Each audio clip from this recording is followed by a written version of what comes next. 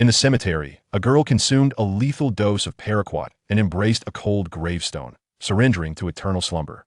At this moment, Ye Lin realized that he was meant to protect in this life. He regretted being a sycophant, for in the end, he lost everything, sacrificing not only his life, but also neglecting the dear classmate who was truly worthy of his devotion. Burdened by remorse and regret, Ye Lin was reborn back into his senior year of high school, returning to the day when Lan Youyou transferred to his school. Chapter 1. Her Heart's Desire. As dusk descended, a frail figure stumbled into the graveyard. Having just witnessed a recent funeral, she approached a new grave. This was the final resting place of Ye Lin, the wealthiest man in Jiangnan province. Ye Lin had perished in a tragic car accident while en route to attend the wedding of the school's belle, Ling Feixue, leaving this world despite all efforts to save him. The girl gazed intently at the gravestone, her heart aching to the point of suffocation. She had rushed here desperately, yet ultimately failed to see Ye Lin one last time. She had adorned herself with a stunning makeup look, removing the heavy bangs that concealed her beauty, and styled her hair into an exquisite fashion. Who could have imagined that an ugly duckling could transform into such a breathtaking beauty? Ye Lin, who had devoted his attention entirely to Ling Feixue, would never have anticipated this. Lan Youyou dressed in a seductive outfit, emulating Ling Feixue's style. Ye Lin had always been fond of girls who dressed in such a manner, which was precisely why she chose this attire. She hoped that by dressing this way, Ye Lin might take a liking to her, if only for a fleeting moment. Ye Lin, in a spectral form, floated above his grave, attempting to recall who this girl was. She was truly stunning, even more so than Ling Feixue, resembling an angel who had fallen from the heavens. Ye Lin searched through his memories, but could not remember her. Aside from Ling Feixue, he had never encountered another girl as beautiful as she. The girl retrieved a glass jar from her bosom, filled with dozens of tiny origami stars. Upon seeing those paper stars in her hand, a myriad of memories flooded Ye Lin's mind. In the past, he had penned heartfelt notes on cardstock, folding them into a multitude of colorful stars to present to Ling Feixue. Due to the sheer volume, the purchased glass jar could not contain them all, so he casually gifted the surplus stars to his deskmate, Lan Youyou. The only individuals who possessed those paper stars were Ling Feixue and Lan Youyou. Yet, this girl before him could not be Ling Feixue. He would recognize her even in ashes. She was Lan Youyou. Ye Lin hesitated to confirm, for she was far too beautiful. Lan Youyou had never appeared this radiant in his memory. He recalled her as a timid girl with thick bangs, lacking in confidence. As Ye Lin pondered, she spoke. Ye Lin, you must be wondering why I, little bean sprout, am not afraid, right? There's someone I love dearly here. How could I possibly be afraid? Do you know? I like you so very much, but I was foolish. I didn't understand what love was. I just wanted to be by your side at all times. Seeing you brings me peace, while not seeing you fills me with anxiety. This realization is the manifestation of my affection for you. Ye Lin, I never had the chance to confess my feelings to you, and yet you have departed? Please wake up, wake up. Little bean sprout loves you and wishes to be with you forever. In that instant, Lan Youyou was consumed by heart-wrenching sobs. She truly was Lan Youyou, and Ye Lin felt as if his heart was being torn apart. He had once vaguely sensed her admiration, yet he had never paid it any heed, being solely fixated on pursuing Ling Feixue. Ye Lin could never have imagined that something as trivial as paper stars would remain significant to her until now. Lan Youyou carefully unfolded each paper star. She had once accidentally damaged one and discovered it contained Ye Lin's love notes. Although she was curious about what the remaining stars contained, she feared that if she opened them, she would be unable to restore them, thus suppressing her curiosity. Gazing at the love notes written on each star, she smiled dreamily. Ye Lin, how I wish the words on these stars were meant for little bean sprout. She affixed the open stars to Ye Lin's gravestone, saying, Ye Lin, with these words, let them be your message to little bean sprout. She found solace in her sorrow, believing that this way, she could still be with Ye Lin. A sweet smile graced her face, yet as she smiled, tears streamed down her cheeks, her eyes red and puffy, ruining her makeup. With a heart-wrenching voice, she cried out, Ye Lin, please wake up. Little bean sprout cannot live without you. I beg you awaken. Ye Lin, little bean sprout brought you your favorite roasted chicken leg. Will you please get up and eat? She retrieved a few warm chicken legs from her pocket, removing them from their plastic wrapping and placing them before Ye Lin's grave. In the past, whenever Ye Lin was upset, she would cheer him up with roasted chicken legs, hoping that this time, too, she might rouse him. She understood the impossibility of the situation, yet she refused to accept the reality of Ye Lin's departure. Her voice grew hoarse, met only with the cool night breeze in response. Ye Lin felt immense pain. He yearned to embrace her fragile form. However, he had forgotten that he was merely a spirit now, unseen and intangible. Ye Lin passed right through Lan Youyou's body, unable to hold her in his arms. In a frenzy, He lunged towards her, yet could not touch her in any way. He regretted his fixation on a woman who did not love him, while neglecting the girl who loved him deeply. 10 years prior, Lan Youyou had transferred to their school in her senior year from the first high school of the city. With only a seat beside Ye Lin available, the homeroom teacher had no choice but to place her next to him. At that time, Lan Youyou was quite frail, and Ye Lin rudely nicknamed her Little Bean Sprout. Throughout high school, Ye Lin frequently enlisted Lan Youyou to deliver love letters and gifts to the belle Ling Feixue. Naturally, Ye Lin would also bestow some small favors upon Lan Youyou, gifting her items Ling Feixue did not want, as well as the surplus stars. Often, when Ye Lin purchased snacks for Ling Feixue, he would remember to buy a little something for Lan Youyou as well. It was precisely for this reason that Lan Youyou gradually developed feelings for Ye Lin. Eventually, Ling Feixue was accepted into Tsinghua University, and Lan Youyou followed suit. Meanwhile, Ye Lin was left roasting sweet potatoes at the entrance of Tsinghua University. During college, he constantly asked Lan Youyou to leave campus, delivering roasted sweet potatoes to Ling Feixue. Unfortunately, sweet potatoes could never compare to roses. Ling Feixue ultimately ended up with a wealthy heir and told Ye Lin that they were from different worlds. She expressed that he could not provide for her desires, warning him not to dream of a toad aspiring to eat swan meat. She even mentioned that her boyfriend adored the roasted sweet potatoes he made, a dagger to his heart. Stimulated by a surge of motivation, Ye Lin became fervently dedicated to his endeavors.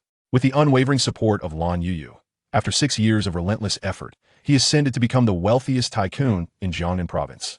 Nevertheless, the goddess Ling Feixue bestowed upon him nary a glance. Instead, Lan Youyou remained as a steadfast companion, silently by his side.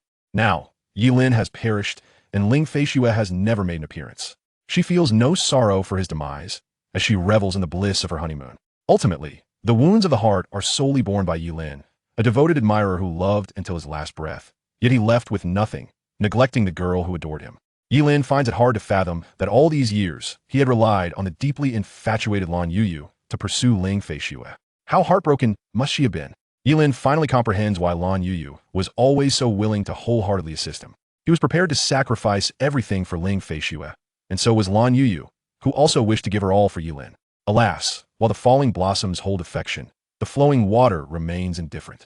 Ye Lin had always regarded her as merely a tool. Observing her frail figure slumped before his grave, he felt a sorrow deeper than death itself. Was the divine will compelling him to linger at this grave as a form of punishment? Lan Youyou wept until the depths of night, tormented by hunger and sorrow, her strength waning perilously. If this continued, her life would be in jeopardy. Little Bean Sprout, please return. Little Bean Sprout, do not do this. Be obedient and go back. Ye Lin shouted desperately, yet Lan Youyou remained oblivious to his cries. She produced a small vial, her face illuminating with a serene smile. Ye Lin discerned the words paraquat inscribed on the vial, and an ominous premonition gripped him. Indeed, Lan Youyou uncorked the vial and without hesitation, consumed its contents. No, Little Bean Sprout, do not do anything foolish. Ye Lin frantically attempted to intervene, but he could not reach Lan Youyou. Ye Lin, Little Bean Sprout is so weary, I miss you. In the next life, will you pursue me with the same fervor you did for Ling Feixue? After uttering these words, she bravely endured the agony of the poison, embracing Ye Lin's tombstone as she peacefully succumbed to sleep. In that moment, Ye Lin shattered. What folly to idolize a mere campus belle. Lan Youyou was the girl he ought to cherish for a lifetime. He yearned for a second chance at life. He wished to protect Lan Youyou eternally, to compensate for the love he had deprived her of in his previous existence. Overwhelmed by grief, Ye Lin howled to the heavens. Perhaps moved by his lament, a beam of white light streaked across the night sky, and Ye Lin's soul vanished from the cemetery. Chapter 2. Back to high school in the classroom of Class 1, senior year at Tsinghua High School. A sound akin to that of a pig being slaughtered reverberated through the air. The English teacher, Pan Hao, erupted in fury. Ye Lin, you little rascal. What in the world are you yelling about? Ye Lin jolted awake, surveying his surroundings, and was instantly struck dumb. What is this? What is happening? How am I in a classroom? And why are there so many familiar faces? Wasn't I in a cemetery just moments ago? Suddenly, it dawned on Ye Lin. Had he been reborn? Was this high school? Was that person just now Pan Hao? Seeing Ye Lin remain silent, Pan Hao descended from the podium. She had truly reached her limit. After teaching the elite class at Tsinghua High for so many years, she had never encountered such a despicable student. With a swift motion, she raised her hand and delivered a resounding slap to Ye Lin's face, a slap that encapsulated years of pent-up resentment. Ye Lin felt a fiery sting on his cheek. Despite the slap, he was not angry. Rather, a smile of joy crept across his face. It hurt, indeed, but this was real. He had truly been reborn, not a dream, but a genuine return. In this era, it was not uncommon for teachers to discipline unruly students with physical reprimands. In fact, if their parents were informed, they might even lend a hand in the punishment. However, it was rare for someone to dare strike a troublemaker like Ye Lin. All the classmates anticipated Ye Lin's impending outburst, with several male students bracing themselves to protect the teacher, but Ye Lin's subsequent actions took them by surprise. Instead of retaliating, he bowed deeply and apologized to Pan Hao. "I'm sorry, Teacher Pan. I just had a nightmare and was startled. I didn't mean to disrupt your class." The entire class was taken aback, not because of Ye Lin's nightmare, but because the notorious tyrant of Qinyuan High was actually apologizing. Normally, wouldn't he be expected to slam his fist down on the desk or storm out of the classroom? The very thought of Ye Lin, the esteemed young Master Yi, offering an apology was utterly astonishing. In truth, Pan Hao regretted her impulsive action the moment she slapped him. In her moment of anger, she had struck a notorious troublemaker. What if he sought revenge? Just half a month prior, the director of the Moral Education Department, Li Jianyi, had made things difficult for Ye Lin during math class, and ever since, his car tires had been repeatedly punctured. For that, Li Jianyi had been on edge for a week, and only yesterday had he managed to capture the culprit, none other than Ye Lin himself. As Pan Hao grappled with how to handle the situation, to her astonishment, Ye Lin had apologized, leaving her somewhat flustered. Since he had shown humility, she decided to simply expel him from the classroom. Sleeping during class is one thing, but your raucous behavior disrupts the lesson. You can stand outside. Ye Lin glanced around at the deserted area beside him, the desks in disarray. It appeared that Xiao Duya had yet to transfer. He obediently exited the classroom. Watching the notorious troublemaker leave, his classmates were once again in shock. The tyrant of the day was behaving so well. Once outside, Huang Bei'ai, who sat next to him, could no longer contain himself. He imitated Ye Lin's earlier outburst. All the classmates turned to look at Huang Bei'ai as if he were a fool. Pan Hao, exasperated, muttered, "Huang Bei'ai, has your brain turned to mush?" With a grin, Huang Bei'ai replied, "Teacher Pan, I had a nightmare too." Why didn't he get the chance to shout? After a brief silence, Pan Hao barked, "Get out." Huang Bei'ai slipped out of the classroom like a thief, then approached Ye Lin with a playful smile. "Fatty, what is today's date?" Ye Lin inquired. Huang Bei'ai, taken aback, looked at Ye Lin, lifting the fringe over his eyes with his chubby hand and placing the back of his hand against Ye Lin's forehead. "No fever? Lingo, are you all right?" Ye Lin shoved Huang Bei'ai's hand away. "I'm asking you a question." September 22nd, 2008. Huang Bei'ai answered. It was one thing to forget the date, but how could one forget the year and month? Huang Bei'ai was baffled. "What period is it now?" Ye Lin pressed further. Seeing Huang Bei'ai remain silent, Ye Lin, in exasperation, kicked him in the rear. "Lingo, did you sleep through your senses?" "It's the first period," Huang Bei'ai replied, a look of woe on his face. Ye Lin pondered for a moment, realizing that in the next class, his Xiao Duya would be transferring in. This day was etched in his memory, for in his past life, he had committed a foolish act he would never forget. Huang Bei'ai, regretting coming out, noticed that after Ye Lin asked about the period, he had been lost in thought, occasionally breaking into a silly grin, completely ignoring him. Minutes passed, and the bell rang, signaling the end of class. Huang Bei'ai excitedly grabbed Ye Lin's arm, pulling him toward the restroom. "Lin Go, it's time to confess to your sister-in-law. Come on, come on. I've secretly brought my dad's camera." Ye Lin was momentarily stunned. He then pulled away from Huang Bei'ai's grasp, shaking his head. "Not going." Huang Bei'ai was taken aback.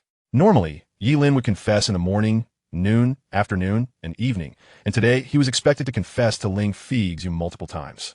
How could he forego such an important occasion? "Ling Go, didn't you say this morning was your 999th confession to Ling Feixue? You said it was crucial, very significant, and you wanted me to document it. I risked getting beaten for this camera, and now you're not going?" Huang Bei'ai protested, feeling wronged. If Ye Lin didn't confess, his efforts would be in vain. Hearing this, Ye Lin couldn't help but chuckle. In his youthful folly, he had once mistaken Ling Feixue for a treasure, lavishing gifts and flowers upon her, squandering his living expenses in the process. The 999th confession? Nonsense. Welcoming Xiao Duya was the priority. Not going. I have more pressing matters to attend to. With that, Ye Lin resolutely returned to the classroom, settling back into his seat to begin organizing his belongings. Huang Bei'ai was puzzled. What could possibly be more important than confessing to Ling Feixue? Meanwhile, in the classroom of Class 5, the universally acknowledged goddess of Qinyuan High, Ling Feixue, sat in her seat, her mood dark and brooding. She couldn't quite grasp why she felt so uneasy, as if something vital was missing. Her deskmate, Zhao Rongrong returned, and upon seeing Ling Feixue's forlorn expression, asked, Feixue, what's wrong? Did that rascal Ye Lin bother you again? Upon hearing Zhao Rongrong's words, Ling Feixue suddenly realized why she was unhappy. Yes, it was because of that scoundrel Ye Lin. According to tradition, he would come to class 5 after the first period to confess and shower her with gifts and snacks. But now, the first period was almost over, and that rascal hadn't shown up. If her memory served her correctly, during his last confession yesterday, he had mentioned that today would mark his 999th confession and that he would surprise her. How could he not come for such an important occasion? Although Ling Feixue didn't harbor feelings for Ye Lin, she relished the attention he lavished upon her. The notorious bully, so influential both inside and outside the school, was entirely at her mercy. That feeling was immensely satisfying. Moreover, Ye Lin's presence deterred many potential suitors. Who would dare pursue a woman that Ye Lin had his eye on? Yet today, her usual devoted admirer had suddenly gone silent, leaving Ling Feixue fuming. It's that rascal Ye Lin. He didn't come to confess to me today, she vented to Zhao Rongrong. Zhao Rongrong was puzzled. Feixue, isn't this a good thing? Don't you say you can't stand Ye Lin? You've claimed you would never agree to him. Now that he has come, shouldn't you be overjoyed? Upon hearing this, Ling Feixue realized it was true. She should be happy that the bothersome fly had not appeared. So why was she still bothered? Ling Feixue desperately wanted to feel happy, but the feeling eluded her. Her mind was consumed with thoughts of what Ye Lin was up to. Had he skipped class today or what? Didn't he know she was out of snacks? Throughout the entire class, Ling Feixue was distracted, her irritation growing with each passing moment. Will you dare to confess for the 999th time? Is this what he meant by a grand surprise yesterday? That insufferable Ye Lin has truly grown audacious, ignoring me and leaving me hanging. He shall pay the price for his insolence. Ling Feixue silently vowed never to engage with that persistent fool Ye Lin again, ensuring he understands his folly. Chapter 3. A chance encounter amidst Ling Feixue's fury unbeknownst to Ye Lin. Even if he were aware, he would find it inconsequential.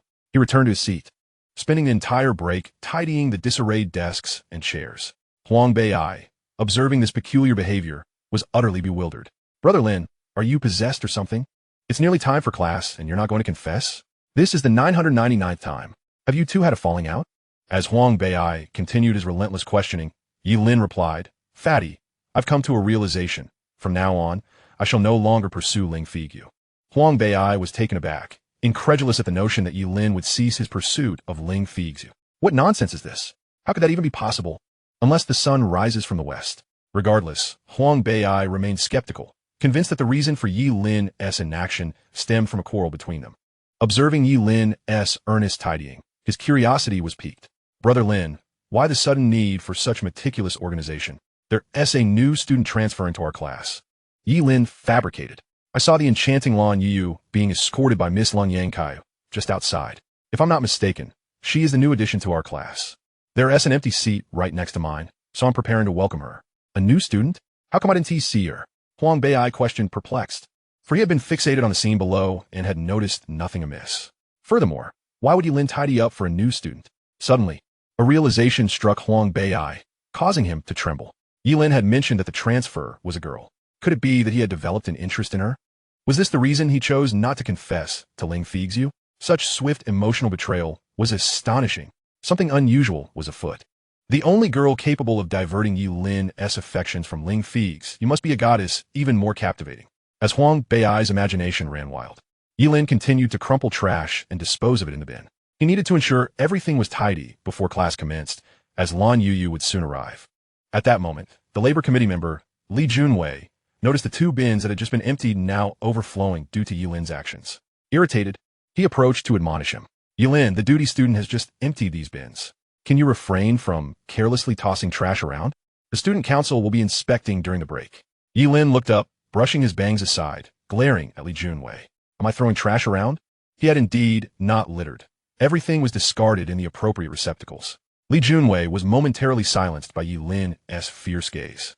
Meanwhile, Huang Bei, lost in thoughts of the new student's beauty, was abruptly jolted back to reality by Li Junwei's voice. What's your problem, Li Junwei? Why do you feel the need to oversee everything, including the air?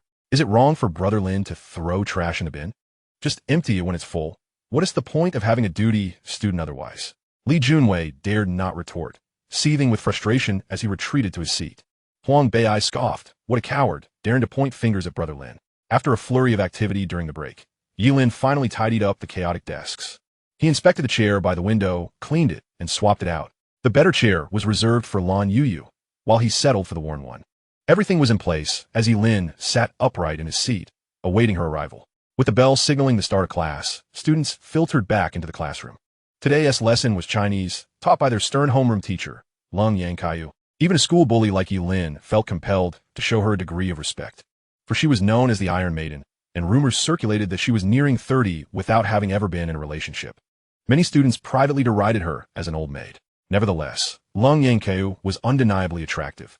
Her sole focus was on education, sacrificing personal appearance for her vocation. Many suitors had courted her, yet all had been rebuffed. As the second bell rang, Ling Feixue appeared at the classroom door, accompanied by a timid girl. She entered the classroom and approached the podium, while Lan Youyou lingered nervously at the entrance, averted gaze fixed on the floor. Students, we have a new transfer student today. Youyou, please come forward, Ling Feixue encouraged, gesturing for Lan Youyou to step into the classroom. With her head lowered, Lan Youyou ascended the podium. Upon seeing her, Ye Lin recalled the haunting image of her cradling his gravestone. He felt an overwhelming urge to embrace her immediately, yet he understood that they were strangers in this moment. Patience was essential. He must not scare her away. Teacher, let the new student introduce herself, Li Junwei suddenly called out. The class erupted in a chorus of encouragement. Introduce myself? Lan Youyou gasped at the suggestion, paralyzed by the prospect of social interaction. She took small steps, retreating behind Ling Feixue for cover. Silence. What a lack of decorum. Ling Feixue's sharp command silenced the class instantly. Lan Youyou is quite shy and prefers not to introduce herself at this time. I trust you all will extend your kindness and support. Hearing this, Lan Youyou exhaled in relief. Scanning the room, Ling Feixue noticed that the only vacant seat was beside Ye Lin. She was surprised by how tidy his desk appeared today, and to her astonishment, he was not napping. How peculiar. However, she could not be bothered with Ye Lin's antics. As long as he didn't disrupt others, she had no reason to intervene. Yet, she hesitated. Would it be wise to seat Youyou next to this troublemaker? But there was no other option available. If she were to move Ye Lin to sit with Huang Bei, it might prevent Lan Youyou from being bullied. But the two of them together would likely chatter incessantly, disrupting the class. After much deliberation, she decided to let Lan Youyou sit with Ye Lin for now. If any bullying occurred, they would address it later. Besides, Ye Lin often slept during class. Surely, that would not disturb Lan Youyou's studies.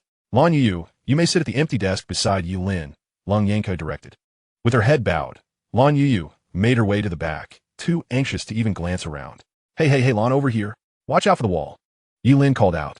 Stopping abruptly, Lan Youyou realized she had nearly collided with the wall, her cheeks flushing crimson. That voice felt oddly familiar and comforting. Thank you.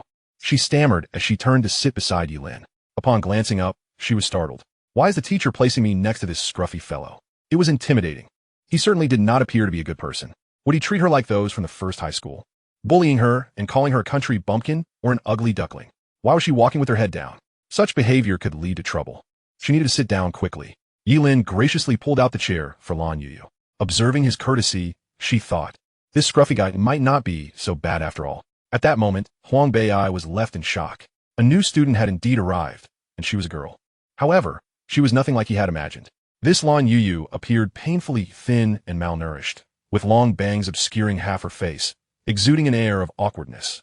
How could his brother Lin possibly be interested in such a girl? It was utterly inconceivable. Huang Bei leaned half of his body into the aisle and quietly asked Ye Lin, Brother Lin, is your abandonment of Ling Feixue due to her? Upon hearing this, Ye Lin felt a pang of truth in the statement, yet could not bring himself to admit it. What are you thinking about all day? My father doesn't even concern himself with me as much as you do, Ye Lin retorted with irritation. If that's the case, why not call me Dad then, Brother Lin? Huang Bei replied with a mischievous grin. Upon hearing this, Ye Lin, infuriated by the audacity of the chubby boy to take advantage of him, forcefully yanked at him. Huang Bei, already leaning to the side, lost his balance due to Ye Lin's pull and fell over, causing a commotion at the back of the classroom. The cold and elegant Xiao, writing on the blackboard, glanced over with a scowl. Huang Bei, what are you doing? Teacher, I was a bit drowsy and accidentally fell. Huang Bei responded. Although he was being bullied by Ye Lin, he refused to betray him. Go stand outside. It was hardly the beginning of class, and now he had to stand outside for an entire period. Huang Bei shot Ye Lin a resentful look before trudging out. With Huang Bei's incessant questions silenced, Ye Lin felt as if the world had finally quieted down. Chapter 4. Could you help me with my studies? Noticing that Xiao had turned her attention away from him, Ye Lin suppressed his inner excitement and took the initiative to greet Lan Youyou. Hello, my name is Ye Lin. Lan Youyou was taken aback. She had not expected this long-haired boy to greet her first, realizing that his name was Ye Lin. Social interactions were her greatest fear, and she stammered in a soft voice, "Why you, hello?" After speaking, she quickly lowered her gaze, staring at the floor beneath her desk. "You're as thin as a bean sprout. From now on, I shall call you Little Sprout," Ye Lin chuckled. In his past life, he had never been this amiable. He would simply mock Lan Youyou for being as skinny as a monkey without so much as a greeting, ungraciously nicknaming her Little Sprout. A decade had passed, and the moniker had become ingrained in his memory, difficult to shake off. Now, reborn, the name Little Sprout felt endearing, so he decided to bestow it upon Lan Youyou with affection. "All right, okay," Lan Youyou meekly acquiesced, not daring to protest the nickname, fearing that any resistance might provoke this long-haired boy. Besides, this name was far more pleasant than the cruel label she had endured in the past, such as ugly duckling or country bumpkin. Seeing that Ye Lin had ceased his inquiries, a wave of relief washed over Lan Youyou as she began to pay attention to the lesson. Ye Lin took out a Chinese language test paper, occasionally casting furtive glances at her. The questions felt exceedingly simple to him at that moment.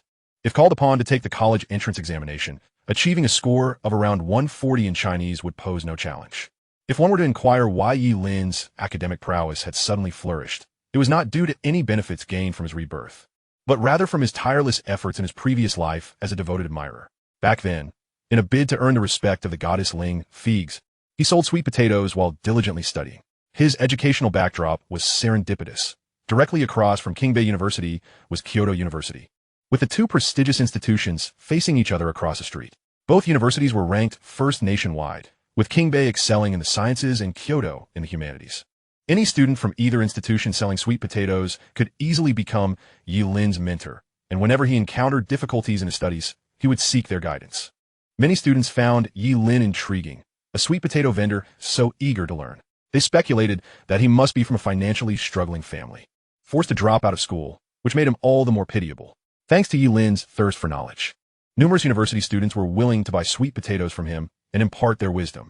Over time, Ye Lin transformed into an academic star under the tutelage of students from Kingbei and Kyoto. The tale of the unfortunate boy who had dropped out to sell sweet potatoes spread throughout both universities. A professor from Kyoto University, deeply moved by his dedication to learning, wished to take him under her wing, only to find Ye Lin uninterested in further studies, thus extinguishing her desire to mentor him. It was for this reason that, now reborn, Ye Lin was brimming with knowledge. Transitioning from a school bully to an academic achiever was merely a matter of time for him. Of course, he would not transform into an academic prodigy overnight. Such a feat would be preposterous and might even lead to further scrutiny. After all, who could instantaneously metamorphose from a failing student to a top scholar? Progress must be gradual. Ye Lin believed that offering to help Little Sprout with her studies would be the perfect opportunity. Not only would it draw him closer to her, but it would also provide a convenient excuse for improving his own grades. Reflecting on his past decisions, Ye Lin felt quite foolish for once taking pride in his lack of dedication to studying. When he first entered Qinyuan High School, he had achieved a top 10 ranking in the school's first assessment. Students admitted to Qinyuan High typically boasted grades of at least AB. How poor could their academic abilities truly be? Unfortunately, during his rebellious phase, Ye Lin fell in with the wrong crowd, skipping school to play video games, which caused his grades to plummet. Moreover, to maintain his status as a school bully, he deliberately underperformed on exams, consistently ranking among the bottom 10. A school bully with excellent grades would be a subject of ridicule. How could someone with high scores possibly embody the role of a bully? Looking back now, Ye Lin wished he could slap himself twice. He turned to Lan Youyou and asked, "Little Sprout, how are your grades?" Ye Lin was well aware of her academic standing, yet asking her directly for tutoring seemed too abrupt. After all, how could he know her grades were good enough to assist him? He needed to first inquire about her performance before broaching the subject of tutoring. During this exchange, Ye Lin took the opportunity to observe Lan Youyou closely. He noticed that the clothing beneath her school uniform appeared faded and her style was quite unrefined. She seemed to lack any substantial weight, clearly indicating nutritional deficiency. Furthermore, her timid demeanor, always with her head bowed, exuded an air of insecurity. She was, at present, a girl devoid of self-confidence. Ye Lin felt a pang of sympathy for her. She must be enduring a difficult life, he thought. He silently vowed to ensure that Lan Youyou's path in life would be filled with sweetness from then on. She was his girl, someone he intended to protect for a lifetime.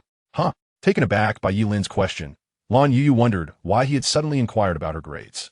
Did he intend to copy her homework? My grades, they're just average, she replied timidly. Even if she could achieve full marks, she wouldn't dare to claim it. At City No. 1 high school, she had merely taken the rankings from others and had been bullied ever since. Now, at Qinyuan High School, she wished to avoid competition for rankings, not wanting to be bullied anew. Thus, she told Ye Lin her grades were only average. Well, they must be better than mine. I'm among the bottom 10 in the school. Little Sprout, could you help me with my studies? No one else is willing to teach me. Ye Lin brushed his long hair aside, his eyes filled with yearning as he looked at Lan Youyou with a pitiful expression. Huh? Tutoring? Lan Youyou was bewildered by Ye Lin's request.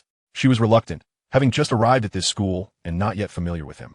Moreover, this Ye Lin appeared somewhat intimidating, making her hesitant to engage in conversation. Agreeing to tutor him would mean conversing far more than she was comfortable with, leaving Lan Youyou feeling conflicted. You don't want to? Well, that's all right. Sigh, why is it that no one is willing to teach me? I want to go to college too. Ye Lin sighed dramatically, employing a strategy of feigned vulnerability. Instantly, Lan Youyou felt morally compelled. She perceived a kinship with Ye Lin, both of them seemingly lost souls. She had always been bullied, lacking friends or anyone willing to engage with her, while Ye Lin too appeared to have no one willing to assist him with his studies. How pitiful he must be. No, I'm willing. Ye Lin, I can help you with your studies, Lan Youyou earnestly declared, fearful that Ye Lin might doubt her sincerity. She even raised her hand to swear, I promise, I truly want to help. Witnessing this scene, Ye Lin's heart melted. She was utterly adorable. At that moment, a voice from the podium disrupted the atmosphere. Youyou, is there something going on? Ah, Teacher Lung, no, nothing at all. Well, if there's anything, just tell the teacher, and we shall continue, said Lan Youyou. Her cheeks flushed as she lowered her gaze to the floor, taking deep breaths. Ye Lin whispered, Little Bean Sprout, would you be willing to tutor me? That would be splendid. I have always yearned to study diligently. Yet no one has shown a willingness to assist me. You are truly wonderful. From now on, you shall be my good female friend. A smile of delight graced Ye Lin's face, though his long hair obscured it. Friends? Could I really have a friend? Lan Youyou pondered to herself. This was the first time someone had expressed a desire to befriend her, and it happened to be a boy. Ye Lin, what subject do you wish to study? Lan Youyou inquired, lifting her head. Any subject will do, Ye Lin replied, his eyes gleaming with joy as he stared at her. Lan Youyou felt a wave of discomfort wash over her, prompting her to look down once more. Meanwhile, on the podium, Lung Yanku had been observing Ye Lin's interference with Lan Youyou. She was incensed that Lan Youyou had raised her hand, presumably due to this fellow's influence. Yet she refrained from expressing her anger. Isn't Ye Lin usually asleep in class? Why is he so animated today? She thought to herself. Ye Lin refrained from speaking. Lung Yanku admonished sharply before resuming her lesson. She resolved to inquire with Lan Youyou after class to ascertain whether Ye Lin had bullied her. Chapter 5. School-wide criticism. The bell, signaling the end of class, rang, followed by the strains of the athletes' march. Huang Bei, positioned in the corridor, was the first to dash towards the playground, eager to avoid the impending crowd as they descended the stairs.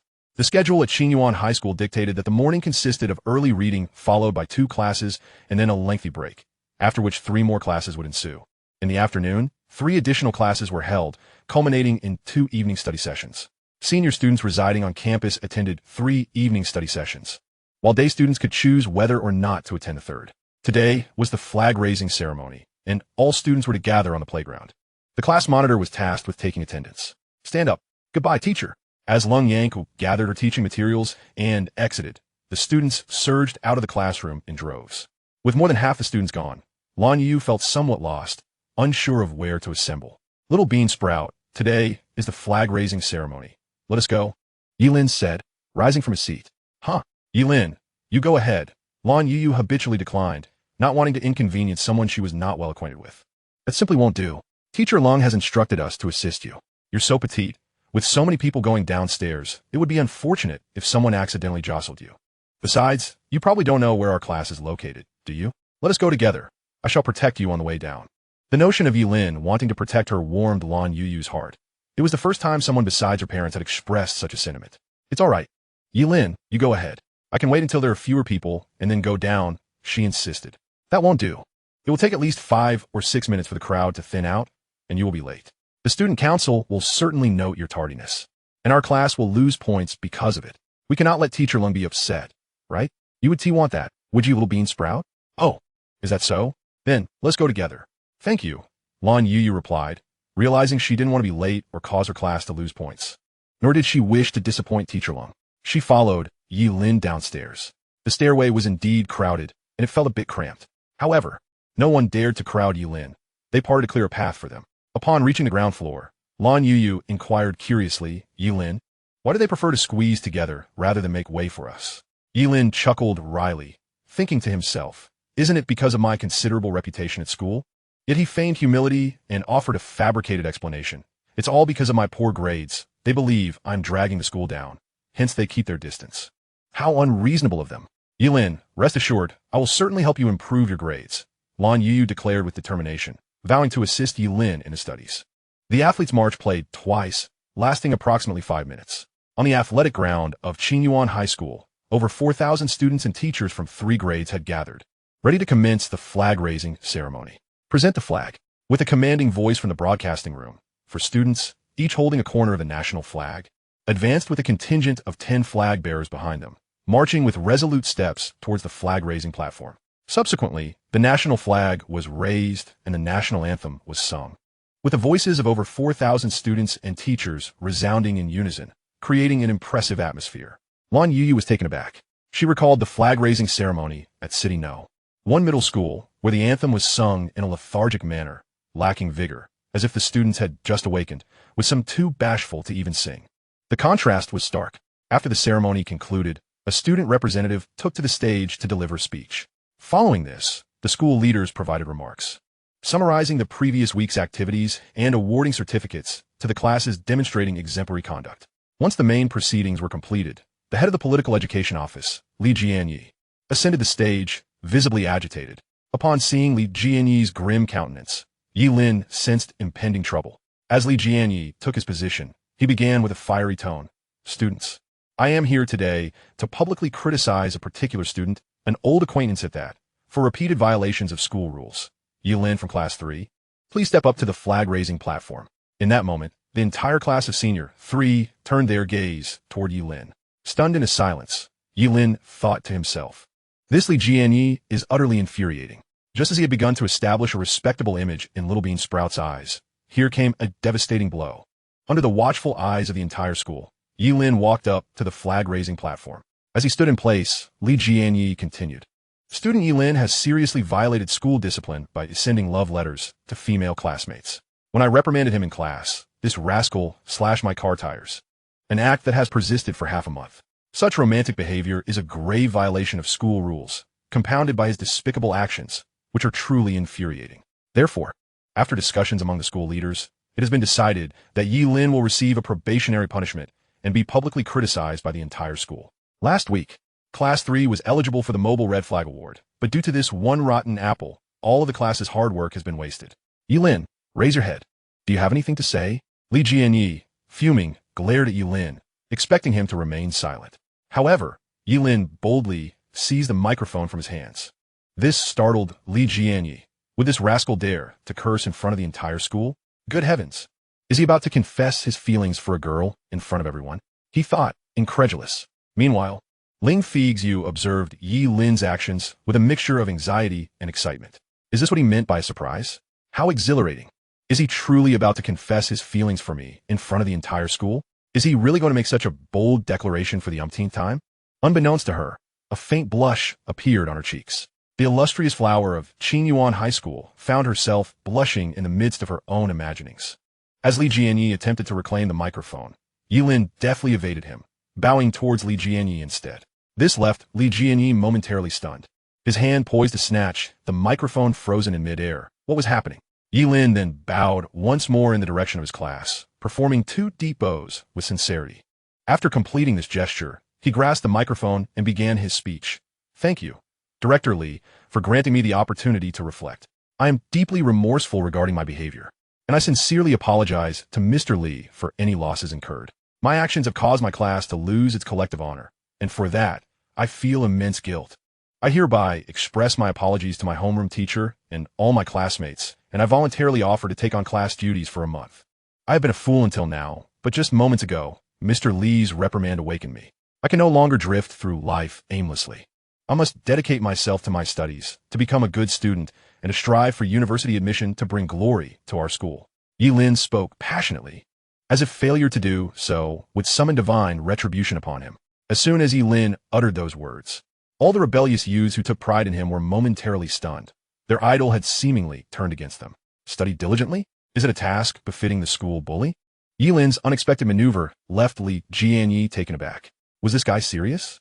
He hastily reclaimed the microphone from Ye Lin, cleared his throat, and remarked, Ye Lin's attitude towards admitting his mistakes is commendable. Henceforth, fellow students should keep a close watch on him. With that, Li Jianyi switched off the microphone and whispered to Ye Lin, you're currently under school probation. Behave yourself. If you err again, expulsion will be inevitable, and not even your mother or uncle will be able to save you. Now get down. Understood, Uncle Li. Rest assured, I shall be a model student from now on. In school, don't call me uncle. Off you go. Hearing Ye Lin call him uncle infuriated Li Jianyi. He could not afford such embarrassment. Ye Lin obediently descended from the flag-raising platform. Meanwhile, in Class 5 of the senior year, Ling Feixue was seething with anger. She had anticipated that Ye Lin would seize the microphone to confess his feelings for her in front of the entire school, which would have been exhilarating. However, Ye Lin did not fulfill her expectations, leaving Ling Feixue profoundly disappointed and even more incensed. At that moment, in the freshman class, a female student turned to another remarkably beautiful girl and said, Yushui, has your brother undergone a transformation? Yushui replied with disdain, Si Chi, I have told you repeatedly that I no longer have any relation with him. He is not my brother. Do not use him to insult me. The mere mention of Ye Lin ignited Yushui's fury. That scoundrel did not deserve to be called her brother. If it were not for him, how could their parents have divorced? Their family had once been happy, but he ruined everything, leading their mother to fear that he would corrupt her and ultimately cause her to divorce their father. As for their father, he foolishly chose to live with such a good-for-nothing instead of standing by his wife. Yushui wished fervently for Ye Lin's demise. If he were to die, her parents might reconcile. After the public reprimand of Ye Lin, there was little left to address, and Li Jianyi announced the dismissal. Following this, Lan Youyou was summoned to the office by Lan Youyou. In the language department office, Lan Youyou brought over a chair for Lan Youyou to sit. She had painstakingly invited this girl to Qinyuan High School. This girl was not only her fellow villager, but also her neighbor. Lan Youyou knew that this young lady was naturally gifted in academics and performed admirably in her studies. Unfortunately, her family was struggling. Her mother toiled excessively in the fields, which had taken a toll on her health. Her father had suffered an accident at the construction site 6 months prior, leaving him with a broken leg and their family without a source of income. With her younger brother in junior high, the family could only afford for one person to continue their education. Thus, Lan Youyou had opted to abandon her studies and work on the farm after the summer break. The teachers at the first municipal high school had earnestly tried to persuade her, but to no avail. Having frequently been bullied there, Lan Youyou was adamant about not returning to be tormented again. Furthermore, she understood that even if she were to gain admission to university, her family would lack the financial means for her education. The first municipal high school did not lack academically gifted students since her enrollment. Her grades had only been impressive during the first examination, with subsequent results placing her beyond the top 100. This level of achievement would merely qualify her for a mediocre university, and having done all they could, the teachers eventually ceased their insistence. Given her circumstances, being accepted into a university might even turn out to be a misfortune, so they abandoned their hopes for her. Upon learning of this, Ling Feixue had to coax and deceive Lan Youyou into attending Qinyuan High School. She promised to cover all tuition and living expenses, and even offered a scholarship for university admission, assuring her that her family would not need to spend a dime. However, this was a unilateral decision by Ling Feixue, as the school had not officially made such promises. Naturally, the school leaders supported Ling Feixue's actions. The school could waive Lan Youyou's tuition and accommodation fees, but she would still have to find a solution for her living expenses and miscellaneous costs. To obtain national aid, one must apply through the local government as a family in need. Ling Feixue attempted to assist with the application, but several orphans and impoverished families in the village were in greater need than Lan Youyou's family, and all available support had been allocated to them, leaving nothing for her. In light of this situation, Ling Feixue decided to pay out of her own pocket, disguising it as school support. After all, if she claimed it was her own, Lan Youyou would undoubtedly refuse to accept it. As for the scholarship, that would certainly be available, contingent on merit. The arduous efforts taken to bring Lan Youyou into the school were known only to Ling Feixue. If Lan Youyou were to be bullied by Ye Lin and choose to leave, she would have to confront Ye Lin with great fury. You, was Ye Lin bullying you during class, just now? Ling Feixue inquired with concern. No, Teacher Ling, Ye Lin did not bully me. He is quite kind. Lan Youyou replied. Lan Youyou wore a skeptical expression. What was going on? Ye Lin was kind? Had you been threatened by him? But during class, why did he continually disrupt your studies? She questioned, perplexed. Teacher Lung, you misunderstood. Ye Lin did not disturb my studies. It was like this. He said he wanted to learn, but no one in class was willing to teach him. So he asked me to help him, and I did. Ye Lin is very intelligent. He grasped the concepts I explained without difficulty. As she spoke, Lan Youyou beamed with pride, having taught Ye Lin. What? You mean Ye Lin just asked you to teach him? Lung Youyou was taken aback. Ye Lin studying? Surely this is a jest? Yes, Teacher Lung. Ye Lin is indeed very clever. He learns quickly. I don't understand why no one wants to teach him. Lan Youyou expressed her confusion. He is quite kind. Lung Youyou felt awkward, unsure of what kind of nonsense Ye Lin had fed Lan Youyou. However, as long as he was not bullying her, that was what mattered. Listening to Lan Youyou, Lung Youyou suddenly believed that Ye Lin's statements on the flag-raising platform were sincere. If this boy genuinely intended to pursue his studies earnestly, it would indeed be a positive development, and Lan Youyou would not need to change seats. Lung Youyou reminded her, even if you are teaching Ye Lin, you must not do so during class. It will affect your own studies. It's all right, Teacher Lung. I have already mastered most of the question types, Lan Youyou replied. Lung Youyou was speechless. Was this what a top student was like? Nonetheless, you cannot teach during class. Your conversations could disrupt other students' learning, she insisted. After hearing this, Lan Youyou realized that teaching Ye Lin during class could indeed disturb others, especially since Ye Lin's voice was rather loud. I understand, Teacher Lung, she said, feeling guilty for her actions and lowering her head. All right, you haven't done anything wrong. Being helpful is commendable. Why the long face? Just be mindful of the occasion. Your school ID is not ready yet. For the next couple of days, the teachers will take you out for meals. Wait for me in the classroom after lunch. I will join you after the meeting. Okay, Teacher Lung. Well, class is about to start. You can head back now. On the other side, as the flag-raising ceremony concluded, Ye Lin noticed Lung Youyou calling Lan Youyou away, causing him to feel somewhat uneasy. He wondered if Lung Youyou would speak ill of him in front of Lan Youyou. Huang Bei'ai observed Ye Lin standing there in a daze and approached him, pulling him toward the convenience store. Hey, Ling Ge, were you serious about what you said on stage just now? Huang Bei'ai asked during their walk to the store, incredulous about Ye Lin's previous statements. Absolutely serious. Not only I, but you must also join me in studying diligently and shed some of that excess weight, Ye Lin replied. Huang Bei'ai laughed until tears streamed down his face. Ling Ge, with our brains, studying might not be the best idea. By the way, did Ling Feixue provoke you? Did she say your grades were too poor? Provocation? Don't even mention that woman to me. Ye Lin kicked back in irritation and added, let me tell you, when it comes to studying, I, Ling Ge, am entirely serious, and you must take it seriously with me. Ling Ge, please don't drag me down with you. I'm just a slacker, content to coast through life, aiming for a mediocre diploma, and then returning to inherit the family fortune. Ye Lin smiled wryly, thinking his brother was truly hopeless. Yet, he could not abandon him. In a previous life, Huang Bei'ai had succumbed to suffocation in his dormitory during college due to his excessive weight. Hence, this fellow must lose weight. Ye Lin declared, I don't care what you think. Starting today, you must slim down and study diligently. Whether you like it or not, this is non-negotiable. Why, Brother Lin? Both studying and dieting are so arduous, Huang Bei'ai lamented. Do you know? I dreamt that you, being overweight, suffocated during college nights. Though it was merely a dream, I sought a fortune teller at the foot of Xiangshan Mountain. The seer said you face a dire fate and must lose weight to overcome it. Else you cannot attend college, but must instead gain admission to university. Is that true? Don't scare me, Brother Lin, Huang Bei'ai fretted, suddenly anxious. There was family wealth awaiting his inheritance. How could he perish young? Why would I deceive you? I don't want to lose a brother. If you doubt me, I'll take you to that fortune teller after school tonight. You can ask for yourself. All right, Brother Lin, you must take me there after school, Huang Bei'ai agreed. The two proceeded to the canteen's small shop. Ye Lin purchased a considerable amount of snacks. Usually, Huang Bei'ai would buy heaps on each visit, but today, nothing appealed to him. He wandered and eventually bought only a bottle of mineral water. Ye Lin observed this with a mixture of amusement and disbelief. His brother certainly valued his life. After buying the snacks, they returned to class. Upon reaching the second floor, they saw Ling Feixue standing outside Class 1's corridor. Chapter 7. The sycophant Qin Tianzu Ling Feixue's arrival at Class 1's corridor caught the attention of many male students. The boys strolled back and forth before her, hoping to catch a glimpse from the goddess herself. As they approached, Huang Bei'ai exclaimed excitedly, Brother Lin, look, why is sister-in-law here at our class? Could she be here for you? Perhaps she was moved by you and agreed to be with you? Ye Lin stuffed a fried vegetarian chicken leg into Huang Bei'ai's mouth to silence him.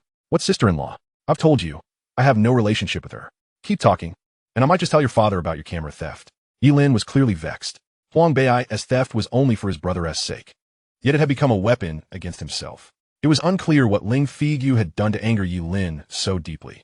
After pursuing the goddess for so long, Ye Lin's sudden disinterest was remarkably decisive and manly. Huang Bai, long displeased with Ling Feixue's dismissive attitude toward Ye Lin, considered Ye Lin's abandonment a blessing. He was about to savor his chicken leg, but restrained himself, recalling Ye Lin's words. The two arrived at the classroom door. Ling Feixue stood proudly, radiating arrogance, awaiting Ye Lin's groveling. Yet Ye Lin ignored her entirely and strode directly into the classroom. This infuriated Ling Feixue. Was he doing this deliberately? Was he blind to her presence? Ye Lin, stop right there, she shouted angrily. Ye Lin turned, puzzled. May I ask what you need from me, classmate? Classmate? Ling Feixue nearly exploded. Pretending not to know him. Why didn't you come this morning? She demanded furiously. What morning? Ye Lin feigned ignorance. Ling Feixue seethed, suspecting he was deliberately provoking her. Don't play dumb. I know your performance at the flag-raising ceremony was all for me. Hurry up and tell me what big surprise you prepared. If you don't, I won't forgive you and will ignore you forever. Then you might as well ignore me, Ye Lin retorted, unimpressed. This tactic no longer worked on him. He longed for her to disregard him and enter the classroom. You bastard! Is this the surprise you promised yesterday? If I continue to care for you, I might as well be a puppy. Ling Feixue tearfully exclaimed and fled into the classroom. Huang Bai stood dumbfounded. Ye Lin dared to confront Ling Feixue openly and even made her storm off? Normally, Ye Lin would be groveling for forgiveness in such a scene. Now, Huang Bai was certain his brother no longer fancied Ling Feixue. You should have treated Brother Lin better before he awakened. Now you're out of his league, Huang Bai mused. Ye Lin smiled inwardly. He was merely refusing to be a sycophant anymore. Was it necessary for the beautiful Ling to be so enraged over losing an inconsequential admirer? They could easily replace him. The class sports committee member was perfect for the role. Speaking of whom, Qin Tinzu appeared just as Ye Lin entered the classroom, blocking his path. Qin Tinzu had initially thought Ling Feixue came for him, but she ignored him entirely, waiting instead for Ye Lin, and had even been reduced to tears because of Ye Lin's behavior. This infuriated Qin Tinzu. How dare Ye Lin mistreat his goddess? That was intolerable. Though others feared Ye Lin, Qin Tinzu did not. As a basketball player, he was fearless in fights. Academically, he ranked in the top 10, whereas Ye Lin was near the bottom. Economically, his family was affluent, unlike Ye Lin's humble background. To Qin Tinzu, Ye Lin was merely a pest unworthy of Ling Feixue. Only a man of his caliber deserved to be with her. If not for school rules forbidding romance, he would have confessed his love to Ling Feixue long ago.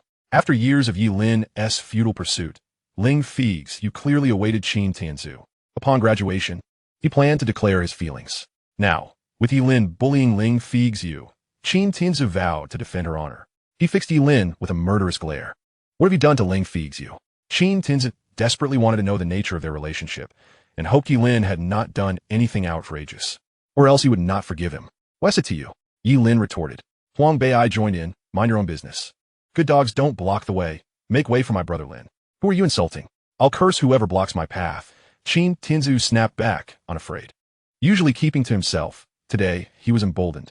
Ye Lin found Qin Tinzu's anger amusing.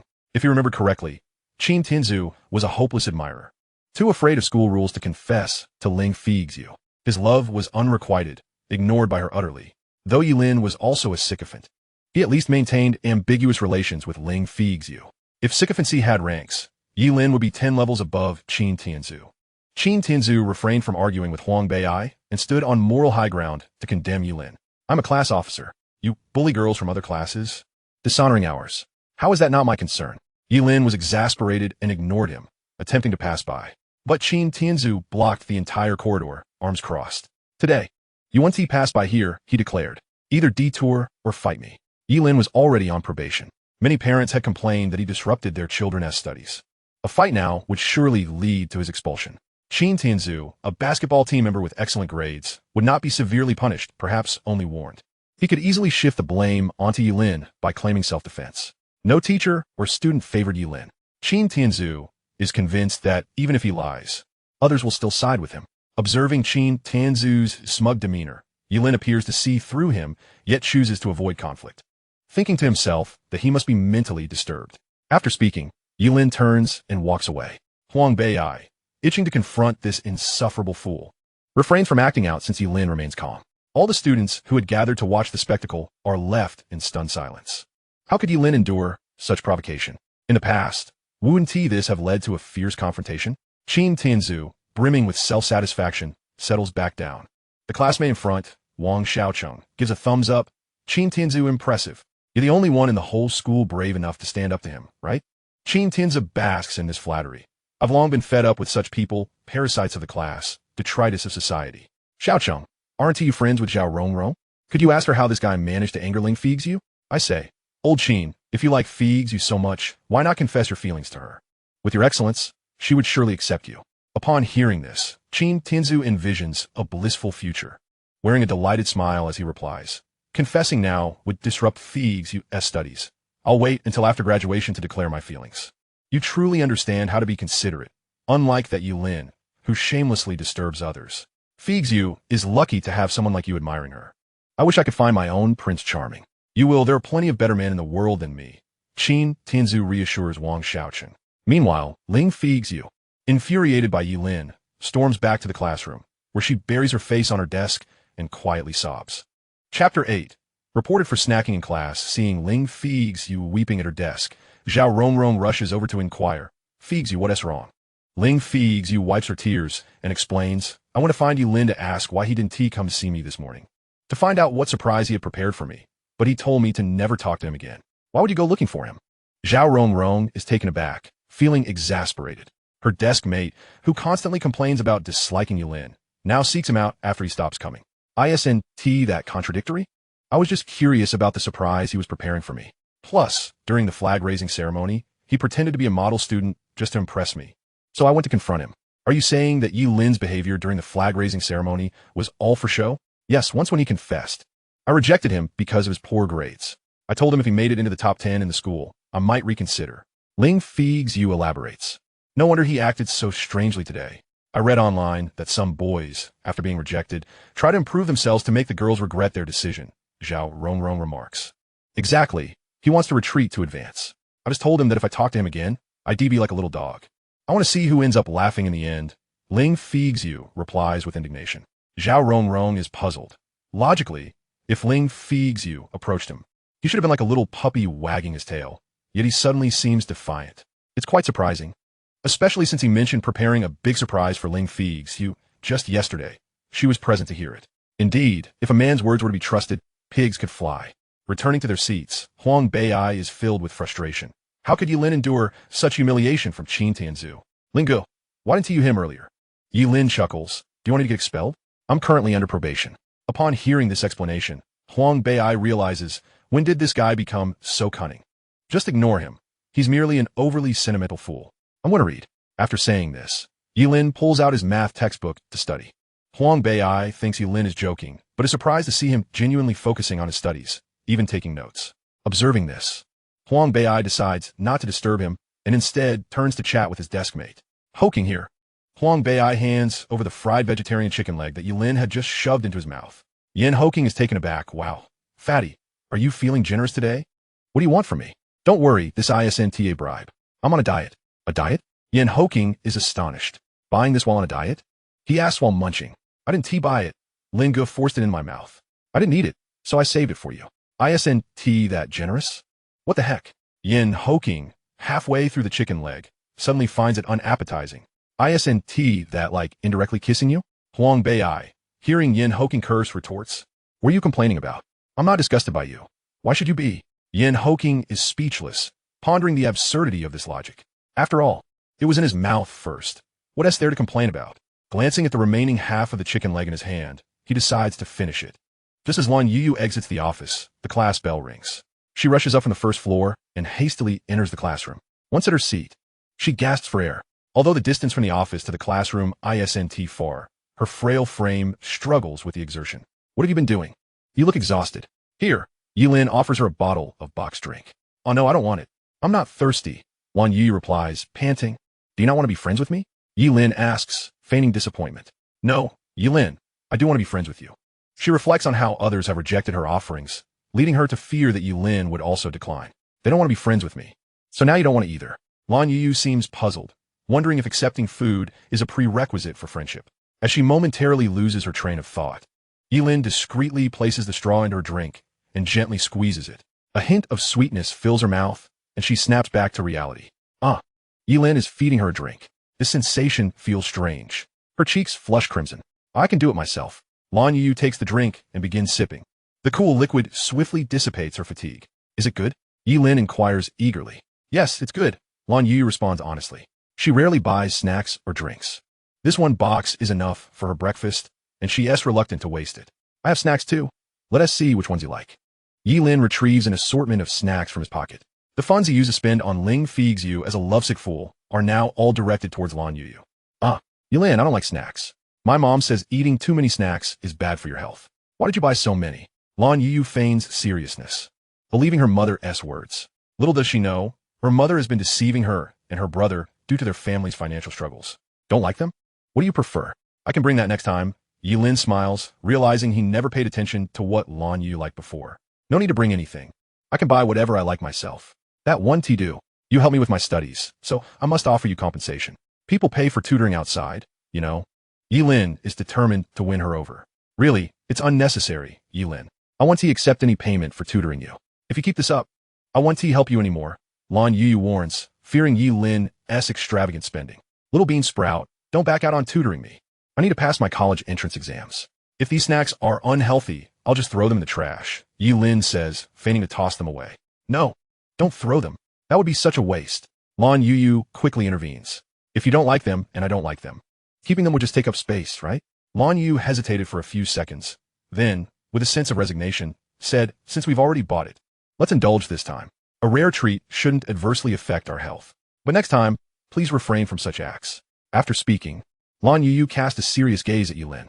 The beauty concealed beneath her bangs left Ye Lin entranced. He yearned to gently push aside her hair to admire her exquisite features in detail. I'm being earnest with you. Do not purchase such things for me again, or I shall refuse to tutor you. She continued when Ye Lin remained silent. Coming back to his senses, he eagerly replied, all right, I promise. I won't buy it next time. He raised his hand as if to swear an oath. As Li Jianyi entered the classroom, the mathematics lesson commenced.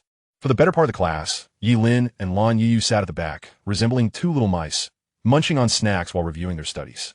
The tantalizing aroma of their treats made it nearly impossible for the surrounding students to resist, and they were astonished at the perks of sitting next to Ye Lin. If circumstances permitted, they too would gladly share a desk with him. As Ye Lin tore open a packet of spicy strips, the rich, piquant scent wafted throughout the classroom. Qin Tinzu, already known for his fiery temper, turned his head upon catching a whiff of the spicy strips, and upon discovering Ye Lin was the culprit. He immediately reported him. Chapter 9.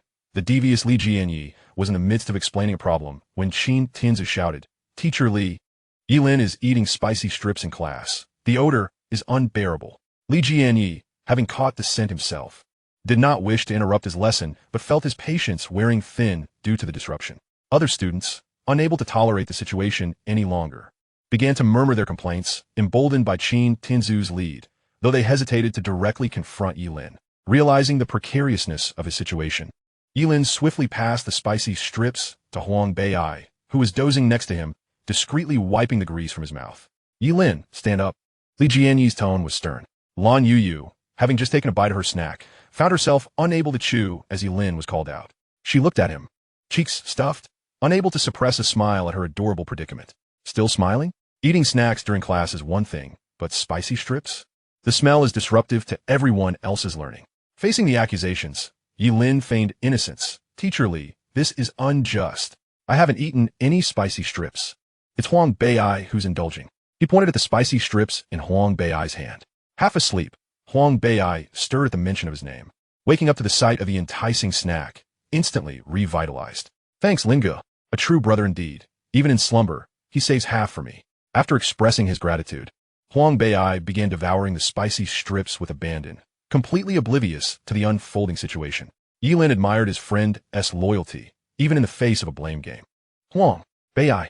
Li Jianyi slammed his palm on the desk, sending a cloud of chalk dust into the air, startling all the students. Lan Youyou was terrified. She had never witnessed such a display, especially since she too had partaken of snacks. What would happen if the teacher discovered her indulgence? Huang Bei'ai's expression soured at the sound of his name, and the spicy strips suddenly lost their allure. He found himself in a predicament. Spitting out the snack was unthinkable. Yet continuing to chew was equally daunting. Is class for sleeping or snacking? Are you a pig? Go stand outside, and when you return, write me a self-reflection to submit tomorrow, and have your father come as well. Huang Bei'ai felt a pang of anguish, glancing at Ye Lin. He instantly realized he had been set up. With a heavy heart, he exited the classroom. Teacher Li, it was Ye Lin who was eating the spicy strips. Qin Tianzu chimed in, sensing the tide had turned against Ye Lin. The other students echoed his sentiment, eager to see Ye Lin face consequences. Unfazed, Ye Lin countered.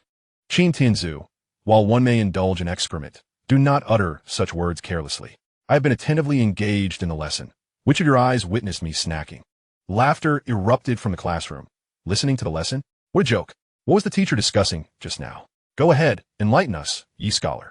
Qin Tianzu mocked. His laughter infectious, as the class joined in amusement. Li Jianyi banged his desk in frustration. Quiet down. Are we still having class? Ye Lin, you claim to be listening? Come up and solve this problem on the board. If you answer even half correctly, I'll believe you.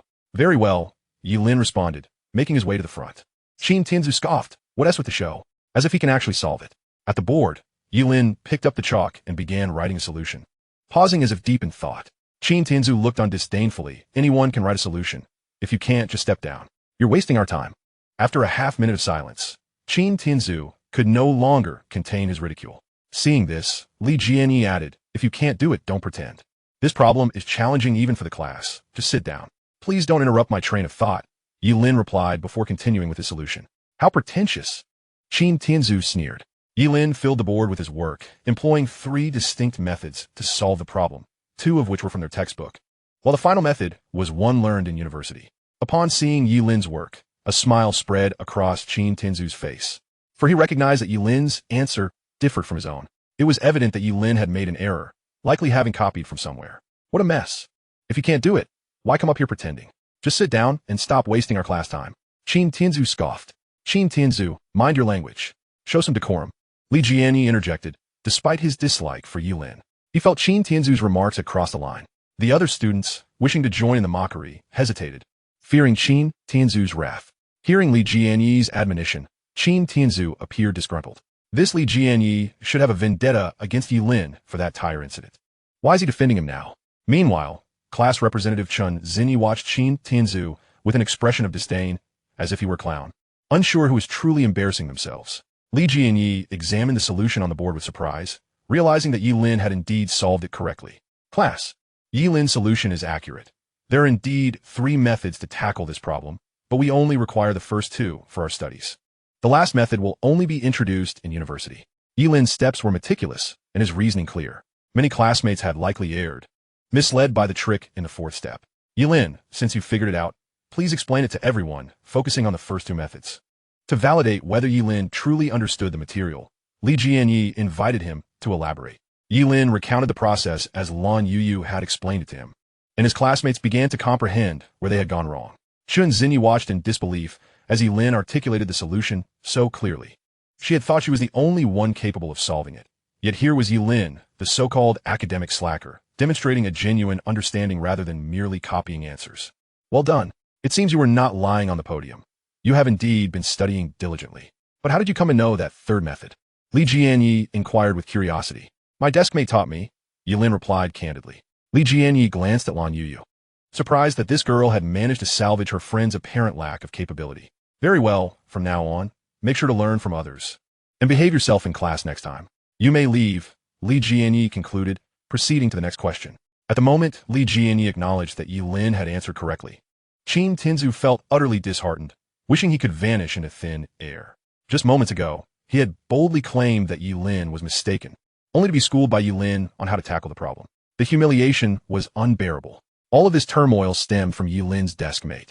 Qin Tianzu resolved to speak with Lan Youyou after class, determined to find a way to separate the new student from Ye Lin's side.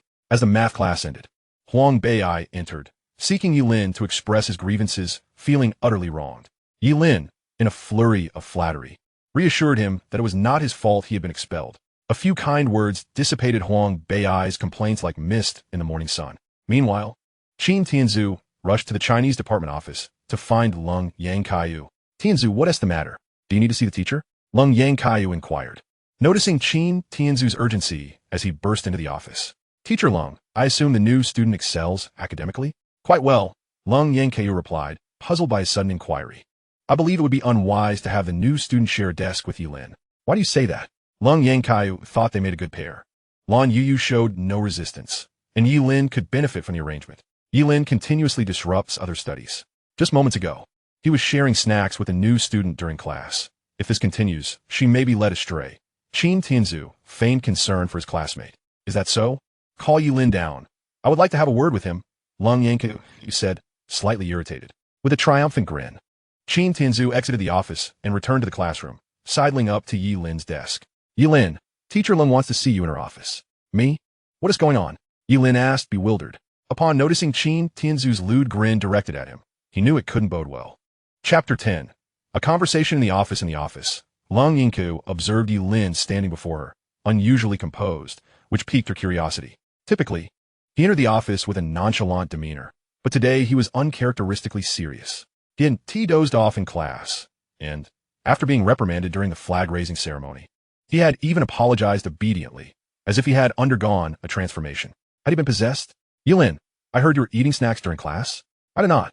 Ye Lin vehemently denied. Didn't you? Your breath reeks of spicy strips, she countered. With no escape, Ye Lin awkwardly chuckled. You have an impressive nose, teacher. I merely had a tiny bit of spicy strips. Your snacking during class is one thing. But why did you involve Lan Youyou in your misconduct? If you have no desire to attend university, don't drag others down with you. She cannot afford to squander her opportunities like you. Lan Youyou suddenly raised her voice. The other teachers in the office were taken aback. What could this troublemaker have done to provoke such ire from Lan Youyou? Ye Lin was momentarily stunned. Was eating a snack in class truly such an outrage? He had been reprimanded by her many times before, but it was evident this time her anger was genuine. So, what exactly is Lan Youyou's relationship with her? Ye Lin's mind raced. It must be significant, perhaps even familial.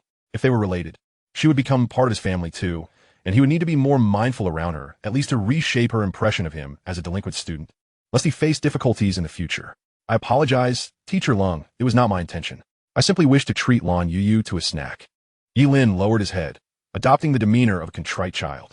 Lan Youyou was poised to reprimand him further, but seeing his acknowledgement of guilt, she hesitated. Any harsher words would have to be swallowed back. Taking a few deep breaths to regain her composure, she asked calmly, why did you want to treat Lan Youyou to snacks? She has been helping me with my studies, and I thought it would be nice to show my appreciation. Her skepticism lingered. Was it truly that simple? Did he have no ulterior motives? What has prompted this sudden desire to study? I've awakened to the realization that I do not wish to squander my time any longer, Ye Lin replied earnestly, leaving no room for doubt. That's commendable. You should have realized this sooner. I hope you maintain your resolve. Consistency will surely lead to progress, and you will have the potential to attend university. While I cannot guarantee you a spot in a prestigious institution, given the time you have wasted and the material you have fallen behind on, your intelligence should enable you to secure a place in a decent college with a bit of effort. Lan Youyou imparted some motivational wisdom. Ye Lin chuckled inwardly at her words. Was a college diploma truly his ambition? No, his sights were set on Tsinghua or Peking University, especially since Lan Youyou aimed to attend one of them. Teacher Lung, I will strive to succeed and aim for university, Ye Lin replied, echoing her sentiments. It's great to see you turning over a new leaf, but you must not disturb Lan Youyou's studies in class. During lessons, focus on the teacher. Save the extra tutoring for your free time, but only if she has the time. You cannot waste her time or pressure her. For Lan Youyou, her only path forward is through university. Her circumstances are not as fortunate as yours, Lan Youyou warned. After hearing this, Ye Lin deduced that Lan Youyou likely came from a less privileged background. Testing the waters, he asked, Teacher Lung, is Lan Youyou's family situation quite dire? Why do you ask? Lan Youyou's guard went up. She would not divulge details about Lan Youyou's family. After all, everyone possesses their own dignity. The students at Yizhong often bullied Lan Youyou due to her family struggles. I noticed that the clothing under Lan Youyou's school uniform looked faded, and she appears malnourished. I was merely concerned for her well-being and wanted to extend a helping hand. You observe a new classmate so closely? Isn't that a bit excessive? Lan Youyou scrutinized him. What was his motive? Why the sudden transformation? When did you become so compassionate? She teased. Teacher Lung, please. I've always been kind. It's just that no one recognized my potential, Ye Lin replied, jesting. She indeed hails from a challenging background. Hence her education is her only escape. If you lead her astray or hinder her progress, I will not spare you. Rest assured, teacher, If I ever did that, I would not forgive myself. What a joke. My future wife. Why would I harm her? Ye Lin, fearing Lan Youyou's disbelief, raised his hand in a solemn vow. I swear if I utter a single falsehood, may lightning strike me. I believe you. You may return now. But remember what the teacher just said, know when to do what, and refrain from engaging in activities unrelated to the classroom. Understood, Teacher Long. Thank you for assigning me such an excellent deskmate. Rest assured, she will guide me well, and I would never lead her astray. With that, Ye Lin turned to leave the office. After taking a few steps, he spotted Li Jianyi approaching the Chinese department office. He paused, turning back to say, by the way, Teacher Long, I wanted to inform you that Qin Tinzu frequently refers to you as an old virgin behind your back, and not just you. He often mocks Li Jianyi as Li Big Cannon. Li Jianyi overheard this and immediately scowled. He despised being called by that nickname, a reminder of an embarrassing incident from his past. Approximately a decade ago, shortly after he joined Qingyuan High School, he had gone out for late-night snacks with Ye Lin's father, only to suffer a terrible stomachache from the food. The following day, upon arriving at school, a cacophony of 18 resounding flatulence erupted from the classroom, filling the air with an unbearable stench that forced students to flee. The classroom required purification, rendering the entire lesson unfeasible. Consequently, the students affectionately bestowed upon him the nickname Li Big Cannon. This moniker flowed through the generations like a river, solidifying its place in the annals of the school's lore, enduring until today. Each new cohort at Qingyuan High School would inevitably hear the legendary tale of Li Big Cannon as their first story. Each time, Li Jianyi heard this epithet, a wave of humiliation washed over him. If he caught your attention, it was a sure sign you would face the consequences. After Ye Lin finished speaking, he noticed the pallor of Li Jianyi's complexion, and without a doubt, he realized his words had struck home. This was enough to send Qin Tianzu, that little scoundrel, into a frenzy. Good day, Teacher Li. Ye Lin greeted with a beaming smile and a respectful bow, as if nothing had transpired moments before. It is said that one should never strike a smiling face. Li Jianyi responded to Ye Lin's greeting with a forced smile that failed to reach his eyes. However, Lan Youyou seemed disinterested in the trivialities of nicknames, indifferent to how they were used. Noticing Li Jianyi had come to seek her out, she inquired, Director Li, what brings you to me? Teacher Long, I wish to discuss Ye Lin's situation. His behavior today is rather unusual. Lan Youyou offered a wry smile. I am aware of his unusual behavior today, but if you're seeking to understand him, who should I consult? Ultimately, Lan Youyou merely relayed Ye Lin's recent declaration to Li Jianyi, wherein he expressed his desire to no longer drift through life. The two conversed for a while before preparing for the upcoming class. Before departing, Li Jianyi addressed Lan Youyou earlier in class while I was elucidating the topic. That Qin Tianzu suddenly shouted and interrupted me. If he has something to say, he should raise his hand. Is that not common sense? His conduct is exceedingly rude. And then there's Huang Beiai, who either sleeps or snacks during class. I've already instructed him to write a self-reflection, and during this afternoon's class meeting, please oversee him and notify his parents to come to school tomorrow for a discussion. Teacher Long, your class must enhance its education on civility and manners. How can they behave so disrespectfully towards their elders?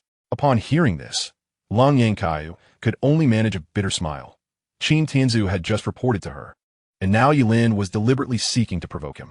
The two of them, who harbored no deep-seated grievances, had somehow found themselves at odds. Chapter 11. This meal is for my deskmate.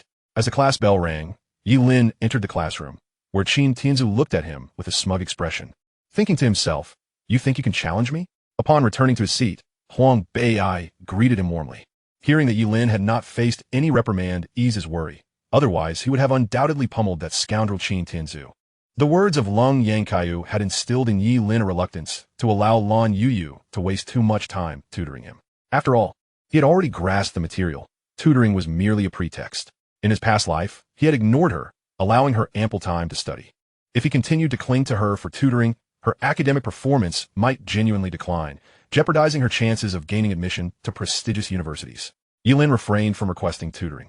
And during the next two classes, Lan Youyou listened intently, even though she had already mastered the content being taught.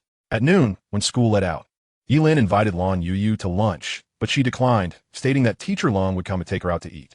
Seeing this, Ye Lin reluctantly left with Huang Beiai.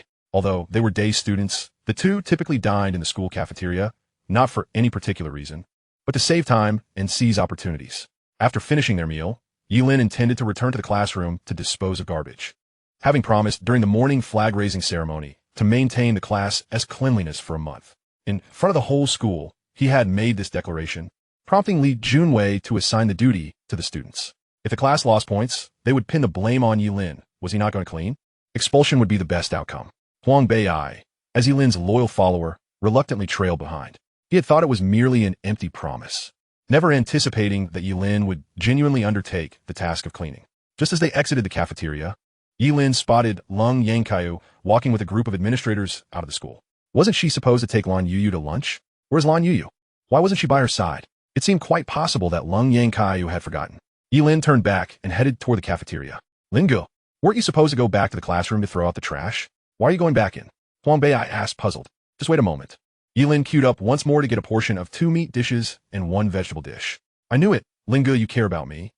Knowing I didn't eat enough, Huang Bei'ai exclaimed, reaching out to take the bowl from Ye Lin. Get lost. Ye Lin shoved Huang Bei'ai aside with his hip. Isn't this for me? Huang Bei'ai retorted. Lingo, have you developed such a large appetite? Eating 2 meals in 1 sitting? Get lost, get lost. What are you thinking? This is for my desk mate, Ye Lin clarified. Huang Bei'ai was taken aback. Ye Lin was getting food for someone else? It had always been others getting food for him. Today, he was actually serving someone else? Wasn't this the sort of thing only a school bully would do? And for that frail girl of all people, what was her status that could compel the illustrious Ye Xiao to serve her? Lingo, do you have some dirt on you that Lan Youyou is using to blackmail you into getting her food? Huang Bei'ai speculated. Having just transferred here for half a day, she already has you under her thumb. Lingo, I know you're under school observation and can't act out. I'll help you deal with her later. You dare touch a single hair on her head? Watch me not beat you to a pulp. Getting her food was Teacher Lung's instruction. Huh? No way, Lingo. Is that old maid threatening you with your status under observation, making you get food for Lan Youyou? What nonsense are you spouting? I told you. I've turned over a new leaf. From now on, my motto is to study diligently and strive for improvement every day. At school, one must heed the teacher's words. Your awareness is lacking. Follow in Lin Ji's footsteps and become a fine young person of the new era. Huang Bei'ai listened with disdain. Obeying the teacher was the hallmark of a good student, and he found the notion of being a good student far too exhausting. Their conversation was brief before they returned to the classroom. Lan Youyou sat in her seat, mistakenly believing that it was Lan Youyou who had arrived. She looked happily towards the door, only to be disappointed.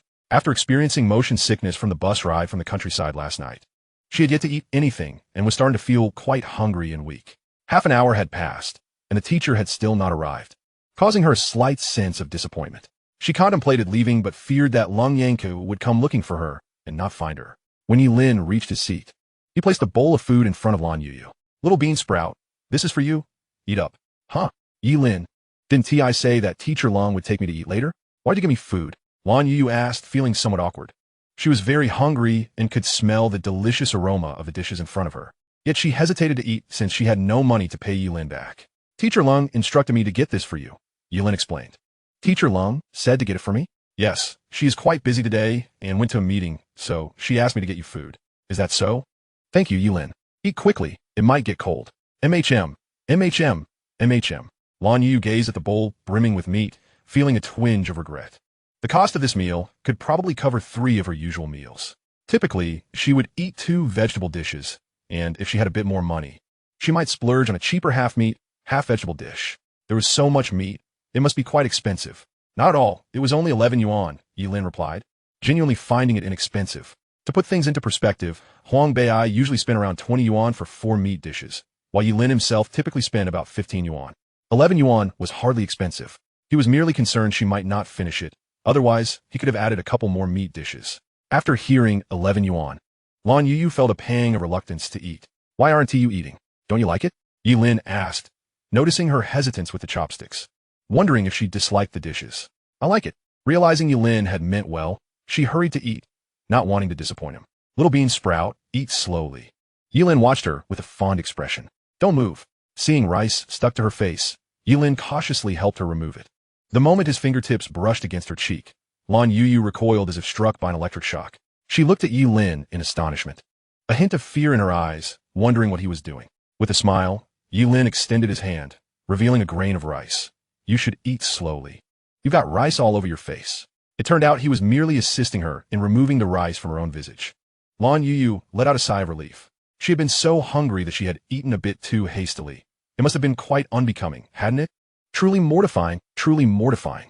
Her cheeks flushed crimson. Noticing her embarrassment, Ye Lin stood up. Take your time eating. I'll tidy up first. With that, he turned and picked up a broom, cleaning the litter beside the trash can behind him. Huang Bei, sitting nearby, observed the scene and thought they resembled a pair of young lovers. Yet Lan Youyou was so thin, nothing but skin and bones. She hardly seemed to be Ye Lin's type. Ye Lin preferred the curvaceous and alluring Ling Feixue. His attentive care for this slender girl must be a result of the cold and aloof Chiu, compelling him to act this way. Sensing an unnecessary third wheel in the room, Ye Lin remarked, "Hey, fatty, hurry up and take out the trash." "Huh? No, Brother Lin. Why should I take out the trash?" Huang Bei was taken aback. Taking out the trash was not a chore he ever undertook. "Aren't you trying to lose weight? You can't just eat without exercising if you want to shed any pounds." "Huh? Lose weight? Brother Lin, I never said I wanted to lose weight. You were the one insisting. Why are you so chatty? Just go and do it. If you slim down, Chun Xinyi will definitely like you." "Really?" Upon hearing this, Huang Bei perked up immediately. "Why would I lie? I heard her say she likes tall, handsome boys with good grades. I think you're school hunk material, but the fat on your face is hiding it. If you can shed some pounds, she might even pursue you. You're a true confidant, Brother Lin. I told Yin Hoking that once I slimmed down, I'd definitely be a school hunk. He didn't believe me. No more talking. I'll take out the trash." With that, Huang Bei unhesitatingly grabbed 2 garbage bins and dashed off to the dumpster. With Huang Bei gone, Ye Lin stood quietly behind, watching Lan Youyou eat. Having just felt shy, Lan Youyou suddenly found her hunger diminished. She chewed her food slowly, unwilling to rush, savoring the rare abundance of meat. The longer Ye Lin watched, the more entranced he became. She was simply exquisite, and loving a girl like her for a lifetime would never be enough. He could not resist the urge to sit down and steal a kiss. Just then, the strikingly beautiful Chiu entered the classroom with a burst of energy. Chapter 12. The fragrant green onion girl. As cold and elegant Chiu reached the classroom door, she spotted Lan Youyou sitting at her desk eating, while Ye Lin stood behind with a broom. Ye Lin felt relieved that he had not acted impulsively. Otherwise, he would have faced Chiu's wrath. Nevertheless, even if Chiu had not arrived, he had no intention of doing anything inappropriate. He possessed enough reason not to allow his body to overpower his mind. Having just begun to cultivate a favorable impression, he would not risk scaring Lan Youyou away due to a moment of recklessness. That would be a grave loss. Ye Lin was not in a hurry. He did not seek to possess her, but rather wished to provide her with the happiest life possible. To protect her from any further grievances, the words she had uttered just before her passing, asking if he could pursue her in the next life like he did with Ling Feixue, were etched deeply in Ye Lin's mind. The affection he had previously lavished on Ling Feixue was now to be returned to Lan Youyou in double measure. Seeing that Lan Youyou had served herself rather than waiting foolishly for her to be taken out to eat, Chiu felt a sense of relief. She had not forgotten her promise to take Lan Youyou out for a meal. When county officials unexpectedly arrived at the school for an inspection, she had been pulled away by Li Jianyi to entertain the leaders during her 5th period when she had no classes. Initially, they were supposed to dine at a restaurant across from the school, but Chiu had feigned illness to excuse herself, claiming she had a full schedule in the afternoon. Li Jianyi had intended to extend a courtesy to Chiu, recognizing her diligence and dedication to her career, which had kept her from pursuing romance. Among the county leaders were several young men who were also unmarried and quite eligible. Chiu was regarded as a flower among the faculty at Qingyuan High School, attracting numerous male admirers, yet none had caught her fancy. Of course, acting as a matchmaker was only part of it. It was also an opportunity to build connections. As Chiu was unwilling at the moment, Li Jianyi was not insistent about her attendance. Once he agreed, Chiu hurried back to the classroom. Upon seeing Chiu return, Lan Youyou stood up. "Teacher Chiu." With an air of apology, Chiu replied, "You, I was out for a moment on business. I was worried you might not get to eat." "Teacher, Ye Lin already served me food." "Ye Lin made this?" Chiu's gaze turned quizzical as she directed it toward Ye Lin. Ye Lin hastily clarified, "Yes, Teacher Chiu. You asked me to go to the office earlier and mentioned you'd be stepping out for a bit, telling me to serve my deskmate a portion. Did you forget? When had she ever said that?" However, he could only concede at this moment. Otherwise, Lan Youyou might think he had forgotten her, which would be exceedingly awkward. Right. It was the teacher who forgot. Chiu quickly went along with it. In her mind, she pondered why Ye Lin was being excessively kind to Lan Youyou. What would he possibly want? After Lan Youyou finished her meal, Chiu led her to the dormitory to retrieve her belongings, which were still in her room at the teacher's apartment. On the way, Chiu asked Lan Youyou, "Youyou, did you know Ye Lin before? How did he know him?" Chiu fell into contemplation. If she had not known him before, why was he being so kind to her? This was the same person who had been infamous for his misdeeds. His blatant pursuit of Ling Feixue was just the tip of the iceberg. He had committed numerous notorious acts. A few incidents were still vivid in Chiu's memory. Once, Ye Lin and Huang Bei'ai had toppled the school wall after climbing over it. On another occasion, the pair had stolen ducks from the school's lotus pond and roasted them by the river. Most infuriating was when they had concocted a scheme to serve their classmates stinky tofu soaked in smelly socks as a form of revenge. Had it not been for their boasting leading to their capture, the incident might have gone unnoticed. Fortunately, no harm had come to their classmates. Given their shamelessness and refusal to admit guilt, Chiu had been unable to pursue the matter further. Recently, Ye Lin had been reprimanded in class by Li Jianyi for pursuing Ling Feixue, which had led to a month-long retaliation involving flat tires. Had it not been for Ye Lin's family connections and Huang Bei'ai's financial backing, the two would have been expelled several times over. Yet, this seemingly wicked individual had transformed overnight into a model student, showering kindness upon Lan Youyou, leaving Chiu utterly perplexed. Once they retrieved her belongings, Chiu escorted Lan Youyou to the dormitory, specifically to the second floor of Shangmei building, at the entrance of room 202. "Hello, teacher." A girl hanging clothes outside called out upon seeing Chiu leading Lan Youyou. "Wang Xiaocheng, can you refrain from being so childish? How many times have you pulled this stunt? Who do you think you're fooling?" A coarse voice echoed from within the dormitory, tinged with the scent of green onions. The girl at the door felt embarrassed. It was too late to warn her, as Chiu had already reached the dormitory entrance. Ahem, ahem. Chiu coughed lightly, glancing at the girl playing with her phone on the bed. Hearing the sound, Gao Mingming froze, her body rigid as she turned to face the door. Indeed, it was cold and elegant Chiu. She hurriedly shoved her phone into her pocket, breaking into a cold sweat. "See, cold teacher." Lan Youyou was somewhat astonished. Was this classmate in high school, such a young age? It was no wonder Lan Youyou misjudged her. Gao Mingming had a doll-like face, appearing no older than 7 or 8, standing at a mere height of 5 feet. If not for her loud voice, she would undeniably be a charming little girl. "Hand over your phone," Chiu commanded in a tone devoid of emotion, like a machine. Gao Mingming harbored a sense of anguish, all due to Wang Xiaocheng, whether for trivial matters or not, had consistently deceived their teacher. Otherwise, she would not have remained so unperturbed moments ago. Handing over her phone felt like a matter of life and death. This was an iPhone 3G, newly released just over 2 months ago, and she had only purchased it a little over a week ago. Fortunately, she had prepared in advance. Gao Mingming retrieved her old phone from her pocket, deliberately feigning reluctance as she handed it to Lan Youyou. Lan Youyou said nothing as she accepted it. A surge of joy filled Gao Mingming's heart, and she nearly burst into laughter. The teacher had indeed failed to notice her new phone. Observing her students' lackluster acting skills nearly made Lan Youyou laugh out loud. However, at the moment she accepted the old phone, she added, "Gao Mingming, you weren't playing with this phone just now. Take out the phone you were just using from your pocket." "Teacher, please, this is an iPhone 3G. I've had it for less than a week, and I've already given you one. Could you show me a little leniency? I promise I won't bring it to school again," Gao Mingming pleaded, adopting a pitiful demeanor to beg for mercy. However, the tone of her voice did little to convey any semblance of cuteness. With the college entrance examination looming less than a year away, Lan Youyou was determined not to let her indulge in distractions and would not let this opportunity slip away. With a threatening tone, she asserted, "If you hand it over now, I'll 1T report it to the school, and I will return it to you at the end of the term. If you refuse, not only will I report it to the school, but I will also notify your parents." The mere thought of her parents finding out made Gao Mingming wilt. She had secretly bought the phone, and if her mother discovered it, she would be in for a beating. Failing to achieve her goal, Gao Mingming reluctantly presented her phone. "Teacher, you promise you won't tell my mom and dad." The teacher swore she would not utter a word. Only then did Gao Mingming relinquish the phone to Lan Youyou. "Gao Mingming, I know you must have another phone at home. If you bring another phone to school, I will revoke your dormitory privileges," Lan Youyou warned once more. Gao Mingming dejectedly replied, "Understood. From now on, Lan Youyou will stay in your dormitory, and you all must assist her." After saying this, Lan Youyou went to the door to bring Lan Youyou inside and began to help her make her bed. Each dormitory in Shangmei building accommodated 6 beds, and dormitory 202 currently housed 4 girls. One lower bunk was occupied by luggage, leaving just enough space for Lan Youyou's lower bunk. While Gao Mingming was engulfed in sorrow, the other classmates helped to set up the bed and arrange the luggage. The girls in this dormitory shared a strong camaraderie, preventing any factional disputes from arising. With Lan Youyou residing in this dormitory, Lan Youyou felt more at ease. Meanwhile, Ye Lin and Huang Bei'ai returned from taking out the trash and left the school for a barbershop. Chapter 13. Not everyone is suited for a buzz cut.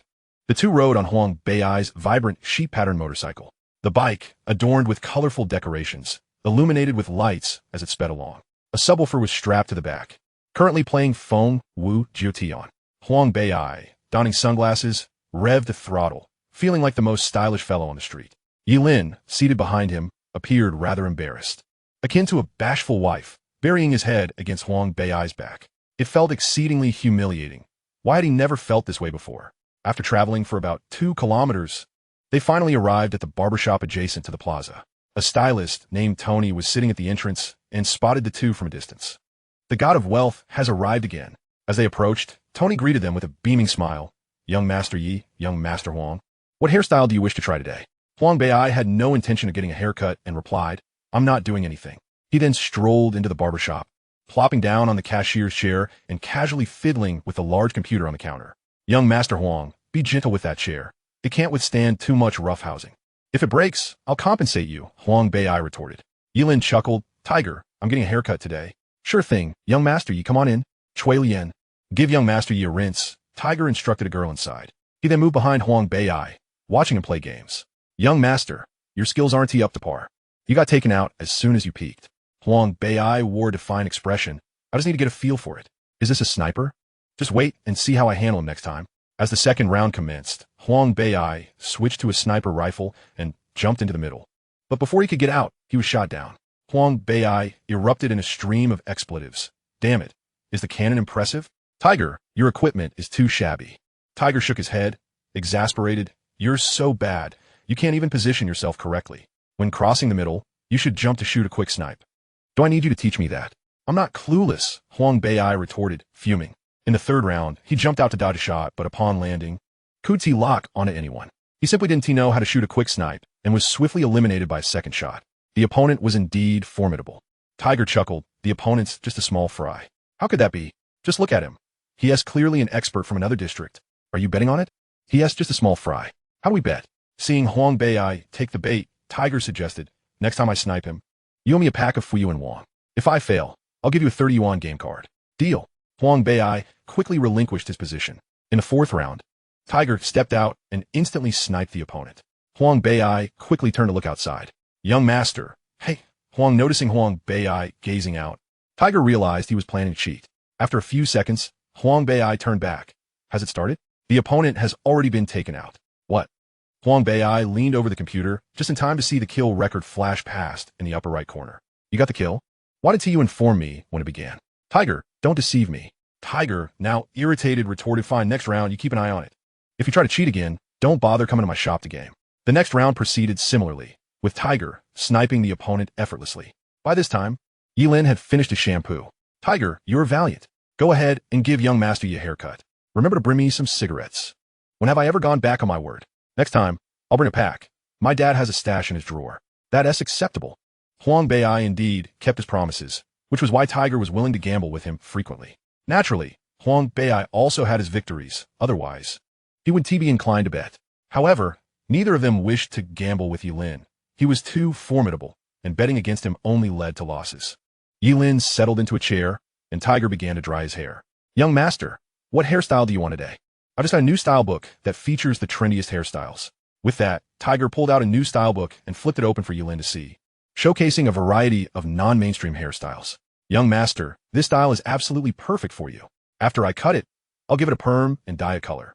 You will undoubtedly be the most handsome man in Xinyuan. That girl Ling Feixue from your school will fall for you at first sight. Plus, this hairstyle is all the rage in school, and the color only shows under sunlight, so the teachers won't find any fault.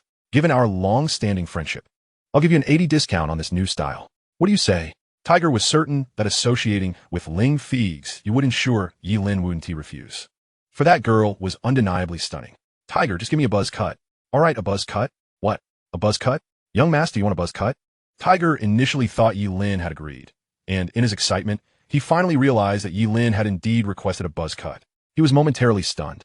In this era, hairstyle was undoubtedly more significant than looks. Even if one wasn't particularly handsome, a good hairstyle could still catch a girl's eye. Yes, a buzz cut. Ye Lin expressed his decision without a hint of hesitation. Young Master, your hair is so fine and luxurious. Cutting it into a buzz cut would be such a waste. You will regret it. Tiger couldn't believe it. Even the exemplary students opted for stylish side bangs. Yet Ye Lin wanted a buzz cut? Just do it. I have class to attend afterward. Class? Remarkably, this fellow was actually rushing off to class. Truly a first. Ye Xiao, have you been emotionally stirred? Feixue surmised it was likely a matter of the heart. He resolved to preserve Ye Lin's luxuriant locks. These two affluent young men, engaging in hairstyling several times weekly, were veritable cash cows for him. Hey Feixue, why so chatty today? Are you cutting or not? If not, I'll go next door, Ye Lin said, slightly irritated.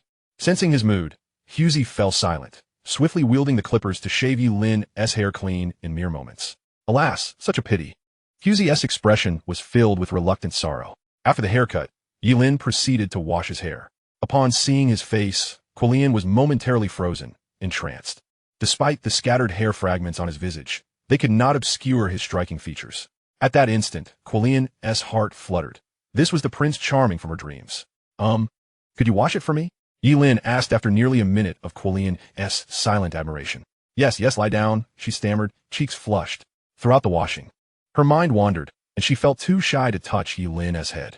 Once finished, Ye Lin dried himself and emerged from the washroom. The buzz cut was indeed refreshing and comfortable. Damn, Feixue exclaimed, cursing under his breath upon seeing Ye Lin's impeccably clean face.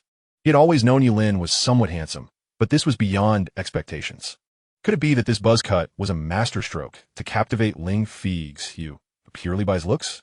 Huang Bei, overhearing Feixue's expletives, stood abruptly from his seat. This was the first time since high school he had seen Ye Lin's entire face. Damn, that's ridiculously handsome. Feixue, give me a buzz cut too. Feixue glanced at Huang Bei. Hurry up. This buzz cut is insanely good looking, Ye Lin remarked. And Huang Bei's appearance is practically school crush level. Are you serious? Feixue confirmed. Enough talk, just do it. Another cash cow vanished. Feixue sighed and gave Huang Bei the same haircut. When finished, Huang Bei nearly cried. His face was chubby, the hair unevenly shaped like a gourd. Feixue shook his head in dismay. The buzz cut was not for everyone. Some are better suited to long hair. With their haircuts complete, they prepared for class. Huang Bei had no desire whatsoever to attend school, fearing Chen Xinyi's ridicule. Ultimately, Ye Lin forcibly dragged him along. After they left, Quillian emerged shyly, asking boss, "Do you have Ye Xiao's QQ number?" Feixue was taken aback. "Damn, you're trying to poach Ye Lin just because of a haircut?" Feigning innocence, Feixue replied, "I don't have his QQ number." "Quillian, have you fallen for him?" "Yeah." Quillian bashfully nodded. "If you like him, I advise you to abandon that hope early. Remember the girl who came to our shop for a wash? The beautiful one, like a fairy? That's his girlfriend. She's the school beauty and top of her class. What chance do you have against her?" Quillian felt a pang of regret. Having been in society for a year, she was somewhat realistic. Though she was decent looking, the gap between her and that girl was insurmountable. She could only dream of being with him. Chapter 14. The newly crowned school heartthrob. The first period was physics. When the second bell rang, the two hurriedly reached the classroom door. Normally punctual, Huang Bei dawdled on the way, wasting precious time. "Report." Ye Lin clutched Huang Bei to prevent him from fleeing. The physics teacher eyed them curiously. Having taught for 3 years, he was familiar with the senior class faces. Yet these two were unfamiliar. "I heard there were new students in class 1. Could these be them?" At that moment, the classmates erupted upon seeing Ye Lin, especially the girls. With Huang Bei beside him, Ye Lin's handsomeness was accentuated. So handsome, with neat short hair and a refined face. Dressed in a blue and white uniform. The new school heartthrob, undoubtedly. Lin Zixi from class 10? Who does he think he is? This guy is the real heartthrob. Wow, a male god. Gao Mingming, sitting front row, was starstruck. New students again? So handsome. Mom, I'm in love. A wave of infatuated girls followed suit. Ye Lin, noticing their dreamy gazes, thought, is this necessary? Are they all so love-struck? Meanwhile, the boys eyed Ye Lin with growing hostility. Who is this guy? Why does he look so much like Ye Lin? "Teacher, may we enter?" Ye Lin asked, seeing the teacher silent. "Come in." The teacher had wanted to inquire why they were late, assuming they were underclassmen since he didn't recognize them. Upon hearing Ye Lin's words, he realized they were indeed class 1 students, likely recent transfers. Under the scrutiny of all, Ye Lin returned to his seat, causing another stir. "Is that Ye Lin? So handsome? Why is he so handsome?" Some girls lost interest upon seeing it was Ye Lin. His character is lacking, and his grades poor. So what if he is handsome? Looks can't fill the stomach. Yet, many girls cared little. As long as he was handsome, that sufficed. Many boys grew jealous, especially Qin Tianzu, seeing Ye Lin's newfound handsomeness as a threat. Lan Youyou watched the handsome boy walk to her side, happy despite not understanding love or infatuation. Little sprout, Ye Lin called, noticing her dazed gaze. Ah, Lan Youyou snapped back to attention. What to do? I was staring, and it's so embarrassing. Though he was handsome, she shouldn't stare so openly. Why is your face red? Ye Lin teased, pleased. Only those who care blush. I, Lan Youyou stammered, flustered. I know, you secretly ate spicy strips while I wasn't around. No, I didn't tea. So cute, Ye Lin smiled warmly. I was joking. The snacks in the drawer are all for you, little sprout. You were staring at me. Do I have something on my face? No, you're just very good looking. I couldn't help but look. Why did you cut your hair? Ye Lin asked. This morning, I didn't even dare look at you. I'm sure you were scared by my long hair. Do you think long hair means bad people? Lan Youyou nodded vigorously. Those who bullied her at City know. One high all had long hair like Ye Lin. So she cut hers, hoping he wouldn't fear her anymore. Hearing that Ye Lin cut his hair to make her feel safe filled her with joy. Ye Lin was truly kind, the second person after her family to care for her. Focus on the lesson, Ye Lin advised as the physics teacher began. Lan Youyou obediently listened like a well-behaved child. Meanwhile, Huang Bei sat back down, slightly disappointed. He had expected ridicule over his ugly haircut, but all attention was fixed on Ye Lin. No one noticed him at all. Seeing Huang Bei looking rather glum, Ye Lin turned to softly comfort his good friend. Hey, why the long face? Ling Feixue, how come with the same hairstyle? You look so handsome after your cut. Why end up looking like this? Ye Lin couldn't help but smile in exasperation. Is it really just the hairstyle? Well, do you want to look handsome? Of course. What guy wouldn't want to be a bit more dashing? All right then, I'll help you transform. I guarantee you'll be a whole new person in a few months. Really? How will you do that? I'm not going under the knife. I'm terrified of surgery. Nonsense.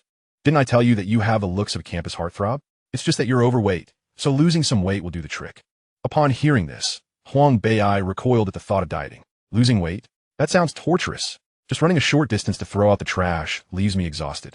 I can't even consider dieting now. Noticing his reluctance, Ye Lin pressed on. Have you forgotten what I told you this morning? You have a calamity to avoid. Ling Feixue, what century are we in? Why are you still so superstitious? Ye Lin chuckled inwardly, thinking that if he hadn't been reborn, he wouldn't be superstitious either. Moreover, this was a genuine incident from his previous life, not mere fortune-telling. Some things are better believed than dismissed.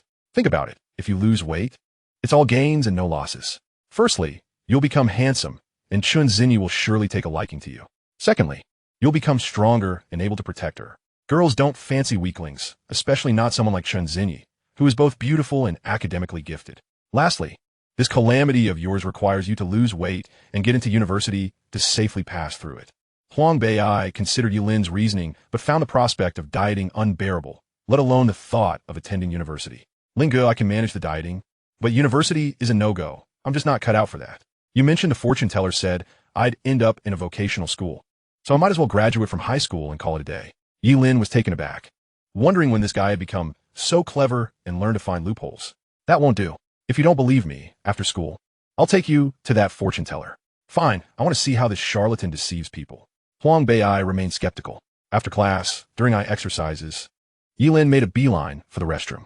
He wanted to avoid the group of girls and also needed to send a message. After searching for a while, he finally found the contact information for the fortune teller in Xiangshan. How did Ye Lin get this contact? It was because he had consulted this man while pursuing Ling Feixue and had ended up getting swindled out of quite a bit of money.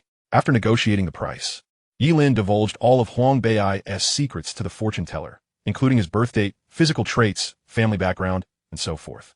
He also expressed his desires, promising a reward upon success. Chapter 15. I'm handsome now, but I want to forgive you after sending the message. Ye Lin emerged from the restroom. Just as he reached the stairwell, he collided with Zhao Rongrong, who was hurrying back to class. Ye Lin winced and clutched his chest. Sorry, are you all right? Zhao Rongrong rushed over, concerned. Upon seeing the boy's face, she was taken aback. He is so handsome. Who is he?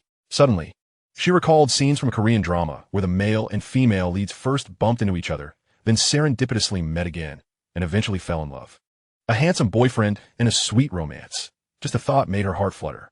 Ye Lin, in pain, waved his hand to indicate he was fine and proceeded towards his class. Zhao Rongrong continued to gaze at him until she saw him enter the classroom at the far end. He in class 1? How have I never noticed such a handsome guy in class 1 before? Could he be a new transfer student? It felt so nice to bump into him. Upon reaching her seat, she wore a silly grin. Ling Feixue, noticing her classmate's return from the office with an assignment, asked Zhao Rongrong, "What has got you grinning like that? What is so amusing?" Feixue, I just saw the most handsome boy ever, and I even bumped into him. Zhao Rongrong exclaimed excitedly. You're acting like a love-struck fool. Is he really that handsome? Ling Feixue scoffed. Absolutely. He is super handsome. I mean, Lin Zixi is handsome, but he has nothing compared to this guy. He has like a breath of fresh air among boys, clean and pure. And you can tell he must excel academically just by looking at him. If he is really that handsome and smart, he would have been famous in school already. He must have just transferred in to class 1. If you don't believe me, let us go check after class. All right, I'll go with you after class. You're not developing a crush on him, are you? Hearing that, Zhao Rongrong's face turned crimson, feeling a bit shy. Ling Feixue was taken aback. Zhao Rongrong, did you say you wouldn't date in high school? If it's him, dating is fine. Feixue, you don't understand the feeling of love at first sight. I think you're just infatuated. A lover's eyes see beauty everywhere. Ling Feixue dismissed, doubting that anyone in school could surpass Lin Zixi. Although she didn't have feelings for Lin Zixi, he was undeniably handsome and talented. Compared to that scoundrel Ye Lin, they were worlds apart. Just thinking about Ye Lin made Ling Feixue furious. He didn't even apologize to her on his QQ account all afternoon. The thought of him consumed her mind, making it hard to focus on her studies. Both girls finally endured until the end of class. Zhao Rongrong eagerly pulled Ling Feixue out of the classroom. She had to see this handsome guy, and couldn't let her friend doubt her. Coincidentally, Ye Lin was outside with Lan Youyou, soaking up the sun. There he is. Feixue, look over there, the guy with the buzz cut in the corridor. Zhao Rongrong exclaimed excitedly, pointing at Ye Lin. Ling Feixue followed her finger and thought he looked decent from a distance, but with 3 classes in between, it was hard to see clearly. We can't see well from here. Let us head over to class 2. After saying that, Zhao Rongrong dragged Ling Feixue toward class 2. Once outside, they finally got a clear view of Ye Lin's face. Ling Feixue had to admit he was indeed quite handsome, even a bit more so than Lin Zixi. But what good was just good looks? Lin Zixi was a music student, skilled in both singing and dancing, and despite his focus on music, his academic performance was also stellar. Overall, Ling Feixue still felt Lin Zixi was the more exceptional choice. If only Ye Lin had half of Lin Zixi's qualities, she might consider him. Unfortunately, Ye Lin was a scoundrel. Ling Feixue glanced at him 2 more times, suddenly realizing that the handsome boy from class 1 bore a striking resemblance to Ye Lin. Rongrong, don't you think he looks familiar? Familiar? Not really, Zhao Rongrong replied, occasionally glancing over, wary of being noticed by Ye Lin. But Ye Lin was too engrossed in watching the sunlight dance on Lan Youyou to pay them any mind. I feel like he looks a lot like Ye Lin. The more Ling Feixue looked, the more convinced she became. Usually, Ye Lin only revealed half his face, the other half obscured by his unkempt hair, but Ling Feixue had seen his whole face before. Impossible. How could such a handsome boy be Ye Lin? I'll ask Wang Xiaoqing. Before long, Zhao Rongrong had dragged Wang Xiaoqing outside. Inside class 1, upon seeing Zhao Rongrong approach Wang Xiaoqing, Qin Tianzu peered outside and caught sight of Ling Feixue standing at the door.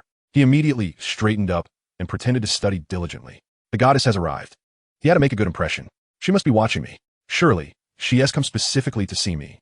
Qin Tianzu thought, stealing another glance outside. Just in time to find Ling Feixue looking into the classroom. She is really looking at me. At that moment, Qin Tianzu felt happiness was drawing ever closer. In truth, Ling Feixue paid no heed to Qin Tianzu. Her attention was fixed solely on whether Ye Lin was present within the classroom. If Ye Lin was inside, then the young man in the corridor could not possibly be him. Rongrong, what brings you here? Wang Xiaoqing inquired. Xiaoqing, do you know the name of that new boy in your class? Zhao Rongrong's gaze subtly nodded toward Ye Lin standing in the corridor. What new student? That Ye Lin. Just because he cut his hair doesn't mean you don't recognize him, Wang Xiaoqing replied disdainfully. She harbored a lingering grudge against Ye Lin, recalling the time he forced her to eat stinky tofu soaked in his foul socks, an incident etched into her memory forever. Had it not been for teacher Lung's inquiry about their health that morning, she might never have learned of it. What? Ye Lin? He is Ye Lin? In an instant, Zhao Rongrong's dream of a Prince Charming was shattered. Damn it. Why'd it have to be Ye Lin? Yes, it's Ye Lin. You don't really think that new handsome guy is some mysterious transfer here to connect with you, do you? Zhao Rongrong shook her head emphatically. No way. We were just curious about the new student in your class and came to ask you. Our class did get a new student. The girl next to Ye Lin, the skinny, rather unattractive one. Wang Xiaoqing pointed toward Lan Youyou. Ling Feixue snorted coldly from the side. I knew it was Ye Lin. Without hesitation, she strode toward Ye Lin. Ye Lin, Ling Feixue called out, her tone tinged with anger. Ye Lin frowned and turned around. Upon seeing Ling Feixue, The pleasant mood he had been in vanished instantly. Why does this woman haunt me like a ghost? Didn't she say this morning she wouldn't bother with me? Are you calling me? Ye Lin asked. Is there another Ye Lin here? There wasn't. What does the beautiful Miss Ling want with me? Ye Lin's voice carried a hint of playful teasing. Ling Feixue had been furious that morning, and since Ye Lin hadn't approached her at noon, she hadn't been able to sleep all afternoon. Seeing him now only fueled her anger further. Ye Lin, I'm telling you, I won't forgive you. Don't think that cutting your hair and pretending to be a well-behaved student will make me forgive you.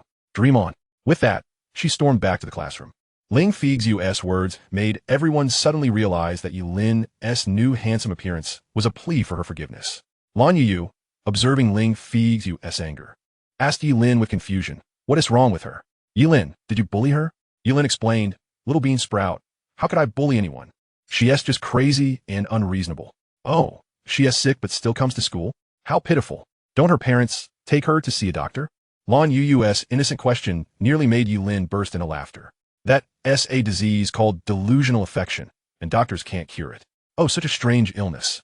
No wonder doctors can't cure it, Lan Youyou pondered. Wang Xiaocheng, watching Ling Feixue's angry retreat, recalled the matter Qin Tianzu had entrusted her with that morning and asked Zhao Rongrong, how did Ye Lin manage to anger Feixue so much? Zhao Rongrong told Wang Xiaocheng that Ye Lin hadn't confessed to Ling Feixue as he usually did. Wang Xiaocheng was perplexed. What's going on? Ye Lin constantly confesses. And now he is sulking because he isn't? Could it be that Feixue has fallen for him? She shared her thoughts with Zhao Rongrong. Zhao Rongrong considered and replied, I don't think so. Feixue is probably just used to Ye Lin's daily confessions, and when he suddenly stopped, she felt a void. Definitely a void. Ye Lin's tactics are getting more sophisticated, Wang Xiaocheng admired. What do you mean? Zhao Rongrong was puzzled. Wang Xiaocheng elaborated, I've seen this in novels. It's all playing hard to get. After failing for so long, Ye Lin changed his strategy. Feixue, accustomed to his presence, now feels a gap in her life. Plus, he has made himself look handsome. If he retreats, Feixue will surely come to him. Thankfully, I've read enough romance novels to recognize this trick. Zhao Rongrong suddenly understood. Right, Xiaocheng, you're spot on. Feixue approached him twice today. I thought Ye Lin was punishing her, but it's this hard-to-get ploy. I must warn Feixue not to fall for it. Saying this, Zhao Rongrong hurried back to the classroom. Wang Xiaocheng looked on triumphantly at Ye Lin, thinking, your little tricks, escaped my sharp eyes. Meanwhile, in the classroom, Qin Tianzu watched Ling Feixue storm away, angered by Ye Lin, and wished he could confront Ye Lin himself. Ling Feixue rarely approached him, and yet this shameless Ye Lin kept pestering her. It was intolerable. Qin Tianzu's fury intensified, and he marched out to find Ye Lin. Ye Lin, can't you have any shame? Ling Feixue doesn't like you, so why do you stubbornly cling to her? Qin Tianzu demanded. Ye Lin and Lan Youyou exchanged confused looks. Little bean sprout, this guy is crazy. Class is about to start. Let us go in, Ye Lin said, dragging Lan Youyou into the classroom, ignoring Qin Tianzu completely. Lan Youyou was puzzled. Why are so many people crazy? Who do you think is crazy? Qin Tianzu wanted to chase after them, but was stopped by Wang Xiaocheng. Wang Xiaocheng, what are you doing? Today I want to stand up for Ling Feixue. Old Qin, forget it. You're a class officer. Why bother with this rotten apple? Wang Xiaocheng said. Qin Tianzu sighed. Did you ask about what I told you this morning? Wang Xiaocheng smiled awkwardly. I did, but, old Qin, maybe I shouldn't say. Did Ye Lin do something inappropriate to Ling Feixue? Qin Tianzu pressed. No. The situation is this. This morning was supposed to be Ye Lin's 999th confession to Ling Feixue. He wanted to surprise her, but didn't confess, which made Feixue angry, so she went looking for him, Wang Xiaocheng explained. Qin Tianzu was displeased. So Ling Feixue actually cares about Ye Lin? Wang Xiaocheng recounted her earlier analysis to Zhao Rongrong. Hearing this, Qin Tianzu realized Ye Lin's cunning and resolved that Ling Feixue must not be deceived. He decided to document Ye Lin's misdeeds and present them to Ling Feixue after school as a warning. The last period was class meeting. Lan Youyou noticed Ye Lin and Huang Bei's freshly trimmed hair and was somewhat surprised. Usually, getting these boys to cut their hair was like pulling teeth. Yet today they looked neat and tidy, far more pleasing to the eye. The class meeting covered the usual topics: discipline, safety, and studies. Upon concluding, Lan Youyou announced, students, after the National Day holiday is the sports meet. This will be your last one in high school. I hope our class participates actively and that every student takes part, leaving no regrets in your high school years. Qin Tianzu's eyes sparkled with excitement. His moment to shine had arrived. Every year, he was a key player in the basketball competition, though the boys in his class were too inexperienced to cooperate well, hence their lack of victories. Ling Feixue handed a list to Qin Tianzu, the sports commissioner. Come to the board and write down the events. Qin Tianzu went to the blackboard and inscribed the sports meet events. Athletics, long jump, high jump, shot put, long distance running, short distance running, and the 400-meter relay. Then, the boys' basketball and girls' volleyball competitions. Although Qinyuan High had a small soccer field, the scarcity of players meant no soccer tournament would be held. Everyone, hurry up and sign up during this class meeting, Ling Feixue urged. After finishing, Qin Tianzu, seizing the opportunity, wrote his own name first beside the basketball event. Soon, numerous classmates stepped forward, inscribing their names beside the various events. After approximately 10 minutes, nearly all events had been claimed, yet the 1,000-meter race remained devoid of any entrance. In former times, Ye Lin, despite his capabilities, would never have registered for such a contest. Back then, participating in the sports meet was a source of embarrassment for him. How could a dashing, nonconformist heartthrob stoop to such a rough-and-tumble affair? What if his hairstyle got ruined? Observing the lack of sign-ups, Ye Lin approached the board. The entire class was taken aback. Ye Lin, he actually stepped forward? Under the astonished gazes of his peers, Ye Lin penned his name beside the 1,000-meter run. 1,000 meters? Ye Lin, are you sure you can handle that? Qin Tianzu mocked with a sneer. If you can, why don't you sign up? Ye Lin retorted before stepping down. Qin Tianzu instantly felt humiliated. If he declined to register under these circumstances, wouldn't it reveal his own inadequacy? Though reluctant to shoulder this arduous task, pride compelled Qin Tianzu to write his name below Ye Lin's. Who says I'm not signing up? I'm merely leaving the opportunity to my classmates. Since no one else dares, as the Class S sports commissioner, I naturally cannot shirk my duty. Prompted by Ling Feixue, sign-ups for nearly all events were filled by the time class was about to end. However, only 5 students had registered for the basketball competition. 5 players were obviously insufficient to endure a full-court match, and the school mandated at least 8 participants for a team. Otherwise, the team would have to forfeit. Although Class 1 boasted dozens of boys, they devoted all their energy to academics, leaving no time for basketball. To step forward and play would be humiliating, and they prefer not to sign up at all. Moreover, each time they did, Qin Tianzu would berate them, complaining afterward about their poor performance. Frustrated by the insufficient numbers, Qin Tianzu snapped, so many boys in this class, can you be a bit more manly? You start bickering before even playing. This only further discouraged sign-ups. Once again, Ye Lin strode forward and scribbled 2 names, Ye Lin and Huang Bei'ai. Qin Tianzu looked on disdainfully but refrained from protesting. With no one else signing up, he had no choice. For if they forfeited, how could he shine? Huang Bei'ai was still asleep, completely unaware of what had transpired until Yin Hoking nudged him awake. What is up? Is class over? Huang Bei'ai mumbled, half awake. Yin Hoking grinned mischievously. Fatty, look at the blackboard. Huang Bei'ai glanced over to see. Basketball competition, Ye Lin Huang Bei'ai. What the? He instantly snapped awake, furious. Who wrote my name? He demanded, glaring at Yin Hoking. That DB Lin Go. Yin Hoking chuckled. Huang Bei'ai turned to Ye Lin, aware of his basketball prowess but clueless about his own skills. He looked at Ye Lin with reluctance and said, Lin Go, I don't know how to play. With me around, what is there to fear? Blocking, passing you the ball, you can do that, right? Ye Lin reassured him. Huang Bei'ai found that quite manageable and let go of his complaints. Yet, seeing Yin Hoking's gleeful expression, Huang Bei'ai couldn't resist a small act of retaliation. Instead of erasing his name, he added Yin Hoking's name beside his own. Yin Hoking inwardly cursed 1,000 expletives.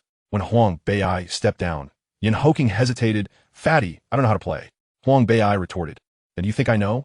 Blocking, passing the ball to Lin Gu. You can manage that much. If you dare erase your name, forget about eating my snacks. Faced with this ultimatum, Yin Hoking reluctantly accepted.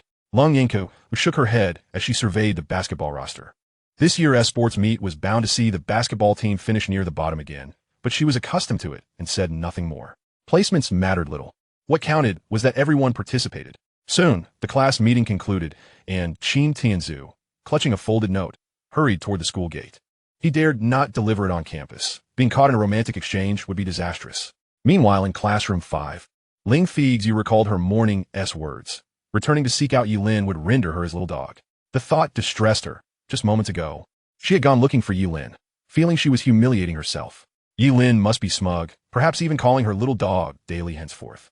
Zhao Rongrong returned to her seat and found Ling Feixue brooding over the desk. Seeing her, Zhao Rongrong complained, Rongrong, it's your fault. You insisted on checking out the handsome guy. I told you this morning, if I go back to Ye Lin, I'm just his little dog. Won't he call me that every day? Zhao Rongrong herself felt dejected. Their Prince Charming had vanished without a trace. She sighed. I didn't even know he was Ye Lin. Ling Feixue nodded. Zhao Rongrong had no way of recognizing Ye Lin. Had it not been for Wang Xiaocheng revealing his identity, Zhao Rongrong might have even requested his contact info, which would have been even more awkward. Reflecting on Ye Lin's coy tactics, Zhao Rongrong warned, "Girlfriend, don't fall for Ye Lin's tricks." Tricks? Ling Feixue was puzzled. What tricks? Zhao Rongrong recounted Wang Xiaocheng's words. Upon hearing them, Ling Feixue felt Ye Lin's shamelessness, using such methods to court her. Was he so heartless as to cause her pain? She had sought him out twice already. His objective had been achieved. Yet why had the scoundrel not come to beg for forgiveness? Was he unafraid she might never speak to him again? Did he possess the courage of a bear's heart and a leopard's gall? The sorrow turning to anger, Ling Feixue spent the entire class meeting seething. She had no desire to sign up for the sports meet. Fifth-grade homeroom teacher Li Xingfeng spent half the lesson counseling her.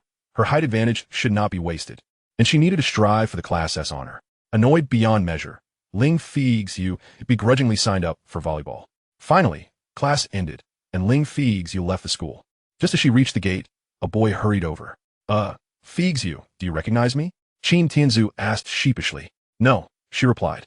Though aware he was from class 1 and had often glanced at her, she did not know his name and had no interest in learning it. His ordinary appearance and dark complexion paled in comparison to Ye Lin. Qin Tianzu was taken aback by her indifferent response, especially since she had been watching him outside the classroom just that afternoon.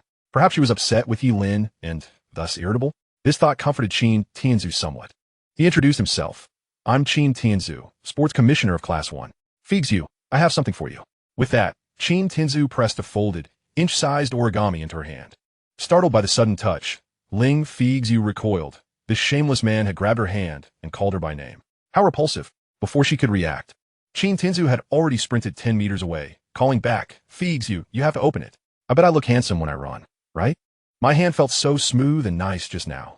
Suddenly, Qin Tianzu collided headfirst with a utility pole, having failed to watch where he was going amid the after-school rush.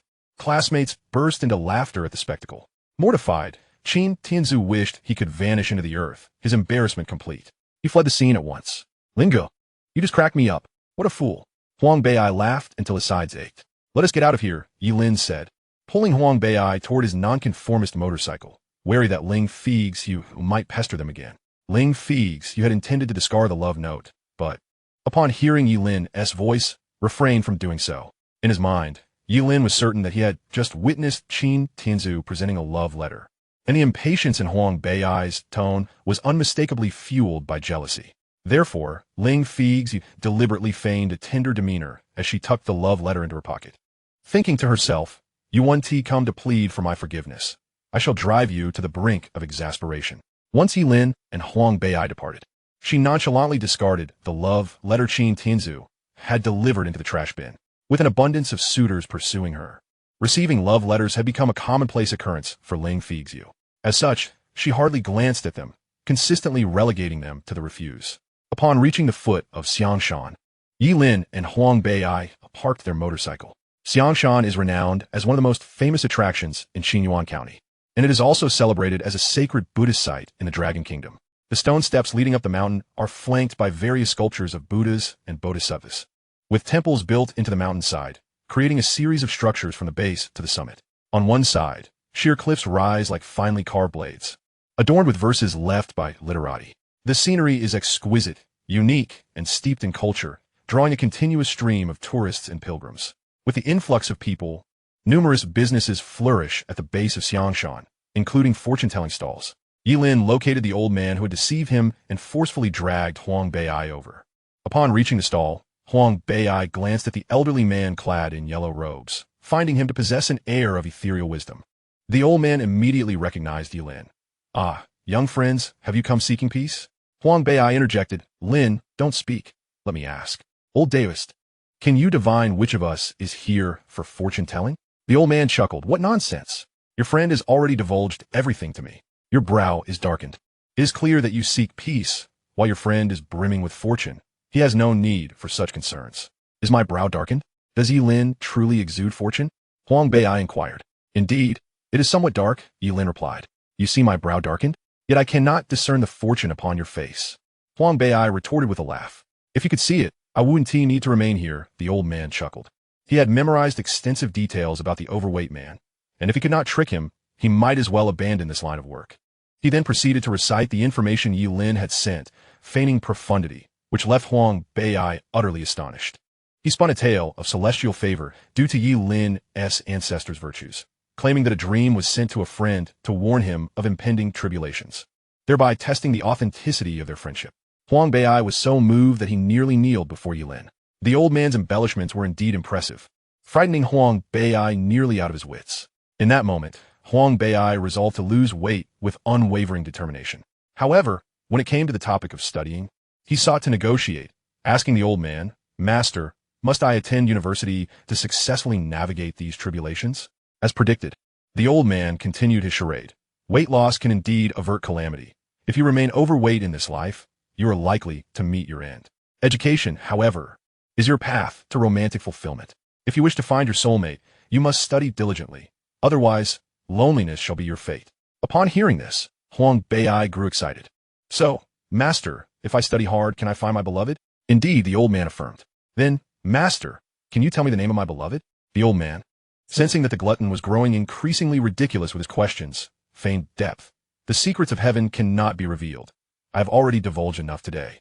Further revelations would not serve you well. Just study diligently, and the partner you seek will be someone you can only hope to encounter in this lifetime." Huang Bei, interpreting this as a sign of fate, thought of Chen Xinyi. "Thank you, Master," he said, and promptly took Ye Lin's hand to leave. The old man called out, "Young friend, please show your sincerity before you depart." "Sincerity? How much do you want, Master?" Huang Bei asked. "We ascetic monks do not accept money, only yuan." "Then how much yuan?" Huang Bei pressed. 100 yuan, the old man replied. Huang Bei's face twitched, while Ye Lin was equally astonished. Was the old man robbing them?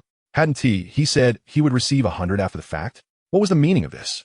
The old man pulled out his phone and began typing away. Moments later, Ye Lin's phone buzzed in his pocket. He took it out to read. "Kid, you treat your friends quite well. Let that hefty fellow pay for himself. Should you need my services again, do seek me out." Seeing the message, Ye Lin couldn't help but chuckle, finding the old man surprisingly fair for once. Chapter 18. A meal brought by my father. Huang Bei escorted Ye Lin home. As soon as Ye Lin stepped through the door, he was greeted by the enticing aroma of dishes wafting through the air. He was taken aback to see an elaborate spread laid out on the table. Turning to his father, who was busy in the kitchen, he exclaimed, "Old Ye, what grand occasion are we celebrating today?" Ye Lin, hearing his son's return, smiled broadly. "Ah, Shaolin is back. What occasion could it be? Just this morning, your uncle Li mentioned that you had decided to buckle down and study. He also said you managed to solve a difficult problem in math class, which made me quite pleased. So I prepared a few extra dishes to nourish your brain." Ye Lin emerged from the kitchen with a beaming smile, only to be momentarily stunned at the sight of his son. "What are you staring at? It's just a buzz cut." Upon seeing his father's familiar figure again, Ye Lin struggled to contain his emotions, his eyes brimming with tears that he valiantly held back. In his past life, due to his own failures, his parents had divorced. The night before Ye Shue's college entrance examination, his mother had intended to prepare a grand meal for her, only for a gas leak to cause an explosion. Both Su Qing and Ye Shue had perished in the catastrophe, their remains never recovered. In despair, Ye Lin had ultimately taken his own life by plunging into the river. Meanwhile, Ye Lin had been in the capital, pining after Ling Feixue, neglecting to return home. By the time he finally came to his senses, his loved ones had all vanished. Even if he amassed great wealth, his heart remained desolate. Thus, in this new life, Ye Lin vowed to mend a fractured family. "Buzz cuts are good, they look much better," Ye Lin remarked, somewhat bewildered. Was this truly his rebellious son? In the past, getting him to cut his hair had been akin to pulling teeth. Now he had done it so neatly. Noticing the tears in Ye Lin's eyes, Ye Lin jested. "Did something get in your eyes?" "No, I just feel that I've been such a brat, making you endure so much hardship," Ye Lin admitted openly, wiping his tears in front of his father. Ye Lin smiled in appreciation. "You've finally grown up. It seems that old Li wasn't joking. Rest assured, old Ye, I will study diligently and never bring shame to our family." "Good. You must study hard. Our Ye family has always been scholarly, and none of us lack intelligence. You are just too playful, wasting far too much time. You must put in the effort to gain admission to a university. If it comes to it, repeating a year isn't a disgrace." Ye Lin responded with determination. "I'll manage it. Old Ye, don't worry. I'll get into Qingbei and make our family proud." Ye Lin chuckled. If you truly get into Kingbei, your mother will likely want to announce it to the whole world that you are her son. Ye Lin laughed upon hearing this. His mother was indeed very concerned about such matters. After all, she was the deputy director of the Education Bureau, and having such a wayward son was quite the embarrassment. However, if Ye Lin were to gain admission to Kingbei, it would be an entirely different story. She could hold her head high in the bureau, no longer fearing inquiries about her son. Ye Lin had been a troublemaker, and his mother's decision to divorce had been a last resort. If they had continued living together, he would have surely led Ye Shui astray. It wasn't he that Su Qing wanted to separate. She simply needed Ye Lin to see the divorce certificate to believe that the family was truly broken and to prevent him from continuing to harass Ye Shui. Once the final dish was ready, Ye Lin served 2 bowls of rice. Gazing at the table laden with a sumptuous array of dishes, Ye Lin remarked, "Old Ye, I shall not be dining at home tonight. Could you kindly pack 2 portions for me to take to school? Please remember to use the thermal containers." "But there is still an hour until class starts," Ye Lin replied, puzzled by his urgency. "I intend to study. Dining at home would squander precious time." Upon hearing it was about studying, Ye Lin refrained from further inquiries. After he prepared the 2 portions, however, he felt something was amiss. 2 portions? Why, Shaolin? Why would you need 2 meals for yourself? Ye Lin explained, "There is also Huang Bei, the chubby fellow who often accompanies me. He has quite an appetite, so please pack extra." "Ah, I see," Ye Lin said, harboring no suspicions, and promptly packed the 2 meals in thermal containers. Once Ye Lin departed, Ye Lin fell into deep contemplation while surveying the spread before him. With no wife to oversee him, he thought, why not indulge in a couple of drinks to celebrate? He quickly retrieved his mobile phone and dialed a number. "Hello, Oldie, are you done with work? Prepare yourself. Oh, I see. Come over to my place. Let's have a few drinks together." As for Su Qing, fret not.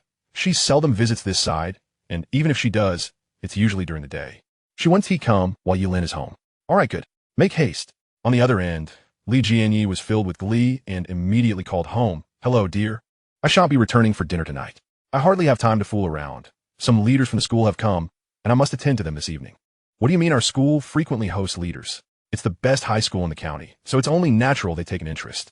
I'd rather not go, but since both principals are feeling unwell, I have no choice. Rest assured, I won't overindulge. The car has arrived. I must hang up."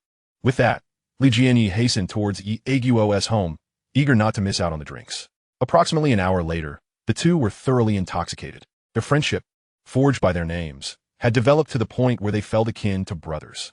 Ye Lin burped, "Old Li, I owe my wayward son's reform to you."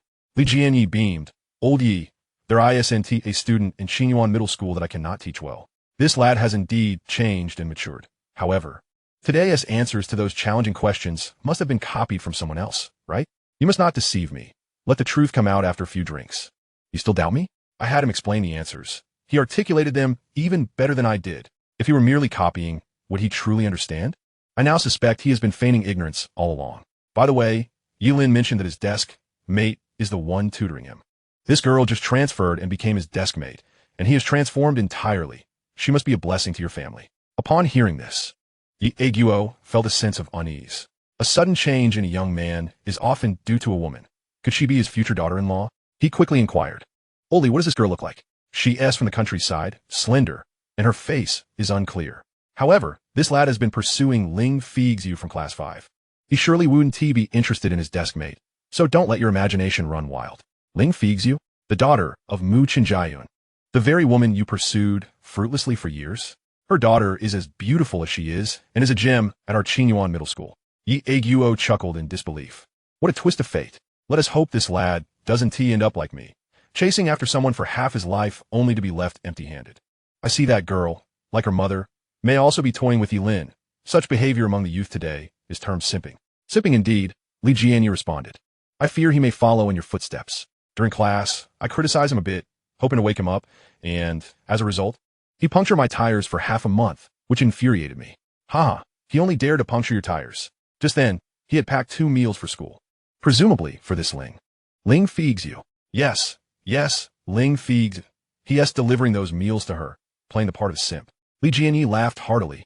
Like father, like son. Ye Lin wished to steer the conversation away from this topic. Otherwise, Li Jianyi might reminisce about the past, which would be too embarrassing, considering he too had been a simp once and would be subject to ridicule. Let us not dwell on that. Let us drink and enjoy this rare occasion. After the second evening study session concluded, Ye Lin did not return home. instructing Huang Bei'ai to head back alone. Huang Bei'ai, however, did not leave. Instead, he picked up a book and began to study. Here you go, little dia, a late-night snack. Ye Lin produced 2 lunchboxes, having saved them from the afternoon when Lan Youyou had already eaten. The meals, still warm in their thermal containers, wafted with an appetizing aroma. Huh, but I've already eaten, Lan Youyou said, surprised, having just given her lunch money to Ling Feixue and feeling guilty about spending more. These are made by my dad. He said you're helping me with my studies and worried you might not have eaten well, so he insisted I bring this for you. It's complimentary. Ye Lin hastily clarified his intentions, fearing she might misinterpret. But I truly am not hungry. Lan Youyou felt conflicted. Her small stomach could hardly accommodate such a meal. It's fine. Eat as much as you can, and if you can't finish, we can toss it. I'd rather not face my dad's scolding if I return with leftovers. What? If I don't eat, you'll be scolded? Yes, he can be quite fierce. Then I shall eat. Lan Youyou picked up the lunchbox and began to eat heartily. This is for you. I don't particularly like it, and this too. Ye Lin transferred all the tastiest morsels from his bowl to hers. Ye Lin, I can't eat anymore. Stop serving me. Concerned she might overindulge, Ye Lin quickly replied. Just give me a little rice. My dad only served me a small portion, and I can't get enough. He poured a generous amount of rice into his bowl. After finishing the meal, Lan Youyou felt pleasantly stuffed. Though she was already full, the thought of wasting food made her continue eating until everything was gone. This meal was the most delightful she had ever had, and she wished her parents and younger brother could enjoy it as well. Chapter 19. Counting Ye Lin's offenses after the last evening study session. Ye Lin concocted an excuse to escort Lan Youyou back to the dormitory before returning to the classroom to assist Huang Bei'ai with cleaning. Upon arriving at the dormitory, Lan Youyou was swiftly surrounded by the notorious 4 ruffians of room 202. The 4 girls assumed an intimidating stance, while Lan Youyou stood frozen in fear, resembling a lamb awaiting slaughter. Originally, Gao Mingming had only intended to stay in the school dormitory for the night, fearful of returning home. If she did, and if Ling Feixue had already informed her parents about the confiscation of her phone, she would not only face punishment, but also have her secret savings confiscated. Hence, she simply informed her family and opted to stay at school. Seeing the 4 girls' unfriendly expressions, Lan Youyou timidly asked, what do you want? Fearing they intended to bully her. Noticing her startled reaction, the 4 girls exchanged glances, momentarily taken aback. Was her response overly dramatic? She is quite timid. Isn't she? Are we truly that terrifying? The 4 exchanged glances, their expressions a mixture of surprise and unease. Observing Lan Youyou trembling in fear, Wang Xiaoqing hastened to reassure her. Lan Youyou, we were merely jesting moments ago. Please do not be afraid. In truth, we only wish to ask you a few questions. Well, please go ahead. Lan Youyou replied softly, her voice laced with caution. The first to speak was Gao Mingming. Lan Youyou, did you perhaps know Ye Lin before? Lan Youyou paused in astonishment. How could that be?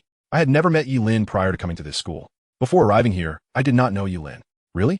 Gao Mingming's eyes gleamed with keen insight as she scrutinized Lan Youyou, endeavoring to detect any hint of deceit. Yet the more she looked, the more frightened Lan Youyou appeared.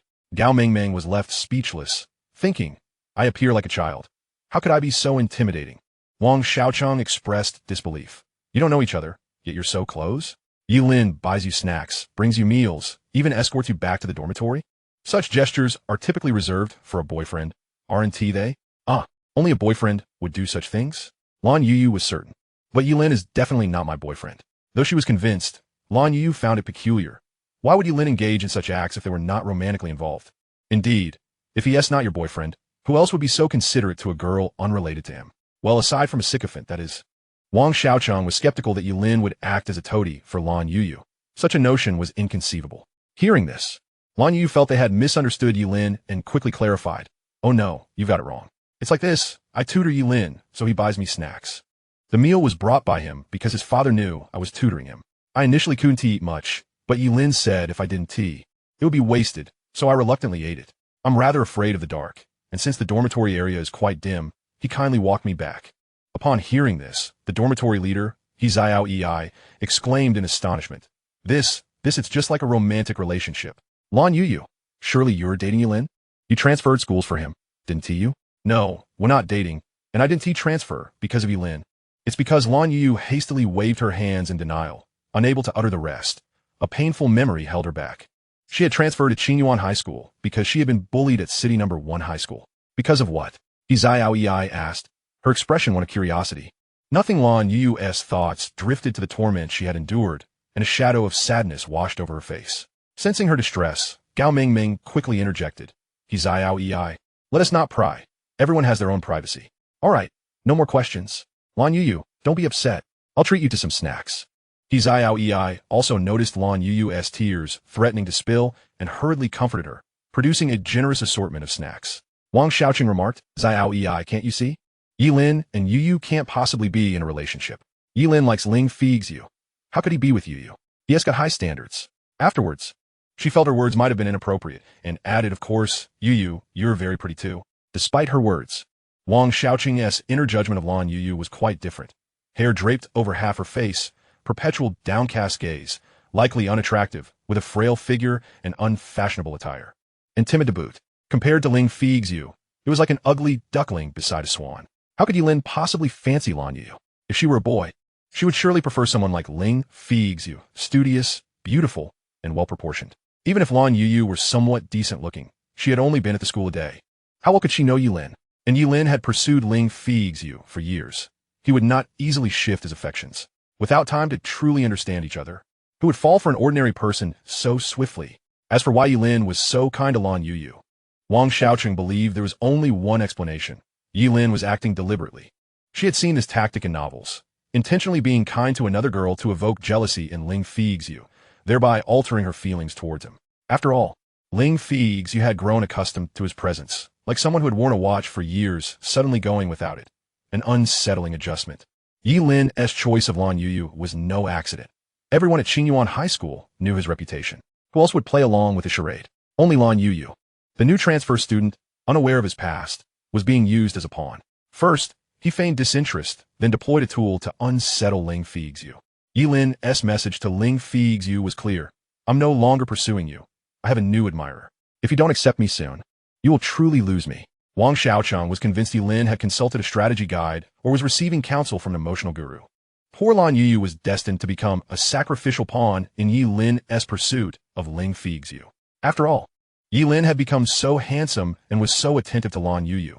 It was no wonder she was falling for him. No, I absolutely cannot allow Ye Lin to harm Lan Youyou. Wang Xiaoqing resolved to rescue Lan Youyou from this peril with the light of her righteousness. After Ei produced the snacks, the girls held a grand welcoming ceremony for Lan Youyou in the dormitory, with others bringing out their secret stashes of treats to greet her.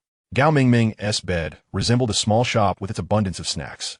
Lan Youyou felt the warmth of her new classmates. Unlike those at City No. 1 High, they neither bullied her nor treated her unkindly. They were genuinely good. As they grew more familiar, under Wang Xiaoqing's guidance, the conversation turned to Ye Lin, and they took turns enumerating his misdeeds over the years, their indignation palpable. Only Gao Mingming remained detached, for she had neither been offended by Ye Lin nor had much interaction with him, only knowing that he was the irredeemable troublemaker of the class. Lan Youyou's eyes twitched as she listened, never imagining Ye Lin could be so wicked. Yet he had indeed been kind to her. After evening self-study, Ling Feixue returned home and immediately opened her phone, her heart brimming with anticipation as she logged into her QQ account. The incessant beeping was music to her ears. Surely Ye Lin has sent me 99 messages by now? She thought excitedly. Glancing through the messages, she saw many, at least a dozen boys greeting her, but not a single one from Ye Lin. Tears welled up in Ling Feixue's eyes. She had expected that after seeing others deliver love letters to her that afternoon, Ye Lin would be anxious to beg her forgiveness. Instead, he neither sought forgiveness nor sent even a single message. Usually, he found excuses to chat with her every night. He must not have returned home yet, or his phone is off. She comforted herself. She stared at her phone, hoping to receive a message from Ye Lin, but gradually, she fell asleep unwittingly. Chapter 20. Nearly frightened away that night, Ye Lin returned home and sat in his room, pondering how to earn money. With the advantage of information asymmetry, he resolved to attempt something grand. Currently, two major industries had yet to emerge. One was a platform combining food delivery, designated driving, and ride-hailing services. The other was short videos. However, these industries would require the widespread adoption of smartphones to flourish. Although it would take years, he needed to prepare in advance by developing software, at least a version usable on computers. Otherwise, when the industry blossomed alongside smartphone proliferation, he would be left behind, unable to partake in the feast. Software development would undoubtedly require substantial funds, and Ye Lin doubted that the mere few thousand yuan saved in his piggy bank would suffice. What lies ahead is the pursuit of one's first fortune. And in this moment, Ye Lin contemplates the burgeoning trend of bubble tea. In this era, a significant portion of the market consists of instant powdered milk tea, while another segment is dominated by the average offerings of Hong Kong or Cantonese tea, which leave much to be desired. If he were to create a revolutionary bubble tea, it would undoubtedly sell like hotcakes. With this thought in mind, Ye Lin resolved to rent a bubble tea shop across from the school the very next day. Furthermore, he intended to establish a company, which would not only facilitate future expansion and franchising, but also enhance brand recognition, allowing his product to stand out amidst fierce competition. For instance, among 10 cups of bubble tea, if 9 are indistinguishable products and only one is from a reputable brand, it is evident that consumers would gravitate towards the branded option. This represents a competitive edge. With such an advantage, he need not fear imitation from others, for imitation would merely be a counterfeit. Having confirmed his plan to open a bubble tea shop, Ye Lin began to jot down the ingredients from memory. He toiled late into the night, and his diligence bore fruit as he concocted a variety of recipes, including lemon water, lemon green tea, jasmine green tea, as well as the tangy sweet lemon fruit drink and baked milk.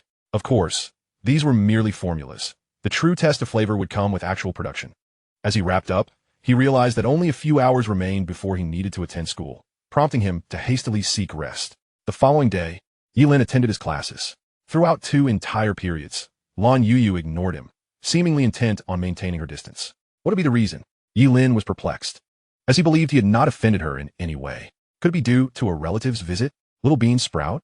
Ye Lin felt compelled to clarify the situation. What is wrong? Ye Lin suddenly inquired, startling Lan Youyou. The previous night, several classmates had painted Ye Lin as a devilish figure, attributing numerous misdeeds to him. And now the mere sight of him cast a shadow over her. Why do I feel like you are deliberately avoiding me? Ye Lin directly asked. No, that is not true at all. Lan Youyou hastily denied, fearing to provoke him. After all, what if he decided to serve her food steeped in the essence of stinky socks? Has someone been speaking ill of me? Observing her panicked demeanor, Ye Lin surmised that someone must have informed Lan Youyou of his past misadventures. Anyone who could instill fear in a timid girl must certainly have a reputation for being wicked. Lan Youyou initially nodded, but then quickly shook her head, exclaiming, No. Ye Lin, no one has said anything bad about you. Seeing her nod, Ye Lin felt exasperated. Who had such a loose tongue? The rapport he had painstakingly built with Lan Youyou seemed to evaporate overnight. In the gentlest of tones, Ye Lin asked Little Bean Sprout, They must have said I was very bad in the past, right? Lan Youyou fell silent. Her silence was a tacit admission, and Ye Lin pressed on. I am aware that I treated my classmates poorly in the past, but they were not kind to me either. They refused to help me with my studies, resulting in my consistently poor grades. None of them wanted to be my friend, and without Fatty, I would have been utterly alone at school. Hearing Ye Lin's words, Lan Youyou felt a surge of empathy. She too had faced isolation in her previous school, often bullied for amusement. In that moment, she perceived Ye Lin's plight as truly pitiable. Ye Lin, you're not a bad person. I can feel it. You have been very kind to me. If you're truly a villain, you wouldn't treat me so well. Lan Youyou hurriedly reassured him, anxious that he might shed tears. Really? Ye Lin feigned a look of being on the verge of tears, deeply moved. Indeed, the books say that everyone makes mistakes.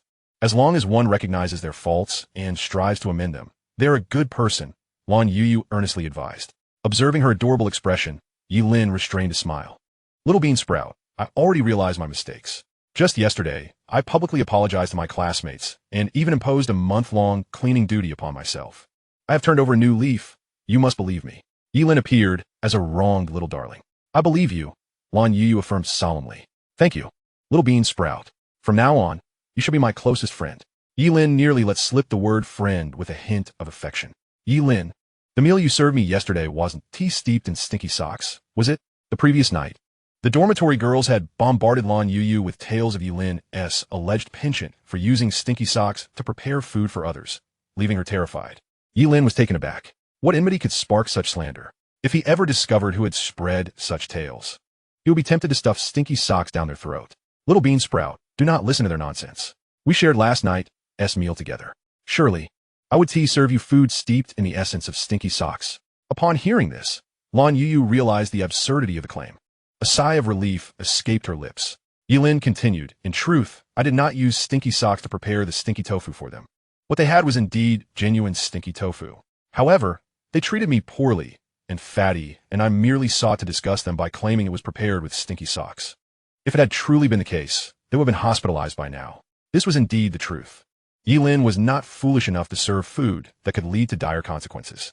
He merely wished to annoy them, buying several portions of stinky tofu and making the claim with the intent of provoking a reaction. Otherwise, how could it be that Lan Youyou fortuitously overheard this? It was all part of Ye Lin's elaborate scheme. Why didn't you explain to them? That way, they could forgive you, Lan Youyou suggested. Little bean sprout. When others have preconceived notions about you, all explanations fall on deaf ears. I will clarify things for you when we return to the dormitory. I cannot allow them to misunderstand you. Fearing that Lan Youyou might suffer for defending him, Ye Lin quickly interjected, "There's no need for you to explain anything. Your trust in me is enough. Whether or not they believe is inconsequential, for I do not care for their opinions. Is that all it takes for you?" Lan Youyou pondered. Seeing her lost in thought, Ye Lin added, "Little bean sprout, we are friends. They are not my friends, so their belief or disbelief is irrelevant. If you tell them, they will see you as my ally, and enemies of my friends may turn their hostility towards you." "I understand, Ye Lin. I want to speak to them about it," Lan Youyou said, her words not entirely sincere. After soothing her for a few more classes, the tension between them dissipated, and Lan Youyou's fear of Ye Lin vanished. At noon, as school let out, Ye Lin skipped lunch and hurriedly left the campus with Huang Bei'ai. Initially, Ye Lin intended to invite Lan Youyou to join him for a meal, but it seemed that Ling Feixue had already taken her away. He shrugged it off. It was as if he was simply accompanying Fatty on a diet. Chapter 21. Brother Lin, are you serious? You want to open a shop? After Ye Lin disclosed his intentions to Huang Bei'ai, the latter found it hard to believe. Was this an endeavor fit for a high school student? It's just a shop. Why are you making such a fuss? Are we not brothers? Huang Bei'ai felt a pang of regret for accompanying Ye Lin. Brother Lin, I only have 2,000 left, and that is after years of frugality. Fear not, I'll repay you.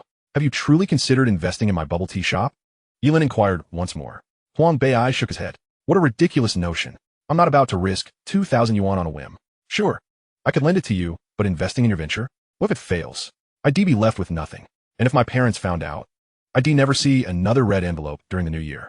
His chief concern was his disbelief in Ye Lin's capability as a high school student to undertake such a venture, especially with his academic obligations. Opening a milk tea shop, one cannot fathom his thoughts, especially considering that the milk tea shop right at the school gate has already been transferred due to its bustling popularity. As a loyal friend, Huang Bei'ai did not hesitate to lend money to Ye Lin. However, when Huang Bei'ai expressed reluctance, Ye Lin had no choice but to abandon the idea. After all, how could he possibly tell him that his milk tea shop was bound to become a sensation? With the unpredictable twists of fate, even Ye Lin himself was unsure of his ability to succeed. Soon, the two arrived at a shop directly opposite the school gate. This establishment specialized in powdered milk tea, but was suffering from dismal business, with customers few and far between. A bold sign outside declared its availability for transfer. Approaching the counter, a woman in her 30s greeted them warmly, asking, "What would you gentlemen like to drink?" "Boss, we're not here for milk tea," Ye Lin replied. The owner, Qin Hui, was puzzled. Why would someone enter a milk tea shop without the intention of ordering? "Is there something you need?" she inquired. "Are you looking to transfer this shop?" Ye Lin asked. Qin Hui was taken aback. She hadn't anticipated that a student would be inquiring about the shop's transfer. "Yes. Are you interested in renting it?" "Indeed. But why would a student want to rent a shop?" Qin Hui questioned, bemused. She couldn't comprehend why a high school student would abandon their studies to venture into business. To run a business, of course. What else could it be? Huang Bei'ai interjected, perplexed by the owner's line of questioning. It was akin to asking someone who sells milk tea what their occupation was when they were purchasing milk tea. Utterly nonsensical. Qin Hui smiled. "I meant to ask what kind of business you plan to pursue. I want to see if there's anything in this shop that could be of use to you. If so, I could sell it to you at a lower price." Ye Lin glanced around. Indeed, there were several items he could utilize, such as the ice machine, tea barrels, refrigerator, and cups. However, he lacked the funds to cover all of it. Securing the shop and renovating it was already a significant undertaking. "I intend to open a milk tea shop. These items would certainly be useful, but I currently lack sufficient funds," Ye Lin replied awkwardly. "You wish to open a milk tea shop?" Qin Hui was somewhat astonished. Here she was, struggling to keep her own milk tea shop afloat, and this young man wanted to start one himself? "Yes, if possible. I would like to have these appliances on credit until I can earn enough to pay you back," Ye Lin proposed. Upon hearing this, Qin Hui mused that students were indeed naive, believing they could guarantee profits before even opening a shop. Nevertheless, she thought that as long as he could take over this mess, it was worth a shot. But could a student's word hold any weight? She harbored doubts. What if, once everything was settled, his parents intervened, claiming he was just a child? That would leave her with nothing to show for her efforts. Thus, she asked, "Do your parents know about this endeavor?" Ye Lin sensed her concern and replied, I'm using my savings to start this business, and I assure you, no one will come looking for trouble. Besides, I am already of age and can take responsibility for my decisions. Qin Hui found his reasoning somewhat compelling. Once the contract was signed, it would be binding. This shop is 30 square meters and typically requires a year's lease, paid quarterly. However, considering you are a student, I will allow you to rent it for 1 month first. The rental fee is 1,000 yuan per month, with a security deposit for 1 month's rent. This way, if your business does not thrive, you can cut your losses promptly. Though Qin Hui's words were considerate of Ye Lin, her true motive was self-preservation. Should Ye Lin fail, the shop could be swiftly transferred again. Conversely, if he succeeded, she could manipulate the situation to her advantage, perhaps raising the rent or reclaiming the business if he could not keep up with payments. Thank you so much, Ye Lin responded, oblivious to her ulterior motives. He merely thought her to be quite kind. If it had been a quarterly payment, he would have been unable to manage such an expense. Qin Hui continued, if you cannot afford the equipment right now, you can provide me with a deposit of 2,000 yuan, and we can settle the remaining balance later when you have the funds. That sounds perfect, Ye Lin agreed enthusiastically. Qin Hui concluded, so for this month, you will owe me a total of 4,000 yuan to be paid in one lump sum. Is there any issue with that? No issues at all, Ye Lin assured her. He had already inquired about the typical rental prices on this street and deemed this rate reasonable. In truth, he could have bargained further. But out of gratitude for her consideration, he chose not to haggle. 4,000 yuan not only secured in the shop, but also a plethora of equipment, saving him a considerable amount of money compared to his expectations. After signing the contract, Ye Lin counted out the 4,000 yuan and handed it to Qin Hui. This sum represented nearly all the savings he had accumulated over the years. Had it not been for Huang Bei'ai lending him 2,000 yuan, he would have struggled to even commence renovations. However, he did not plan on making extensive renovations. Merely changing the shop sign and perhaps applying some wallpaper would suffice. After finalizing the contract, Qin Hui recognized that as a student, Ye Lin could not possibly manage the shop alone and still attend school.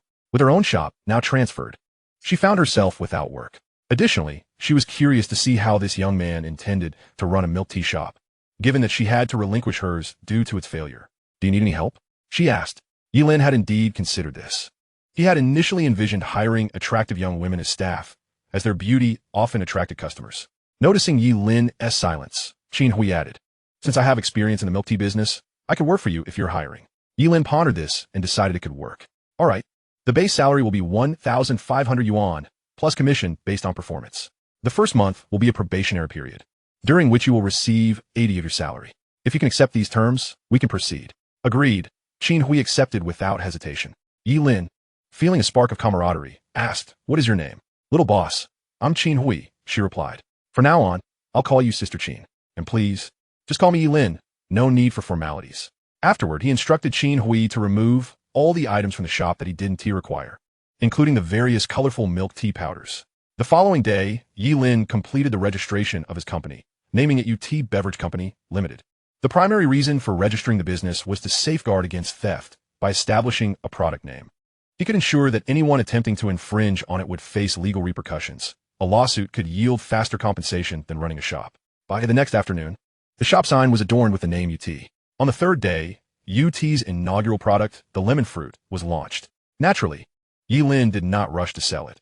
He first meticulously instructed Qin Hui on how to prepare it, confirm suppliers, and customize cups. After tasting the freshly made lemon fruit, Qin Hui was taken aback by its delightful balance of sweetness and acidity, chilled to perfection, with occasional bites of fruit flesh. Truly exquisite. This young man undoubtedly possessed some talent. As the weekend approached, UT was finally ready for its grand opening. Banners and flowers had adorned the entrance for several days, enveloping the shop in an air of mystery. On Saturday, the opening day of UT, with only 2 hours remaining before the grand reveal, Ye Lin and Qin Hui arrived at the shop at 6 in the morning to prepare fruit. They filled 6 tea barrels with the prep tea, knowing that during the opening, they would simply need to mix it with purified water. With everything in place, Ye Lin made 2 cups for himself before heading to school. Why venture to school on a weekend? Simply because he had arranged for Lan Youyou to tutor him, rendering the shop's opening less significant in comparison.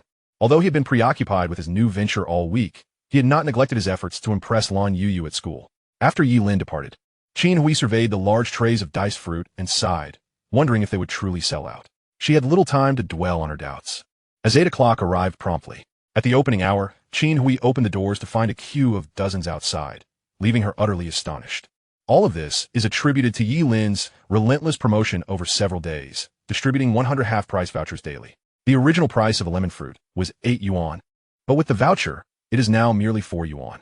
Lemonade, priced at 1 yuan per cup, and jasmine green tea, at 2 yuan per cup, are both offered in a buy-one-get-one free deal. Qin Hui, busy collecting payments while preparing fruit tea, found her hands nearly overwhelmed. Initially, she believed her shop was ill-fated, as few customers ever frequented it. Now, she realized it was her management that needed improvement. Ye Lin, carrying 2 buckets of lemon fruit, arrived at the foot of the Shangmei building, estimating that Lan Youyou was still groggy from sleep. In this era, few students possessed mobile phones, making it impossible to contact her. So Ye Lin had no choice but to wait. A handsome young man stood conspicuously beneath the girls' dormitory, easily catching the eye of passersby. After all, in front of the girls' dormitory, any male presence would attract glances, let alone someone as striking as Ye Lin. Gradually, more and more girls discerned Ye Lin's figure. News spread quickly, with some even rousing their slumbering friends to catch a glimpse of the handsome boy. Soon, the corridor outside Shangmei building was teeming with girls. That guy downstairs is so handsome. Isn't that the lemon fruit being promoted at the school gate? It's finally open. Hurry, I have a voucher for a half-price cup. Let's go buy some. Just look at him. So charming and considerate.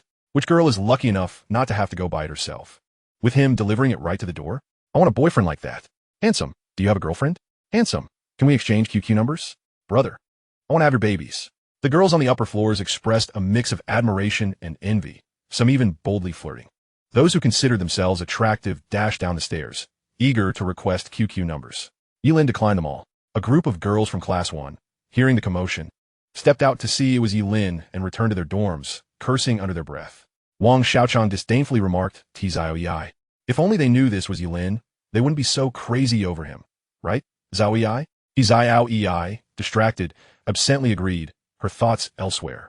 Wang Xiaochan, uninterested in probing further, returned to her bed to read a romantic novel. Zhao Yi sat on her bed, lost in thought. Even though he was Ye Lin, he was undeniably handsome. Who was he bringing that fruit tea for?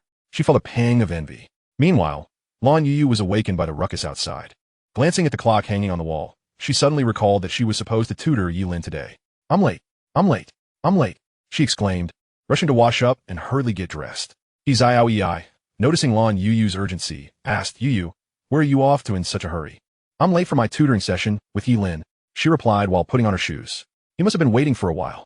With that, Lan Youyou dashed out the door, racing down the stairs. Zhao Yi was stunned. Could it be that Ye Lin was waiting for Lan Youyou? Was the fruit tea he carried for her? Quickly, she peered over the balcony.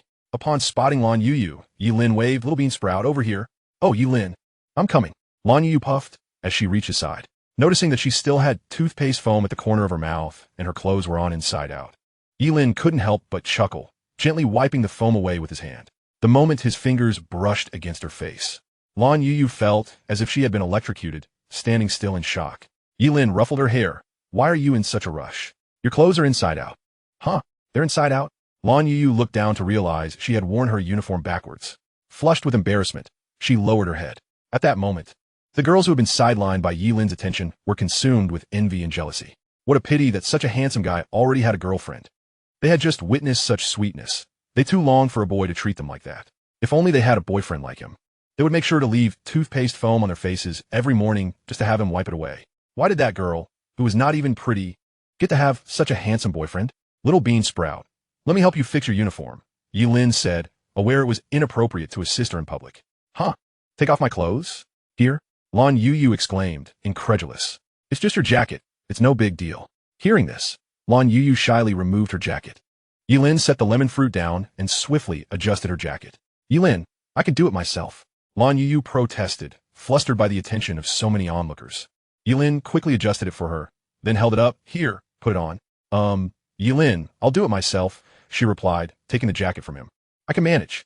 As this scene unfolded, Zhao Yi rolled her eyes and retreated back to the dorm, while the other girls, feeling fed up with the display of affection, left in a huff. They had not anticipated such a sugary spectacle and felt it might give them diabetes. Soon, Ye Lin and Lan Youyou arrived at the classroom. Since it was early morning, the classroom was empty. After grabbing their textbooks, Ye Lin led Lan Youyou away, not wanting anyone to intrude on their private moment. He took her to the library, where the study room was unlocked, providing a quieter atmosphere than the classroom. Upon entering the study room, Lan Youyou was surprised to find a couple with their faces pressed together. She gasped, then innocently declared, "Classmates, you shouldn't kiss. You'll end up with a baby." Ye Lin, hearing her exclamation, was momentarily speechless. Most people would have discreetly slipped away, but not her. She boldly proclaimed it out loud. Of course, this was not entirely her fault. Growing up, whenever she and her brother saw such scenes on television, their parents would say that kissing could lead to babies, and thus they believed it. In reality, this topic was covered in middle school, but it was never tested, so biology teachers tended to gloss over it, leaving students to figure out on their own. After all, discussing such matters could be quite awkward. Lan Youyou, having never been taught about it directly, remained blissfully ignorant. The two students engaged in inappropriate behavior in the study room, startled by Lan Youyou's comment, fled in a panic. "Ye Lin, what just happened? Why did they run off so quickly? Did something happen?" Lan Youyou asked innocently. Ye Lin, feeling awkward, struggled to answer and finally said, "They really had to go to the bathroom." "Oh, is that so? But if they were just kissing, wouldn't they be afraid of having a baby? They're still in school." Lan Youyou questioned, perplexed. Ye Lin, trying to clarify, explained, "Little bean sprout, kissing doesn't lead to babies." "Really? Then how do babies come about?" Ye Lin was at a loss for words and could only reply, "I'll tell you later. You'll understand in due time." "Okay, Ye Lin. You must promise to tell me later." "Pinky swear." Lan Youyou extended her hand. After sealing their promise, Ye Lin pointed to a corner. "Let's sit over there." As soon as they settled down, Ling Feixue, Zhao Rongrong, and several classmates from class 5 entered the study room. Upon seeing Ye Lin, Ling Feixue felt an overwhelming urge to slap him twice. Just a few nights ago, she had waited until she fell asleep without receiving any message from him. And the next morning, she awoke in a furious rage, even shattering her most cherished cup in her wrath. It was all Ye Lin's fault. Now, as she observed him carrying 2 cups of fruit tea, she vowed that even if he offered them to her, she would not forgive this scoundrel. Chapter 23. "If you want a drink, go buy it yourself." Ling Feixue approached Ye Lin, pondering that he would surely say, "Feixue, I bought this fruit tea for you. Please forgive me. I realized my mistakes these past few days. Life without you has been unbearably lonely." However, such imaginings were but a sweet fantasy, while reality was starkly cruel. It seemed as though Ye Lin was oblivious to Ling Feixue's presence as he handed a lemon fruit drink to Lan Youyou, saying, "Little bean sprout, this is for you. Drink up, it's delicious." "Is this for me?" Lan Youyou's eyes sparkled with disbelief. "I made it myself, specially for you," Ye Lin added. Upon hearing this, Lan Youyou felt a flicker of joy. Ye Lin had actually prepared a drink for her, which made him truly wonderful. Ling Feixue was infuriated by this scene. Why did Ye Lin consistently seek to provoke her these past few days? Her patience was at its limit as she exclaimed, "Ye Lin, why did you give the fruit tea meant for me to that ugly girl?" Only then did Ye Lin notice Ling Feixue standing nearby. What a stroke of bad luck. Wherever he went, he encountered this woman, and their peaceful world had been disrupted. Ye Lin felt an overwhelming sense of annoyance. Upon hearing Ling Feixue's words, Lan Youyou felt a pang of inferiority upon seeing her exquisite features. So, Ye Lin had intended to gift this fruit tea to the beautiful sister, which made her feel a bit disheartened. Why did Ye Lin claim it was for her? As Lan Youyou attempted to extend the lemon drink towards Ling Feixue, her delicate hand was suddenly seized. Startled, she turned to find it was Ye Lin. Although Ling Feixue was beautiful, in Ye Lin's eyes, she paled in comparison to Lan Youyou. With irritation, he retorted, "Who's ugly? Little bean sprout is far prettier than you. And who said this fruit tea was for you? If you want a drink, go buy it yourself from across the school. Come on, little bean sprout, let's go." With that, Ye Lin took Lan Youyou's hand and departed. "Ye Lin, you bastard. I know you're deliberately trying to upset me. I will never forgive you. Who needs your fruit tea? Don't think I'm unaware of your little tricks. I can buy my own." Ling Feixue fumed internally. Zhao Rongrong had already warned her that Ye Lin's closeness with this ugly duckling was merely to make her anxious. "I'm not anxious, and I will not forgive you. You scoundrel," Ling Feixue stubbornly declared. "Feixue, that guy Ye Lin knows we study here on weekends. He's intentionally brought that ugly duckling to act out and irritate you." Zhao Rongrong analyzed for her best friend. "I know, he certainly has his fair share of theatrics. I will not forgive him for such childish games. Thinking I would be jealous of him is truly laughable," Ling Feixue replied angrily. A boy from their study group, Ren Xinghong, who was the academic representative of Class 5, chimed in with a fawning expression, "Feixue, that fruit tea Ye Lin has is called lemon fruit. It's sold at the newly opened milk tea shop across the school and is said to be quite delicious. There was a long queue when we arrived." "Did those people really queue just for that lemon fruit?" Zhao Rongrong exclaimed in surprise. "Is it really worth such a long wait for a drink? I heard it's really good.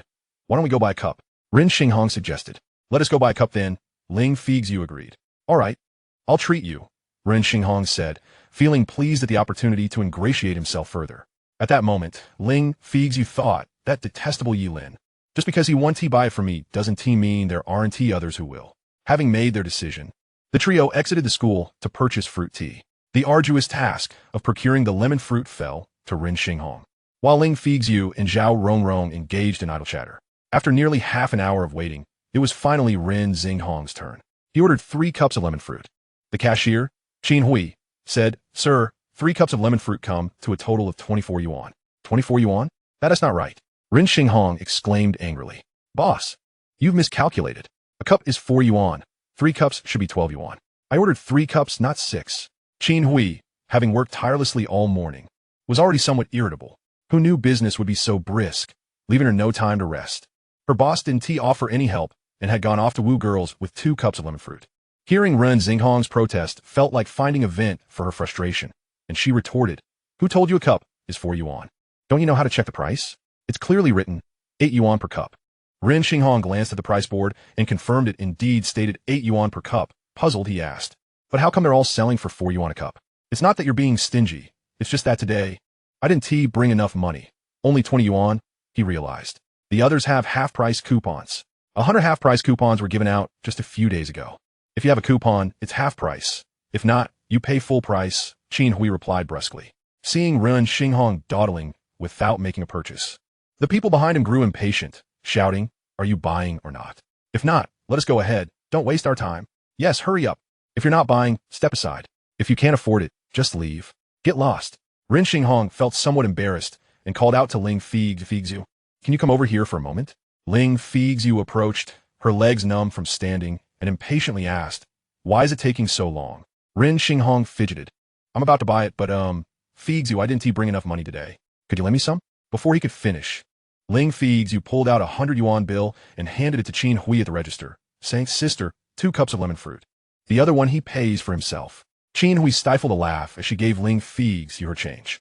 Ren Xinghong felt embarrassed for having to pay for himself. Ling Feixue's actions made him somewhat furious. It was humiliating enough to be short on cash without having her rub it in his face. However, despite his anger, he dared not show it in front of Ling Feixue. How embarrassing to be out with girls without money, he thought.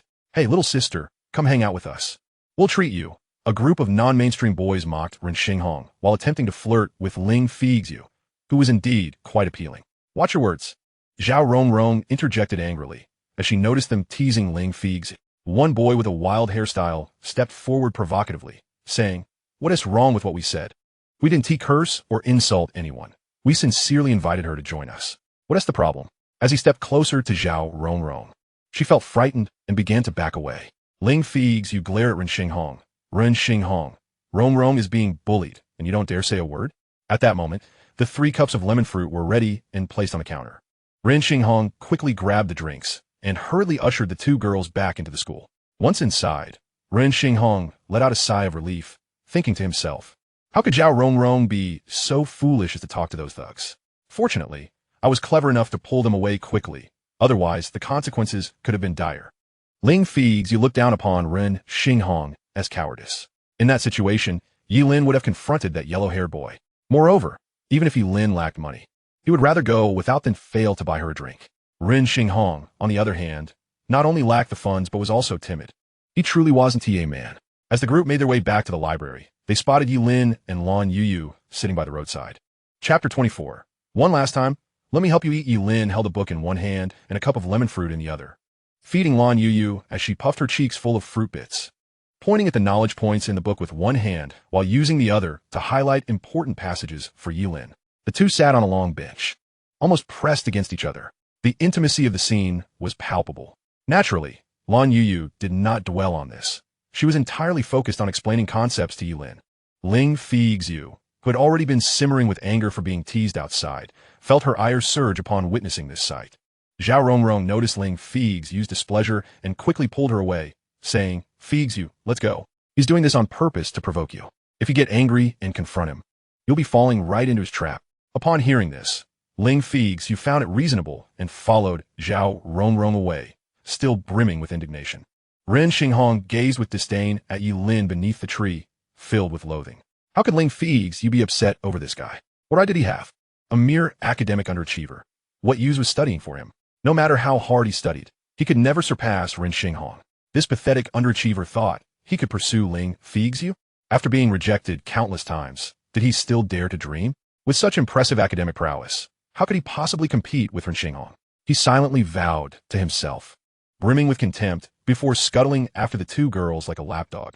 Ye Lin, however, was oblivious to their antics, engrossed in Lan Youyou's explanations. Although he understood all the material, listening to Lan Youyou elucidate was a pleasure. Even the slightest touch with her would send his hormones racing. Lan Youyou soon realized just how astute Ye Lin was. No matter how complicated the concepts, he grasped them instantly. She found it perplexing that someone so intelligent consistently ranked at the bottom of his class. It was utterly baffling. After an hour of study, during a break, Ye Lin sent a text to Ye Lin, informing him that he would not be returning home for lunch due to his tutoring sessions, and asked him to bring some food, specifically 2 servings. Upon receiving the message, Ye Lin hurriedly went to buy groceries. He had spoken with Li Jianyi and learned that Mu Chenjiayun's daughter was often at the top of her class. It was likely she was assisting Ye Lin with his studies. Otherwise, how could this foolish boy ask for 2 portions? This lad was clearly smitten with her. Regardless of whether this infatuation would lead to nothing, at least she was genuinely helping him with his studies. Thus, he decided to prepare some of his signature dishes as a gesture of gratitude. After all, sometimes winning a woman's heart could begin with winning her stomach. With such a culinary skilled father, perhaps Ling Feixue would even consider marrying into the Yi family. As he mused, Ye Lin felt quite pleased with himself. After a busy morning, he finally prepared 2 satisfying lunchboxes. He quickly set off for the school to deliver the food. Their home was not far from the school. Within 10 minutes on foot, Ye Lin arrived at the school gate and called Ye Lin. Upon answering, Ye Lin informed Lan Youyou, "Little bean sprout, wait for me here. I'll be right back." "Okay, I'll wait for you here," Lan Youyou replied obediently. Ye Lin rushed to the school gate, and upon seeing his son approach, Ye Lin craned his neck, peering past him, slightly disappointed when he saw nothing. He hoped to catch a glimpse of Ling Feixue, to see if she was as beautiful as her mother, Mu Chenjiayun. "What are you staring at?" Ye Lin questioned, noticing his father's disregard. "You asked me to bring 2 meals. Shouldn't I check who the other one is for?" Ye Lin replied candidly. "Huang Beiai. Who else could it be?" Ye Lin answered. Upon hearing this, Ye Lin thought, "You little rascal, hiding things from me. Don't think I don't know you're a smitten fool." He pretended to be oblivious and said, "Is that so?" Ye Lin, unaware of his father's thoughts, said, "All right, Dad. You should head home now. I need to go back to studying." With that, he ran back into the school, leaving Ye Lin watching him depart. Once out of sight, Ye Lin opened the lunchboxes to see what his father had prepared, intending to give the best portion to Lan Youyou. To his surprise, both boxes contained the same meal: braised pork ribs, sweet and sour pork, half a boiled egg, and some vegetables. He returned to the tree where Lan Youyou was still attentively reading on the bench. "Little bean sprout, I'm back," he announced as he sat down with the 2 lunchboxes. "You're back, Ye Lin. Let us continue," she replied, though she was a bit hungry and tired. Nevertheless, she was determined to impart more knowledge to him. "Little bean sprout, I'm exhausted and can't focus anymore. Let us call it a day and continue tomorrow. Shall we?" Ye Lin observed her fatigue and felt a pang of sympathy for the treasure of a girl who still wanted to tutor him despite her weariness. "Not studying anymore? Then what shall we do next, Ye Lin?" Lan Youyou had no other plans, having devoted her entire day to helping him. "Little bean sprout, I'm done for today. I need to head home and rest. You should return to your dormitory as well." "All right, I understand," she replied, gathering her belongings. "Here, this is for you, your lunch." After she finished packing, Ye Lin handed her a lunchbox. Knowing that Ye Lin's meals were always delicious, she recognized the value of the food, having already eaten from his boxes several times this week. Thus, she hesitated to accept it. "Ye Lin, I can manage my lunch on my own." This was her usual response whenever he offered her food. However, Ye Lin knew how to sway her. This girl despised waste. "If you don't want it, I'll just have to throw it away since I can't finish it. My dad would scold me to death if I did that." You can't waste it, Ye Lin. We must waste food. It's hard for farmers." The image of her mother toiling in the fields under the blazing sun made Lan Youyou abhor any waste. Seeing food being discarded in the cafeteria made her feel sorry.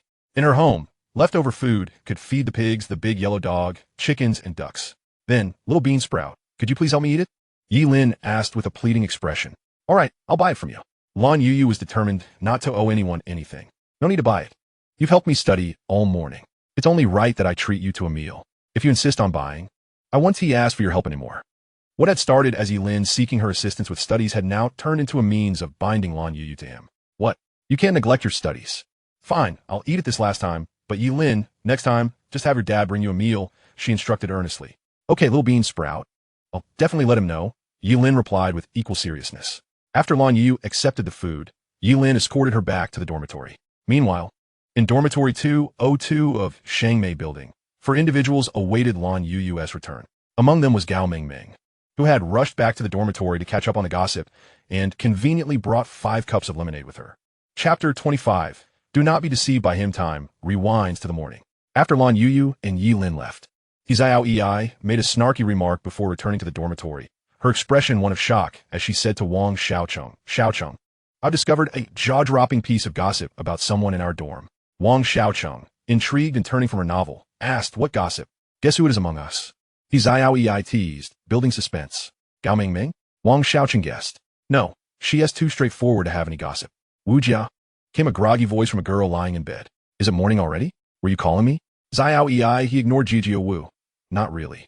Xiaocheng Wang pondered that the gossip certainly could not be from Xiao Ei, for who would gossip about oneself? Besides, if it were her, Xiao Ei would never have confided in her. That left only one person in the dormitory. Lan Youyou. Xiao Ei nodded vigorously. Upon hearing this, Xiaocheng's curiosity was piqued. What gossip? Xiao Ei, as if discovering a new world, exclaimed, let me tell you, Lan Youyou is dating Ye Lin. Without hesitation, Xiaocheng immediately denied it. Impossible, that is utterly impossible. Why impossible? Do you know who Ye Lin was waiting for downstairs, just now? Are you implying he was waiting for Lan Youyou? Exactly. He was downstairs with 2 cups of fruit tea, waiting for Lan Youyou. Who buys breakfast so early and comes to the dormitory just to pick someone up if not for romance? You don't understand. Xiaocheng knew Ye Lin was exploiting Lan Youyou. What do you mean? Seeing Xiaocheng's enigmatic demeanor, Xiao Ei grew curious. Xiaocheng, without further ado, said, I'll tell you, but don't spread it around. Xiao Ei raised her hand solemnly. I swear. You know who Ye Lin has always liked and pursued, right? Ling Feixue, of course. Since starting high school. He has been madly confessing to her every day. But strangely, recently he hasn't been visiting class 5 to see Ling Feixue. Instead, he spends all his time in the classroom with Lan Youyou. You see the problem now, right? Can someone give up on a person they like for so long in just one day? It seems impossible. Xiao Ei contemplated deeply. Lan Youyou just arrived, and Ye Lin changed completely, becoming a model student. Outsiders might think it's because of Lan Youyou, but actually, it's a calculated plan to pursue Ling Feixue. A plan? I'm surprised. People really need a plan to chase someone? Yes. First, he reforms himself, changes his image to appear before Ling Feixue, then pretends to be in a relationship with Lan Youyou to attract Ling Feixue's attention, hoping she will come to him. Xiao Ei was puzzled, but Ling Feixue doesn't like Ye Lin, right? If he is dating Lan Youyou, he won't seek out Ling Feixue anymore. That should be good for Ling Feixue, and yet she actively seeks Ye Lin? She wanted to add that wasn't that just self-degrading, but held back. Xiaocheng closed her novel and sat up. That is why you don't understand. Ling Feixue has been pursued by Ye Lin for so long that she is somewhat moved and accustomed to it. Suddenly, Ye Lin stops, and Ling Feixue feels off. This is a classic play hard to get tactic, and surprisingly, it works. Ling Feixue sought him out twice in one day. Oh, so that is why Ling Feixue came to our class that day, Xiao Ei suddenly realized. Yes, the first step, playing hard to get, is accomplished. The second step is faking a relationship to make Ling Feixue jealous, prompting her to accept him. This is a feint. Xiaocheng sighed. Poor Lan Youyou is merely a pawn in Ye Lin's scheme. Xiao Ei's face burned with indignation. Ye Lin is shameless. Lan Youyou is so kind. Yet he exploits her. When has Ye Lin ever had shame? True, he is the thickest-skinned person in school. Lan Youyou is from our class 202. We can't let Ye Lin bully her. Seeing injustice, Xiao Ei resolved to defend Lan Youyou fiercely. After Jijio Wu woke, they called Jiao Mingming back to the dormitory. While Lan Youyou tutored Ye Lin, the 4 of them chatted in the dorm all morning. Under Xiaocheng's keen analysis, they seemed to see through Ye Lin's despicable nature. 3 women are a formidable force, let alone 4. By morning's end, Ye Lin was thoroughly condemned. If curses could kill, Ye Lin would have perished countless times. The harsher they scolded him, the more pitiful Lan Youyou seemed, an innocent girl deceived by Ye Lin's treachery. At noon, Lan Youyou returned to the dorm with her lunchbox, only to find all 4 gazing at her with sympathy. Why do you look at me like that? Lan Youyou, feeling uneasy, wondered if she had done something to upset them. Seeing her guilty expression, Xiao Ei was the first to ask, You're dating Ye Lin, aren't you? Lan Youyou froze. Dating? With Ye Lin? In my understanding, dating involves kissing and hugging and having babies. I'm only tutoring him, no kissing or hugging. So it's not dating. After thinking, Lan Youyou quickly answered, no, we're not dating. Really? Xiaoyi doubted. Really? Lan Youyou affirmed. Jiao Ming asked. Then why does Ye Lin often buy you food? This lunchbox is probably from him, right? Lan Youyou explained, well, since I tutor Ye Lin, he often buys me food. I didn't want it, but if I refuse, he throws it away, which is a pity, so I take it. This lunchbox, he said he can't finish it, and if he takes it home, his dad would scold him, so he asked me to help eat it. If I don't, he'd have to throw it away. So I help. Maybe next time you all can help him eat. Xiaoqing shuddered. Ye Lin's food? We wouldn't dare eat it. Who knows if he cooked it with his stinky socks. Seeing Xiaoqing still harboring this grudge, Lan Youyou felt compelled to clear Ye Lin's name despite his forbidding her. Xiaoqing, Ye Lin told me the stinky tofu he gave you wasn't tea-soaked in stinky socks. He only said that to tease Teacher Lung. Hearing this, Xiaoqing's anger intensified. That scoundrel. He even makes Lan Youyou defend him. Shameless. Lan Youyou continued defending him. Actually, Ye Lin is a good person. It's just that before, you all ignored him and refused to help him study, so he acted out. Now he has reformed and won't do those bad things again. Hearing this, the other scoffed. What nonsense. That dog Ye Lin is truly shameless. Only pure Lan Youyou believes his lies. Ignored him? Refused to teach him? Who would dare? The only miracle is he hasn't caused more trouble. Teach him? Even a sage couldn't. While Lan Youyou defended Ye Lin, Jia asked Ye Youyou, do you like Ye Lin? Lan Youyou thought for a moment, puzzled by the question's meaning. What does it mean to like Ye Lin? Jia explained. To like someone means to depend on them, to want to see them every moment. Lan Youyou considered. Depend on Ye Lin? No. Want to see Ye Lin all the time? No. Without either, it must mean no affection, she answered. No, I don't like him. Whether Lan Youyou admitted it or not, Xiaoqing advised. Youyou, it's best you don't like him. Ye Lin's heart belongs to Ling Feixue. He won't like anyone else. Don't let him use you and get hurt. Exactly. Youyou, don't be fooled by Ye Lin. Xiaoyi chimed in. Jia added. There are plenty of handsome boys out there. Don't be deceived by Ye Lin's shabby appearance. He has bad news. Seeing Lan Youyou deep in thought, Jiao Ming brought over a cup of lemon fruit juice with a smile. Enough of that. Youyou, this is for you. Help me with some tutoring later. At that moment, Lan Youyou silently reflected on Ye Lin's affection for Ling Feixue. She resolved to remember that name and to speak well of Ye Lin whenever possible, to prevent anyone from misunderstanding him as a villain. Chapter 26. The treachery of human hearts. Upon leaving school, Ye Lin went directly to the shop, wearing a mask to avoid being recognized by anyone from school, lest it affect business. It was nearly noon, yet Qin Hui felt utterly exhausted. The morning had been bustling with business, and she was the sole one managing the demands. Upon seeing Ye Lin, she lamented, my dear ancestor, you have finally returned. I am on the verge of collapsing here. Ye Lin had anticipated a good day of sales, but he had not expected such overwhelming success. The key factor was undoubtedly the delightful flavor of the lemon drink. Although it was autumn, the southern climate remained as swelteringly warm as summer, making the sweet and sour beverage particularly refreshing and thirst-quenching. Those who had tasted it sang its praises to their friends and family, spreading the word far and wide, rendering Ye Lin's advertising efforts unnecessary. Curiosity drove many who had yet to try the drink to come and sample it. As the crowd grew, Qin Hui found herself in a dire predicament, juggling payments and concocting drinks without a moment's respite. By the end of the morning, they had sold around 200 cups, raking in nearly 1,000 yuan before noon. With Ye Lin's arrival, the workload for the latter half of the day became significantly lighter, allowing Qin Hui a much-needed breather. After a full day's work, as night fell, Ye Lin tallied the earnings, which, after accounting for costs, amounted to over 1,800 yuan. Even if the subsequent demand waned, he estimated a daily profit of 600 or 700 yuan would still be achievable. This realization bolstered Ye Lin's confidence, prompting him to consider hiring a few more employees. Given the current income, it seemed plausible to support 4 or 5 staff members. He envisioned the necessity of expanding, which would require nurturing talent now for future growth. At 9:30 in the evening, after tidying up the shop's equipment, Qin Hui prepared to leave when Ye Lin called out to her, Sister Qin, wait a moment. What is it, little boss? She replied, somewhat fatigued. Ye Lin chuckled, please, don't always refer to me as little boss. I aspire to be a big boss one day. Qin Hui smiled at his humor and continued, oh dear, it's a habit I've formed and cannot easily change. Is there anything else you need, big boss? If not, I'm off home. Today has been utterly exhausting. Of course, I have something for you, Sister Qin. Today marks a successful opening, and this is your red envelope. Ye Lin handed her a hastily wrapped red packet. The lack of finesse was due to Ye Lin not having purchased an actual envelope. He merely wrapped 200 yuan in a piece of red paper he found. Furthermore, the money was sourced from the change accumulated from the day's sales. Wow, how generous. Boss. Well, I'm off then. See you tomorrow. Qin Hui accepted the money and headed home. On her way, she calculated that Ye Lin's shop could potentially earn several thousand yuan a day, making a monthly income of 20,000 within reach. After deducting expenses such as rent, wages, and materials, he could still net a guaranteed income of 10,000. A twinge of envy stirred within Qin Hui as she pondered the stark disparities among those running similar bubble tea businesses. She silently vowed that the shop would eventually be hers. She just needed to endure a little longer. After walking several hundred meters, Qin Hui paused to examine the contents of the red envelope. She had been unable to resist the urge to open it since the moment she received it. But doing so in Ye Lin's presence felt inappropriate.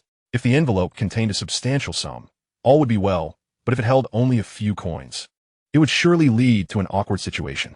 The envelope felt rather light, and she estimated it contained no more than 30 or 40 yuan.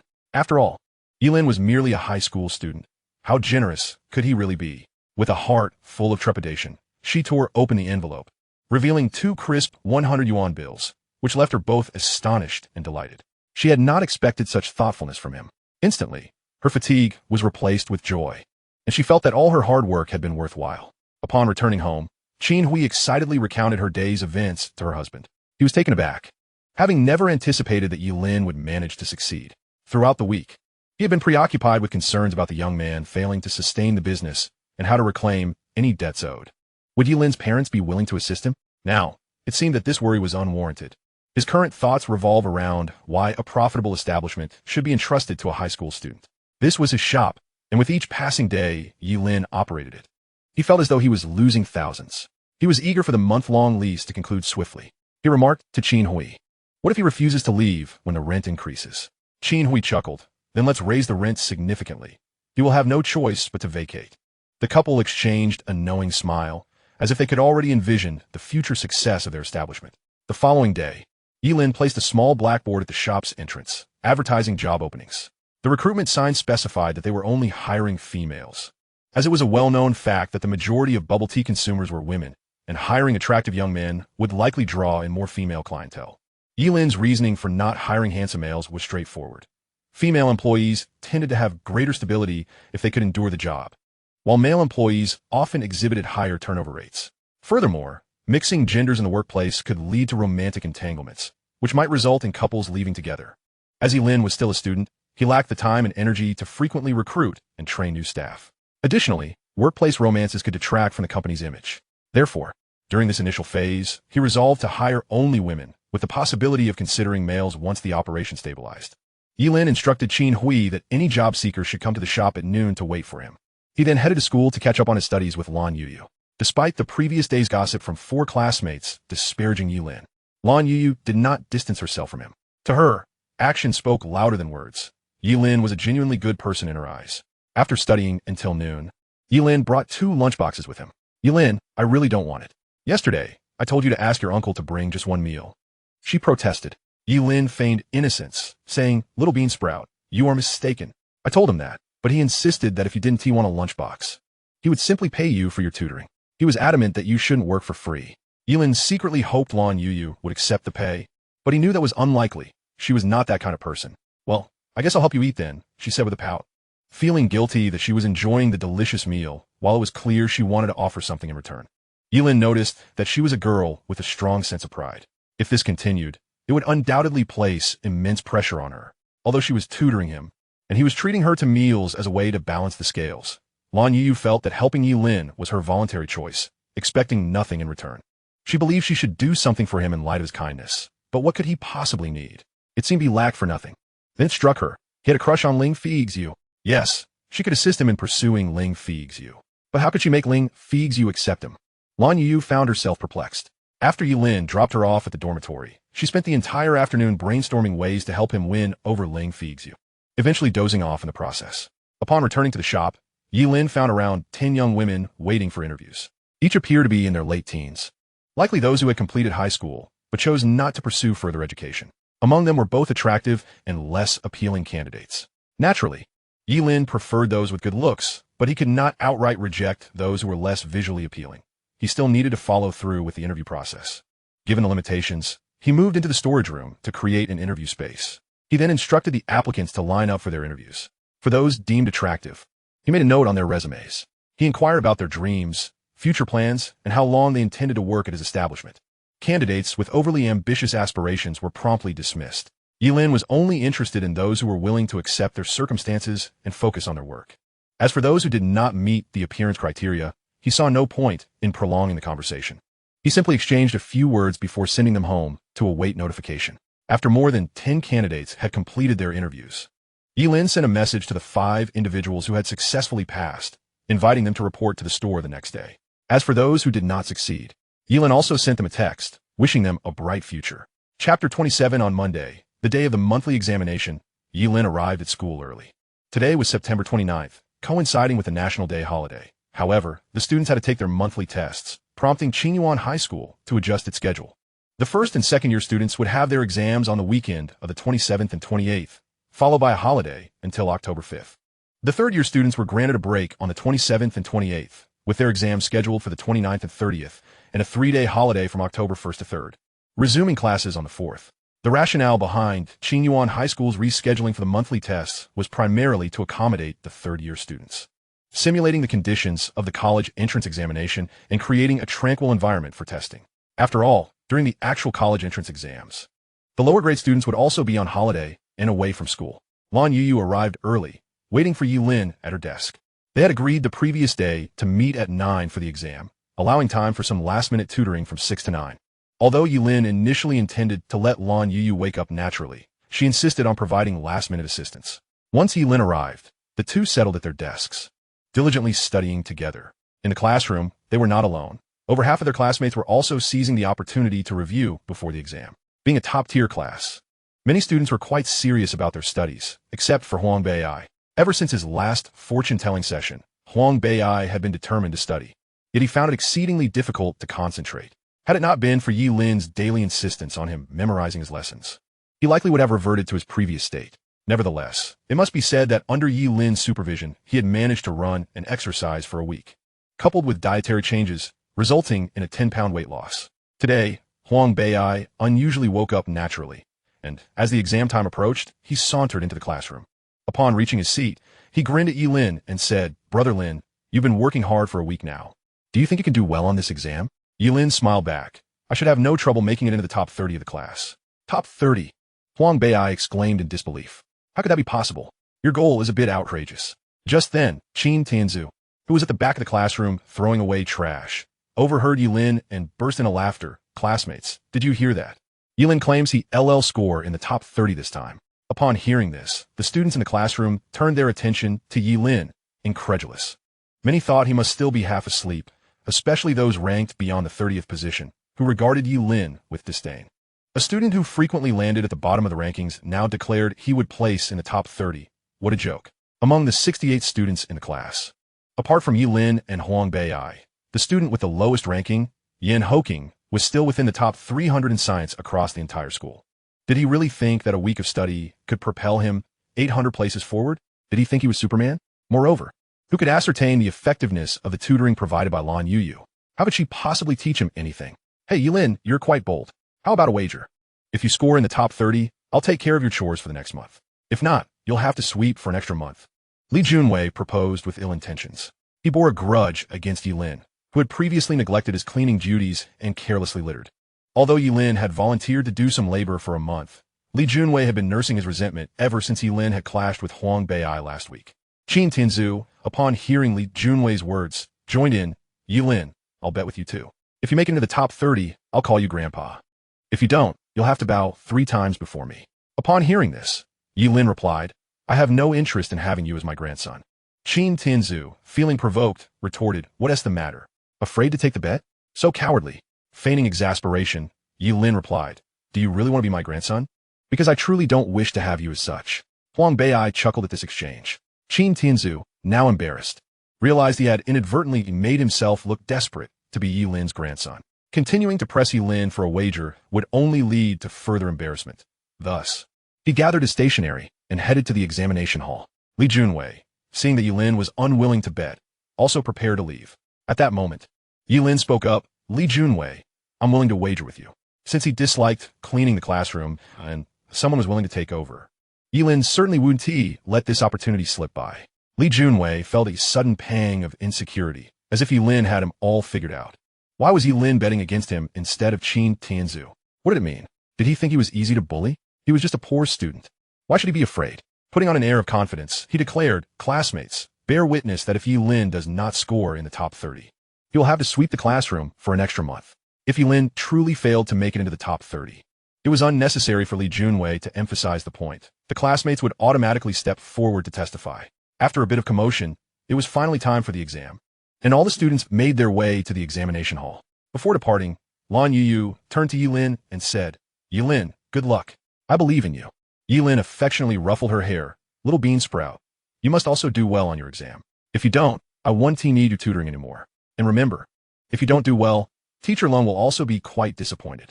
Ye Lin vividly recalled that in his past life, Lan Youyou had consistently ranked hundreds of places behind in exams at Qingyuan High School, yet managed to gain admission to prestigious universities like Tsinghua and Peking University.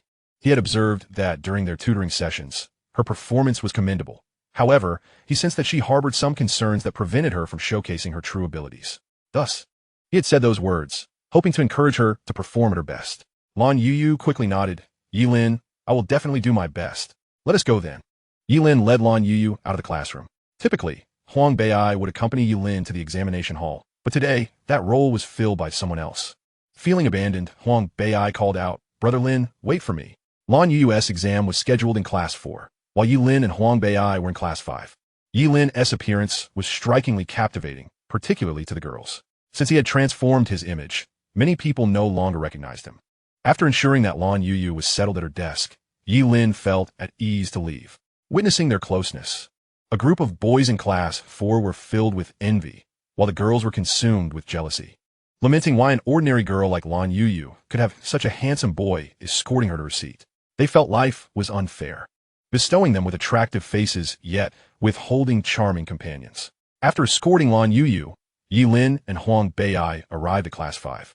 As Ye Lin took his seat and noticed that the student to his left was Ling Feixue, a wave of bad luck washed over him. To his right sat Lin Feixue, the school's recognized heartthrob. Lin Feixue had arrived early to the examination hall, and, upon noticing that the seat beside him was occupied by the recently rumored new heartthrob, Ye Lin, he kept a keen eye on the classroom entrance, eager to observe how this former school bully had transformed into a heartthrob. When he finally saw Ye Lin enter, Lin Feixue couldn't help but acknowledge that Ye Lin was indeed strikingly handsome. Evidently, he was a worthy competitor. No wonder Ye Lin posed a threat to Lin Feixue's status. Unfortunately, apart from his looks, Ye Lin had little else to offer. Lin Feixue prided himself on his academic performance, which, while not exceptionally stellar, was sufficient for easy admission to a university. Furthermore, as a music student, he excelled at singing, dancing, and basketball, often taking center stage during school events. Lin Feixue believed he was destined for stardom, convinced that Ye Lin could not compare. As he mentally assessed the situation, he concluded that Ye Lin was merely an equal, albeit with a slight edge in terms of looks. Meanwhile, Ling Feixue regarded Ye Lin with an expression of smug satisfaction. The position seemed rather advantageous, as long as Ye Lin did not seek her forgiveness. She would not permit him to copy her answers.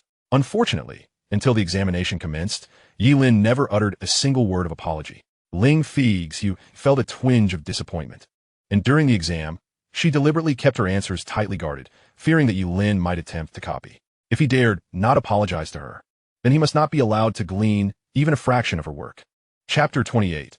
A glimpse of true countenance. With 2.5 hours allotted for the examination, Ye Lin completed all the challenging questions within the first hour. He dismissed the simpler questions, lacking the motivation to accumulate excessive points, lest his score appear implausibly high. He scribbled 4 or 5 lines for the essay, and then laid his head down to sleep. Ling Feixue clutched her exam paper tightly, turning to glance at Ye Lin to see what he was writing. To her astonishment, he was asleep. Was he sleeping because he could not copy? Ling Feixue regretted being so stringent with her answers. She should have allowed him to copy a little. Lin Feixue, observing Ye Lin dozing, was filled with disdain. This fellow was indeed handsome, but utterly lacking in merit otherwise. Huang Bei'ai, seated in the back, craned his neck, hoping to catch a glimpse of someone else's answers. Alas, Despite his efforts, he saw nothing, which drew the attention of the proctor, who came over to remind him to focus. After delivering the admonition, the proctor chose to stand right behind Huang Bei. With no hope of copying answers, Huang Bei resigned himself to resting his chin on his hand, staring blankly ahead. Upon noticing Ye Lin asleep, he felt a sense of foreboding. How could he have wagered with Li Junwei in this state? He hoped Ye Lin would not lose. Although Ye Lin would bear the consequences, it was Huang Bei who would have to do the cleaning. Huang Bei quietly informed the proctor, "Sir, that student is sleeping during the exam." However, the school's regulations mandated that the simulation of the college entrance examination be strictly adhered to, and sleeping was not considered a breach of discipline unless it disturbed others with snoring. The proctor coldly replied, "Mind your own business and keep quiet." Huang Bei sighed deeply. The proctor's inaction meant it was truly over for him. He lamented internally, "If fate decrees I must clean, then I must comply." Unable to copy and indifferent to the exam, Huang Bei simply lay down on his desk to sleep. Meanwhile, in Class 4's examination room, Lan Youyou wore a troubled expression. It was not the difficulty of the questions that plagued her, but rather uncertainty about the score she should aim for. She did not wish to disappoint Ye Lin or Ling Feixue, yet she feared that if she wrote diligently and scored too high, it might lead to resentment from others. She concluded that placing within the top 20 would suffice. However, she was uncertain of the scores required to achieve the top rank at Qinyuan High School, which left her in a quandary. After nearly half an hour of contemplation, her little head felt as though it might combust. Ultimately, she resolved to complete the Chinese exam thoroughly and inquire with Ye Lin afterward.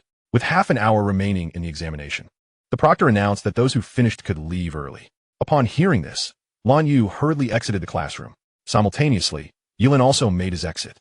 As Lan Youyou took the central staircase, Ye Lin descended the right staircase, causing him to trail behind her slightly.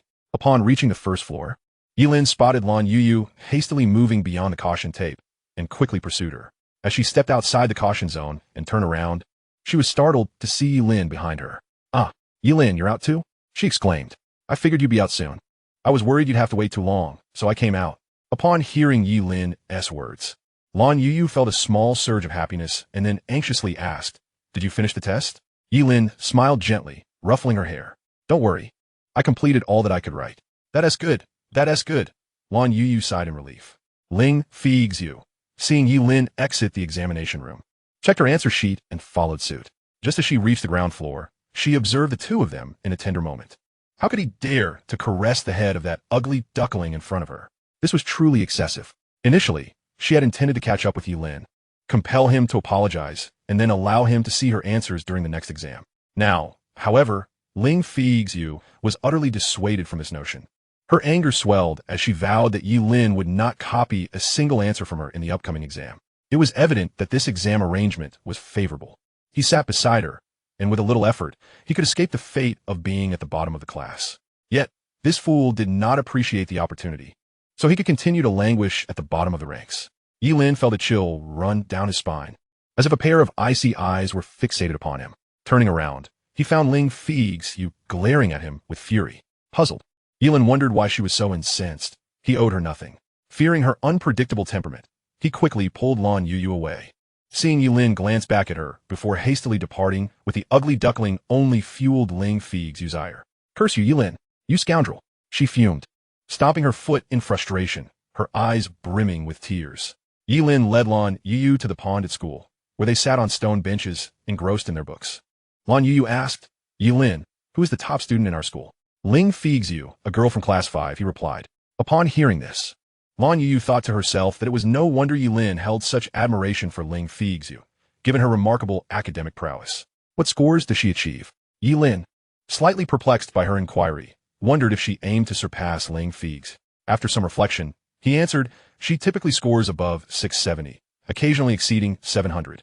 Lan Youyou was impressed by Ling Feixue's achievements, considering that only about 20 students scored above 600 at City 1 High School. Comforted by Ye Lin's words, she felt assured that if she scored below 650, she would not rank too highly. Noticing Lan Youyou lost in thought, Ye Lin chose not to disturb her, instead quietly admiring her. The sunlight filtered through the branches, casting a warm glow upon her face. Unable to resist, he gently pushed aside her thick bangs. She was beautiful, truly breathtaking. Lan Youyou, startled by Ye Lin's sudden movement, stood up in alarm. "Why, Ye Lin, what are you doing?" With an air of bashfulness, Ye Lin scratched his head and smiled. "Little bean sprout, You've been at school for so long, and I've yet to see your full face. I could tell my curiosity. Upon hearing this, Lan Youyou's face flushed, and her ears burned as she stammered. Ye Lin, I'm not pretty. Indeed, others had always labeled her as the ugly duckling. How could an ugly duckling possibly be beautiful? She feared that Ye Lin would find her unattractive. Who says you're not pretty? Little bean sprout, you're quite lovely. You're the most beautiful girl I've ever seen. Lan Youyou could hardly believe her ears. Having been called an ugly duckling her entire life, this was the first time someone had declared her beautiful. Really? Indeed, I just hadn't looked closely before. Let me take another look. With that, Ye Lin pushed her bangs aside once more. Lan Youyou stood there, entranced, her heart racing. Her rosy cheeks only made her more endearing, and Ye Lin found himself unable to resist the urge to kiss her. Just then, an untimely cough broke the moment. Ye Lin, sensing the disruption, quickly withdrew his hand and looked up to find Li Jianyi observing them from a distance. This old fellow certainly had a knack for choosing the most inconvenient times to cough. Ye Lin inwardly grumbled, then grinned playfully. Mr. Li, are you feeling unwell? Lan Youyou, hearing this, turned with concern. Oh, Mr. Li, are you sick? Am I sick? During the exam period. Why are the two of you here instead of in the examination room? Li Jianyi was somewhat irked. It was one thing for Ye Lin to neglect his own studies, but it was entirely another to lead Lan Youyou astray. As long as she wasn't ill, everything was fine, but if Mr. Li fell sick, he must seek treatment, lest his health deteriorate.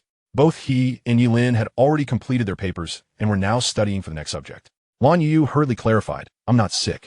Li Jianyi wore a grim expression. Noticing the teacher's displeasure, Lan Youyou was too frightened to speak. Li Jianyi turned to Ye Lin. Ye Lin, if you're going to tutor, do so properly. What on earth are you doing touching her face? Mr. Li, you've misunderstood. A bug flew into Lan Youyou's eye, and I was merely helping her blow it out. Ye Lin babbled nonsensically. What? Lan Youyou was taken aback, nearly retorting that no bug had invaded her eye. Fortunately, Ye Lin didn't allow her the opportunity to respond, and continued. Isn't that right, little bean sprout? Realizing Ye Lin intended to fabricate a story, Lan Youyou quickly nodded. Yes, Mr. Li, a bug flew in my eye, and Ye Lin helped me. This was her first time lying in front of a teacher, and her heart raced. Li Jianyi, somewhat skeptical, replied, be more careful next time. This is school, and there should be a distance maintained between boys and girls. It would be unfortunate if someone misconstrued it as romantic involvement. With that, Li Jianyi departed to continue his rounds around the campus. Ye Lin promptly bid him farewell. Understood. Mr. Li, take care. Chapter 29. The Art of Deception. As the examination period concluded, Huang Bei'ai was jolted awake by the supervising teacher. Upon regaining consciousness, his first instinct was to rush out in search of Ye Lin, who had been studying by the pond with Lan Youyou. Once the end of exam signal sounded, the cafeteria doors opened. Ye Lin led Lan Youyou to the dining hall, and she finally breathed a sigh of relief. Thankful that Ye Lin's father hadn't brought lunch that day, the two stood in line until it was Lan Youyou's turn to serve herself. Little bean sprout, let me treat you, Ye Lin offered. What? No, Ye Lin, I can pay for myself, Lan Youyou insisted, fearing he would use his card. She hastily selected 2 vegetable dishes and swiped her card, then moved aside to wait for Ye Lin. As she only spent 4 yuan for her meal, Ye Lin looked on with a pained expression. He chose 2 meat dishes, and then they found a place to sit. After taking only a couple of bites, Ye Lin started to add food to her plate. Ye Lin, what are you doing? Lan Youyou asked, bewildered. Ye Lin, relishing the greens he had taken from her plate, replied, I simply adore vegetables. But you chose 2 meat dishes. Lan Youyou was puzzled. Nonetheless, if Ye Lin enjoyed it, she thought it best to let him indulge. It was perfectly fine for her to eat just rice. Each time Ye Lin took a mouthful of rice, he would scoop a portion of her vegetables onto his plate. Observing his gluttonous appetite, Lan Youyou surmised he must be quite famished. Thus, she ceased her own eating, thinking that if Ye Lin ran short on rice, he could have some of hers. After rapidly finishing his rice, Ye Lin cleared her plate of all the vegetables, while the 2 meat dishes on his own plate remained untouched. Burp. Ye Lin feigned a satisfied belch. Little bean sprout, I'm so full. Your vegetables were simply delightful, and I couldn't resist finishing them all. My apologies. It's no trouble, Ye Lin, Lan Youyou replied, noting his fondness for greens.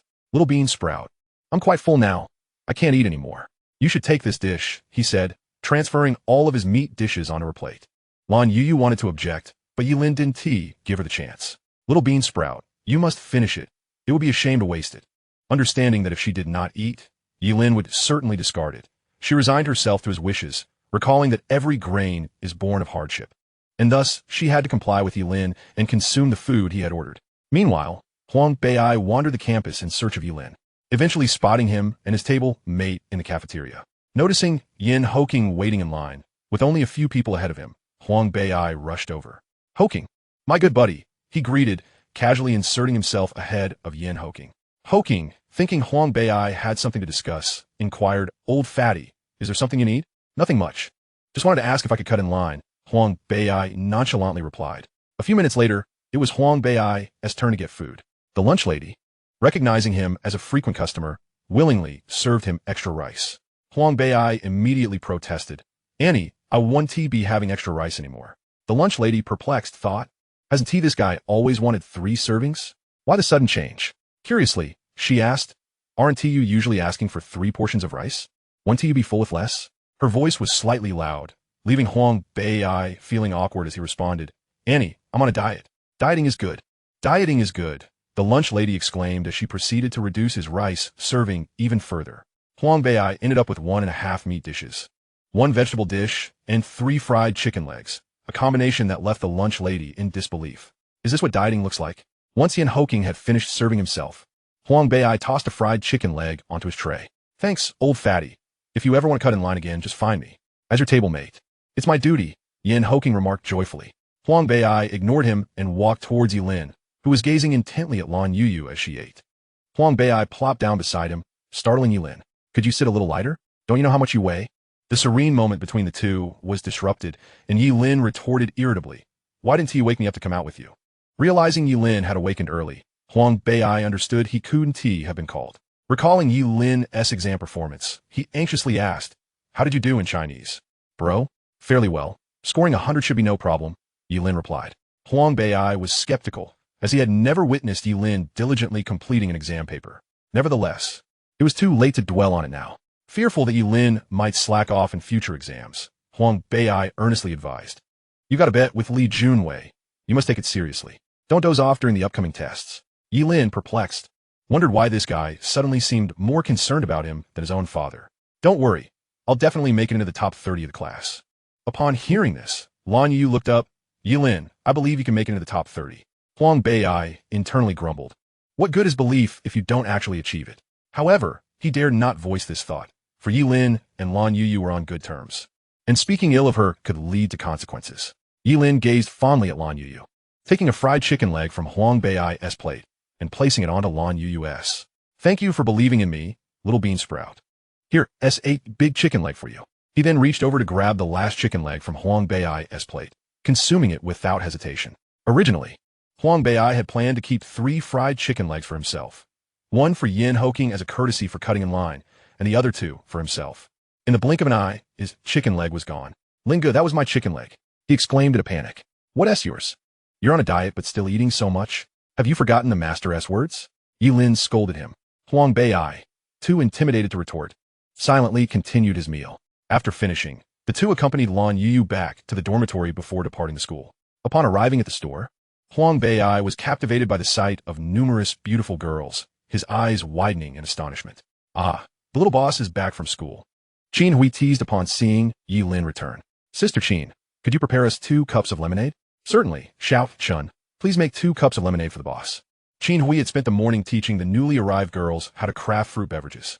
The selection was limited, and the ingredients were measured meticulously, allowing them to grasp the process swiftly, albeit at a slower pace. Meanwhile, Qin Hui took charge of the cash register. Before long, the 2 cups of lemonade were ready. Huang Bei took a sip through the straw, finding it sour and unpalatable. "Linga, I can't get used to this. Can you swap it for a cup of lemon juice?" Ye Lin flatly refused. "If you don't want to drink it, then don't. If you truly wish to lose weight, stop craving sweet drinks." After speaking, Ye Lin tossed a neatly organized math notebook at Huang Bei, instructing him to study in the corner. Although Huang Bei was not fond of reading, he thought that as long as he got into college, he could win over Chen Xinyi, so he reluctantly obliged. Ye Lin then asked Qin Hui to oversee the shop while he gathered the 5 new employees outside for a meeting. This meeting was, of course, a blend of motivational speeches and ambitious promises. Ye Lin delivered a passionate address, proclaiming that as long as they worked diligently under his guidance, they could one day become store managers of their own branches, with monthly salaries exceeding 10,000. Being a group of young girls, they felt invigorated by Ye Lin's grand vision for their futures. Furthermore, They had just witnessed their boss remove his mask while drinking water, revealing a remarkably handsome face. Not only was he strikingly good-looking, but he also ran a thriving business without even completing high school. At that moment, Ye Lin was their idol, their deity. Regardless of their motivations, be it for career ambitions or to win over their boss, they were disinclined to leave. After painting this enticing picture, Ye Lin dismissed them.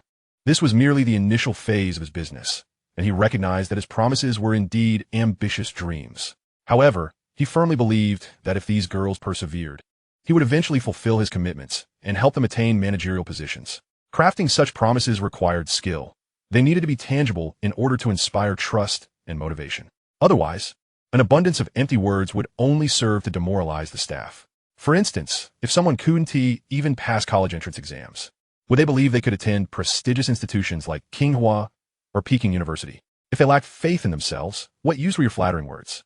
Ye Lin understood this principle well, which is why his past promises to employees were always grounded in reality.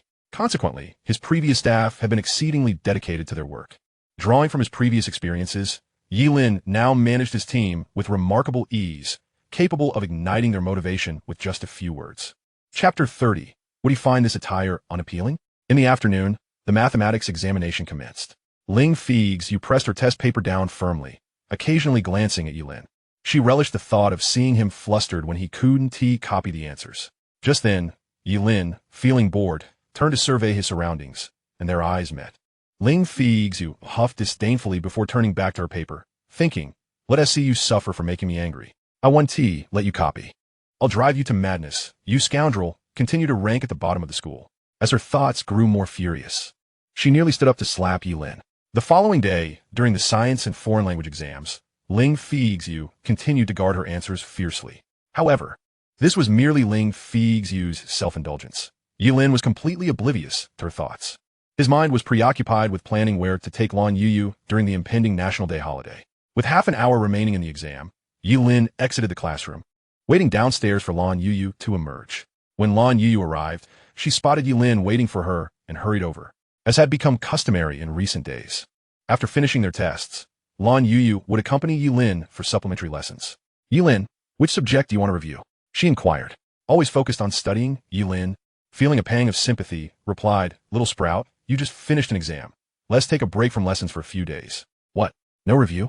Lan Youyou appeared somewhat flustered, as she had prepared herself to help Ye Lin improve his grades over the next few days. Remembering Li Junwei's bet, Lan Youyou felt anxious about the possibility of Ye Lin losing. Those individuals were quite malicious. Knowing Ye Lin's academic struggles, they had chosen to challenge him, clearly intending to bully him. Thus, Lan Youyou was determined to help Ye Lin catch up on his studies, ensuring those troublemakers wouldn't dare to harass him over grades anymore. Noticing Lan Youyou's slight despondency, Ye Lin asked, "Little sprout, what's wrong? Why do you look unhappy?" "Oh, no, I'm not unhappy, Ye Lin. But if we don't review, what will happen to your grades?" Lan Youyou maintained a smile on the surface. Yet internally, she was worried about Ye Lin's academic performance. Hearing her concern deeply moved Ye Lin. It felt wonderful to be cared for. He realized that her sulkiness stemmed from anxiety about his studies. The more he observed her, the more he cherished her, wishing he could lift her up in front of all their classmates and twirl her around. "Little sprout, we just finished the exam, and I feel too exhausted to study right now. Let us resume after the holiday." Understanding that Ye Lin was fatigued, Lan Youyou expressed her concern. Then Ye Lin, "Make sure to rest well over the next few days." "All right," Ye Lin agreed, silently contemplating how to arrange a meeting with her in the coming days. Meanwhile, Lan Youyou was preoccupied with thoughts of how to assist Ye Lin in his studies. The only thing she wanted to do now was to help him. However, with Ye Lin claiming to be tired, she was uncertain what to do with her time. Before she met Ye Lin, her holidays typically consisted of cleaning the dorm and studying. Reading was merely a way to pass the time, as her family's financial situation was difficult. So she wouldn't splurge. Naturally gifted in academics, she grasped knowledge effortlessly. Cleaning, on the other hand, was a chore. Back in the first municipal high school, she had to keep her dorm spotless every day to avoid being bullied. Fortunately, her current roommates were kind and did not mistreat her. Yet, she found herself unable to simply read to pass the time anymore. Whenever she had a moment to spare, her thoughts drifted to tutoring Ye Lin, or rather, she longed to be near him. Only through studying could she be close to him. Lan Youyou recalled Wu Jia's words about liking someone being akin to relying on them, wanting to see them at all times. A thought, seemingly impossible, crept into her mind. Could I possibly like Ye Lin? No. We're just good friends, mere desk mates. I simply want to tutor him. It's not like I want to see him all the time. How could I possibly like Ye Lin? That S out of the question. He is so handsome, and I'm just an ugly duckling. He is so intelligent and kind, and besides, he already has someone he likes. Suddenly, Lan Youyou felt a pang of envy towards the girl named Ling Feixue, who had captured the heart of such an exceptional boy as Ye Lin. How enviable. As Ye Lin walked along, he noticed Lan Youyou's glum demeanor, but was unaware of the turmoil within her. Initially, he had intended to invite her out for a day of fun tomorrow, but seeing her troubled expression, he hesitated. Upon reaching the dormitory entrance, Ye Lin said, "Little Sprout, we've arrived." Lan Youyou snapped back to reality, seeing the dormitory door and wishing the journey had been longer. With a cheerful smile, she exclaimed, "Ye Lin, I'm here. You should head back now." Firmly resolved, Ye Lin stated, "Little Sprout, do you have time tomorrow?" "Yes," she replied. "Little Sprout, let us go out and have some fun tomorrow." Ye Lin was filled with anticipation, hoping she wouldn't refuse. "Huh, go out?" Lan Youyou hesitated. Going out could be quite expensive. She had heard others mention the costs of tickets and expenses involved in various outings. Yet, the thought of not going out with Ye Lin was unbearable. As Ye Lin noticed her silence, he mused that she must have pressing matters to attend to. He quickly smiled and said, "Little Bean Sprout, I was merely joking. If you're busy, we need not go." Upon hearing Ye Lin's words, Lan Youyou hurriedly replied, "Ye Lin, I do have time. Spending a little money to accompany you is certainly feasible." She resolved to forego one dish in future meals. "All right then, Little Bean Sprout. I shall pick you up at 8 tomorrow morning," Ye Lin declared excitedly before dashing home, his demeanor reminiscent of an exuberant 18-year-old. In that moment, Ye Lin felt a rush of youthfulness and a joyful liberation from the burdens of unrequited affection. After leaving school, Ye Lin enlisted Huang Bei's help to borrow his father's camera for a couple of days. Huang Bei, after a flurry of admonishments about handling it with care, finally entrusted the camera to him. Back at home, Ye Lin began contemplating where they might go for their outing. Was this to be his first genuine date? Meanwhile, Lan Youyou returned to her dormitory and commenced a frantic search through her belongings, realizing that she needed to dress more elegantly for her outing with Ye Lin.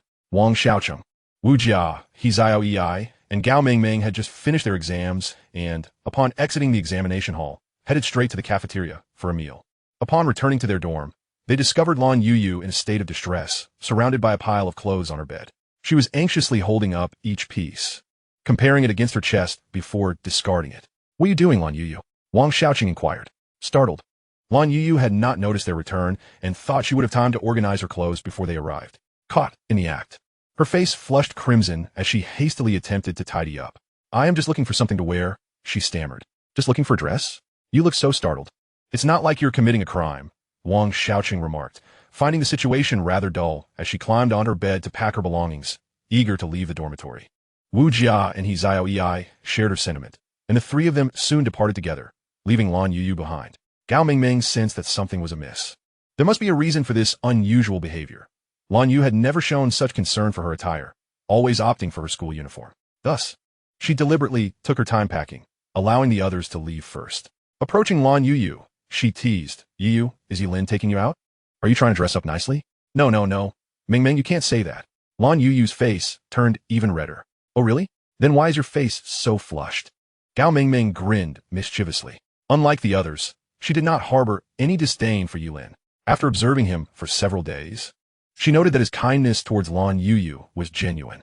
Moreover, she had realized that he no longer pursued Ling Feixue and had even distanced himself from her. A man's transformation is often closely linked to the influence of a woman. Lan Youyou, feeling exposed by Gao Mingming's teasing, blushed fiercely. Gao Mingming placed a set of oversized JK uniforms beside Lan Youyou's bed, saying, "Ew, this outfit is too small for me. I was going to throw it away. It would suit you perfectly, so consider a gift. You should look your best for your date tomorrow." With that, she grabbed her luggage and left the dormitory. Lan Youyou wished to explain, but it was too late. She gazed at the clothes and shoes on her bed, hesitating for a long time. The outfit truly was beautiful. She decided to repay Ming after the holidays, treating it as though she had purchased it herself. After donning the outfit, she tied her hair into a high ponytail and secured her bangs with a clip. Although she lacked makeup skills, her natural beauty was enough to outshine many. Gazing into the mirror, she realized she wasn't unattractive. If she dressed like this tomorrow, would Ye Lin find her unappealing? Chapter 31. The bird takes flight that night. As the dormitory was left empty, save for Lan Youyou, she found herself unable to sleep, ultimately succumbing to fatigue and drifting off. The The next morning, she rose early, washed up, and dressed, then awaited Ye Lin downstairs, stifling yawns as fatigue weighed heavily upon her. As 8 o'clock approached, Ye Lin arrived downstairs. Although he saw a girl standing at the entrance, he did not recognize her as Lan Youyou. He approached her, waiting for Lan Youyou to appear. The girl's features seemed vaguely familiar, but he could not place her at that moment.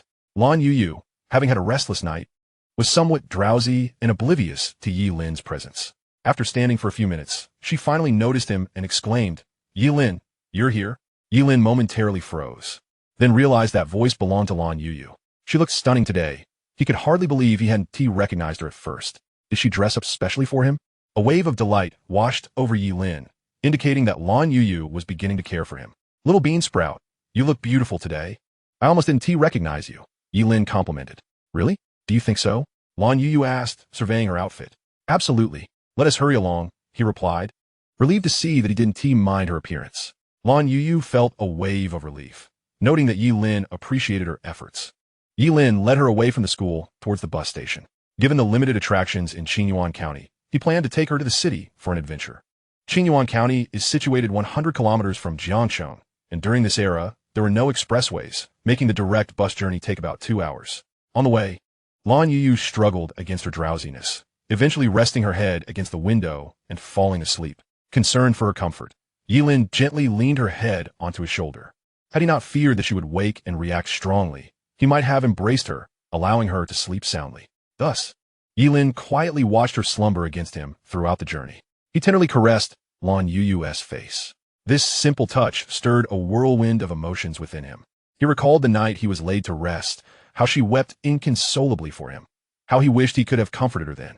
The more he thought about it, the more he felt a profound sense of guilt towards this girl. Fortunately, fate had granted him a chance to make amends.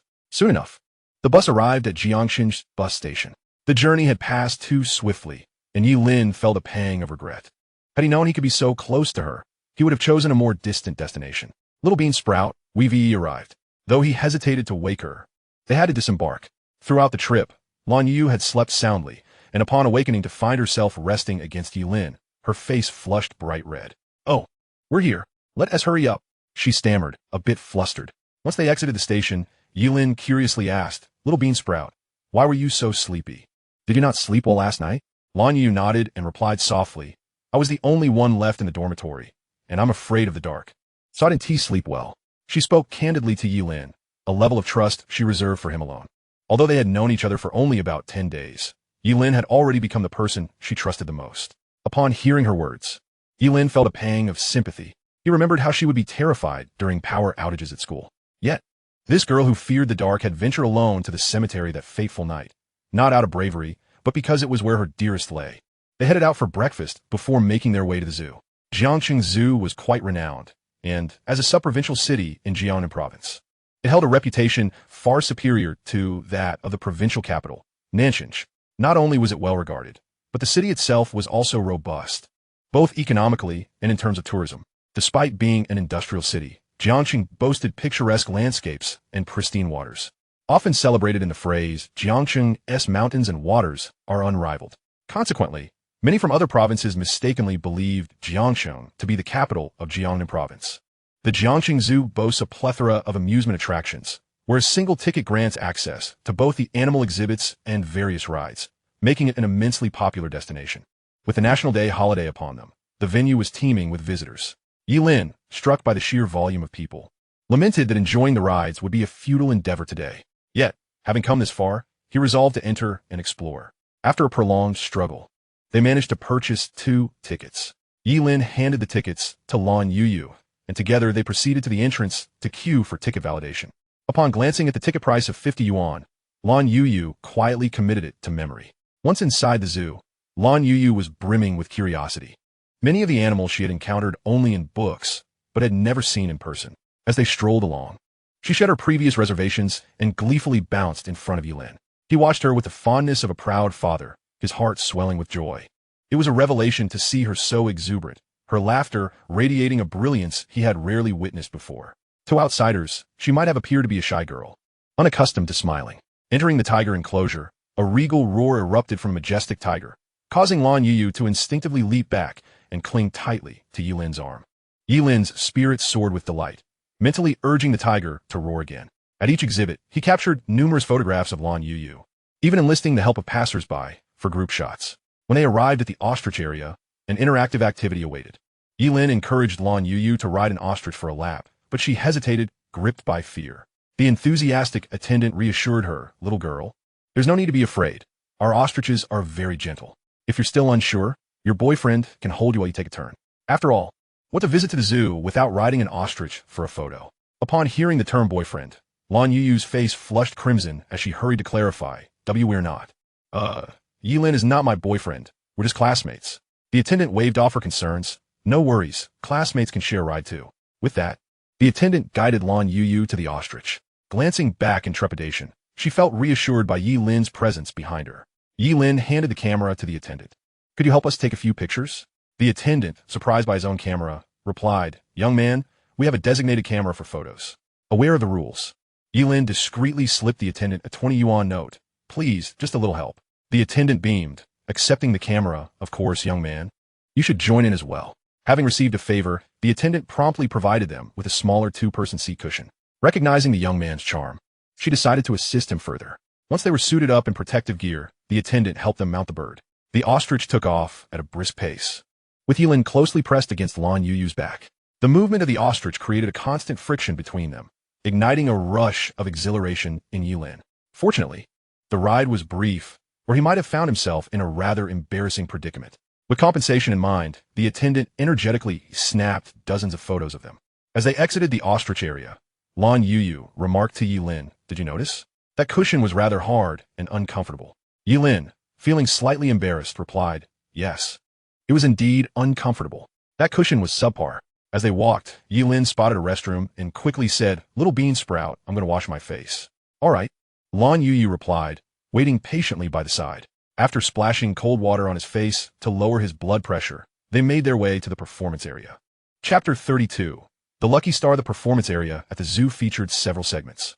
The first show was a circus with monkeys, lions, tigers, and various birds captivating Lan Youyou.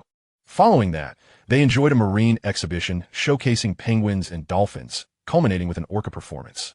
After its act, the orca playfully splashed the audience with a beach ball, a surprise prepared by the aquarium.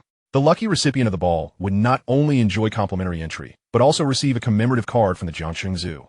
As the ball soared towards Lan Youyou, a girl standing in front of her attempted to catch it, but failed, the ball slipping from her grasp. Fearing it might hit her, Lan Youyou instinctively raised her hands and caught it. The girl, seeing Lan Youyou with the ball, shot her a venomous glare, then angrily exclaimed, "That lucky star was mine. I touched it first. Get it back." Her friend chimed in fiercely, "This is clearly my friend's. She was the one who caught it first." Lan Youyou had never intended to catch the ball.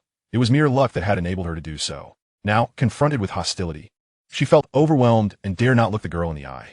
Holding the ball aloft, she stammered, "I'm sorry, I just caught it by accident. Here, take it." As the girl reached the ball, Ye Lin swiftly pulled Lan Youyou's hand and the ball back. One must have dignity. How shameless can you be to snatch someone else's lucky star? Ye Lin rebuked, his tone sharp. Wai Yushin Bingrong began to retort, but was momentarily struck speechless by Ye Lin's piercing gaze. It was the first time she had encountered such clear and sincere eyes in a boy, which could only be described as pure and untainted. He was undeniably handsome. The host approached Lan Youyou with a bright smile, inquiring, "Young lady, what is your name?" Shun Bingrong, momentarily distracted from her admiration of Ye Lin, interjected, "That ball was caught by me first."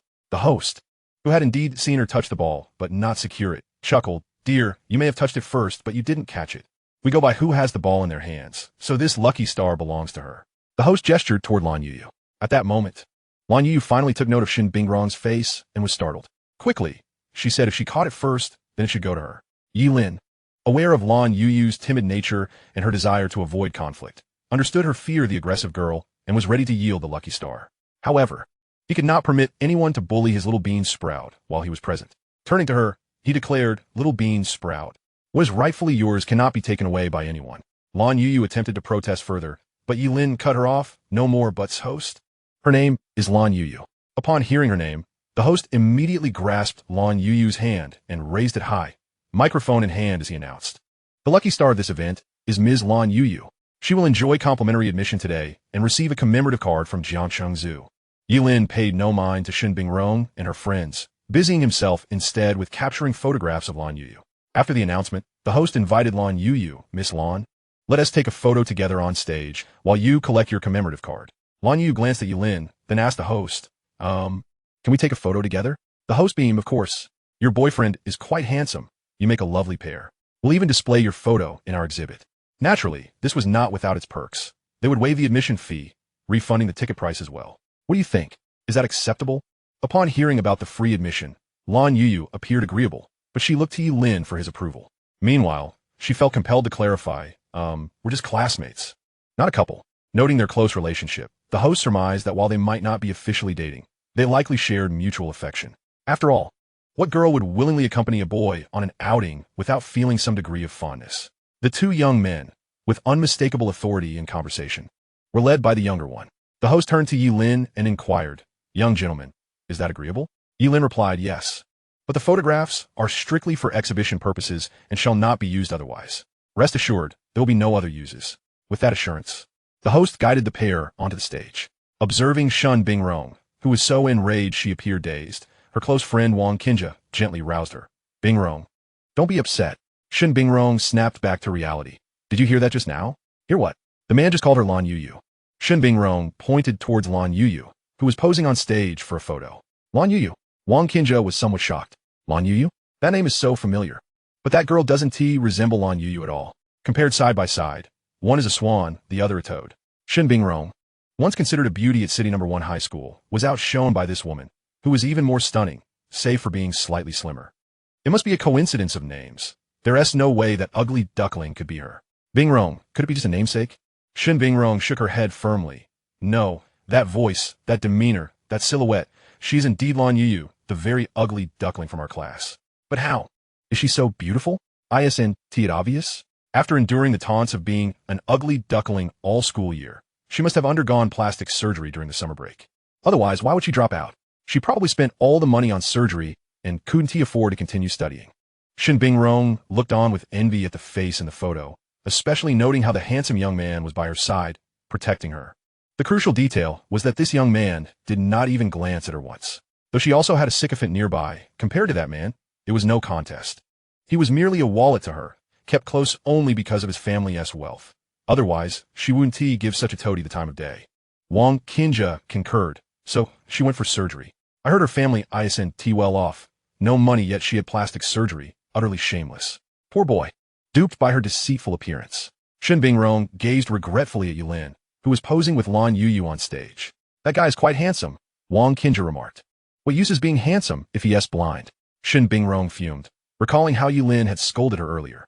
If it were another guy, he would have been wagging his tail the moment he saw me.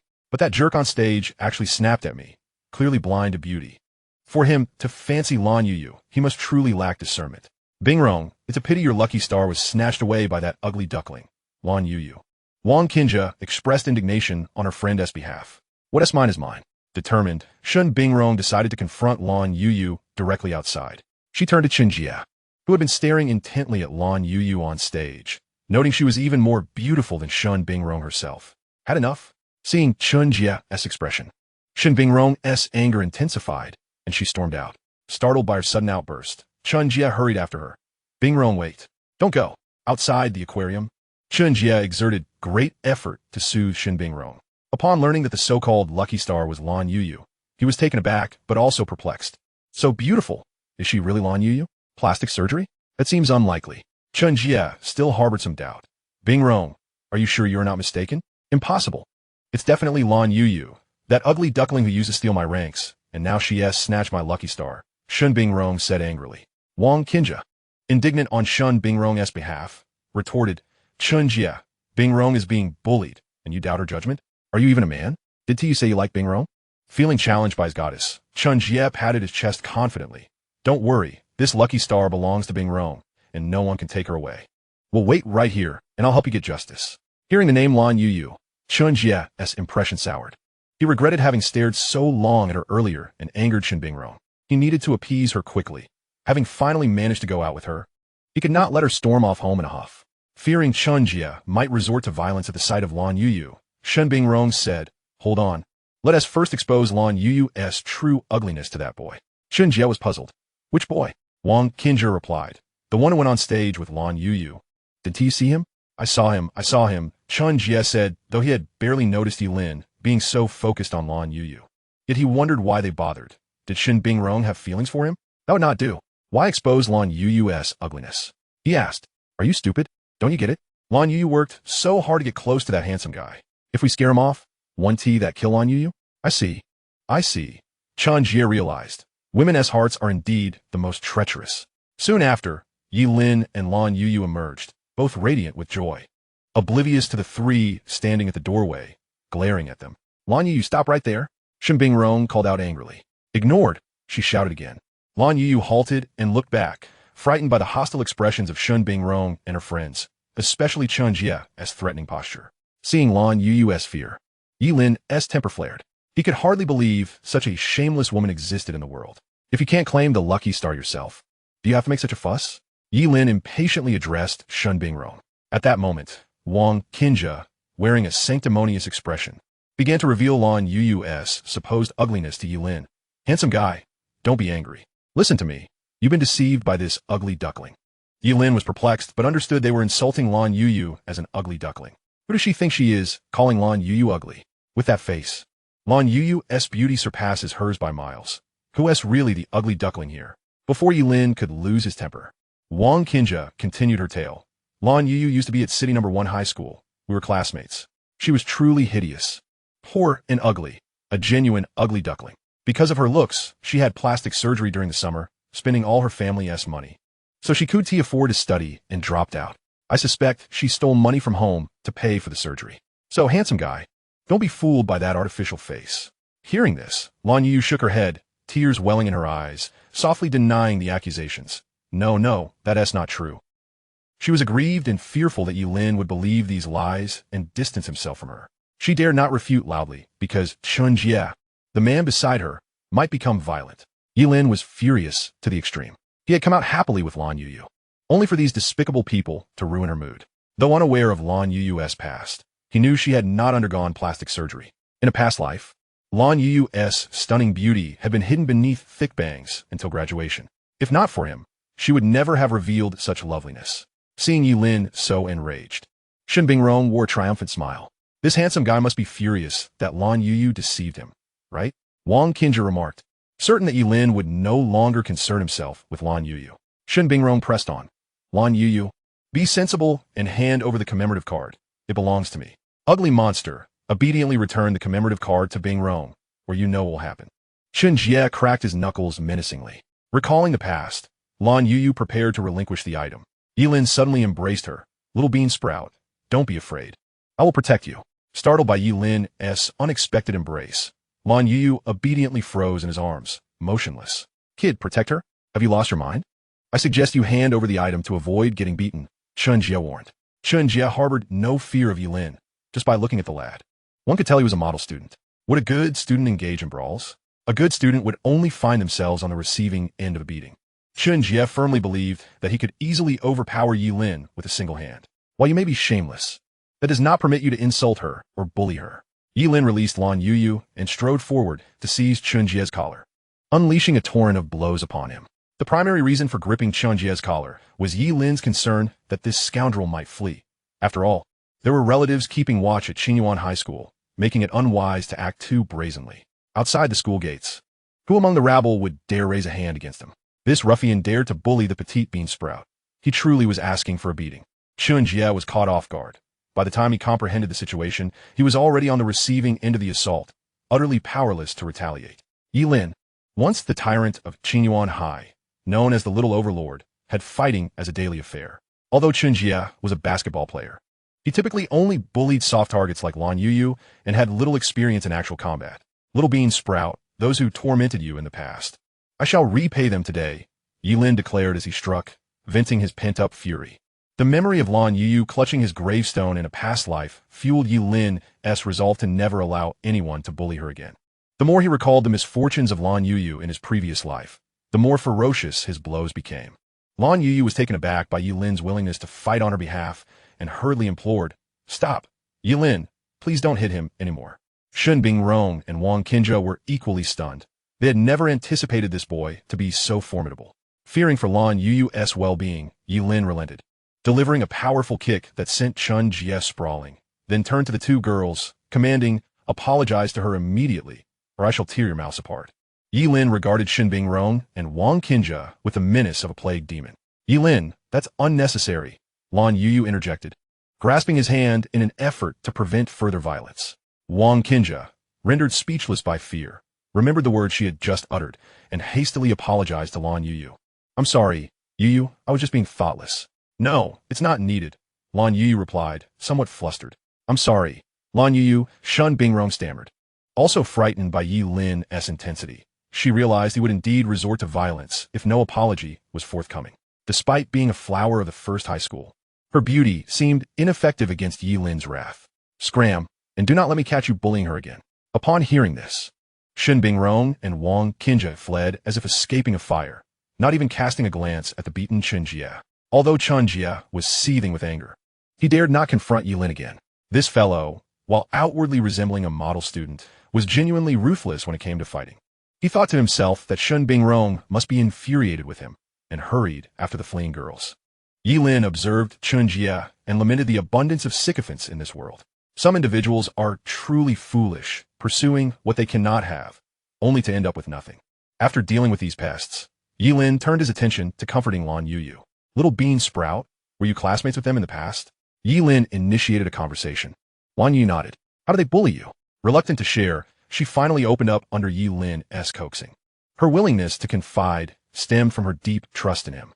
Upon hearing her story, Ye Lin was taken aback to learn that Lan Youyou had been bullied due to outshining them academically. First High School in Jiangcheng was a prestigious high school that awarded prizes for top scores in exams. Naturally, they sought to belittle her to protect their interests. After listening to Lan Youyou's account, Ye Lin regretted not having dealt a few slaps to those two women earlier. "Little bean sprout, from now on, with me around, no one will dare bully you. At Qinyuan High School, you can achieve whatever score you desire. If you surpass those from First High School, you will bring honor to our school. Bringing honor to our school will please Teacher Lung immensely." "Really? Just achieving a score higher than First High School will make Teacher Lung happy?" Lan Youyou asked, her eyes wide with innocence. "Indeed. So you must strive hard for the next city-wide examination." "All right, I will certainly do my best," she replied, filled with newfound confidence. Previously, she had hesitated to perform too well out of fear. Now, those worries had dissipated, for she wanted to make Teacher Lung happy. Simultaneously, she did not wish to disappoint Ye Lin. Reflecting on how Ye Lin had held her and protected her, Lan Youyou felt an overwhelming sense of security. It was wonderful to be protected. This way, she would not be bullied again. If only Ye Lin could continue to shield her like this. Yet, she understood this was an impossibility, considering Ye Lin's affections lay with Ling Feixue, and he would eventually protect her instead. Nevertheless, having been safeguarded by Ye Lin even once left Lan Youyou deeply content. Grateful for Ye Lin's kindness, she resolved to assist him at school and speak well of him to Ling Feixue. Chapter 34. The aquarium bought just for you. After exiting the aquarium, Ye Lin and Lan Youyou strolled around other areas of the zoo. Initially, Ye Lin had intended to visit the amusement park, but the overwhelming crowd meant they would have to abandon that plan. Once their zoo excursion concluded, they ventured to the center of Jiangcheng, where Ye Lin concocted an excuse to treat Lan Youyou to a meal. Ye Lin had also hoped to buy her a small gift, but Lan Youyou insisted she desired nothing. Even when Ye Lin secretly purchased something for her, she returned it without hesitation. With no other options, Ye Lin resolved to seek another opportunity. As dusk approached, the two arrived at the bus station, preparing to return home. Upon entering the station, Ye Lin noticed a shop outside, displaying several attractive fabric hair ties. "Little bean sprout, wait for me here for a moment," he instructed before heading toward the shop. Grabbing a blue and white hair tie, Ye Lin inquired, "Excuse me, how much for this hair tie?" The shopkeeper, beaming with a smile, replied, "Young man, you truly have good taste. This is the latest fashionable hair tie, perfect for gifting a girlfriend. I usually sell it for 50 yuan, but since you look so dashing, I'll give you a discount and sell it for 30. Ye Lin was taken aback, incredulous at such a price. In this day and age, such items could be purchased elsewhere for merely a few yuan. The shopkeeper had marked it up tenfold. What a shameless merchant, truly a fitting representation of the train station, where one could easily find themselves swindled, engaged in one-off transactions. 5 yuan, that is my offer. If you accept it, I'll buy it, Ye Lin stated. The shopkeeper was flabbergasted. He had never encountered such a tenacious negotiator. "Young man, don't joke around. Selling it to you for 5 yuan would mean I'm losing my shirt. No way, the lowest I can go is 20. Take it or leave it. Ye Lin, unfazed, placed the hair tie back on the rack. The shopkeeper's lengthy explanations indicated that there was still room for negotiation. If the shopkeeper were truly at a loss, he wouldn't bother to explain. He would simply refuse to sell. After placing the hair tie back, Ye Lin turned to leave for the bus station. Just as he took a few steps, the shopkeeper caught up with him, calling out, Hey, young man, fine, 5 yuan it is. I'll take a loss on this one, just for you. Ye Lin chuckled inwardly at the shopkeeper's exaggerated reluctance. This merchant had a flair for drama. He would make a fine actor. Ye Lin promptly retrieved 5 yuan from his pocket, handed it to the shopkeeper, and accepted the hair tie. Thank you, boss. Wishing you prosperity. Watching Ye Lin's carefree departure, the shopkeeper felt as if he had just been swindled. Upon returning with the hair tie, Lan Youyou asked with concern, Ye Lin, why did you buy a hair tie? Oh, I bought it as a gift for someone, Ye Lin replied. However, he did not disclose who it was for, nor could he give it to Lan Youyou at that moment. If he did, she would undoubtedly return it. Relieved to hear that Ye Lin had purchased it as a gift, Lan Youyou felt a weight lifted off her shoulders. While strolling through the streets, Ye Lin found himself yearning to purchase something delightful for himself. Although he felt a sense of relief, Lan Youyou was inexplicably engulfed by a profound sense of loss. She presumed that any gifts Ye Lin acquired might very well be intended for Ling Feixue. The hair tie he chose was indeed exquisite. The more she pondered, the more an ineffable discomfort settled within her, leaving her perplexed as to the reasons behind it. Upon purchasing their tickets and boarding the vehicle, the two made their way back. Upon arriving in Xinyuan County, Ye Lin escorted Lan Youyou back to her school. As they stood beneath the Shangmei building, Lan Youyou turned to Ye Lin and said, Ye Lin, please wait a moment. Hearing this, Ye Lin's face lit up with anticipation. Could it be that she had a gift to present him? A short while later, Lan Youyou appeared, handing Ye Lin a stack of money. After a brief calculation, she realized that with the exemption from admission to the zoo, she had even saved 50 yuan. Thus, the fare and dining expenses should amount to about 150 yuan. She hurried back to her dormitory, counted 100 yuan from her backpack, and added today's 50 yuan before offering it to Ye Lin. She felt fortunate to have received the lucky star today. Otherwise, she would have lacked sufficient funds for Ye Lin. With over 20 yuan still in her bag, it should suffice for a few days. Observing the wad of cash in Lan Youyou's hand, Ye Lin inquired, perplexed, Little Bean Sprout, what is this? Well, Ye Lin, I'm not quite sure how much I spent today, but it must be around this amount, so I'm giving it to you, she replied. Ye Lin was adamant that he would not accept the money, feeling an inexplicable disappointment. When a girl is so generous with her finances, it often implies that their relationship has yet to reach a deeper level. Naturally, Ye Lin could not outright refuse, so he sought a reason to gently decline, lest this naive girl decide against accompanying him in the future. Little Bean Sprout, are we good friends? Ye Lin suddenly asked. Of course, Lan Youyou answered without hesitation. At this moment, aside from her family and teachers, Ye Lin was indeed her closest companion. If we are good friends, then there is no need for you to give me money. Today, I'll treat you, and next time, you can treat me. However, Lan Youyou wanted to say more, but Ye Lin interrupted, Little Bean Sprout, if you give me money, it would mean you don't want to be friends with me, and that would make me sad. Would it really make you sad? No, I can't let Ye Lin feel sad, she thought, and promptly retracted the money. Then I want to give you the money. Ye Lin, please don't be sad. If you don't give me money, then I want to be sad. Seeing her place the money back into her skirt pocket, Ye Lin retrieved the hair tie he had bought in Jiangxing. Little Bean Sprout, this is for you. Huh?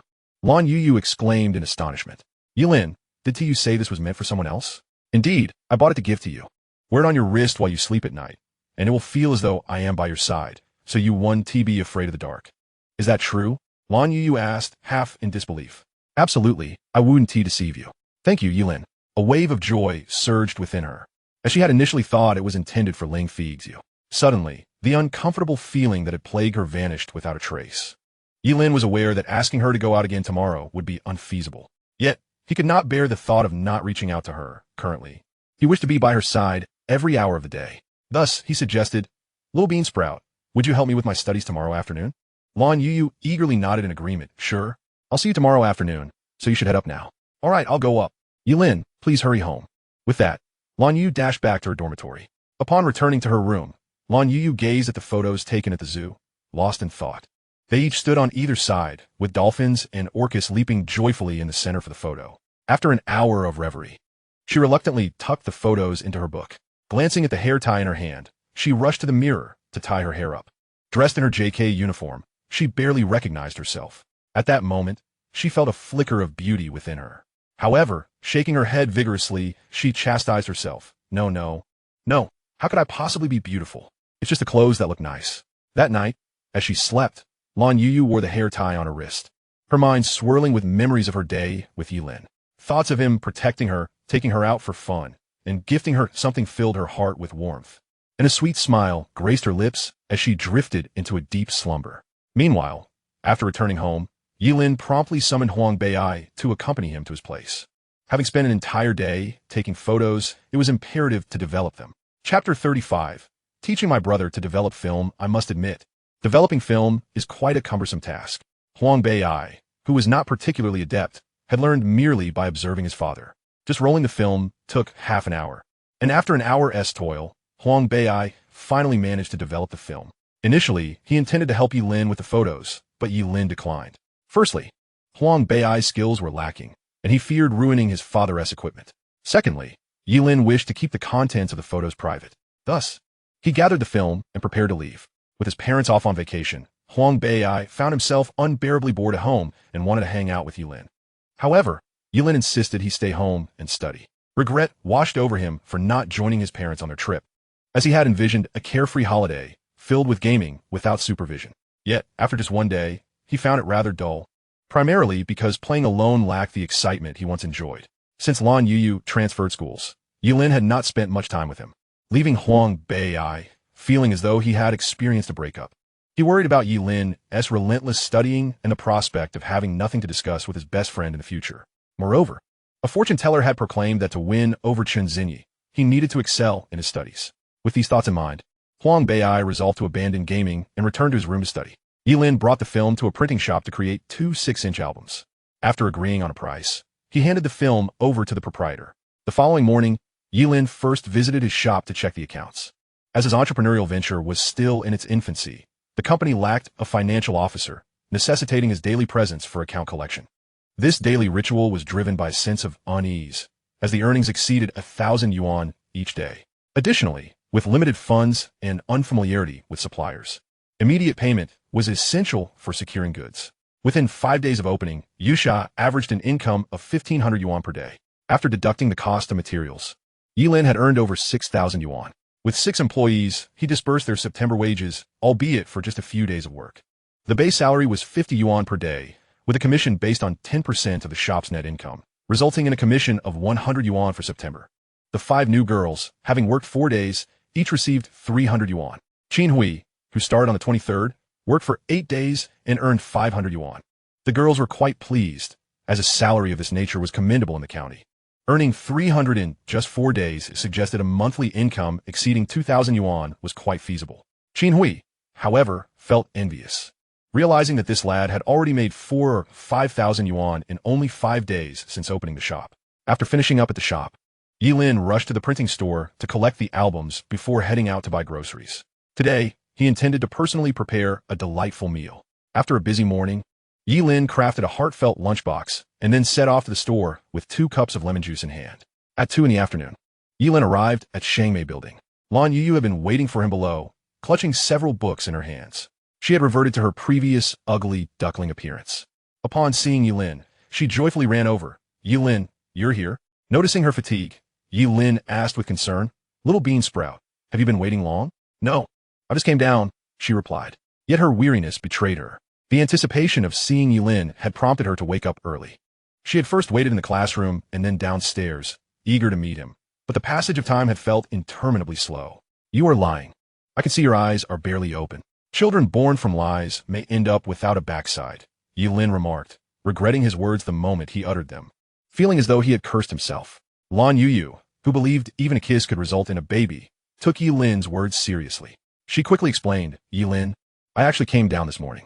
I had nothing to do and was worried you would wait for me, so I arrived early, ensuring you would see me as soon as you arrived. Ye Lin, bemused, replied, but I said I would come in the afternoon. Why did you come down so early? Recalling the implication of his earlier words about children born from lies, Lan Youyou candidly admitted, I just wanted to see you sooner and then go for tutoring. Hearing this, Ye Lin felt a pang of sweetness mixed with sorrow. He was touched by her eagerness, yet elated to realize his significance in her heart. The person she longed to see could only be someone she cherished. However, Ye Lin understood that Lan Youyou remained blissfully naive regarding matters of love. She herself was oblivious to the true meaning of affection. If he were to confess too hastily, it could backfire. Ye Lin was in no rush to declare his feelings.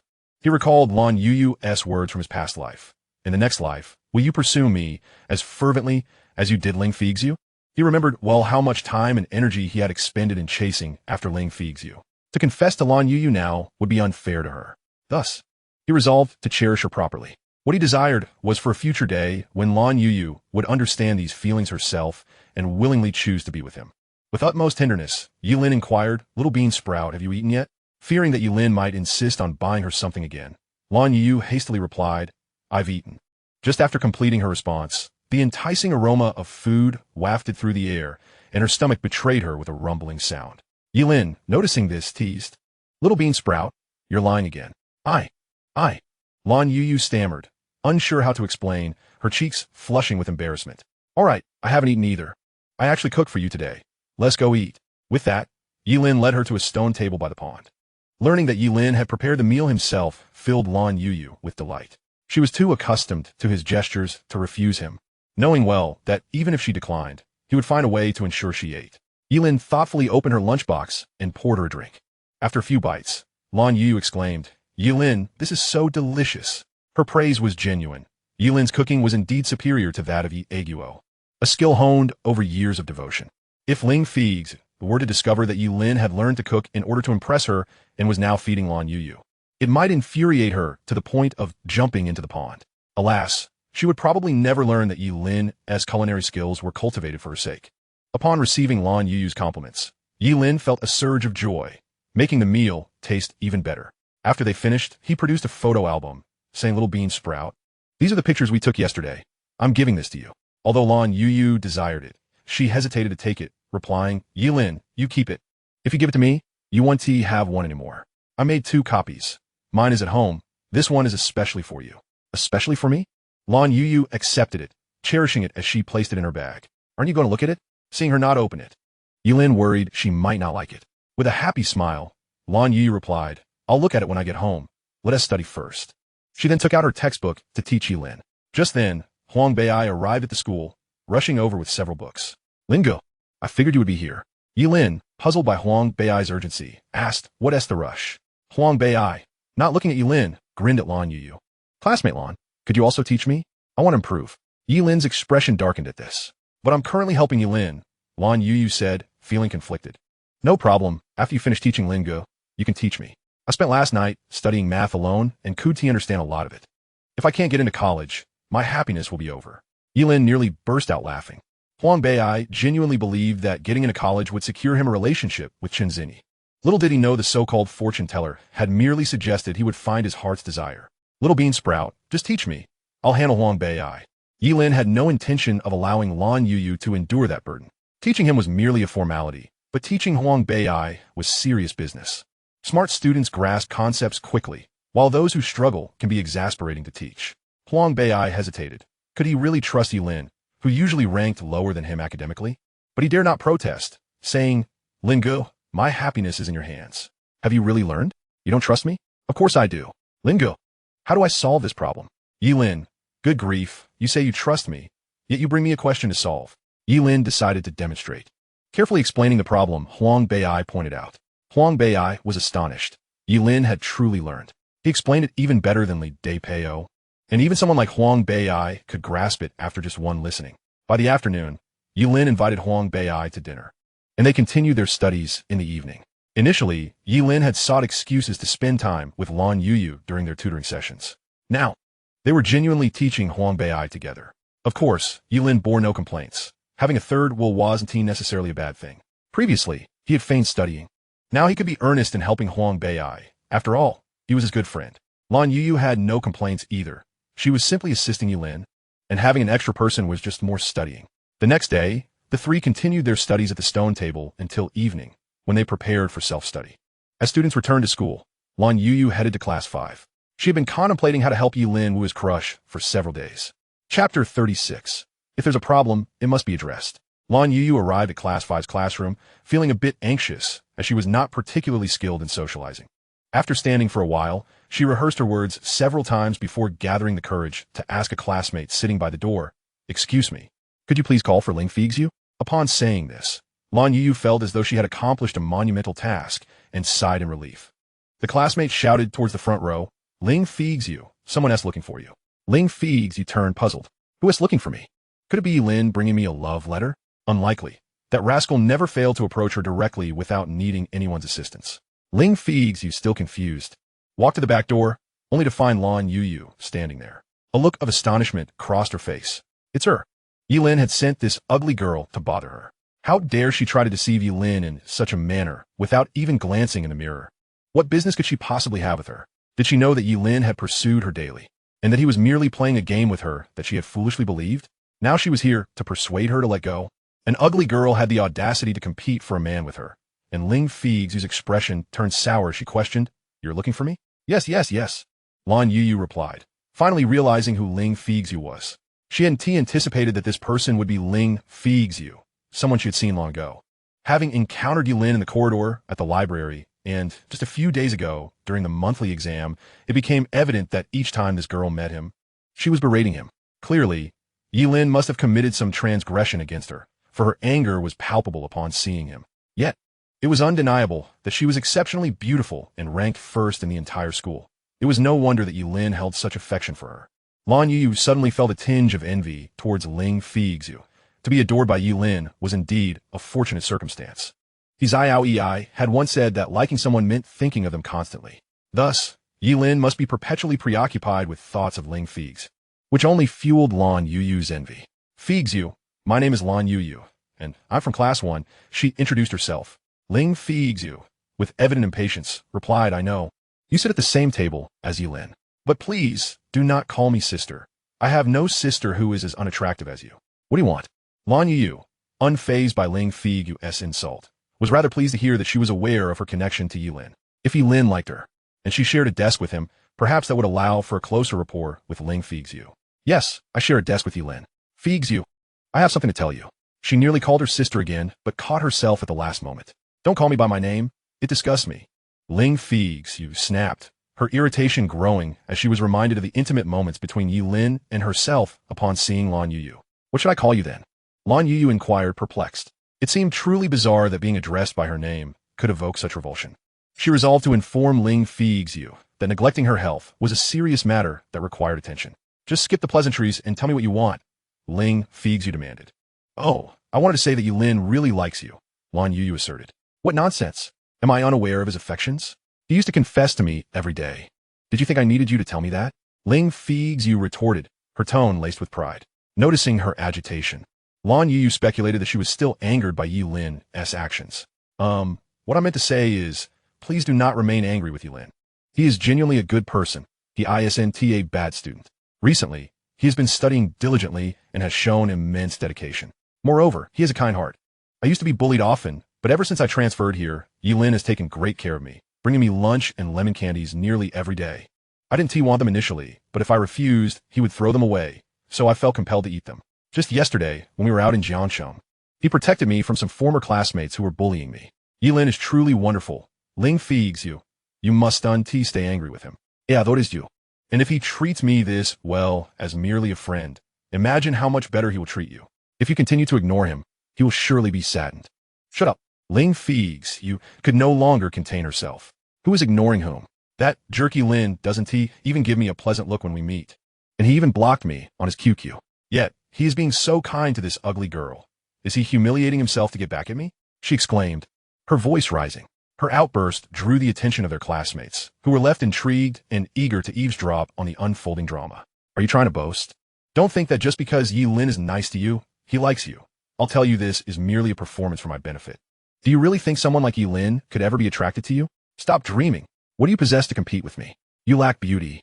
And in terms of academic achievement, I am the top student in the school. Go back and tell Ye Lin that if he continues this charade, I shall never forgive him. Ling Feixue was furious. How could Ye Lin stoop so low as to get entangled with this ugly duckling? He was sending her meals and lemon candies, taking her out to play. Was he trying to drive her mad? Lan Youyou felt intimidated by Ling Feixue's fierce demeanor. Meanwhile, the other students began to whisper among themselves, realizing that a rivalry was brewing between the two women over Ye Lin. However, they were puzzled. Wasn't Ling Feixue known for her disdain towards him? Why was she now vying for his attention? not wanting to linger any longer in Ling Feixue's wrath. Lan Youyou quickly stated, "Ling Feixue, please don't be angry. I'll return to tell Ye Lin to stop pretending." As she turned to leave, she remembered something important and glanced back. "Ling Feixue, you must seek treatment for your illness promptly. You cannot afford to delay." Recalling how her mother's illness worsened due to financial constraints, Lan Youyou felt a pang of sorrow, prompting her kind reminder. Regardless of Ling Feixue's animosity, she felt it essential to convey this message. She intended to be with Ye Lin, and thus, she wished for Ling Feixue to remain healthy. Lan Youyou did not want Ye Lin to wear a frown like her father did every day due to her mother's condition. Ling Feixue, incensed by her words, shouted back, "You're the one who is sick, you lunatic." After a brief moment of contemplation, Lan Youyou replied, "But Ye Lin never said I was sick. He mentioned you had a condition. What was it called again?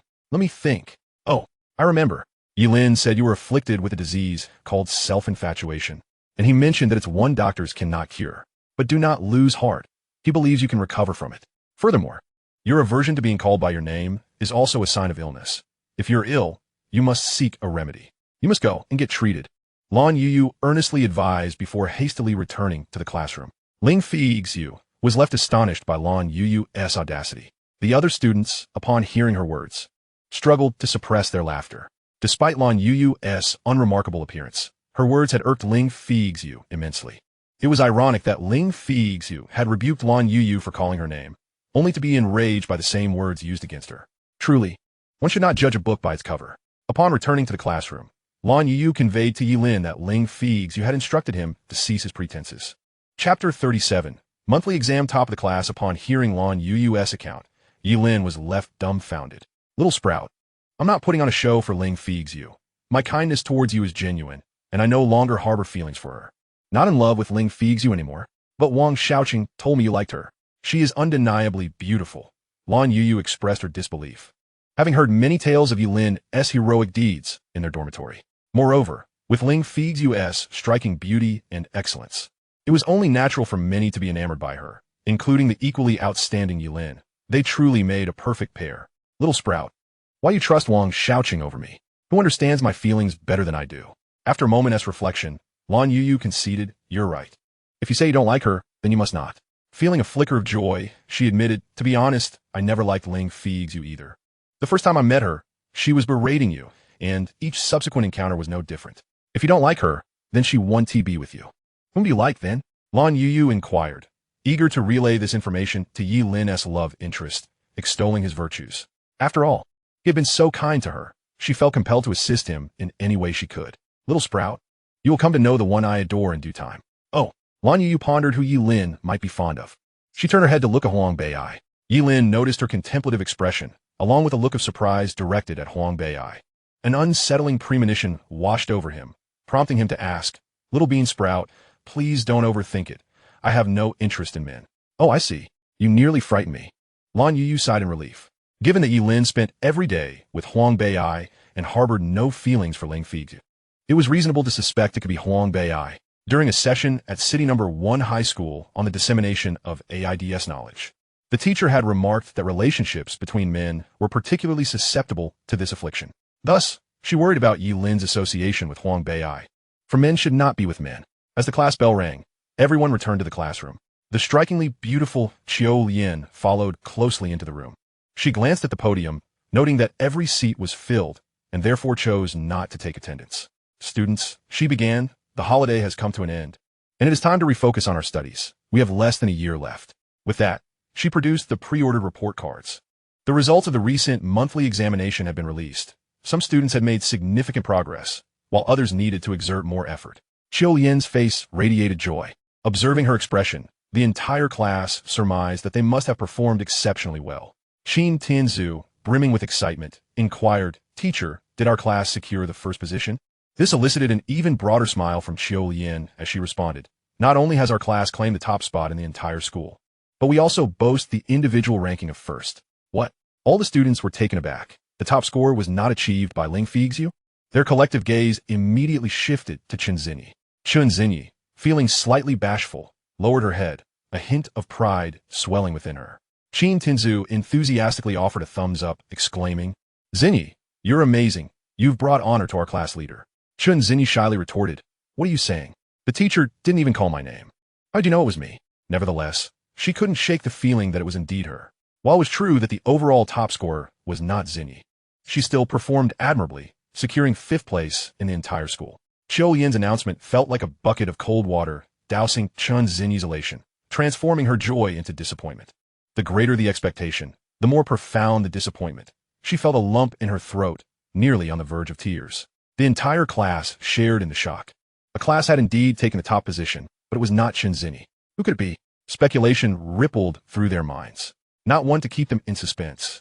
Qiu Yin directly revealed, this time, the top scorer in the school is Lan Youyou, who achieved a remarkable score of 645. The examination was particularly challenging, and attaining this score is an extraordinary accomplishment. Even the city's elite students would struggle to reach such a number. The second-place student, Ling Feixue, scored merely 624.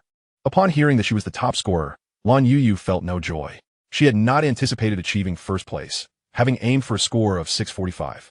Although she had calculated this outcome, the exam had proven far more difficult than expected. Huang Bei'ai stared at Lan Youyou in bewilderment, his mind racing with frustration. How could the teacher seat a genius next to Ye Lin? Was it intentional? After all, Ye Lin had mentioned that the principal was his uncle. The eyes of all the classmates turned to Lan Youyou, who felt increasingly uncomfortable under their scrutiny. It reminded her of a past incident at City No. One high school when she had also been the top scorer, only to be bullied afterward. Ye Lin shifted slightly closer to her, blocking some of the gazes, and said, "Congratulations to classmate Lan Youyou for securing first place for our class. Let us give her a round of applause." However, it felt somewhat awkward at that moment. Only Ye Lin and Huang Bei'ai clapped. Fortunately, after a couple of seconds of hesitation, Qiu Yin joined in, prompting the class to follow suit. Once the applause subsided, Li Junwei grumbled, "Ye Lin, it's not you who came in first. Why are you so excited? It may not be my achievement, but it is the accomplishment of my desk mate, and I'm happy for her. Do you have a problem with that?" Ye Lin retorted, annoyance creeping into his voice. Qin Tianzu was left speechless. At this moment, Li Junwei sprang to his feet. "Teacher, before the exam, I made a bet with Ye Lin." He was concerned that Ye Lin might later renege on their agreement, and decided to inform Qiu Yin about the wager.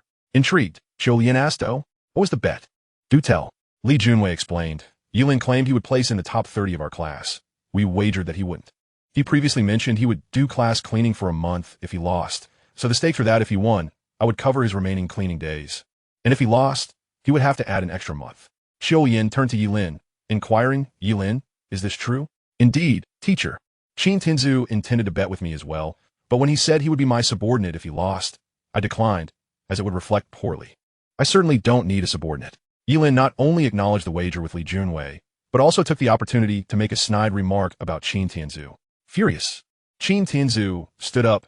"You're too afraid to gamble and then claim it's a bad influence. Let us change the stakes. If I lose, I'll mop the floor for a month. If you lose, you'll also mop the floor for a month, and you must do it twice a day. Do we have a deal?" Ye Lin's provocation demanded a response. He had to reclaim his dignity. He believed he would win without a doubt. And if Ye Lin dared to accept, he would be forced to mop floors. If he refused, it would be seen as a sign of weakness, restoring Qin Tianzu's pride. Let us bet. Ye Lin was indifferent.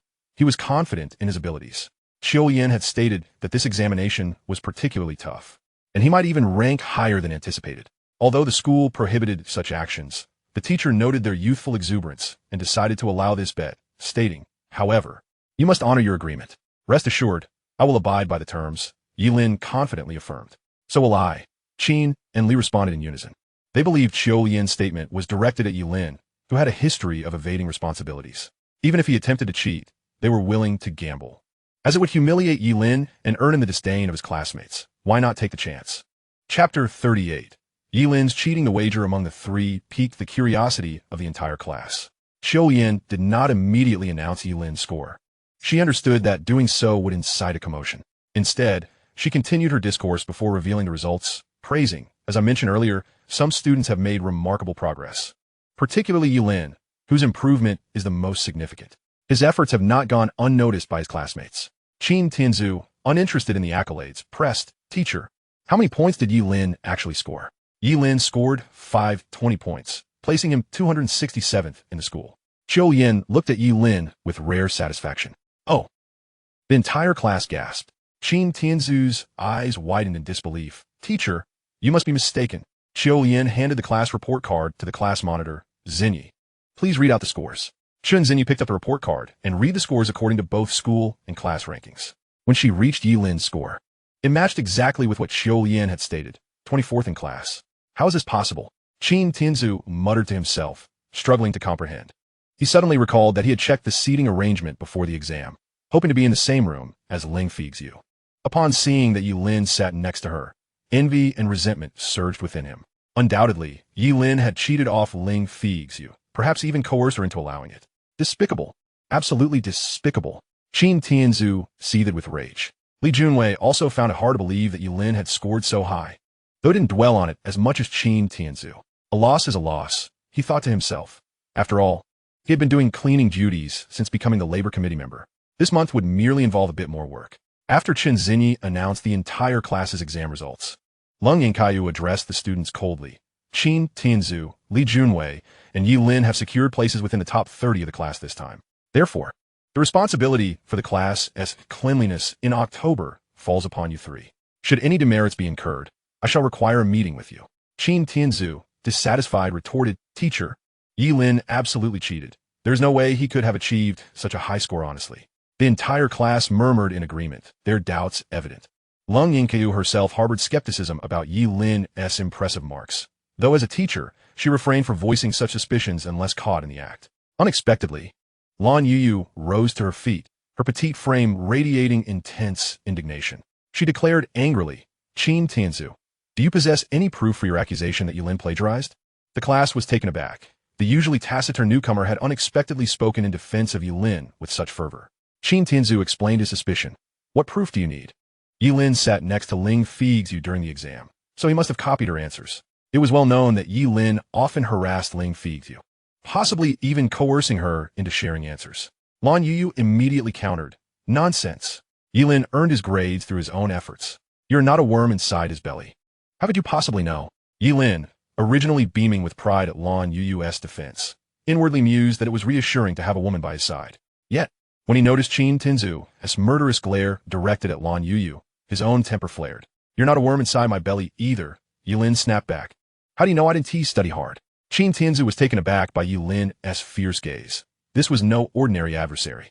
He feared that if provoked further, Ye Lin might resort to violence, even in front of the teacher. Lan Youyou quickly affirmed, exactly. You're not inside Ye Lin's belly, so you know nothing. Huang Bei'ai also stepped forward to scold Qin Tianzu. Are you just sore because you lost? Qin Tianzu retorted angrily, who's sore? I never said I wouldn't do the cleaning. I just think that cheating and forcing others to give answers over a bet is utterly shameless. Before Ye Lin could reply, Huang Bei'ai fired off like a machine gun. What evidence do you have? Do you know how hard Ye Lin has been working? He even spends his weekends tutoring with Lan Youyou. And our Lin Gu is naturally gifted. You only remember him for ranking last. But have you forgotten that he was once the top of the entire school? If he hadn't lost interest in studying before, what would Ling Feixue have to do with it? Who is really shameless here? If you can't accept losing, then don't make bets. Luckily, Linga never agreed to your previous wager. You're just an unfilial child who can't take a loss. Enraged by this, Qin Tianzu pointed at Huang Bei'ai and challenged. Say that again. Sensing the escalating tension, Lan Youyou slammed the podium, sending a cloud of dust into the air. Enough. What is the point of all this bickering? Qin Tianzu, if you lost, then accept it. Why drag out this nonsense? Do you have any proof that Ye Lin cheated? She demanded. Teacher, does that even need proof? Qin Tianzu replied, bewildered. Anyone with a brain knows Ye Lin definitely copied. Without evidence, stop making baseless accusations and be quiet. I believe Ye Lin. I've seen his efforts lately, Lan Youyou declared firmly. Though initially harboring doubts, Huang Bei'ai's words solidified her conviction that Ye Lin had not cheated. Indeed, Ye Lin had earned his place at Qinyuan High School through merit and had once been the top student in the entire school. He had the potential to attend City No. 1 high school, but during his rebellious phase, his mother feared he would go astray if sent too far away. So she kept him at Qinyuan. Unfortunately, he did fall into trouble, leading to his parents' divorce. Ye Shui, Ye Lin's younger sister, was equally brilliant and had been admitted to City No. 1 high school, but their mother kept her nearby for easier care. Such a gifted student as Ye Lin would never have ended up at the bottom of the class unless deliberately hiding his true abilities. Since Lan Youyou's transfer, Ye Lin had behaved remarkably well, and his true talents had begun to emerge. What was his motive? Could it be love at first sight for Lan Youyou? An early romance? Though they were adults as high school students, dating was forbidden. Lan Youyou resolved to inquire further later about Ye Lin's true intentions. Her outburst quieted the class. Qin Tianzu, though still resentful, dared not confront the teacher further. With the atmosphere settled, Lan Youyou addressed Ye Lin. Ye Lin, I believe you did not cheat. Your progress has been remarkable. Please share your study methods with the class. Ye Lin smiled wryly. Knowing his knowledge stemmed from his previous life as Ling Feixue's devoted admirer, how could he possibly share that? Seizing the opportunity, Ye Lin praised his deskmate. Teacher, all this is thanks to my deskmate, who patiently tutors me every day. I've improved so quickly thanks to her. I'm grateful you paired us together. He even flattered Lan Youyou a little. Lan Youyou listened, feeling that it was mostly Ye Lin's own effort, and she only assisted slightly. She quickly explained, Teacher, I just helped a bit, but Ye Lin is very intelligent. He grasps anything immediately and studies hard, always coming to me for tutoring whenever he has time. It's no great merit. Lan Youyou found their mutual modesty amusing. Observing them, she thought these two youngsters might indeed be well suited for each other. Yet suitability aside, dating was forbidden, at least until after graduation. Youyou, I know your efforts contributed to Ye Lin's progress as well. I hope the class can learn from Ye Lin's diligent spirit. Only through hard work can you enter the university of your dreams. Now is not the time for frivolity. University life is wonderful, and once there, you can enjoy yourselves as you wish. Huang Bei promptly asked, Teacher, is dating allowed in university? More than allowed, Lan Youyou chuckled. In university, you can not only date, but also marry and have children. In fact, marriage can even earn you extra credits. Of course, I don't recommend dating or playing around all the time. You must study hard to avoid becoming useless in society. Yin Hoking cheekily asked, Teacher, have you ever dated in university? At this, a fleeting sadness crossed Lan Youyou's eyes, quickly replaced by a smile. Ye Lin noticed this wistful expression. Clearly, the teacher harbored some regrets. Perhaps her lifelong decision to remain unmarried and single was born of this very sorrow. Lan Youyou replied with a smile, Teacher never dated in university. When I was a student, I studied relentlessly. Now as a teacher, I'm always worrying about you all. There's no time for such distractions. The topic sparked curiosity, and the class eagerly inquired about Lan Youyou's university days, their anticipation palpable, including Ye Lin, who had never experienced university life himself, his past life marked by selling roasted sweet potatoes outside the gates. After chatting for a while, the bell rang. Lan Youyou said, Ye Lin, come with me to the office. Qin Tianzu brightened slightly, sensing that Lan Youyou intended to question Ye Lin further in private. Her earlier words had indeed served a purpose. As Ye Lin and Lan Youyou descended the stairs, they encountered Li Xingfeng, the homeroom teacher of Class 5. Li Xingfeng harbored a strong dislike for Lan Youyou, despite many male teachers vying for her attention. She rejected them all. No one understood her airs of superiority. At her age and unmarried, always dressing flamboyantly, she was a disgrace to the teaching profession. Moreover, with the first monthly exam of the term, the top spot had been claimed by Class 1, further souring Li Xingfeng's mood toward Lan Youyou. Just a few points short. If it weren't for that new student transferring to Class 1, and if Ye Lin hadn't cheated, the first place would undoubtedly belong to our Class 5. The more she thought about it, the angrier she became. Li Xingfeng said sarcastically, Ah, Teacher Lung, what a coincidence it is to run into you here. Congratulations on Class 1's first place. The ever-cool Lan Youyou replied with a forced smile, Li Teacher, you're too kind. It's just a monthly exam. What is there to congratulate? Li Xingfeng scrutinized Ye Lin, who was following behind Lan Youyou, appearing every bit the obedient student. Though regrettably just a pretty facade. A monthly exam is still a significant test. It is indeed commendable for Class 1 to secure the top spot. Surely, this student behind Teacher Lung must be Ye Lin, who has made the most remarkable progress in this monthly exam, correct? Li Xingfeng's words dripped with veiled mockery and disdain. Hello, Teacher Li, I am Ye Lin, he said politely, bowing slightly. Yes, Ye Lin, you must work diligently in your studies from now on. It would be unfortunate if you advanced over 1,000 places this time, only to regress by 1,000 places in the next exam, she said, strutting away with an air of superiority. Ye Lin understood the underlying meaning of Li Xingfeng's words and responded, Rest assured, Teacher Li, I'm currently receiving supplementary lessons from the top student in the school, so regressing by 1,000 places is out of the question. Seeing Li Xingfeng's demeanor, Lan Youyou felt a surge of anger. What on earth was wrong with that old hag? Every encounter with her was fraught with tension. Unable to vent her frustrations on Li Xingfeng, Lan Youyou turned to Ye Lin with irritation.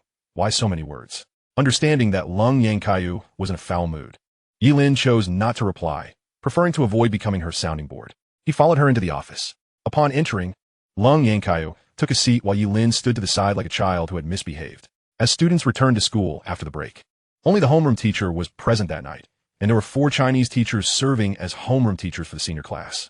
The other 3 homeroom teachers rarely descended to the office during breaks, remaining in their classrooms on the higher floors.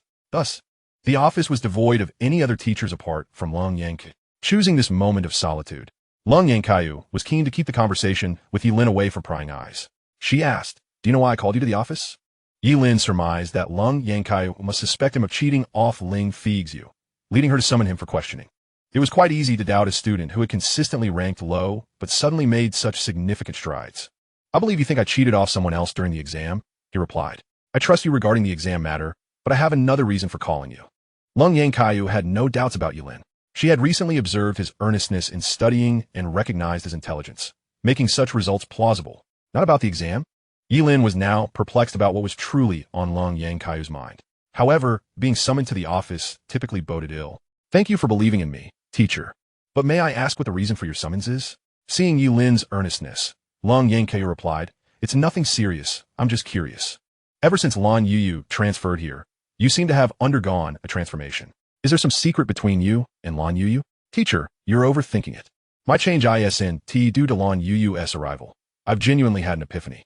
It just so happened that when I realized this, she transferred here, and I noticed her academic prowess, so I asked her to help me study. Over time, our relationship naturally improved. There are no secrets between us. If there are, they're merely academic. Do you really think I'm naive?" Lan Youyou thought to herself. "Just look at the way you gaze at Lan Youyou. Your eyes nearly fall out with admiration. Don't think I can't see your interest in her." Continuing, she added, "What baffles me is what exactly attracts you to her. She is rather unremarkable in appearance and comes from a modest background. Is it merely her tutoring that draws you to her?" Of course, Lan Youyou could see that Ye Lin was not truly exploiting Lan Youyou for academic aid. Their interactions indicated a deeper connection. If Ye Lin were merely using her for tutoring, he wouldn't have looked at her with such profound affection. Upon hearing Lan Youyou accuse him of using Lan Youyou, Ye Lin quickly clarified, "Teacher Lan, I haven't exploited Lan Youyou in any way." In Ye Lin's view, any negative impression of him could jeopardize his future intentions with Lan Youyou. "What is the nature of your relationship then?" Lan Youyou pressed. "There's nothing much to it. We're just classmates, and as desk mates, it's quite normal to help each other in studies. Isn't it?" Ye Lin was aware of what Lan Youyou was probing, but chose not to admit anything. "You needn't feel anxious. I called you here not to scold you or to reprimand you, but merely to chat. Please take a seat." Lan Youyou pulled out a chair for Ye Lin. Sitting down, Ye Lin felt as if he were being pricked by 1,000 needles. Although his age surpassed Lan Youyou's when considering his 2 lifetimes, he still felt intimidated in front of her, especially as his homeroom teacher. "I don't know how you came to like Youyou, but it seems to be a positive development for you both. I've noticed that ever since she met you, her smile has become more frequent, and she no longer behaves so timidly. Just recently, she even dared to stand up for you. As for you, your academic performance has also improved since knowing Youyou. However, the school does not permit relationships. They can be detrimental, both socially and academically. While your progress together is commendable, it doesn't mean you could be openly together. Rules are rules. I hope that before graduation, your relationship remains as it is, and keep that affection tucked away in your heart. Do not harm Lan Youyou, or I will not forgive you." "Teacher, what are you talking about? Love and relationships?" Ye Lin pretended to be oblivious. Since there was no relationship to speak of, Ye Lin had nothing to confess. For him, unless Lan Youyou herself clarified their relationship one day, he would continue to stand by her side as he always had. Seeing Ye Lin feign ignorance, Lan Youyou issued yet another warning. Just as the class bell rang, Ye Lin felt a wave of relief wash over him. Lan Youyou was quite pleased with the conversation. Despite Ye Lin's pretenses of ignorance, she recognized the impact it had. The warning served a dual purpose: to protect Lan Youyou's well-being and to prevent any emotional turmoil that might affect her upcoming exams. As long as their relationship remained unconfirmed, the risk of heartbreak would not exist. Lan Youyou instructed Ye Lin to retrieve 5 sets of basketball uniforms from beneath her desk, after which they proceeded to the classroom. Chapter 40. Scorned by the entire school while Ye Lin was away, chaos erupted throughout the entire floor. Students from various classes engaged in fervent discussions about several matters. The first topic was the rivalry between Ling Feixue and Lan Youyou over a certain young man, Ye Lin. The second was the accusation of Ye Lin's cheating during the exam. Everyone believed he had copied Ling Feixue's answers. Ling Feixue, upon hearing these rumors, was taken aback. She distinctly remembered securing her test paper and answer sheet thoroughly. How could Ye Lin have copied her answers? It left her utterly bewildered. When she heard someone insinuate that she was competing with Lan Youyou for Ye Lin's affection, claiming she had deliberately allowed him to copy her answers to curry his favor, Ling Feixue was infuriated. Competing for Ye Lin? How absurd. Why would I need to compete for someone like him? P.S. Just a sycophant. Do I really need to fight for him? And against that ugly transfer student from class 1? What could she possibly offer that would warrant a competition? The more she pondered, the angrier she became, wishing she could tear those slanderous mouths apart. All her ire was directed at Ye Lin. All of this turmoil stems from that despicable Ye Lin. Had he not plagiarized, none of these troubles would have arisen. Li Xingfeng entered the classroom and, upon seeing Ling Feixue's distressed expression, kindly inquired, "Feixue, what is the matter? You don't seem well." Hearing the teacher's words, Ling Feixue's eyes welled up with tears of grievance. "Teacher, they all accuse me of giving Ye Lin the answers to copy, but I truly did not. During the exam, I was even afraid Ye Lin would cheat, so I covered my paper thoroughly. I don't know how he managed to copy anything." Upon hearing this, Li Xingfeng's anger flared as she turned to the entire class. "What nonsense are you all spreading? From now on, no more baseless accusations in this classroom. If I hear anyone slandering a classmate again, I will not spare them." After reprimanding the class, she comforted Ling Feixue, for this precious gem of her class needed to be consoled. Once Ling Feixue's emotions had settled, Li Xingfeng addressed the class. Class 1 outscored us this time. All because Ye Lin cheated off Feixue, allowing them to snatch first place by a stroke of luck. Next time, we must reclaim the top spot. Therefore, from today onward, our class must intensify our studies. Even during meals or bathroom breaks, utilize every moment. If you can memorize 10 vocabulary words in half an hour while eating, you will accumulate more knowledge than others. With Li Xingfeng's rousing exhortations, the entire class brimmed with renewed vigor. Perhaps it was due to Li Xingfeng's strained relationship with Lan Youyou, or some other reason, but classes 1 and 5 were like sworn enemies throughout the senior year. This time, the first place in the monthly exam was wrested away by class 1 precisely because of Ye Lin's cheating, which left the entire faculty and students of class 5 seething with indignation. Meanwhile, Lan Youyou and Ye Lin entered the classroom amidst the uproar. Upon entering, Lan Youyou shouted, "What is all this noise? So much to say? Don't you know the bell has rung?" With her presence, the room instantly fell silent. At this moment, Qin Tianzu stood up and declared, "Teacher, Ye Lin has brought disgrace upon our class." Encouraged by Qin Tianzu's boldness, other students began to murmur their complaints, and the situation rapidly spiraled out of control. Lan Youyou's shouts failed to restore order, revealing the depth of the students' resentment. Silence. Lan Youyou, who pounded her fist upon the podium, nearly driven to madness. 5 or 6 minutes of chaos refused to abate. Observing Lan Youyou's furious outburst, the class finally quieted down. Qin Tianzu continued, "Teacher, we would rather forfeit first place than have it earned through Ye Lin's cheating. The whole school is talking about this. It's utterly humiliating." "Shut up." Lan Youyou glared fiercely at Qin Tianzu, barely restraining the urge to slap him. Taking several deep breaths to calm herself, she addressed Ye Lin. "Ye Lin, tell everyone plainly, did you copy someone else's answers or not?" Ye Lin, clutching a bundle of sports jerseys, stepped forward to reply, "I swear I wrote all the answers myself this time. If I lie, may heaven strike me down with 5 bolts of lightning." Although a few students believed Ye Lin, most remained skeptical. Given his past conduct, even his oaths were dismissed as empty words. When he inevitably ranked near the bottom again next exam, the class would be humiliated once more. Lan Youyou, confident in her student's integrity, proclaimed to the class, "No matter what others say or speculate, we are a collective, sharing both honor and disgrace. We should trust Ye Lin. If he swears he did not cheat, then he indeed did not. Our first place finish is genuine, the fruit of our collective effort. Let this matter rest here. Class 6 of first and second year will return to school for the athletic meet soon, your last such event in high school. Those who have signed up must give it their all, while those who have tea are not permitted to roam, but must stay to cheer on their classmates."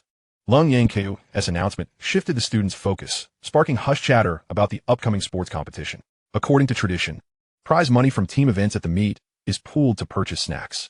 However, Class 1's athletic prowess was mediocre, and their prize money barely sufficed for each person to have a single lollipop. This was only possible because some individual event winners contributed their rewards. Lan Youyou called 4 students forward, then asked Ye Lin to accompany them to the restroom to change into their sports uniforms. Naturally, Qin Tianzu and Li Junwei were among them. In the restroom, Qin Tianzu, visibly displeased, confronted Ye Lin. You managed to copy off Feixue this time. I wonder whose answers you'll steal next. Next month, you'll disgrace our entire class again. Having changed his clothes, Ye Lin retorted, been eating in there? Why is your mouth full of nonsense? Then he left the restroom and returned to the classroom. Qin Tianzu, perplexed by Ye Lin's words, asked Li Junwei, "What did he just say? I can't understand him." Li Junwei sighed and explained, "He said you were eating excrement in there and spouting rubbish." "Damn it, that bastard. If he weren't so fast, I'd beat him until he yes begging for mercy." Qin Tianzu stormed off in a rage. Li Junwei shook his head. Since Ye Lin turned more well-behaved, Qin Tianzu's temper had worsened considerably.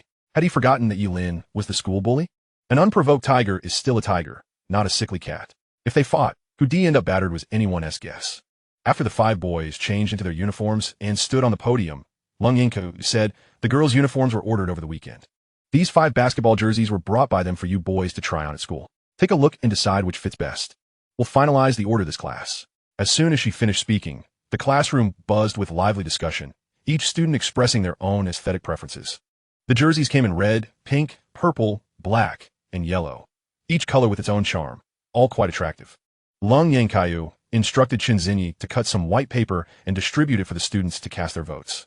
Both boys and girls were eligible voters, since the uniforms were purchased with class funds, and naturally everyone had the right to vote. The girls did not participate in the uniform selection because they deemed the boys' taste crude and unsophisticated. Last year, the boys had chosen jerseys with sleeves so large that the girls feared accidental exposure during games, causing them to play timidly, which contributed to their low rankings. Thus, during the National Day holiday, several volleyball girls ordered their own uniforms and thoughtfully selected 5 sets for the boys to try. Chinzinyi and her deskmate handed out the cut ballot cards. When giving one to Huang Bei'ai, Chinzinyi accidentally brushed his arm. That slight touch instantly sparked a flurry of imagination in Huang Bei'ai's mind. She actually touched me? Could she like me? Indeed, the master's advice proved true. Diligent study could lead to grasping happiness. Huang Bei'ai felt his faith in the master's words deepen. Once voting concluded, a few class committee members began tallying the results, whether because Ye Lin was handsome or for some other reason. The pink jersey he wore received an unusually high number of votes. After selecting the uniform style, Lan Youyou asked Qin Tianzu to record the height and weight of students enrolling in basketball and instructed them to practice after class in the coming days. Qin Tianzu agreed readily, but had no intention of including Ye Lin, Huang Bei'ai, and Yin Hoking in his practice plans.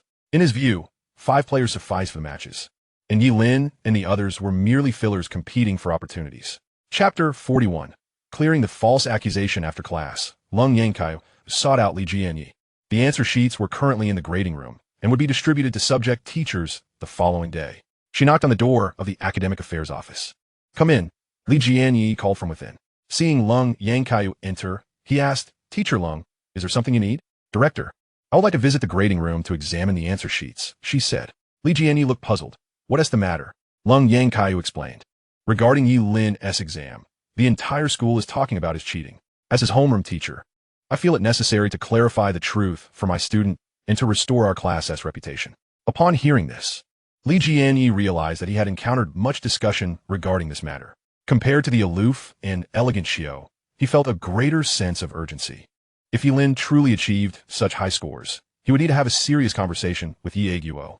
However, if Ye Lin had indeed cheated, it would be necessary to educate him, as there would be no opportunity for such actions during the JKO. With students abuzz with speculation, if Ye Lin had not cheated, it was his duty as an elder to clear his name. Li Jianyi chuckled, "Teacher Lung, let us wait until tomorrow to take a look. The grading room is sealed, and I am unable to grant you access." "Very well, I shall not disturb the director any longer," replied Lan Youyou, departing. She was fully aware that Li Jianyi could not open the door.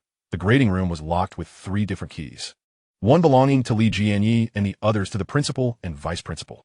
Her reason for coming was to inform Li Jianyi that there was a pressing matter that needed clarification. In the classroom, during the 3rd evening study session, attendance was voluntary, and thus no teacher was present. Classroom discipline relied on the class monitors. The students who remained were primarily engrossed in their studies, while those who were not had long since left to frolic, and the day students had returned home. Ye Lin was accompanying Lan Youyou, as he was to escort her back to the dormitory after class. Halfway through the session, Ye Lin noticed that Huang Bei'ai seemed possessed, alternating between silly laughter and intense concentration on his studies. Concerned for his friend's well-being, Ye Lin stood and playfully smacked his book down on a Huang Bei'ai's desk. Huang Bei'ai, lost in thoughts of a family outing with Chen Xinyi, glared at Ye Lin with an expression of annoyance. However, upon realizing it was Ye Lin, his irritation transformed into a sense of grievance. Why did you hit me, Ling Ge? I thought you were possessed. Ye Lin took his seat once more. Huang Bei'ai, visibly excited, exclaimed, Ling Ge, do you know what just happened? Ye Lin, intrigued, replied, what happened? Just now, when handing out the exam paper, Chen Xinyi brushed her hand against my arm. Huang Bei'ai gushed, his expression dreamy. Ye Lin was left speechless. It was entirely possible that it was a mere accident. He could not discern any romantic interest from Chen Xinyi towards Huang Bei'ai. Rather, he perceived her demeanor as one of mild disdain. Yet, such is the nature of infatuation. When someone harbors feelings for another, even the most casual glance can be interpreted as affection. Not to mention that Chen Xinyi had touched Huang Bei'ai. In that moment, Ye Lin understood Huang Bei'ai's earlier silly grin. His friend had likely envisioned a future with Chen Xinyi. Rather than discourage Huang Bei'ai, Ye Lin encouraged him, saying, Chubby, this means you're right to focus on studying and losing weight now. You must continue to work hard and not forget the words of a master. Don't worry. Ling Ge, I'm studying. Huang Bei'ai responded, picking up his book with newfound determination, making notes of anything he did not comprehend, intending to ask Ye Lin during their tutoring sessions. Now he was proactively studying and losing weight without needing Ye Lin to prod him. The thought of that idyllic family scene earlier provided him with an unending source of motivation. After the third evening study session concluded, Ye Lin escorted Lan Youyou back to her dormitory, and then he and Huang Bei'ai departed for home. Upon exiting the school gates, Huang Bei'ai insisted that Ye Lin drive him home, claiming he needed to memorize his study material and that driving would waste valuable time. Ye Lin couldn't help but chuckle. If Huang Bei'ai had exhibited such diligence earlier, gaining admission to Qinghua or Baida would likely not have been an issue. After dropping Huang Bei'ai off, who, feeling it was too late, asked Ye Lin to take his motorcycle back, stating he intended to jog to school the following morning. Grateful for his friend's motivation, Ye Lin complied, hoping his friend's newfound determination would not wane. The next day, during morning reading time, the subject teachers arrived at the grading room to collect answer sheets. Li Jianyi instructed the teachers to retrieve the answer sheets of Ling Feixue and Ye Lin. As he had not served as a homeroom teacher the previous evening, the subject teachers were unaware of the circumstances and left after collecting the sheets. Li Xingfeng knew that Li Jianyi intended to scrutinize Ye Lin's papers and felt triumphant, believing this would confirm her suspicions of cheating. Though Lan Youyou had faith in Ye Lin, her heart raced at the thought. His improvement was indeed remarkable. Noticing Lan Youyou's nervousness, Li Xingfeng maliciously remarked, Teacher Lung, it's best to ensure students write their exams honestly. Lan Youyou chose to ignore Li Xingfeng's sardonic comments. The other homeroom teachers remained silent, watching with expressions of intrigue. Feeling ignored, Li Xingfeng grew uncomfortable and turned to Li Jianyi, asking directly, you suspect Ye Lin of cheating too, don't you? Li Jianyi found her words somewhat grating and replied curtly, Teacher Li, I do not suspect Ye Lin of cheating. I've seen how hard he has been working lately. However, due to the rampant rumors, I believe it is necessary to clarify the situation. After hearing this, Li Xingfeng retorted sarcastically, indeed. It's rare for our school to have a student progress so quickly. I too find it hard to believe he would cheat. Once we compare the answer sheets, we'll know for sure. Well then, I would appreciate it if the teachers could arrange the answer sheets of the two students properly, Li Jianyi instructed. Once the answer sheets were aligned, he continued, I believe many of you suspect Ye Lin of cheating. Now that the answer sheets are before you, scrutinize them for yourselves. Whether he cheated or not will be evident upon comparison. Li Jianyi felt confident as he spoke. Just the night prior, he had summoned the two principals, and they had already reviewed the answer sheets together. Although the principals were not particularly fond of Ye Lin, they were nonetheless concerned due to familial ties. Upon seeing the answer sheets, they felt a glimmer of hope for Ye Lin's prospects. After reviewing the answer sheets from two subjects, Lan Youyou beamed with joy, realizing that Ye Lin could not have possibly cheated from Ling Feixue. However, upon examining the Chinese answer sheet, she felt a surge of frustration. He had correctly answered all the questions that were easily missed, yet had made errors on those that should have been straightforward. He had also left the dictation blank. And while he had crafted an eye-catching introduction for the essay, he had failed to continue beyond a few lines. It felt akin to watching a riveting film only to be interrupted by an advertisement.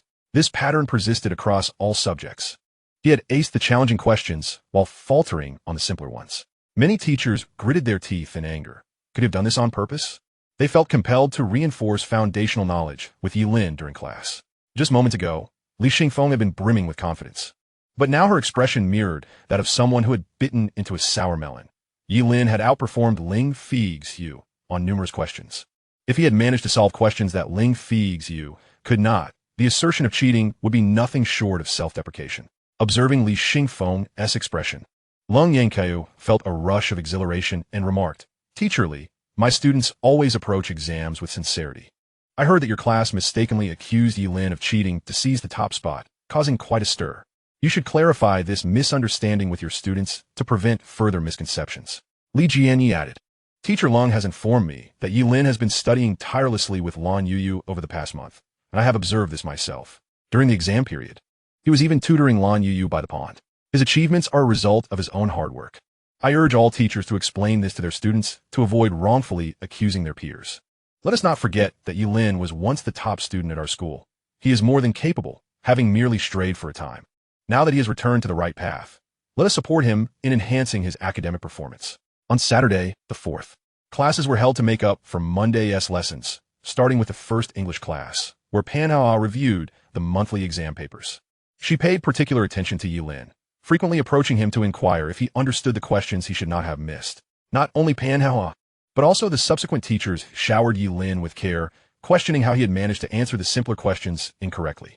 Ye Lin had his excuses ready, explaining that he had been focusing on the more challenging problems and had neglected to review the easier ones. Lan Youyou chimed in to support him, affirming that he had indeed been concentrating on the more complex questions, reflecting on his significant progress over the past month. Ye Lin felt a sense of astonishment at the teacher's sudden concern, feeling both flattered and overwhelmed. However, this is quite favorable and well within Ye Lin's expectations. With this in mind, the next examination scores can certainly improve further, with Lan Youyou's assistance in tutoring and the diligent teaching from various instructors. Achieving the top rank in the entire school next time would surely silence any detractors. After all, who would dare accuse one of cheating when the teachers will be the first to defend their students? The following day continued with discussions about the exam papers.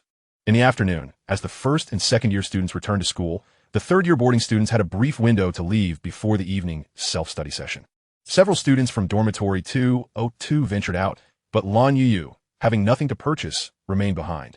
Bored, she lay on her bed, idly flipping through a photo album. At that moment, Gao Mingming entered the dormitory and noticed Lan Youyou engrossed in something.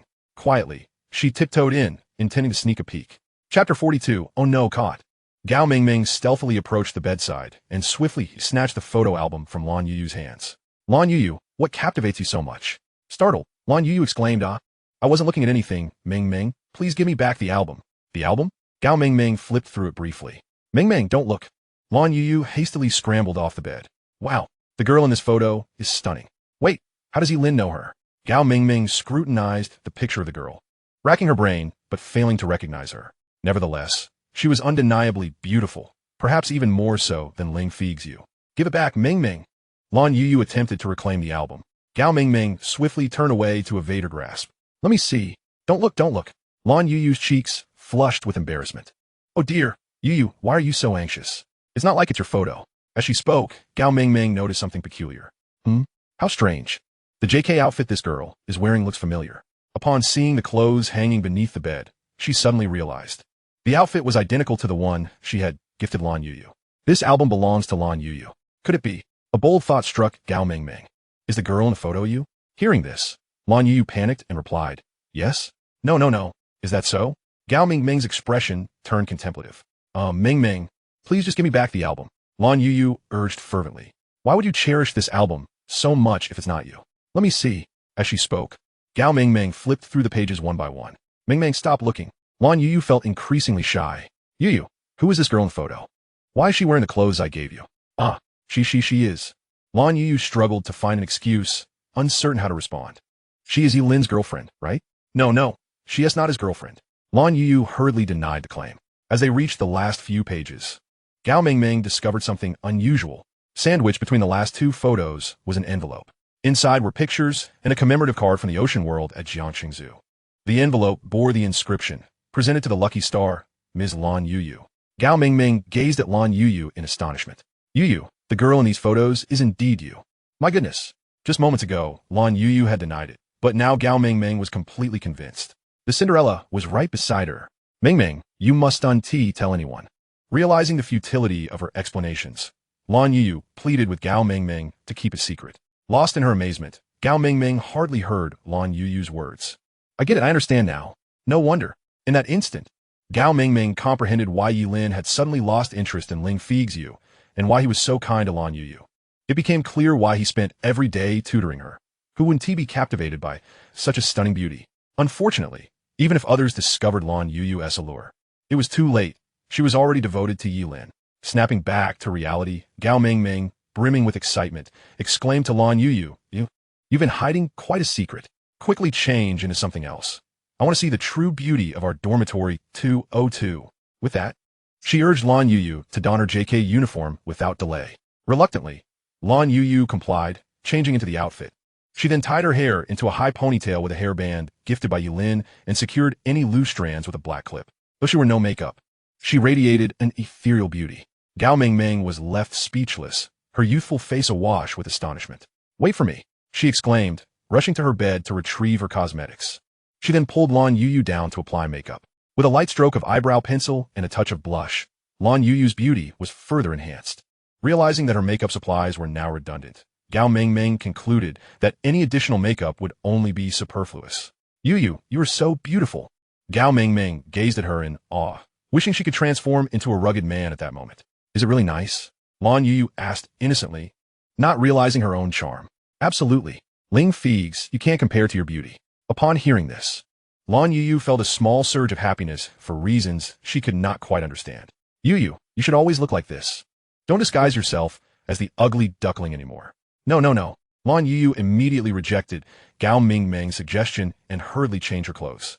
Confused, Gao Mingming wondered why any girl would not wish to appear beautiful. Why would someone want to appear unattractive?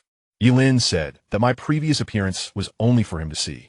With that, Lan Youyou reverted to her original look. Upon hearing this, Gao Mingming thought Ye Lin was quite the sly one. However, considering Lan Youyou's beauty, she could understand.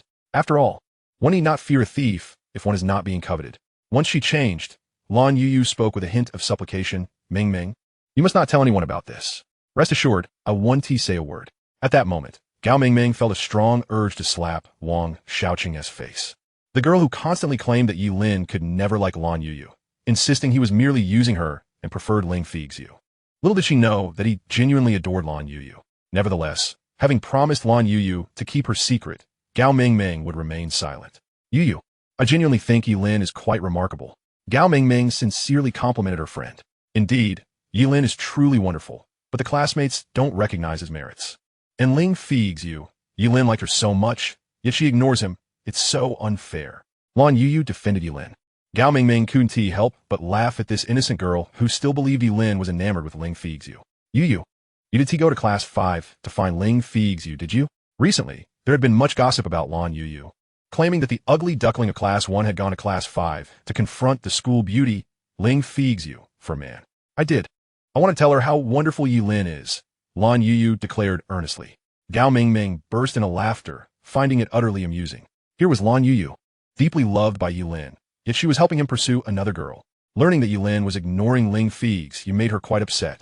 Given that Lan Youyou spent so much time with Ye Lin, it was likely that Ling Feixue would be infuriated by her attempts to praise him. Speaking of Ye Lin reminded Gao Mingming of her initial purpose for visiting Lan Youyou, seeking tutoring from the academic prodigy. Youyou, can I join you for tutoring sessions with Ye Lin in the future? I do like to improve my grades as well. Without a moment's hesitation, Lan Youyou agreed, sure. Once she had agreed, Lan Youyou inquired, Mingming, how much did you pay for the clothes you gave me? Why do you ask? Do you want to buy another set? No, I will give you the money. No, I have too many clothes at home. It's a waste to throw them away. I'll give them to you, as long as you don't mind. Why should I ask for money? Observing how well the clothes suited Lan Youyou, Gao Mingming was tempted to offer a few more outfits, feeling as though she were crafting a goddess. That's not right. My mother always said we shouldn't take things for free. But Youyou, I'm not just anyone. I'm your good friend. Besides, you promised to help me with my studies, so consider this a form of compensation. After some coaxing from Gao Mingming, Lan Youyou finally dismissed the idea of giving her money. After the second evening self-study session, Gao Mingming did not return home. At that moment, in the back row, Huang Bei was seated in front of Ye Lin. Gao Mingming approached, saying, "Move aside, I need to sit inside." Huang Bei looked at the books in Gao Mingming's hands. "Puzzle, what for? I'm here to tutor my roommate. Do you have a problem with that?" Huang Bei remained firm. "No problem." Seeing this, Gao Mingming promptly pulled the desk aside and entered. Lan Youyou asked Ye Lin, Ye Lin, Mingming wants to study with me. Is that okay? Ye Lin had no objections. Little Dia, it's up to you whether you want to or not. You don't need to ask me. He held no animosity toward Gao Mingming and felt she treated Lan Youyou quite well. The four of them studied earnestly in the back, not leaving even after class, until the security guard arrived to send them back to their dorms. The three of them first escorted Lan Youyou back to her dormitory. It was late, so Ye Lin asked Huang Bei'ai to drive Gao Mingming home, while he chose to walk back since his home was nearby. Chapter 43. The day of the 1,000-meter race. The day after the event, following the flag-raising ceremony, the entire school gathered for the opening ceremony of the sports meet. In the afternoon, the competitions officially commenced. Ye Lin was set to participate in the 1,000-meter race, dressed in his sports attire, stretching and warming up on the track. On the soccer field, a dashing boy was warming up, drawing the attention of many girls. In this era of nonconformity, where boys often sported side-swept bangs or long hair, Ye Lin's neat crew cut was indeed a refreshing sight. Such a hairstyle required a certain level of attractiveness to pull off. Ye Lin had become quite renowned. The younger students had just returned to school and were already buzzing with two major scandals: the plagiarism incident and the love triangle involving the ugly duckling and the school beauty. They mused that if someone as plain as Lan Youyou dared to compete for a boy with the school beauty, then surely the latter must be far more appealing. Consequently, many girls cast admiring glances at Ye Lin. Ye Lin, your brother's become so handsome. A girl from the first year exclaimed, drooling. Psyche, don't be deceived by his looks. He has done so many bad things, Ye Shui replied, harboring a deep-seated disdain for Ye Lin. But he really is handsome, and he has improved significantly. He jumped over 1,000 spots in this month's exam. He is practically a male goddess. Ye Shui, give me his QQ number. Chun's Psyche increasingly admired him, seeing him as the epitome of her ideal partner. Forget it. I deleted his QQ long ago, Ye Shui retorted, annoyed by her friend's infatuation. Ye Shui, help me ask for it. Chun's Psyche pleaded, pouting. If you want it, go ask him yourself. If you really end up with him, our sisterhood will be over, Ye Shui said, striding toward the basketball court, where the boys from their class were competing. Qin Tianzu stood beside Ye Lin, basking in the attention of so many girls. As he warmed up, he showcased what he considered his most attractive self. Passing the track, Chun's Psyche waved at Ye Lin in the soccer field. Ye Lin did not notice, but Qin Tianzu did. Those two younger girls were indeed beautiful, and the one beside them seemed to be the first-year school beauty, Ye Shui. Qin Tianzu excitedly waved back. Indeed, the sports meet is my domain. The girls are practically swooning over me, even greeting me first. Before the race had even begun, Qin Tianzu envisioned the scene of countless girls rushing toward him after he finished. Upon seeing Qin Tianzu wave, Chun's Psyche displayed a look of disdain, muttering, Who is that big fool? He didn't even greet anyone. Why is he responding? Let us go. The competition is about to start, Ye Shui urged. Ye Lin, don't lag too far behind. Our class can't afford to lose face. Qin Tianzu boasted to Ye Lin. Ye Lin paid him no mind. It's just 1,000 meters. In this age of vigor, it's a breeze. Just then, Lan Youyou, Gao Mingming, and Huang Bei'ai arrived. Lan Youyou's uniform appeared somewhat bulky, leaving one to wonder what she had hidden underneath. Approaching, she cheered, Ye Lin, you can do it. Go, Ye Lin. Lin, go. You can do it. Gao Mingming and Huang Bei'ai followed suit, encouraging him. Qin Tianzu felt a twinge of annoyance. Why aren't you cheering for me? He asked. Where's everyone else? Why aren't they here to support me? Gao Mingming explained. The girls from our class are playing volleyball. Teacher Lung is over there cheering them on. Huang Bei'ai retorted, What's wrong? Can't you run if no one is cheering for you? Qin Tianzu snapped back. Who can't run? Do you think everyone is as out of shape as you? At that moment, Ling Feixue and Zhao Rongrong approached. Ling Feixue had genuinely become anxious after not hearing from Ye Lin for so many days. Furthermore, after seeing the results, she realized Ye Lin was indeed striving for improvement. He was now so handsome, so bright, and so ambitious that Ling Feixue thought he might be worth considering. Upon seeing Ling Feixue approach, Qin Tianzu smugly remarked, If you don't cheer for me, someone else will. Look, my goddess is coming. The group turned to look. Ling Feixue was particularly stunning today, dressed in a figure-flattering outfit. She walked up to Ye Lin and Qin Tianzu.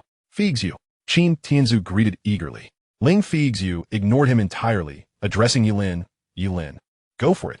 Ye Lin, uninterested, sidestepped her and moved away. Zhao Rongrong, unable to contain her irritation, exclaimed, Ye Lin, what is your problem? Feixue came over to cheer for you, and you just ignore her? Ye Lin glanced over, smiling. It's not like I asked you to come. You might as well cheer for the boys from your class. He gestured towards Run Xinghong, who was fuming not far away. Ling Feixue was incensed by Ye Lin's words and stormed off to Class 5's team. You had your chance, and you didn't appreciate it. She left with a huff, followed by Zhao Rongrong. With Ling Feixue and Zhao Rongrong gone, Huang Bei'ai burst into laughter. Qin Tianzu, wasn't your goddess here to cheer for you? Why did she ignore you? Ha. The atmosphere was already awkward, and Huang Bei'ai's words were like daggers. With a snort, Qin Tianzu prepared to head to the track. I'm going too. With that, Ye Lin followed suit. On the 8 lanes of the track, each class had 2 representatives. Those from classes 1 to 4 were up first. With the sound of the starting gun, 8 students dashed off the starting line, and the arena erupted with cheers. Ye Lin, our male goddess, go for it. You're the best. Mwah. Suddenly, a synchronized, powerful cheer resonated through the air. Everyone turned to see a group of girls, flowers in hand, cheering under one person's direction. Each girl adored Ye Lin, hailing from various grades and classes, spontaneously organizing to rally for him. The boys running alongside Ye Lin were incensed, cursing, "This guy is totally unfair. This crowd is demoralizing." From the very start, Ye Lin surged ahead, sprinting with all his might. Idiot, who runs like that for 1,000 meters? At this pace, he'll be out of breath after 1 lap. Hasn't he ever run before? Qin Tianzu mentally berated him. The other boys from different classes were equally astonished. Running 1,000 meters like that? He would exhaust all his energy and have nothing left for a final sprint. Fearing Ye Lin would embarrass them, Qin Tianzu sprinted after him. Alas, Ye Lin sprinted with such relentless speed that Qin Tianzu had to exert every ounce of strength just to catch up after half a lap. Meanwhile, the others could only regard these 2 as madmen. Ye Lin, do you even know how to pace yourself? If you run like this, will you have the stamina to sprint later? Slow down and conserve your energy, Qin Tianzu implored earnestly. Speaking while running is usually taboo, but fearing Ye Lin might dash off for 5 or 6 minutes, he reluctantly offered his caution. Mind your own business and talk less, Ye Lin retorted, surging forward with renewed vigor. Crazy fool, Qin Tianzu cursed under his breath. Yet, upon reflection, he thought that it might be better if Ye Lin lost and embarrassed himself. As long as he secured a place, Ling Feixue would surely look upon him more favorably. Chapter 44. Breaking the long-distance running record on the football field. Lan Youyou and Gao Mengmeng, among others, were fervently cheering for Ye Lin. When he passed by, Ye Lin waved in response, inciting envy among many girls. In the final half lap, Ye Lin began to show signs of fatigue, though his pace barely diminished. He distanced himself by half a lap from his pursuers and crossed the finish line triumphantly. No one expected this reckless youth to clinch first place. They tried to catch him, but were utterly powerless. Despite his slight slowdown, the gap was insurmountable. Qin Tianzu fared worse, having disrupted his rhythm while chasing Ye Lin and wasting precious energy by speaking. He ultimately finished 7th.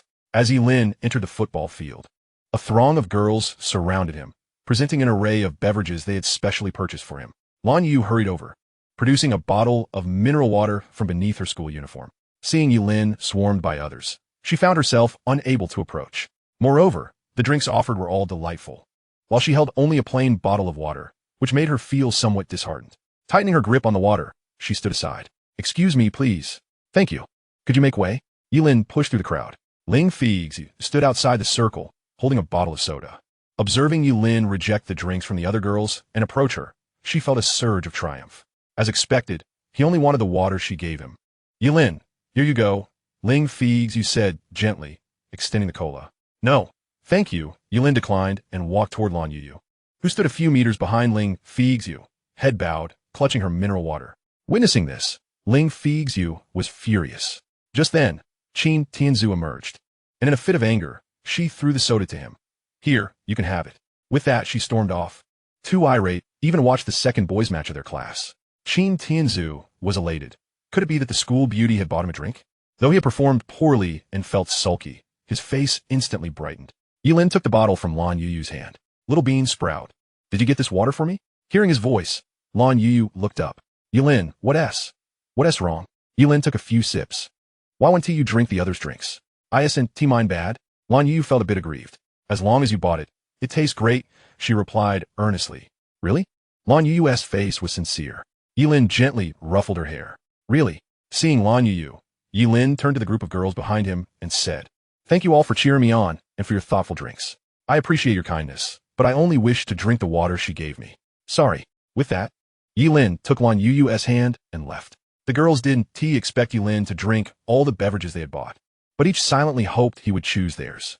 Several even stealthily opened their bottles and took small sips, thinking that if Ye Lin drank their drinks, it would be like an indirect kiss. Unfortunately, Ye Lin refused every single one. When they saw Ling Feixue also being rejected, they found some consolation. After all, if even the school beauty's overtures were spurned, their own rejection was less shameful. Originally believing Ye Lin to be a cold, aloof male god, they were surprised to see him apologizing. Instantly, the girls became ecstatic again. Their admiration evolved, not merely desiring to be with Ye Lin, but supporting him as an idol. The male god is so handsome. The male god is so devoted. That girl is so lucky. I'm prettier than her. Why doesn't the male god choose me? Is the male god so shallow? He even rejects the school beauty. He must believe in fate. Don't you know? That girl is Lan Youyou, the top student in the entire school. She is a genius. She and the male god are perfectly matched. I approve of this union. A group of girls watched Ye Lin's receding figure, chatting with envy. The results of the first round of the 1,000-meter long-distance run were announced by the host on stage. In the first round of the senior boys' 1,000-meter race, first place goes to Ye Lin of Class 1, with a time of 3 minutes and 1 second. Ye Lin has broken the school record for long-distance running. Let's congratulate him with a round of applause. Second place, 7th place, Chen Tianzhu of Class 1, with a time of 3 minutes and 40 seconds. At the volleyball court, Class 1 students were stunned upon hearing the broadcast. Chun Zinyi exclaimed incredulously, "Did I just hear that Ye Lin broke the record? Did I mishear?" "No. He really broke the record," Class President Xiao Yuki confirmed. "Ye Lin is amazing." The girls from Class 1 jumped up excitedly. Those unaware might have thought their volleyball team had won. Even Ling Feixue hadn't expected Ye Lin to shatter the school's long-distance record. She hadn't realized he was so formidable. The Class 1 volleyball players, distracted by the news, forgot to return the ball, gifting their opponents easy points. Seeing this, Ling Feixue scolded, "What are you all doing? It's not like you broke the record yourselves. Why get so excited? Focus on the game." With Ye Lin's victorious start, the girls played volleyball with renewed vigor, improving rapidly. Ye Lin and his 3 companions arrived at the volleyball court. Ling Feixue greeted him cheerfully. "You did well, kid. Drink some water and rest." "Thank you, teacher. You just gave me some water," Ye Lin replied. Seeing their class pull ahead by 10 points, Gao Mingming exclaimed happily, "Teacher, why is our class so strong this year?" "We're always strong," Huang Ba said nonchalantly. "Huang Ba, you're shameless. Have some dignity," Gao Mingming retorted. She recalled how their class had been trounced in previous sports meets. "Exactly. We're strong. Just didn't perform well before." "Huang Ba, the teacher expects you to shine in basketball," Ling Feixue teased deliberately. Gao Mingming grinned mischievously. "Huang Ba, you gotta perform well. Our class is so strong this year. Don't be the weak link."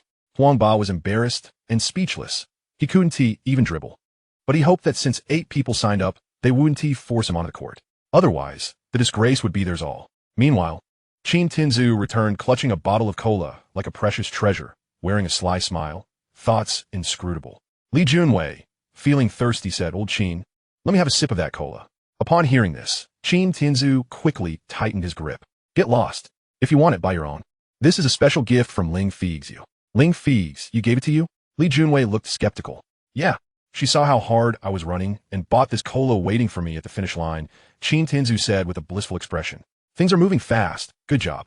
Old Chen, if you win over the school beauty, you'll be the biggest victor of our senior year." The two teased, their voices reaching Gao Mingming's ears. Gao Mingming scoffed, "Chen Tianzhu, keep boasting. I saw it with my own eyes. The cola was bought by Ling Feixue for Ye Lin. When Ye Lin refused it, she tossed it to you. She didn't buy it for you. How can you say otherwise?" Li Junwei cast a peculiar glance at Chen Tianzhu. So that was the truth. Chen Tianzhu, however, never admitted it. In fact, the gift had been bestowed upon him by Ling Feixue. Since he had emerged late, he had missed the moment when Ling Feixue handed the item to Ye Lin, only knowing that as soon as he appeared, Ling Feixue tossed the cola to him. "J.O. Mingmin, do you fancy me? Are you jealous because Ling Feixue treats me kindly? So you said that on purpose?" Chen Tianzhu teased. J.O. Mingmin's eyes widened in disbelief at such words and retorted indignantly, "I like you? Huh, you must be imagining things. Why don't you look in a mirror and see how you actually look?" With that, she hurried away to avoid further misunderstandings. The volleyball match concluded with Class 1's girls securing victory without much trouble. The long-distance run also ended. Ye Lin clinched first place in the 1,000-meter race for senior boys, breaking the school record. Having secured 2 wins in one day, Ling Feixue was ecstatic, walking with head held high and chest puffed out. Chapter 45. The stirring cheers of encouragement the next afternoon. It was the turn of Class 1's boys for the basketball match. The notice had been issued that morning. Class 1 versus Class 12. Class 12 was an ordinary class, but boasted many skilled basketball players, thus selecting 8 top-notch athletes. On the basketball court, before the game commenced, Class 1's players appeared listless. Ling Feixue comforted them, saying, "It's all right, just do your best. It's not like we have no chance." Qin Tianzu organized the tactics for everyone. Upon hearing the morning's announcement that they would face Class 12, Qin Tianzu lost his temper. If it had been the top class, there might have been some hope, as they were mostly bookworms. But Class 12 was a normal class with numerous sports students. This was utterly discouraging. Of course, with Ling Feixue's encouragement, Qin Tianzu dared not throw a tantrum and gathered everyone into a circle. When a game starts, pass the ball to me as soon as you get it. Defend your opponents closely, no switching, or it will get chaotic. He gave detailed instructions, except to Ye Lin, Huang Bei'ai, and Yin Hoking, whom he did not intend to field. Thus, his guidance to them was irrelevant. Huang Bei'ai, displeased that he and his 2 comrades were sidelined, protested, "Qin Tianzu, what about us? You're the substitutes. When we're exhausted, you'll come on to relieve us." Huang Bei'ai was incensed. "I'm the basketball prince of our class. You want him to be a substitute? What prince nonsense? You never come to practice with us. How can we have any coordination?" Qin Tianzu shot back, "Have I ever asked you to come?"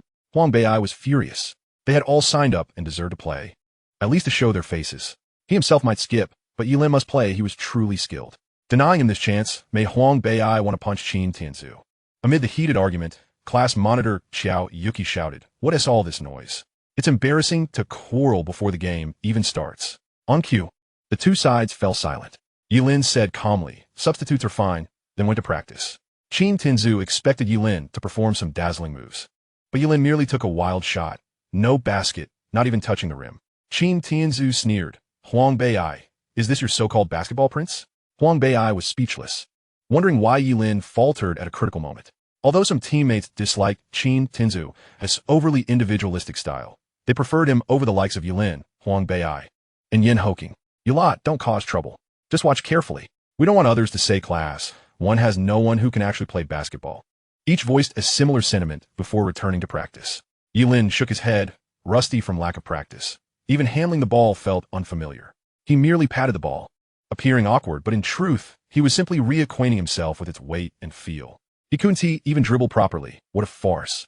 Qin Tianzu showed his disdain, then executed a flawless 3-step layup right before Ye Lin's eyes. After 10 minutes of practice, the referee's whistle signaled the start. Both teams took the court. The Class 12 players were all about 1.8 meters tall. Merely observing, it was clear Class 1 faced inevitable defeat. Hence, few but their own classmates bothered to watch. At Qinyuan High School, with 8 basketball courts hosting simultaneous matches across grades, spectators gravitated toward the more intense games. The referee verified the player rosters, and the game commenced with a tip-off. Class 12 swiftly seized the ball, passed fluidly, and executed a 3-step layup, all within 10 seconds. Class 1's inbound pass was immediately intercepted, followed by a reverse shot for 2 points. By halftime, Class 12 led 29-5, effectively sealing the outcome. At that moment, a group of girls rushed over to Lan Youyou. They had watched 2 games and were bewildered that Ye Lin, who had signed up, had not played. "Teacher, why isn't Ye Lin on the court? We came to cheer for our male idol," they implored. Ling Feixue was stunned, glancing at Ye Lin, who shrugged innocently. Sensing an opportunity, Qin Tianzu slyly suggested, "Teacher, we're tired. Let Ye Lin and the others take over." Huang Bei'ai, sensing Qin Tianzu's intent to avoid further embarrassment, snapped, "You've played so poorly and want us to come on and make fools of ourselves? What kind of nonsense is that? Why did you even sign up if you don't want to play? Do you expect us to play 4 consecutive games?" As the boys' frustration grew, and with the girls demanding Ye Lin's participation, Lan Youyou intervened. "Enough, Huang Bei'ai. You 3 go on next and just play casually." "Got it, teacher," Ye Lin replied, standing up. "Fatty, Hoking, Ziwi, Ziohei will take the next game." He strode toward the court. "Ye Lin, good luck." Lan Youyou waved enthusiastically. "Little bean sprout, don't worry. I'll do my best. Class 1 will not lose." Ye Lin smiled back, a grin that stirred envy among the cheering girls. At that moment, Jiao Mingmen suddenly thought Ye Lin was extraordinarily handsome, far surpassing Huang Bei'ai, who was supposedly his brother but looked far less impressive. Midway through the game, as teams switched sides, the assembled girls formed a neat line, holding flowers and cheering for Ye Lin with synchronized chants louder than any cheerleading squad. Class 1's students were astonished, as were those from Class 12. Ling Feixue and Class 12's homeroom teacher were equally dumbfounded. What was going on? Seeing Class 1's reinforcements rallying, Class 12's students, unwilling to be outdone, began their own cheers. Class 12, go, go. Class 1's supporters instantly felt their blood ignite with passion. Class 1, never ordinary. Class 1, fight, fight, fight. At that moment, although the game could be lost, the spirit and momentum must never be surrendered. The triumvirate of cheers from the stands formed a vibrant, electrifying atmosphere. Chen Tinzu was speechless, lamenting, "Why wasn't there such stirring support when I was on the court? This kind of roaring encouragement ignites the soul. If only they had cheered for me like this, I wouldn't have lost so miserably." 8 basketball courts were suddenly filled with curious onlookers as a commotion erupted on the high school's senior side. Many spectators deemed the game uninteresting and paid it no heed. However, the fervent shouts of encouragement suggested an exceptionally fierce contest. Instantly, the arena became crowded with students from Class 1 and Class 12. Yet, upon glancing at the score, a portion of the crowd dispersed, realizing that the shouting was merely bluster. Since entering high school, Ye Lin had never participated in the sports meet, leaving his basketball prowess a mystery to all. Even if he were a skilled player, the disparity in scores seemed insurmountable. Consequently, the students of Class 12 felt entirely at ease. Chapter 46. The score is even a sharp whistle pierced the air, signaling the continuation of the match. Huang Bei'ai initiated the play, receiving the ball as Ye Lin dashed forward with remarkable speed. With a swift pivot, he effortlessly evaded his opponent, executing a 3-step layup to secure 2 points. At that moment, the female spectators erupted into ecstatic screams. "Our idol is so handsome! Go, Ye Lin!" The chorus of encouragement from countless girls filled the air. In that instant, even a weary ox could plow 2 acres of land. When it was Class 12's turn to serve, they tossed the ball to a teammate positioned beneath the basket as they crossed midcourt. Ye Lin leaped, intercepting the ball with grace, then skillfully maneuvered past 2 defenders with a feint. He swiftly shot for the basket, and although an opponent leaped before him, Ye Lin adeptly pulled the ball back and shot from the opposite side, scoring another 2 points. Within a minute, he had scored twice, igniting even louder cheers from the audience. Class 1, once subdued, now brimmed with hope as Ye Lin's dazzling skills shone brightly. The game saw back-and-forth exchanges, with Ye Lin frequently scoring. After 5 or 6 minutes, the players of Class 12 realized that they were no match for Ye Lin's individual talent. When one defender failed, 2 would attempt to stop him. When that proved ineffective, 3 would try. The scene on the court was magnificent. As soon as Ye Lin obtained the ball, 3 defenders from Class 12 converged upon him. At this juncture, Ye Lin found himself unable to breach the 3-point line, rendering a layup impossible. The boy directly opposite him, in awe, remarked, "Brother, you're impressive. If you had played earlier, the outcome would be unpredictable." Seizing the moment, Ye Lin stood tall and took a 3-point shot. Whoosh! The basketball sailed through the air and swished through the net, a stunning 3-pointer. The score, despite being triple-teamed, showcased his extraordinary prowess, eliciting a wave of screams from spectators. "Thank you for the compliment, but let us focus. We haven't lost yet," Ye Lin declared after his shot, before sprinting back to defend. With Ye Lin's entrance and his exceptional skills, the arena surrounding the match between Class 1 and Class 12 was packed, primarily with female admirers. The strikingly beautiful Chiu Ying was caught amidst the throng, surrounded by incessant screams, feeling as though her eardrums might shatter. Were it not for her class's participation, she would have longed to escape this chaotic scene. This was no mere basketball game. It resembled a grand fan convention. Witnessing Ye Lin's prowess, the other 4 players from Class 1 fully committed to supporting him. Upon gaining possession, they immediately sought out Ye Lin's position to pass the ball. Whenever Ye Lin was encircled, they would assist in creating openings for him. As the third quarter concluded, thanks to Ye Lin's relentless efforts, Class 1 had amassed 25 points, while Class 12 led with 39 points, a 14-point gap. Ye Lin alone had scored 20 points in just 1 quarter, causing a stir among the players of Class 12, who had initially felt assured of victory. Thinking the game was already decided, Class 12's 3 main players took a break during halftime, allowing 3 substitutes to showcase their skills. Little did they expect Ye Lin to emerge as a formidable opponent. The players from Class 12 could not afford to be complacent. They assembled their strongest lineup for the 4th quarter. Their strategy was straightforward: focus entirely on defense and waste time whenever they had possession. After all, Ye Lin was exceptionally formidable, both in ball handling and defense. He could easily be mistaken for a professional player. Zhou Jinqi, the physical education teacher in charge of the basketball team, regarded Ye Lin as a hidden gem. He had never anticipated finding such an extraordinary basketball talent among the students. If Ye Lin were to join the school team, Qinyuan High School would undoubtedly rank among the top 3 in the upcoming basketball tournament in Jiang City. Zhou felt fortunate to be present for this spectacle. Spotting a student from Class 1, he approached Xiaoying, saying, "Teacher Qiu." At that moment, Xiaoying was busy motivating Ye Lin and his teammates. Hearing someone call her, she turned to find it was Zhou Jinqi. "Teacher Zhou, is there something you need?" "I just wanted to inquire about that young man's name," Zhou said, gesturing toward Ye Lin. "His name is Ye Lin. Why do you ask? Is there something going on?" Xiaoying wondered why a physical education teacher would seek out Ye Lin, especially in the midst of a match. She feared that if he called Ye Lin away now, their chances of winning would vanish. Upon hearing that the boy was Ye Lin, Zhou felt a renewed sense of purpose. He had heard of this notorious student, a notorious underachiever whose prospects of attending university seemed bleak.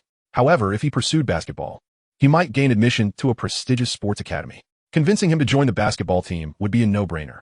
After all, which high school student wouldn't he aspire to attend university? Zhou was eager to approach Ye Lin. Xiaoying swiftly intervened. "Teacher Zhou, what do you intend to do?" "Oh, I just want to have a word with Ye Lin. Our class is currently competing, pulling our star player away now. What are you thinking?" Xiaoying expressed her dissatisfaction, questioning the urgency of the matter. What business could a physical education teacher have that was so pressing? Right, the game is still ongoing. I'll wait until later to speak with him," Zhou exclaimed, momentarily forgetting the match was in progress. After a 2-minute break, Ye Lin devised a new strategy for his team. He anticipated that he would face 2 to 3 defenders from Class 12. Thus, in the final quarter, Jiang Zihui and Hu Xiaohe were tasked with offense, while Huang Beiai and Yin Hoking would handle the serves. As the whistle signaled the start of the final quarter, Ye Lin, while drawing 3 defenders, allowed Jiang Zihui and Hu Xiaohe to position themselves beneath the basket. Ye Lin executed a clever move, bouncing the ball between his legs to evade his opponent.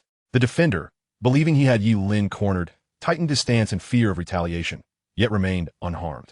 The ball ricocheted off the floor and landed in front of Hu Xiaohe, who promptly passed it to Jiang Zihui. Without hesitation, Jiang Zihui took the shot, securing another 2 points.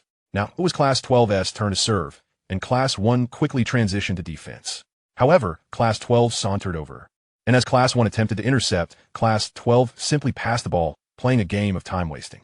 They refrained from shooting unless absolutely necessary, knowing that Ye Lin was exceptional at rebounding. After stalling for some time, Class 12 finally seized a clear opportunity to shoot. When it was Class 1's turn to serve, Ye Lin, upon receiving the ball, sensed the opponent's intentions and felt a surge of irritation. He pivoted with the ball, effortlessly maneuvering past 5 players before executing a flawless 3-step layup. The entire sequence was executed with seamless precision, showcasing his remarkable speed. "That was stunning," Zhou Jinqi exclaimed, clapping fervently. The crowd erupted in cheers, particularly the female admirers of Ye Lin, whose hearts raced at the sight of his impressive display. Even those who were indifferent to him were captivated by his charm. After the excitement, Zhou kicked the resting Qin Tianzu, complaining, "Qin Tianzu, why did you inform me that Ye Lin was such a talented player?" Feeling unjustly accused, Qin Tianzu replied, "How could I have known? Ye Lin never plays at school." However, knowing Zhou's temperament, he opted for silence to avoid further confrontation. "Hey, I'm talking to you," Zhou insisted, kicking him once more. Qin Tianzu was utterly distraught, tears nowhere to be found. "Teacher Zhou, it's a grave injustice. I truly had no idea he could play basketball. He never once mentioned it, nor did he ever play at school. Had I known, our class wouldn't have suffered such a crushing defeat in the first 2 periods. Would we? Is that so? Then I apologize for accusing you," Zhou Jinqi replied, only to quickly find another excuse to berate him. "Look at him, learn something, and you, calling yourself a basketball player. Your skills are barely half his." Qin Tianzu offered no retort, merely shifting his seat a couple of steps away to maintain a safe distance from Zhou Jinqi. Observing Class 12's sluggish and listless ball handling, Ye Lin seized the opportunity. He dashed forward, snatched the ball, and scored directly. Before Class 12 could react, Class 1 had already added 2 points. For 5 or 6 minutes of back-and-forth play, it was evident that Class 1's tactical arrangements were far superior. Class 12 was completely led by the nose. Defending Ye Lin required 3 players, but committing 3 defenders left other players unguarded, surrendering any initiative. Under Ye Lin's leadership, Class 1 managed to equalize the score. However, the final quarter had arrived, with the score tied at 46-46. The outcome remained unresolved, necessitating overtime between Class 1 and Class 12. Chapter 47. The game-winning shot. Meanwhile, matches on the other 7 courts had already concluded. Instantly, the court hosting Class 1 and Class 12 was swarmed with spectators, leaving no room to breathe. Qin Tianzu was eager to play in overtime. He had spotted Ling Feixue watching from the sidelines. With the goddess present, how could victory be anything but assured?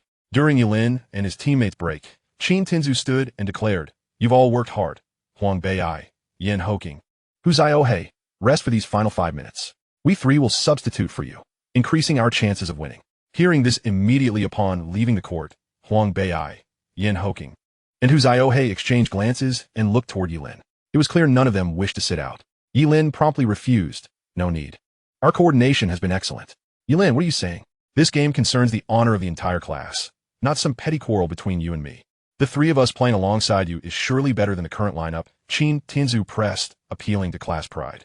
Huang Bei'ai retorted angrily, "Have some shame. You scored 5 points in 2 periods, while we nearly tied it at 46. If we had played earlier, there'd be no need for overtime. I said before the game, Ling Gu is the basketball prince. You insisted on benching him, afraid of losing and embarrassing yourself. Now that we have a chance to win, you want to play? Show some decency." Qin Tianzu ignored Huang Bei'ai and continued, "Ye Lin, you don't want our class to lose, do you? Let us form a powerful lineup. We must win. I'm the captain. Follow my lead." Ye Lin pondered briefly before responding, "Our teamwork has been solid over 2 games. There's no need to substitute." Ye Lin acknowledged Qin Tianzu's point about the stronger lineup, but questioned its value without synergy. From the first 2 periods, Ye Lin had seen that Qin Tianzu played with excessive heroism. Once the ball was in his hands, he would never pass. Without Qin Tianzu, Class 1 might have scored more than 5 points early on. 2 tigers cannot share one mountain. Ye Lin believed the team could only have one leader and was reluctant to let Qin Tianzu take the court. What mattered most was cooperation, not individual prowess. Hearing Ye Lin's reasoning, Qin Tianzu grew anxious. "Ye Lin, now is not the time for grudges. Let us set aside our differences until after the game. We must field our strongest lineup in overtime. As captain, I insist." "Fine, you play for me. I'm resting. I'm exhausted anyway." With that, Ye Lin sat on the ground, drinking water. "Go ahead. I don't believe we can't win without you," Qin Tianzu said bluntly, confident he was not inferior to Ye Lin. At that moment, Wang Xiaoqing approached and grabbed Qin Tianzu's arm. "Substitute? You don't have time to play for others." "Why not? I can play as well as he can. Come on. The current score is thanks to Ye Lin and his teammates' hard work. All the girls outside are cheering for Ye Lin. If you go in and lose, they'll tear you apart. Even if you win, what good will it do? They like Ye Lin, not you. They'd accuse you of shamelessly stealing the spotlight, and you wouldn't like the gossip. Remember, 3 women make a street. But here's a whole crowd. That could ruin your reputation." Qin Tianzu found some logic in her words, but lamented that Ye Lin was hogging all the glory. This was their home court, and Ling Feixue was watching. It would be agonizing not to impress the goddess. However, Qin Tianzu's chance to play had already passed. Overtime had begun, and several minutes had elapsed. The final 5 minutes of overtime were fiercely contested. Class 12 resorted to fouls to stop Ye Lin, determined to deny Class 1 any scoring opportunities. Huang Bei'ai responded ruthlessly, charging like a human tank. For minutes passed without either side scoring. With 1 minute remaining, Class 12 scored and led by 2 points. Class 1 brought the ball to the basket. Hu Ziohei prepared to shoot, but was spectacularly blocked by Class 12. The ball was stolen. Class 12 aimed to run out the clock, but Ye Lin intercepted, soared, and dunked. The crowd erupted in deafening cheers. The score was tied again. With 30 seconds left, Class 12 inbound and swiftly broke away. Exhausted from the prolonged battle, Ye Lin was blocked once more, and Class 1 failed to catch up. In the final 10 seconds, Class 12 scored again. Victory was assured. 10 seconds left. Class 1 had no chance to score. Outside the court, Class 12 began celebrating. Qin Tianzu cursed under his breath. "Damn it. If only you'd listened to me, we'd have won by now." In the last 10 seconds, hope rested on Ye Lin. Yan Hoking inbound to Ye Lin, who charged forward. But 5 defenders from Class 12 blocked his path. No matter how skilled Ye Lin was, he could not break through 5 opponents. With no other options, Ye Lin passed the ball to Huang Bei'ai, who had just crossed the mid-court line. Huang Bei'ai received the ball, momentarily bewildered, as everyone else was positioned behind him. To whom should he pass it? At that moment, Ye Lin bellowed, "Fatty, shoot." "Shoot the ball." Huang Bei'ai, having never learned to shoot, flung the ball with one hand from the midcourt. Just as the ball left his grasp, the whistle blew, signaling the end of the match. At that instant, the entire 12th class erupted in jubilant cheers. Whoosh, the ball he had blindly tossed went in, a last-second buzzer beater. The first class was still reeling from the shock. At this moment, Lee Junwei leaped up, exclaiming with excitement. It went in. The ball went in. A three-pointer. 1 point more than them. We won. We won. Oh, we won. In that moment, the first class went wild, rushing onto the court to lift the 4 players competing into the air, while the teachers and students of the first class reveled in joy. A group of Ye Lin's female fans outside were equally ecstatic, chanting, Ye Lin, Ye Lin, Ye Lin.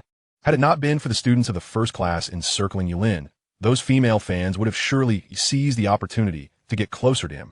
Seeing Lan Youyou standing dazedly outside the court, Ye Lin longed to approach her, yet being hoisted by a throng of people left him with no chance to escape. Huang Bei'ai, being too heavy, could not be lifted and thus missed out on the treatment Ye Lin and the others enjoyed. However, Gao Mingming rushed over first, giving him a hearty slap on the back. You fatso, you were amazing. I absolutely adore you. Gao Mingming, why do you hit with such force? Huang Bei'ai retorted. What do you know? Hitting is caring, and scolding is love, you know? Is it? Huang Bei'ai raised his hand, ready to retaliate towards Gao Mingming's chest. But suddenly realizing she was a girl, he quickly withdrew. Forget it. A good man doesn't fight with a woman. If you had dared to hit me, I would have made sure you regretted it. Fatty, that last shot was incredible. Tell me, what do I want to eat? It's on me. But after the evening class, you must escort me home. I'm not eating, I'm on a diet. Eat if you want, don't eat if you don't. As the match concluded, the crowd gradually dispersed. Zhou Jinqi wanted to find Ye Lin, but felt it was not the right time, considering it was during the competition. As a basketball coach approaching Ye Lin would seem biased, he decided it was best to wait until after the sports meet. Chapter 48. Joyful Rivals After the Match. Ye Lin and Lan Youyou went out for dinner. On their way, Lan Youyou appeared somewhat downcast. Noticing this, Ye Lin inquired, Little Bean Sprout, what's wrong? Why do you seem a bit unhappy? Lan Youyou herself could not pinpoint the reason for her discontent, leading her to remain silent. Are you feeling unwell? Ye Lin asked, quickly checking her forehead, relieved to find her temperature normal. Ye Lin, I'm not sick, you know. So many girls came to cheer for you just now. Lan Youyou said with a hint of jealousy. Upon hearing this, Ye Lin began to piece things together. She was indeed feeling jealous. Lan Youyou's jealousy indicated that she cared for him deeply, already considering him hers and unwilling to let anyone else take him away. This thought made Ye Lin a little happy. Is this the reason for your unhappiness? Ye Lin asked with a grin. No, Lan Youyou hurriedly denied, although it seemed to be the case. But what was wrong with others cheering for Ye Lin? Why should she feel upset? Little Bean Sprout. Regardless of how many people cheer for me, only your support propels me forward. Moreover, I only want to drink the water you give me, Ye Lin said, waving a bottle of mineral water in front of her. Hearing this, Lan Youyou felt warmth in her heart and ceased her unfounded worries. Ye Lin, let's hurry to the cafeteria. Otherwise, if too many people come, there won't be much food left. All right. The two jogged into the cafeteria, now bustling with patrons. Fortunately, during the sports meet, a special athletes lane had been opened, allowing athletes to queue without much hassle. Ye Lin took Lan Youyou by the hand and led her to the line. Ye Lin, I'm not an athlete. Isn't this inappropriate? No worries, Little Bean Sprout. We'll only order 1 portion. But how can we eat just 1 portion? Lan Youyou pondered, encountering a dilemma. Let us order a bit more and share. Okay. Lan Youyou acquiesced. At that moment, one of the 12th class players, following behind Ye Lin, deliberately raised his voice. Can you people in front show some decorum? This lane is for athletes only. Lan Youyou felt a pang of anxiety upon hearing this. It was evident she did not belong to the athlete category. Ye Lin, however, chose to ignore the provocateur. Yet, the individual persisted, clearly irked from the recent loss. I'm asking if you first-class students could have a shred of dignity? Upon hearing his class being called out, Ye Lin turned around and replied, Are you insulting us? Whoever cues disorderly deserves a scolding. Am I not an athlete? If your eyes don't work, perhaps you should donate them. With that, Ye Lin had no intention of engaging further. You're an athlete, what about her? The person pointed directly at Lan Youyou. At this moment, countless pairs of eyes in the cafeteria were fixated on the unfolding drama. Fearing the situation would escalate, Lan Youyou nervously suggested, Ye Lin, shall we change places and queue again? No need to pay him any mind. Yes, just a fool, Ye Lin replied, turning Lan Youyou away from the confrontation. Seeing this, the 12th class athletes decided to counter the challenge with their own tactics. All 12th class, come over here and queue. With that, 7 or 8 students from the 12th class surged in, cutting in line. The people at the back were displeased. But the 12th class had an excuse. They could blame Ye Lin for leading the charge, so if there was any scolding to be done, it should be directed at him. Scolding Ye Lin? Only someone foolish would dare. Despite his current seemingly obedient demeanor, Ye Lin's past misdeeds were well known. Who would risk his wrath? Not wanting to get involved in a rivalry between the two classes, those at the back had no choice but to endure. When it was Ye Lin's turn to get food, he took 4 dishes and, using 2 meal vouchers, acquired 2 large chicken legs before leaving the serving window. Ye Lin then paused next to the group from the 12th class and deliberately stated loudly, "We're only ordering 1 portion for 2 people. You 12th class folks aren't all just getting 1 portion, are you? You 12th class are of high quality, so you shouldn't engage in line cutting." Upon hearing Ye Lin's words, the faces of the 12th class students turned awkward. After Ye Lin finished speaking, he took Lan Youyou to find a place to eat. The 12th class athletes behind were already simmering with anger. Immediately after Ye Lin's statement, those following him remarked sarcastically, "You don't seem like athletes. So I guess you're just here to eat with him? Remember to only order 1 portion. I believe you 12th class should have some decorum." Hearing this, the students who had cut in line from the 12th class, in a fit of frustration, walked away, abandoning their meals. After all, losing face so dramatically and then going back to the end of the line was too humiliating. Furthermore, the chatter in the cafeteria later would undoubtedly revolve around their recent embarrassment. It was better to leave early than to endure the awkwardness of such discussions. Ye Lin went to the soup station, grabbing 2 small bowls, and then the two shared 1 portion of food. Suddenly remembering something, Lan Youyou asked Ye Lin, "Where are Ming Ming and Huang Bei? We all ate together yesterday, but I haven't seen them today. I'm worried they don't have anything to eat." "Don't worry, they're both day students and went out to eat," Ye Lin reassured her. Just a little while ago, Huang Bei had mentioned that Gao Mingming was treating him to a meal, handing him meal vouchers. In just a few days, the two had grown quite close, bickering like a pair of joyful rivals. Outside the school, Huang Bei and Gao Mingming had also finished eating and were on their way back. Huang Bei claimed he was on a diet, yet Gao Mingming had taken him for a steak. Sitting behind on the motorcycle, Gao Mingming complained, "You fatso, sit up a bit. You're going to squish me. I'm only sitting in this little space. Why do you need to leave so much room between us?" Huang Bei lamented that there was enough space between the two of them for another person to fit. The principle of propriety between men and women was evidently disregarded. Gao Mingming stubbornly refused to inch forward even slightly. Being too close meant that this rotund fellow would inevitably bump into her if he suddenly braked. "But with you like this, the vehicle is difficult to control. What if we crash?" she protested. "That's merely a reflection of your lack of skill," he retorted. "Nonsense. I'm the best motorcyclist in all of Qingyuan." Huang Bei swerved left and right, finally arriving at the school gate. After parking the bike, Gao Mingming quickly interjected, "Chubby, let us go. I'll treat you to the finest beverage in our county." "I'm on a diet," Huang Bei replied, somewhat unwillingly. "If I can't lose weight, Shenzhen one tea look my way. You just had 2 portions of steak, yet you claim you're dieting. The mouth of a man is a deceiver. Let us hurry." With that, Gao Mingming forcibly dragged Huang Bei to the tea shop across the school. At that moment, the tea shop was bustling with students eager to bring a cup into the school, while those outside sought refreshments to quench their thirst or take home to their children. The crowd was indeed overwhelming. Gao Mingming wore a distressed expression, clearly averse to waiting in line. "Chubby, didn't you say you were on a diet? You should queue up and buy for us. Why should I be the one to queue?" He countered. "You, a grown man, aren't going to do it. So why should I? Show some courtesy to the ladies and be a gentleman. I don't need to wait in line to buy anything here," he replied nonchalantly. Gao Mingming looked at him skeptically. "You're just boasting. Don't cut in line. If someone gets angry and hits you, it's not my concern."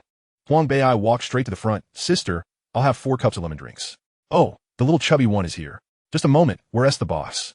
"Why didn't he come with you?" Qin Hui inquired.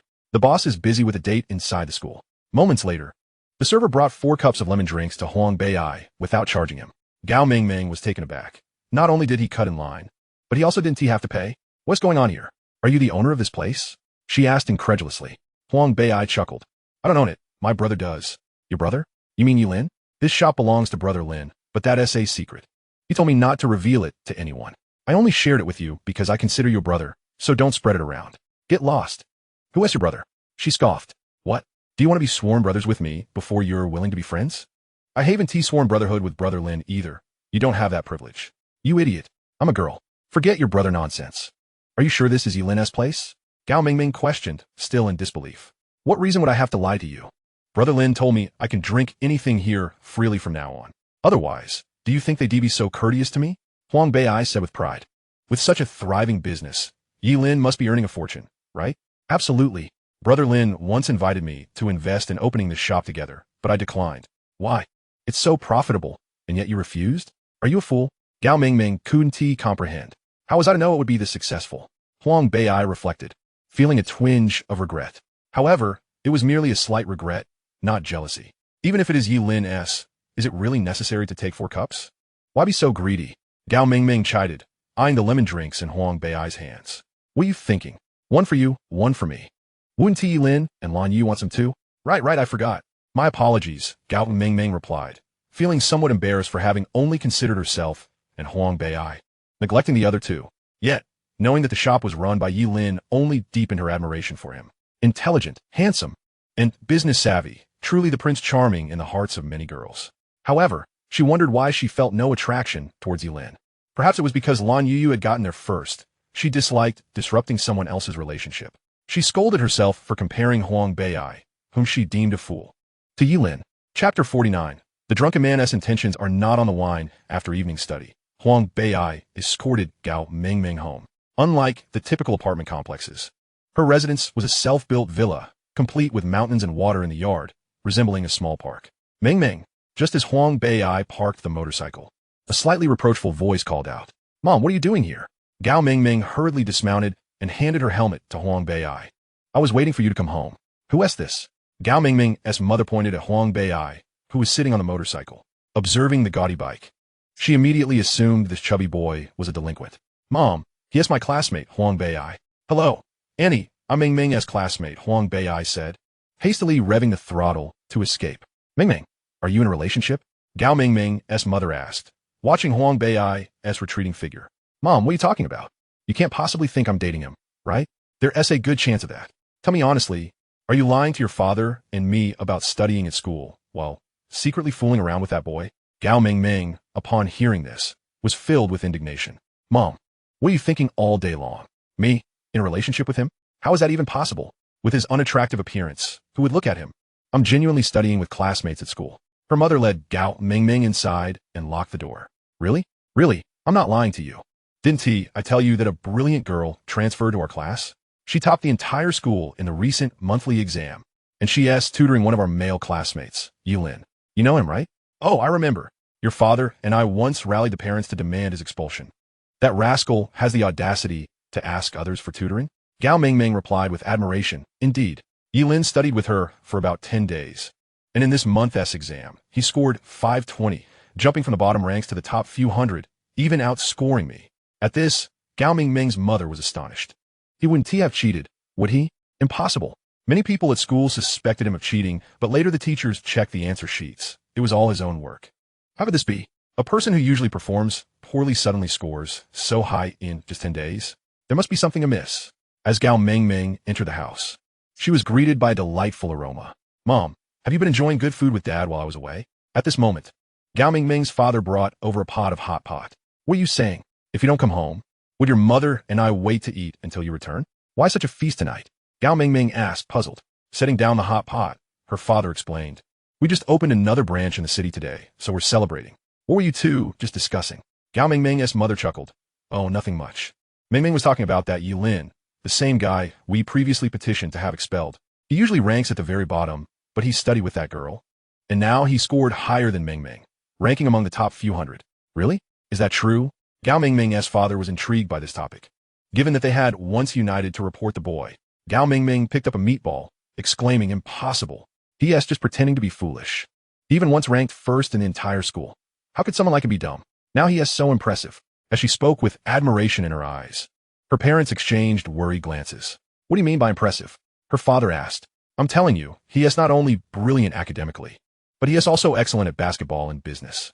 Just today in the basketball match, we were about to lose, trailing 5-29 at halftime, when Ye Lin came onto the field." Gao Mingming animatedly recounted the scene, almost as if a deity had descended. The more she idolized Ye Lin, the more grave their expressions became. If what they feared was true, that scoundrel must not be allowed to set foot in the Gao family home. They would never permit their daughter to associate with such a person. The unfavorable impression of Ye Lin had already deeply rooted itself in the hearts of Gao Mingming's parents. To them, he was nothing more than a petty delinquent, thoroughly wicked. After recounting Ye Lin's basketball exploits, Gao Mingming feigned mystery and remarked, "And do you know what? Today I uncovered a remarkable secret." Seeing the eager expressions on her parents' faces, she elaborated, "That tea house outside the school gate, the one that is so popular, is actually owned by Ye Lin. I can hardly believe it. He is a high school student running such a thriving business. Don't you think he is quite the entrepreneur?" Upon hearing this, The two were astounded. Being involved in the food industry themselves, Gao Mingming's parents had indeed noticed the extraordinary popularity of that establishment near the school. Mr. Gao, incredulous, asked, Mingming, are you certain that Ye Lin owns that shop? Absolutely, she affirmed. That chubby guy who just took me home is Ye Lin's good friend. He even helped himself to 4 cups of fruit tea there today without paying. He said Ye Lin once tried to get him to invest, but he declined, thinking it was too risky. How foolish. Hearing this, Mr. Gao discarded his prior negative impressions of Ye Lin and inquired, Mingming, you've been tutoring with that transfer student in your class, right? Ye Lin tutors with her as well. Do you all usually study together? Gao Mingming quickly ate a few bites of meat before replying, yes, we do. Right now, I, the chubby guy, Ye Lin, and Lan Youyou all study together. Usually, Lan Youyou and Ye Lin teach me. I've learned a lot these past few days. They teach far better than those tutors you hired. Everything just clicks. Mrs. Gao could hardly believe that Ye Lin was tutoring her daughter. Yes, did I tell you? He pretends to be slow, but he is very clever. If it weren't for Lan Youyou transferring and becoming his deskmate, his true genius wouldn't have revealed itself until the college entrance exam. Seeing their puzzled expressions, Gao Mingming explained, here, essay secret. Ye Lin likes Lan Youyou, but she is a model student and he is a troublemaker. To win her over, he had to become a good student, so he changed and stopped pretending to be dumb. Mrs. Gao, worried that her daughter's early romantic entanglements might jeopardize her exam preparations, urged her to focus on her studies. Mr. Gao, thoughtful, remarked, it's quite possible for a boy to change for the person he admires. Then why did he pretend to be foolish before? Mrs. Gao asked, acting like a good person while playing the fool. Isn't that strange? You don't understand, Mr. Gao replied. At that age, boys are in their rebellious phase. Surrounded by bad company, they put on the facade of underachievers just to fit in with those wild friends. Gao Mingming nodded in agreement. Dad is right. Ye Lin's old friends were all underachievers, including Huang Beiai and the chubby guy just now. Oh, changing for love. Reminds me of your youth, Mrs. Gao said with a disapproving glance at Mr. Gao. What are you talking about? I don't have any youth to speak of, he retorted, secretly reminiscing, but unwilling to admit it. Mrs. Gao then teased, Mingming, your dad was once an ardent admirer, deeply sentimental. As the two were engrossed in this exchange, Mr. Gao quickly shifted the subject. Mingming, invite Lan Youyou over for dinner next time. Why? Mrs. Gao asked suspiciously. Since she tutors you, shouldn't we invite her for a meal? Could you just say that plainly? You made it sound like something else. How was I supposed to guess? All right. I'll be clear next time. Mingming replied, Mom, Lan Youyou is quite shy. If I invite her directly, she probably won't come. But if Ye Lin invites her, she'd definitely be willing.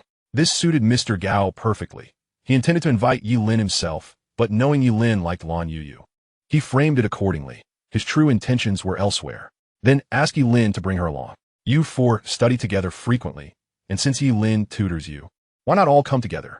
But you all dislike Ye Lin so much, Mingming said hesitantly, fearing her parents might reprimand Ye Lin and warn him stay away. That was before. Did you say he has become quite outstanding? Meeting him hurt, and it will put our minds at ease. All right, I'll invite them over this Saturday. After dinner, the family retired to their rooms. In her chamber, Mrs. Gao questioned Mr.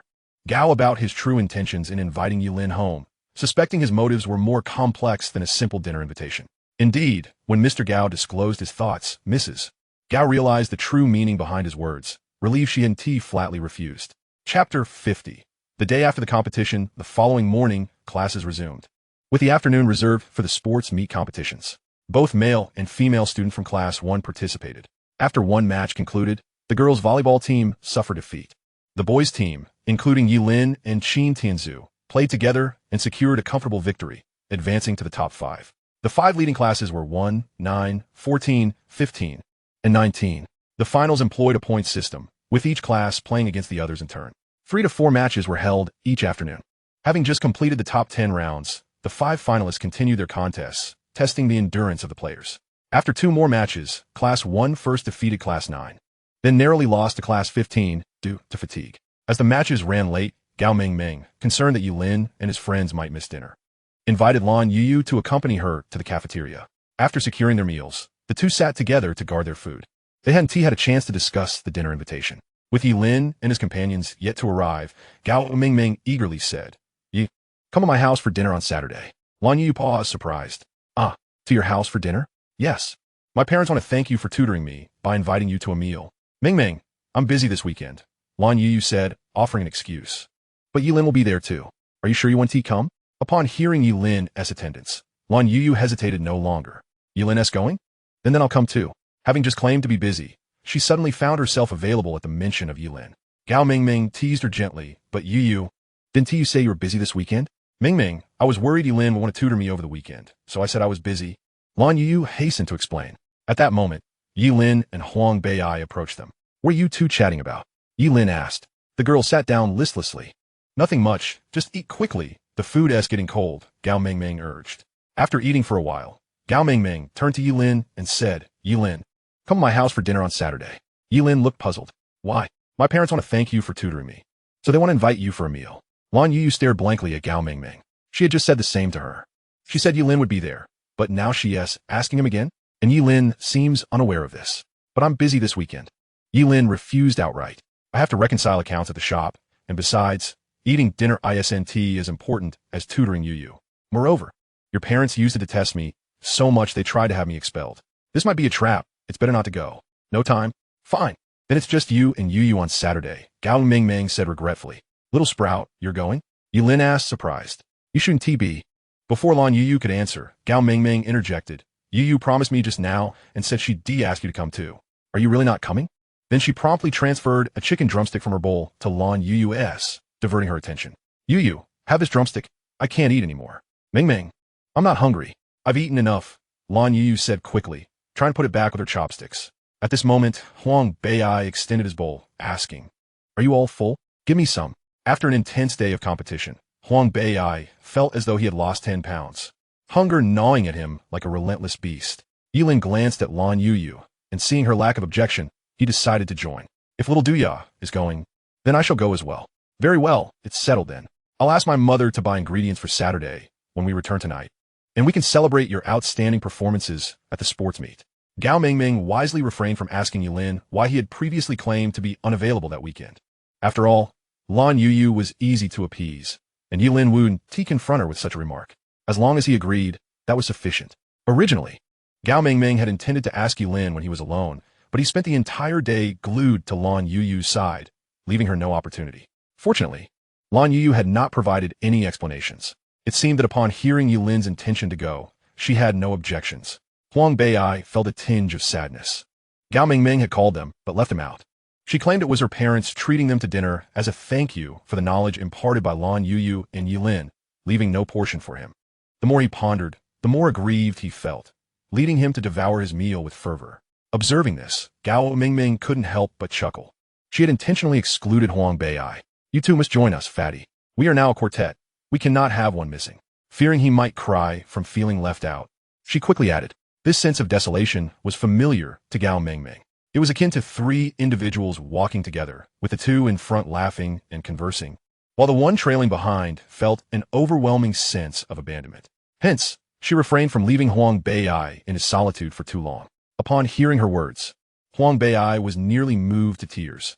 Is there really a place for me? Of course, you accompany me home every night, even if not for merit. At least for effort. Good brother, it's rare for you to remember my kindness. Hearing this, Gao Mingming playfully smacked his round head, exclaiming, Get lost. Who is your brother? She then tugged at Huang Bei'ai's large ear, asserting, I am a lady. Huang Bei'ai yelped in pain, Not a brother, not a brother. You're a great beauty, a super beauty. Mingming, spare me, it hurts. Humph, at least you know your place. Gao Mingming released him. Ye Lin watched with amusement. These two were quite entertaining. The following day, the basketball matches continued, with all classes of the top 5 having completed their rounds. Class 1 and Class 19 ended with a tie, leading to a championship match. Class 9 secured 3rd place with a 2-point lead. Classes 14 and 15 fought for the 4th spot. The championship and 4th place matches were scheduled for the evening study session. After dinner, the games commenced at 9 o'clock. The atmosphere at the venue was electrifying, with cheers resounding through the playground. The girls cheering for Ye Lin formed circles upon circles. Outside, upon hearing the uproar, a small girl named Xiling inquired, Sister Chin, are they calling the boss's name? It seems so. I heard tonight is the basketball match. Presumably, the boss is playing. Upon hearing this, Xiling was momentarily stunned, her heart filled with yearning for school life. She regretted not studying diligently, pondering if, had she continued her education, she might have encountered a boy as exceptional as the boss. After the match, Class 1 faced defeat. Although Ye Lin was formidable, the disparity in strength between the teams was insurmountable. Additionally, Qin Tinzu's eagerness to show off in the final match led to frequent errors. Otherwise, they could have scored a few more points. While it didn't alter the outcome, it at least prevented a humiliating loss. Meanwhile, in the contest for 4th place, Class 15 emerged victorious. Thus, all events of the Qinyuan High School sports meet came to an end. Class 1 was quite satisfied with the outcome, having reached heights previously unimagined. Before Ye Lin's participation, even making it into the top 10 was a distant dream, let alone the top 5 or the championship match. Chapter 51. Her confession as the crowd dispersed. Ling Feixue stood outside the playground, cradling a bouquet of vibrant red roses. Dressed in a black dress that accentuated her long, fair legs, she had been thinking of Ye Lin day and night. He was so radiant, so captivating. Now, he finally qualified to be her boyfriend. Thus, Ling Feixue resolved to accept Ye Lin tonight. With so many girls vying for his attention, she wanted to hold him close, making those girls green with envy. A stream of students emerged from the court, and Ling Feixue concealed the flowers behind her back, anxiously awaiting Ye Lin's appearance. At this moment, her eagerness to see him was palpable. Spotting Ling Feixue, who had meticulously prepared herself, many boys couldn't tear their eyes away. Some even turned back for a second glance. Those who fancied themselves dashing attempted to engage her in conversation, but Ling Feixue acted as if she hadn't heard. Completely indifferent. Ye Lin, accompanied by Lan Youyou, Gao Mengmeng, and Huang Bei'ai, soon emerged. Upon seeing Ye Lin, Ling Feixue beamed and called out, "Ye Lin." The quartet turned to look.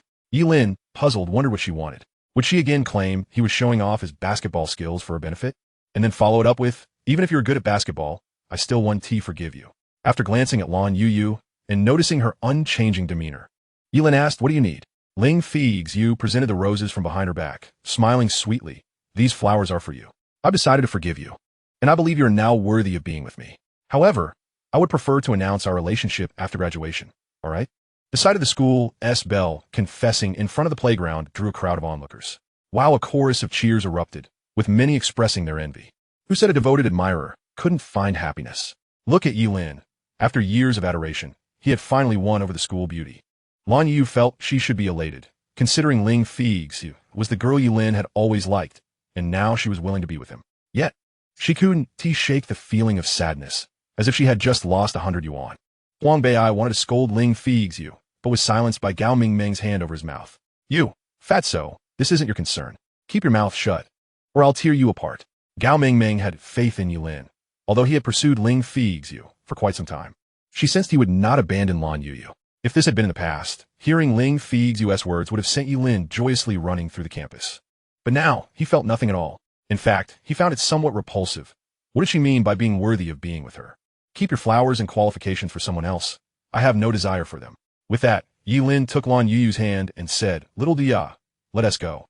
Ling Feixue suddenly felt a pang of heartache, shouting, "Why? I have lowered myself for you. What more do you want?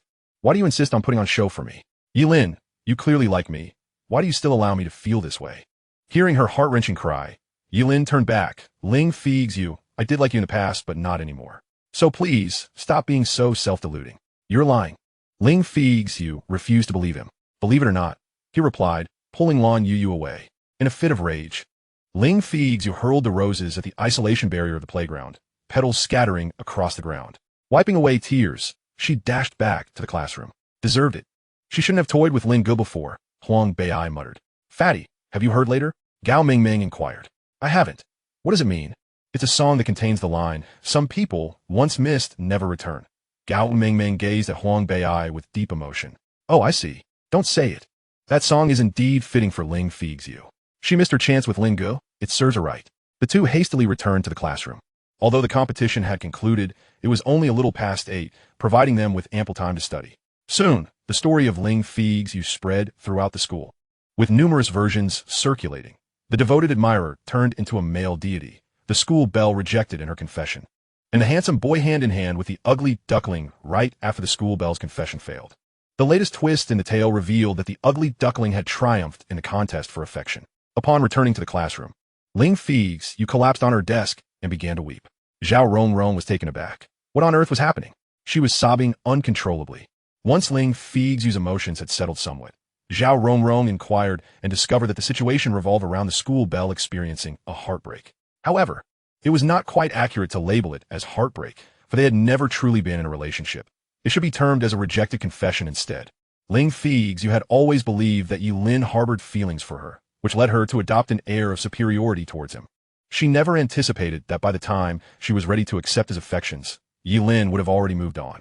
Given the current circumstances, it seemed that Ye Lin had already extricated himself from that emotional entanglement, while Ling Feixue had only just become ensnared in it. In that instant, she had transformed from being pursued to becoming the pursuer.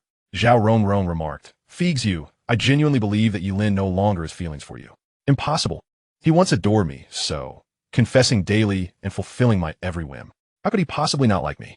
He is merely putting on a show to provoke me, intentionally drawing close to that ugly duckling. Feixue, that might not be a performance at all. You said he was merely acting for my benefit. How can it suddenly not be so? What does that ugly duckling possess to compete with me? Well, she is the top student in the entire school, and sometimes, affection is not solely based on looks. I refuse to believe it. I cannot accept that. Men are so captivated by my presence that they can hardly move. I simply cannot fathom that Ye Lin does not fancy me. How could he bear to be seen with such an unattractive woman without fearing nightmares? Zhao Ronron was utterly speechless, thinking her friend must be out of her mind. How could she not see that Ye Lin had changed? He no longer regarded her as his admirer. Perhaps it was Ye Lin's current excellence that ignited Ling Feixue's desire to conquer him. Indeed, that was Ling Feixue's nature. The more kindness she received, the less she cherished it. On the other hand, Ye Lin noticed that Lan Youyou seemed somewhat disheartened, presumably due to jealousy. After a mix of coaxing and gentle persuasion, she finally revealed a smile. Qin Tianzhu, observing Ye Lin's recent behavior, found him suddenly much more agreeable. He approached Ye Lin's desk, incredulous, and asked, "Old Ye, you really don't like Ling Feixue anymore? She just wanted to be with you. She is, after all, the school belle. You actually turned her down? I do not like her." "Perfect. As long as you don't fancy Ling Feixue, we shall be brothers from now on." With that, Qin Tianzhu energetically began tidying up. Suddenly struck by a thought, he chuckled, "Old Ye, remember to call me when you decide to tease Ling Feixue again." Before Ye Lin could inquire further, Qin Tianzhu added, "I could then play the role of the hero, saving the beauty. Just a few words of reprimand towards you, and she will surely take a liking to me." Ye Lin, Huang Bei'ai, and Gao Mingmeng exchanged glances, all speechless. Lan Youyou, however, angrily retorted, "Qin Tianzhu, if you dare insult Ye Lin, I will tell Teacher Lung." Upon hearing this, Ye Lin found Lan Youyou utterly adorable, wishing to embrace her. "Lan Youyou, I am not truly scolding old Ye, you understand, right? It's akin to Zhou Yu and Huang Gai.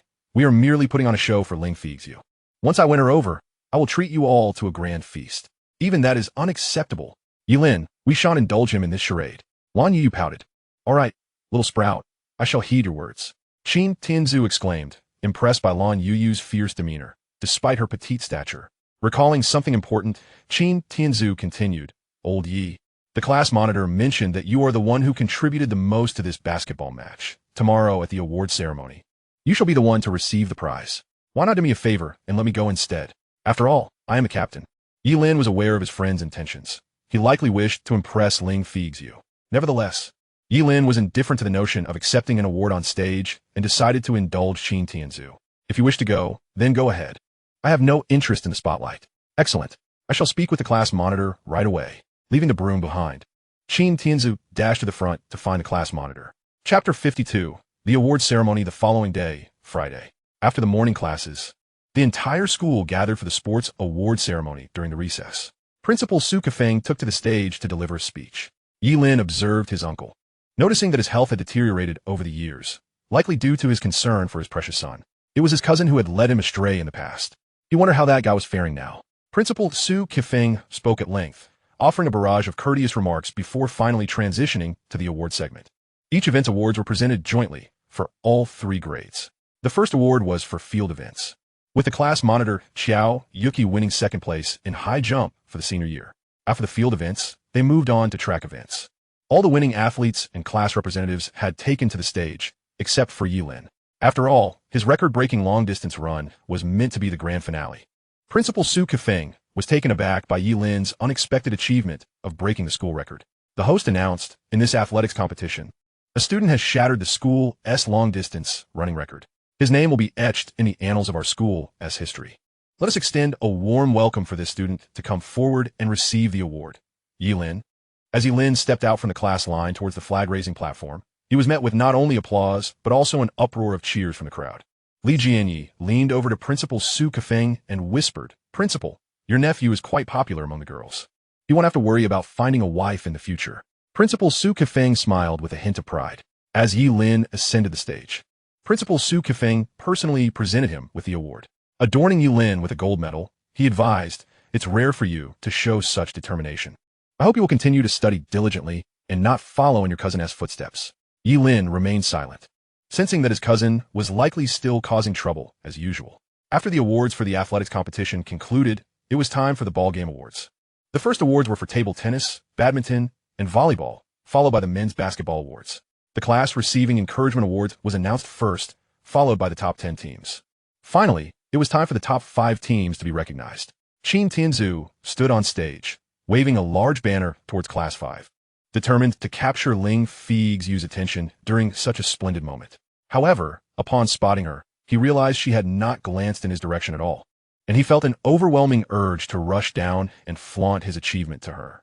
Next, the host announced, "Now let us invite the MVP of this basketball competition to the stage, Ye Lin." As the host's words echoed, the crowd erupted in deafening cheers. Ye Lin suddenly felt as though he were a celebrity. As he stepped onto the stage, Ling Feixue's gaze was fixated on him. This scene incited envy in Qin Tianzhu. Ling Feixue, looking towards Ye Lin as he approached the stage, caught Qin Tianzhu's attention, and he immediately waved to her. Unfortunately, Ling Feixue paid him no mind, her focus solely on Ye Lin, her eyes betraying an ambiguous mix of love and resentment. After the awards concluded, the principal delivered a final address. Following this, Li Jianyi stepped in to wrap things up. He cleared his throat and stated, "Congratulations to all the students and classes who received awards in this sports meeting. For those who did not win, do not be disheartened. Life is a journey of wins and losses. Keep striving, and you will be the victor next time. I hereby declare the 2008 sports meeting of Qinyuan Middle School a resounding success. Students, please remain seated. We are not yet dismissed. I have one more announcement. With 2 months remaining until New Year's Day, classes may begin rehearsal for the New Year's Eve gala starting next week. The principle is that it should not interfere with class time, and the first round of program selections will take place in November. All right, you are dismissed." The award ceremony had consumed the entire morning, and now only the final class period remained, arranged by the homeroom teacher. The afternoon classes were canceled, leaving the remainder of the day as a time for class activities. Each year, the afternoon following the sports awards ceremony typically involved students using their prize money to purchase snacks and enjoy themselves in the classroom. In a class with scant rewards, they decided to utilize their class funds for purchases. Class 1 had a notable triumph this time, as the poised and elegant Lan Youyou walked into the office with her head held high. Ye Lin adorned Lan Youyou with 2 gold medals, and he also presented her with the envelope containing the record-breaking prize money. However, Lan Youyou declined the offer, prompting Ye Lin to instruct her to submit it later for class activities. Gao Mengmeng looked at Lan Youyou with envy etched across her face. It wasn't just Gao Mengmeng. On their way back to class, every girl who spotted the homely duckling trailing beside Ye Lin, flaunting 2 gold medals, wore an expression of admiration. Despite her lack of conventional beauty, Lan Youyou had captured Ye Lin's affections, which seemed unfair to them all. 10 minutes after dispersing, nearly all members of Class 1 returned to the classroom. After a while, Lan Youyou entered with a beaming smile. Chen Zini remarked upon the teacher's evident joy, saying, "Teacher Lan, it's my first time seeing you so happy." "Of course I am. My student ranks first in the entire school, and another has shattered the school record at the sports meet. Not to mention you all have won so many awards. How could I not be delighted?" Ling Feixue's smile was radiant. "Teacher, your smile makes you look even younger and more beautiful," Xiao Yuki suddenly thought, finding Ling Feixue's smile exceptionally enchanting. "Is that so?" Ling Feixue was filled with joy. "Truly, teacher, you're the school belle."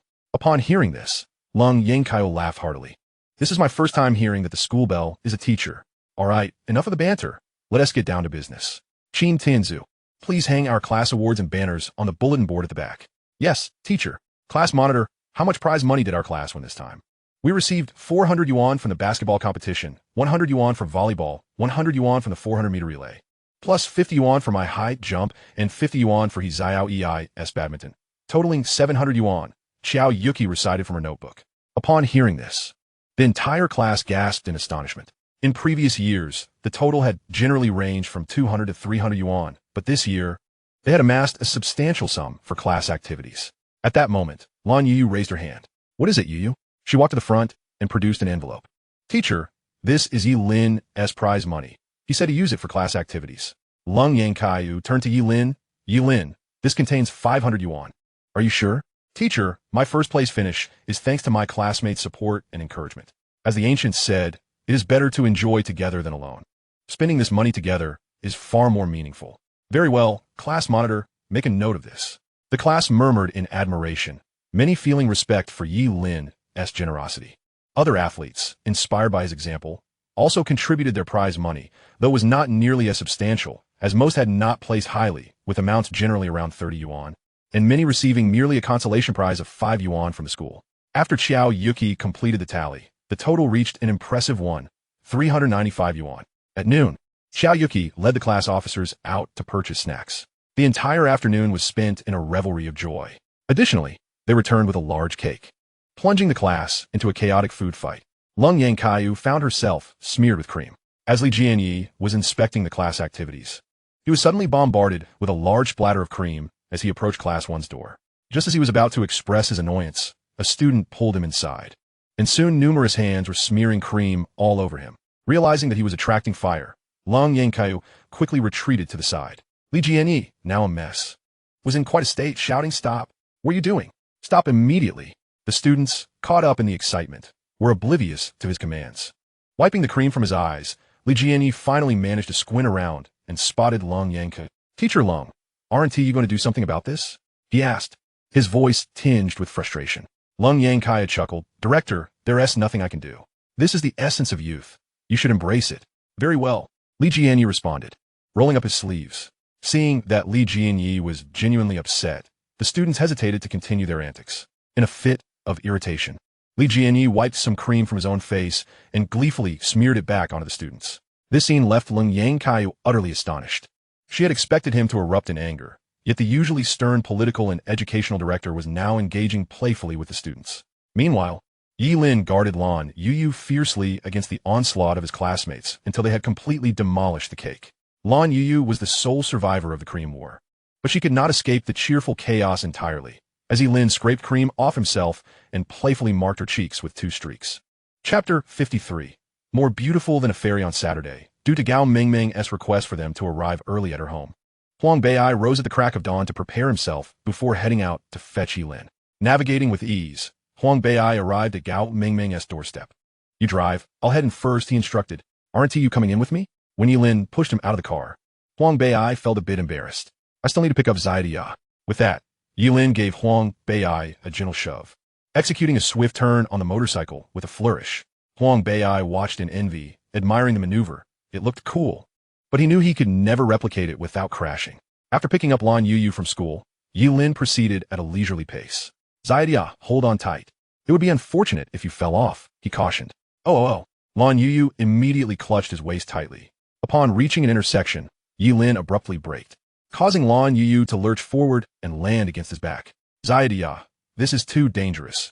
You should hold on to me more securely, or you might fall," he urged. "I want to fall. Ye Lin, I'm holding on tightly." Realizing his ploy had failed, Ye Lin continued to drive slowly. However, the journey felt overly swift. He couldn't let this opportunity for intimacy with Lan Youyou slip away, so he chose a longer route. "Is Gao Mingming's house really this far, Ye Lin? It seems exhausting for her to come to class every day." Lan Youyou expressed concern for Gao Mingming. "It's not that far, Zaidia. I think I may have taken a wrong turn," Ye Lin replied. "Oh, then what should we do? Should we call the police?" "No need to worry. We'll just retrace our steps, and I should remember the route." As they neared Gao Mingming's house, Ye Lin backtracked and eventually approached her home leisurely. At that moment, Huang Bei was still outside, sitting listlessly by the roadside. Upon seeing Ye Lin, he immediately stood up and approached. "Lin Gu, where have you been? Why did it take you so long?" "I got lost earlier, but thankfully remembered the way, or we wouldn't have made it," Lan Youyou quickly explained. "Lost?"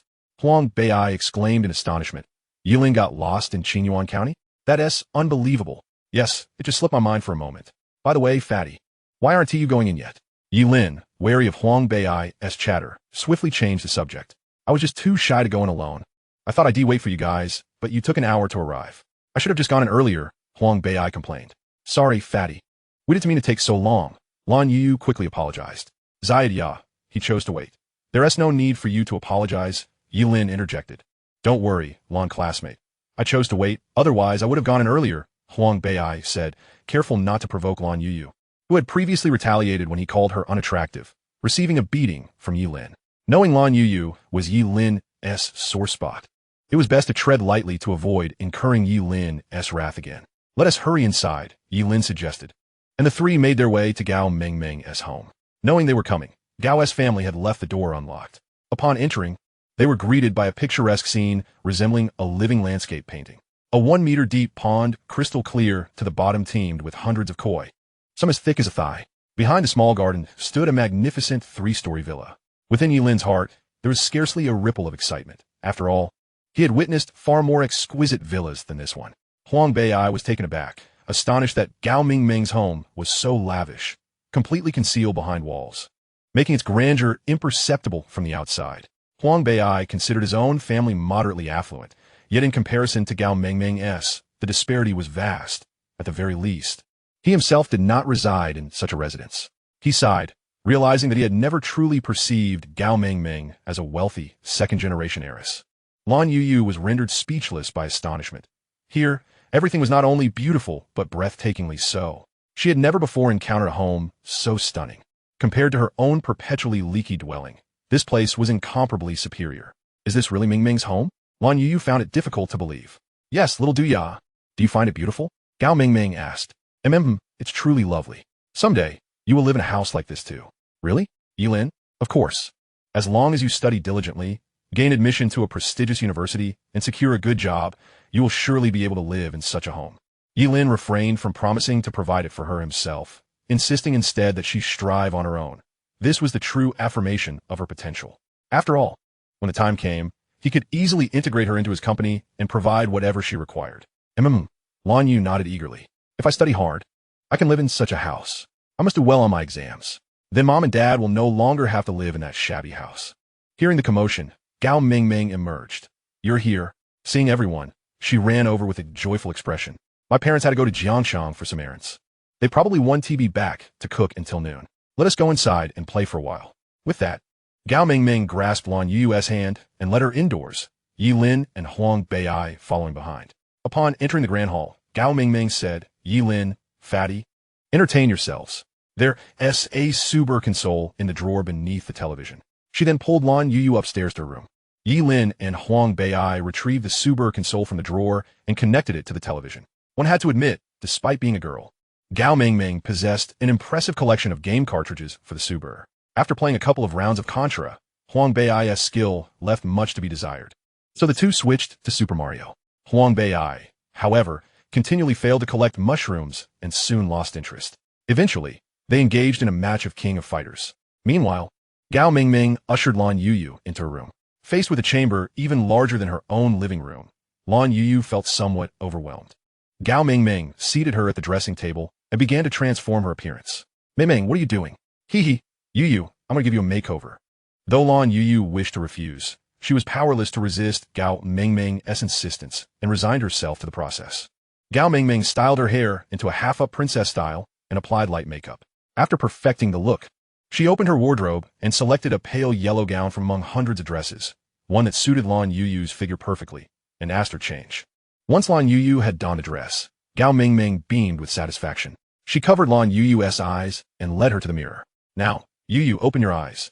Lan Youyou opened her eyes and was stunned by her reflection. She seemed somehow more beautiful. Ye Lin will definitely like you like this, Gao Mingming remarked. Really? Of course. Let us go downstairs. Mingming, perhaps we shouldn't go out like this, Lan Youyou said shyly. Gao Mingming simply dragged her out. At this moment, Huang Bei had been soundly defeated by Ye Lin dozens of times and found the game dull. Hearing the noise upstairs, he glanced back and was utterly amazed to see Gao Mingming leading down an extraordinarily beautiful girl. Huang Bei's eyes sparkled. Gao Mingming, is she your classmate? Can I have her QQ number? Gao Mingming, hearing this, punched him with a scowl. Ye Lin. Lan Youyou lowered her head, too shy to meet Ye Lin's gaze. My little Duya, you look truly beautiful like this, Gao Mingming praised. Lan Youyou was delighted. She thought to herself that Mingming had not deceived her. Ye Lin did like her in this way. Ye Lin looked at Gao Mingming in puzzlement. Anticipating his question, Gao Mingming explained, we're roommates. Isn't it normal to know that Youyou is pretty? Ye Lin considered this and nodded in agreement. At this moment, the only one astonished was Huang Bei. He approached incredulously. You know, You are Lan Youyou? Lan Youyou nodded. Suddenly, Huang Bei understood why Ye Lin treated Lan Youyou so well. She was a Cinderella. No wonder he had been so upset when people called Lan Youyou ugly. Huang Bei wished he could slap himself twice. How could she be ugly? She was more beautiful than a fairy. Fatty, keep Youyou's identity a secret at school, or I'll beat you to death, Ye Lin warned, fearing Huang Bei might recklessly spread the secret. Huang Bei chuckled. Ling, you're so outstanding. No one can steal Lan's heart. Don't let her pretend to be ugly. Let everyone feast their eyes. They say looking at beauties prolongs life. Gao Mingming slapped him and then proceeded to give him a thorough beating. If I say keep it secret, then keep it secret. And no ogling beauties. Prolong life, huh? Huang Bei felt aggrieved. Though Gao Mingming was a wealthy heiress, she was also a fierce tigress. Who would dare marry this woman in the future? Chapter 54. Culinary Exhibition. The four sat on the sofa, watching a drama. Half an hour passed, yet only Huang Bei remained astonished. With over 2 hours until noon, and Gao Mingming, his parents, unlikely to return to cook until the afternoon, it seemed a perfect opportunity to prepare a sumptuous meal for Lan Youyou. Mingming, your parents won't be back until noon. Why don't we cook ourselves? That way, by the time they return, the food will be ready, Ye Lin suggested, mindful of Gao Mingming's preferences. Cook ourselves? But I don't know how to cook. Do you? Gao Mingming asked. She rarely entered the kitchen, and, at most, she could prepare instant noodles. Not actual cooking. Huang Bei shook his head. I don't know how either. I know a little, Lan Youyou said. Really? I used to cook at home, she added. That's wonderful. Since we don't know when my parents will be back, let us prepare something ourselves, Gao Mingming said, leading Lan Youyou to the kitchen. Ye Lin was surprised. He hadn't expected Lan Youyou to be capable in the kitchen. This would be a chance to sample her culinary skills. They entered the dining area, and Gao Mingming opened the kitchen door, revealing a fully equipped space with 6 gas stoves. Lan Youyou was stunned. This kitchen was entirely unlike her own, which relied on firewood stoves. She circled the room, noticing there wasn't even a single firewood stove. Gao Mingming looked at Lan Youyou expectantly, eager to see what dishes she might prepare. Ew. The meat is in this refrigerator, vegetables in the fresh-keeping fridge, and seasonings in the small fresh-keeping fridge, Gao Mingming explained, pointing to the various refrigerators. Lan Youyou hesitated. Mingming, I don't know how to use your kitchen. At home, I cook with firewood. Here, everything is unfamiliar. I don't even know how to cook rice. Seeing Lan Youyou's dilemma, Ye Lin reassured her. Little Dia, don't worry. I'm here. You two can wait outside. I'll handle the cooking. Ye Lin, you can cook? Gao Mingming was surprised. When no one is home, I often cook for myself. Ye Lin explained. I'll help you. Lan Youyou offered. No need, Youyou. You're dressed so beautifully. You shouldn't risk getting dirty, Ye Lin said. But I'm worried you'll get tired. It's fine, Ye Lin said, opening the refrigerator to select ingredients. He was also astonished by the variety of meats, frozen items that would need thawing before use. The sink was filled with water as Ye Lin took out a bag of field frogs, a pack of chicken midwings, and a pack of chicken feet to thaw. While waiting for them to defrost, he opened the refrigerator and discovered several bags of fresh meat, apparently purchased that very morning. A large bag of pork ribs, a bag of pig trotters, a bag of beef, a whole fish, and a sizable bag of shrimp and crabs. Upon seeing these ingredients, Ye Lin immediately envisioned the dishes he would prepare. He retrieved the ribs and began blanching them in a pot of boiling water, adding slices of ginger, scallions, and cooking wine to eliminate any unpleasant odors. The 3 companions remained in the kitchen, standing nearby as they watched Ye Lin's fluid and graceful culinary maneuvers. Observing his seamless technique, Gao Mingming felt a surge of admiration. This fellow truly possessed remarkable cooking skills. Fatty, take a lesson from your brother. Look at you, clueless. Whoever marries you is doomed, Gao Mingming teased. Huang Bei retorted without missing a beat, you can't cook either. You should learn from Ling. Or how will you become a virtuous wife and mother? Whoever marries you is the unlucky one. Amid their playful banter, Ye Lin finished blanching the ribs, rinsed them thoroughly, and divided them into a larger and a smaller portion. He heated oil in a small hot pot, added rock sugar to caramelize, then poured in a larger batch of ribs, increasing the heat and tossing them vigorously to stir-fry. The impressive display left Huang Bei utterly amazed, thinking Ye Lin's skills surpassed even the chefs at his own family's restaurant. Gao Mingming was equally captivated by Ye Lin's prowess. Lan Youyou watched with a dreamy gaze, reflecting that her usual cooking was simply frying fatty meat until the oil rendered, then stir-frying vegetables with salt and MSG. She felt fortunate she had prepared dinner herself, fearing her efforts would have been unpalatable and disappointing to Ye Lin. Ye Lin stir-fried the ribs until they gleamed a golden hue, then added a ladle of water, followed by star anise, dried tangerine peel, soy sauce, and dark soy sauce, simmering the mixture over low heat. He then lit another stove, placed the pot on it, and poured in the smaller portion of blanched ribs, adding chopped carrots and corn to simmer slowly. Meanwhile, the chicken mid-wings and feet had thawed completely. Ye Lin took some of each, stir-frying them to a golden brown before transferring them to a clay pot. Next, he prepared a portion of shrimp and crabs, sautéed them until fragrant, and added them to the same pot. He then incorporated seasonings and water to stew.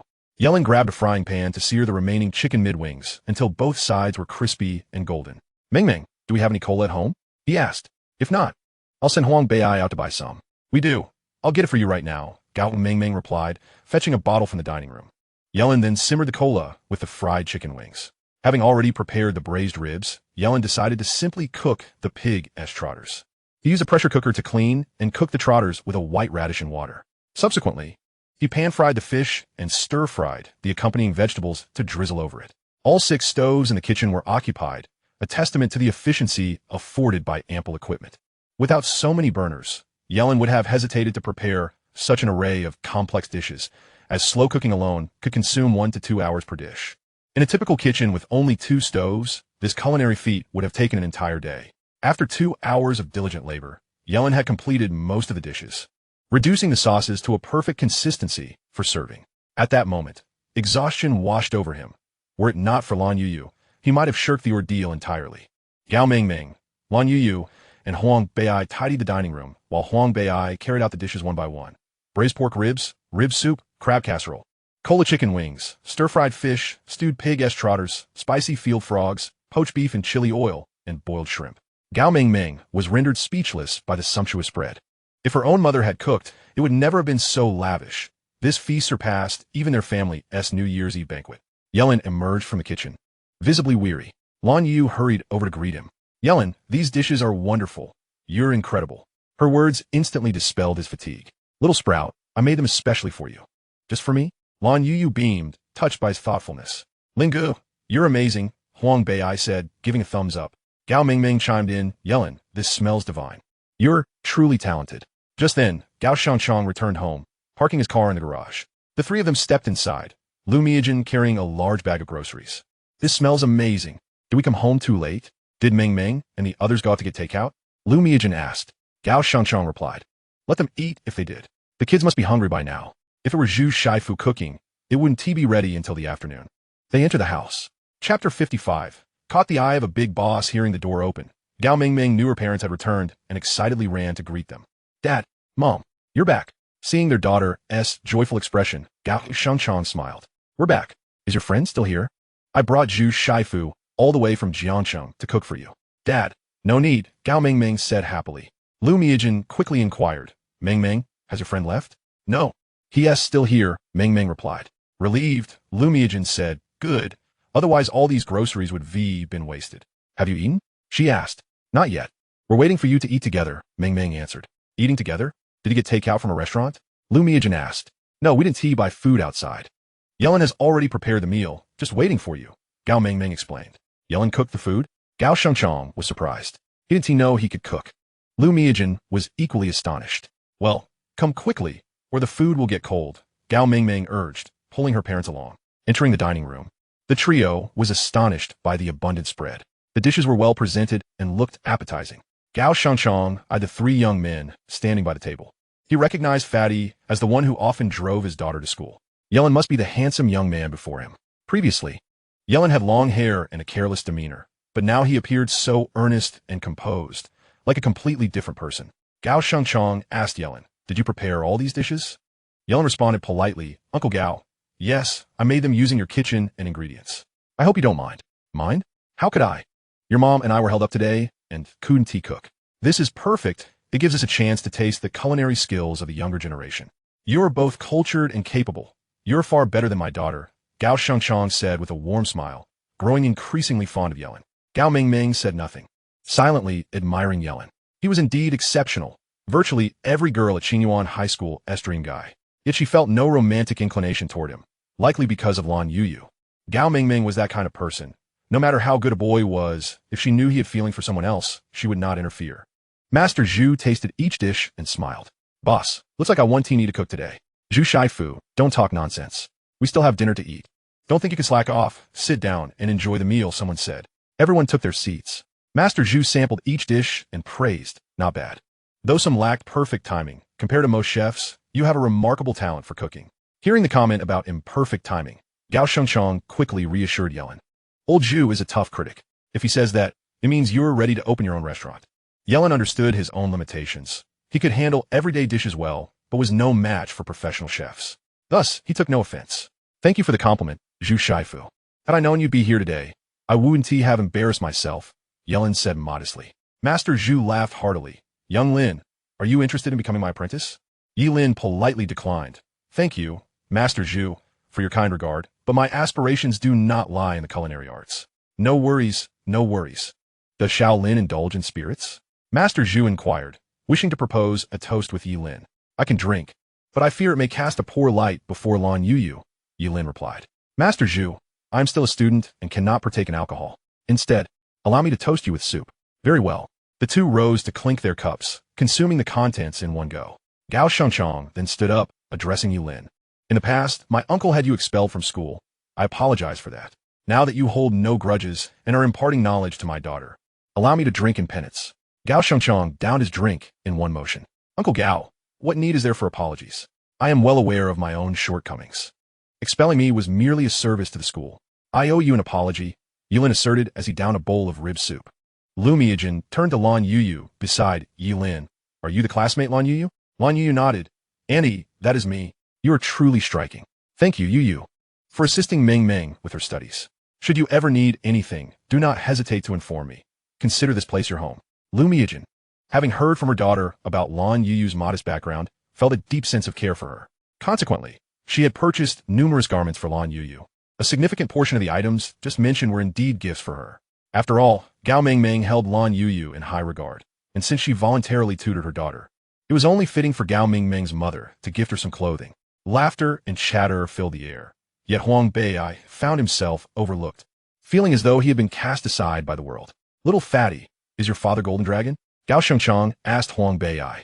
A glimmer of joy crossed Huang Bei'ai's face. At last, he was remembered. Yes, Uncle Gao, I am Huang Bei'ai. If memory serves me correctly, your father is in construction? Indeed, I am planning to establish a factory in the city. Perhaps you could inquire if your father has the time to take on this project. Despite having consumed a few drinks, Gao Shengchong spoke earnestly. Huang Bei'ai was taken aback. Had this meal unexpectedly yielded a business opportunity? Thank you, Uncle Gao. I shall speak to my father right away. No need for thanks. Just ensure you drive carefully when taking my daughter to and from school. She is my only daughter, and should anything happen, I would not hesitate to take it out on you. And do remove all those gaudy decorations from your motorcycle. You don't want to appear like a little ruffian, Gao Shengchong admonished. Yes, Uncle Gao. I will dismantle them all when I return, Huang Bei'ai replied. Not daring to contradict him, Lu Miajin expressed her fondness for the meat crab pot, pointing and asking, Ye Lin, how did you prepare this dish? Auntie, this dish is called meat crab pot, and I created it myself. I plan to open a restaurant with it once I earn some money. The method is not difficult. One merely needs to saute the ingredients, then stew them, and finally reduce the sauce, Ye Lin responded. In truth, this dish was deliberately crafted by Ye Lin, knowing that the Gao family owned a hot pot restaurant and were substantial stakeholders. If they recognized the business potential in this dish, he might not have to save incrementally to open a restaurant. After all, no one had yet opened a meat crab pot establishment. It should prove as lucrative as the milk tea business. Gao Shengchong, appreciating the dish, regarded Ye Lin with newfound respect. First, there was milk tea. Now the meat crab pot. The success of the milk tea venture was indisputable, as Ye Lin had already proven in business. Years of experience in the culinary industry led Gao Shengchong to believe that the meat crab pot would also become a sensation. Yet here was Ye Lin, merely a high school student, a veritable prodigy in business. Such a clever individual with grand aspirations, it was no wonder he turned down Master Zhu's apprenticeship. Others would have knelt to accept. This was no ordinary talent. Initially, Gao Shengchong had intended to acquire Ye Lin's milk tea shop, but now his focus shifted to Ye Lin himself. The wealth Ye Lin could potentially create far outweighed that of a mere chain of milk tea shops. Once they were sated, Gao Shengchong summoned Ye Lin to his study. Chapter 56. The business contract. Upon entering the study, Gao Shengchong offered Ye Lin a seat. Please, take a seat. Uncle Gao, is there something you wish to discuss? Ye Lin, feeling uncertain about the nature of this private meeting, inquired. Xiao Lin, do you have a girlfriend? Gao Shengchong had taken a liking to the young man and considered the possibility of him becoming a future son-in-law. Uncle, I am still a student, Ye Lin replied. No need to be formal. I am merely inquiring. At your age, you could be married by the time you enter university. Uncle, Youyist. I still feel quite young. Discussions of marriage are premature. Ha, you rascal. I must ask, what do you think of my daughter Meng Meng? Uncle, Meng Meng is wonderful. She is not only talented, but also beautiful, just as one would expect from your lineage. Do you have feelings for her? Ye Lin found the inquiry increasingly absurd, realizing that this old fellow had summoned him for matchmaking purposes. Uncle, I already have someone I care for, Ye Lin stated, recognizing that concealing the truth would lead to endless complications. Gao Shengchong noted that Ye Lin had been serving Lan Youyou food throughout the meal. However, he thought it prudent to ask. After all, the future was unpredictable for someone so young. You just said you weren't considering marriage, Gao Shengchong chuckled, shaking his head at Ye Lin. Is this why you called me here? Ye Lin asked, incredulous. Not all. I simply wanted to confirm that you meet my criteria for a son-in-law, hence my curiosity. On to serious matters, Shaolin. I hear that the milk tea shop at the school gate is yours? Indeed, it is. His immediate reaction was one of surprise. How did he know?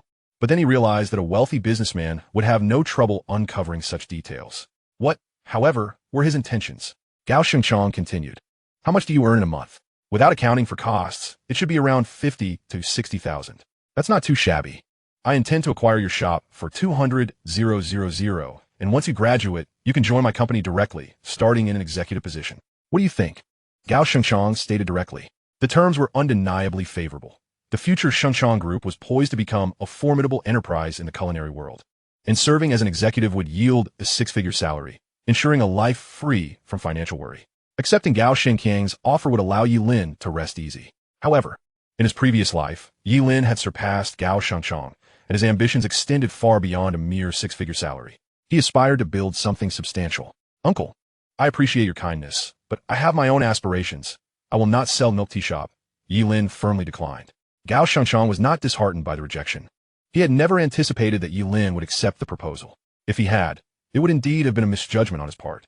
His two objectives today were to consider Ye Lin as a potential son-in-law and to invest in him. You wish to earn money and open several more shops, correct? Yes. But have you considered that by the time you save enough to expand, others may have already replicated your success? Both milk tea and meat crab pot are not particularly complex endeavors, and perhaps others might even prepare them better than you.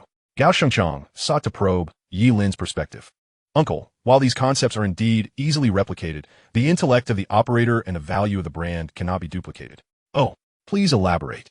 Hearing Ye Lin's words piqued Gao Shengchong's interest. Ye Lin understood that Gao Shengchong would not inquire without reason. Perhaps he intended to invest, and it was essential to persuade him. Ye Lin patiently explained, what I create may be easily imitated, but as you mentioned, they are merely imitating me. I am capable of producing these two dishes and more. However, they're limited to mere imitation. There will always be a discrepancy in taste. Moreover, in my external promotions, I emphasize that my products are crafted exclusively from the freshest, top-tier ingredients, with the entire production process fully transparent. This instills confidence in consumers and simultaneously elevates the brand's reputation. Even if, in the future, other establishments replicate the exact same flavors, my brand will have already been firmly established. Any imitators will forever remain mere knockoffs. When faced with an authentic original and a counterfeit charging similar prices, customers will undoubtedly opt for the genuine article. Consequently, the counterfeit must resort to lowering prices to remain competitive. Yet to do so, it inevitably compromises quality to maintain profitability. Once corners are cut, their products will inevitably suffer in caliber.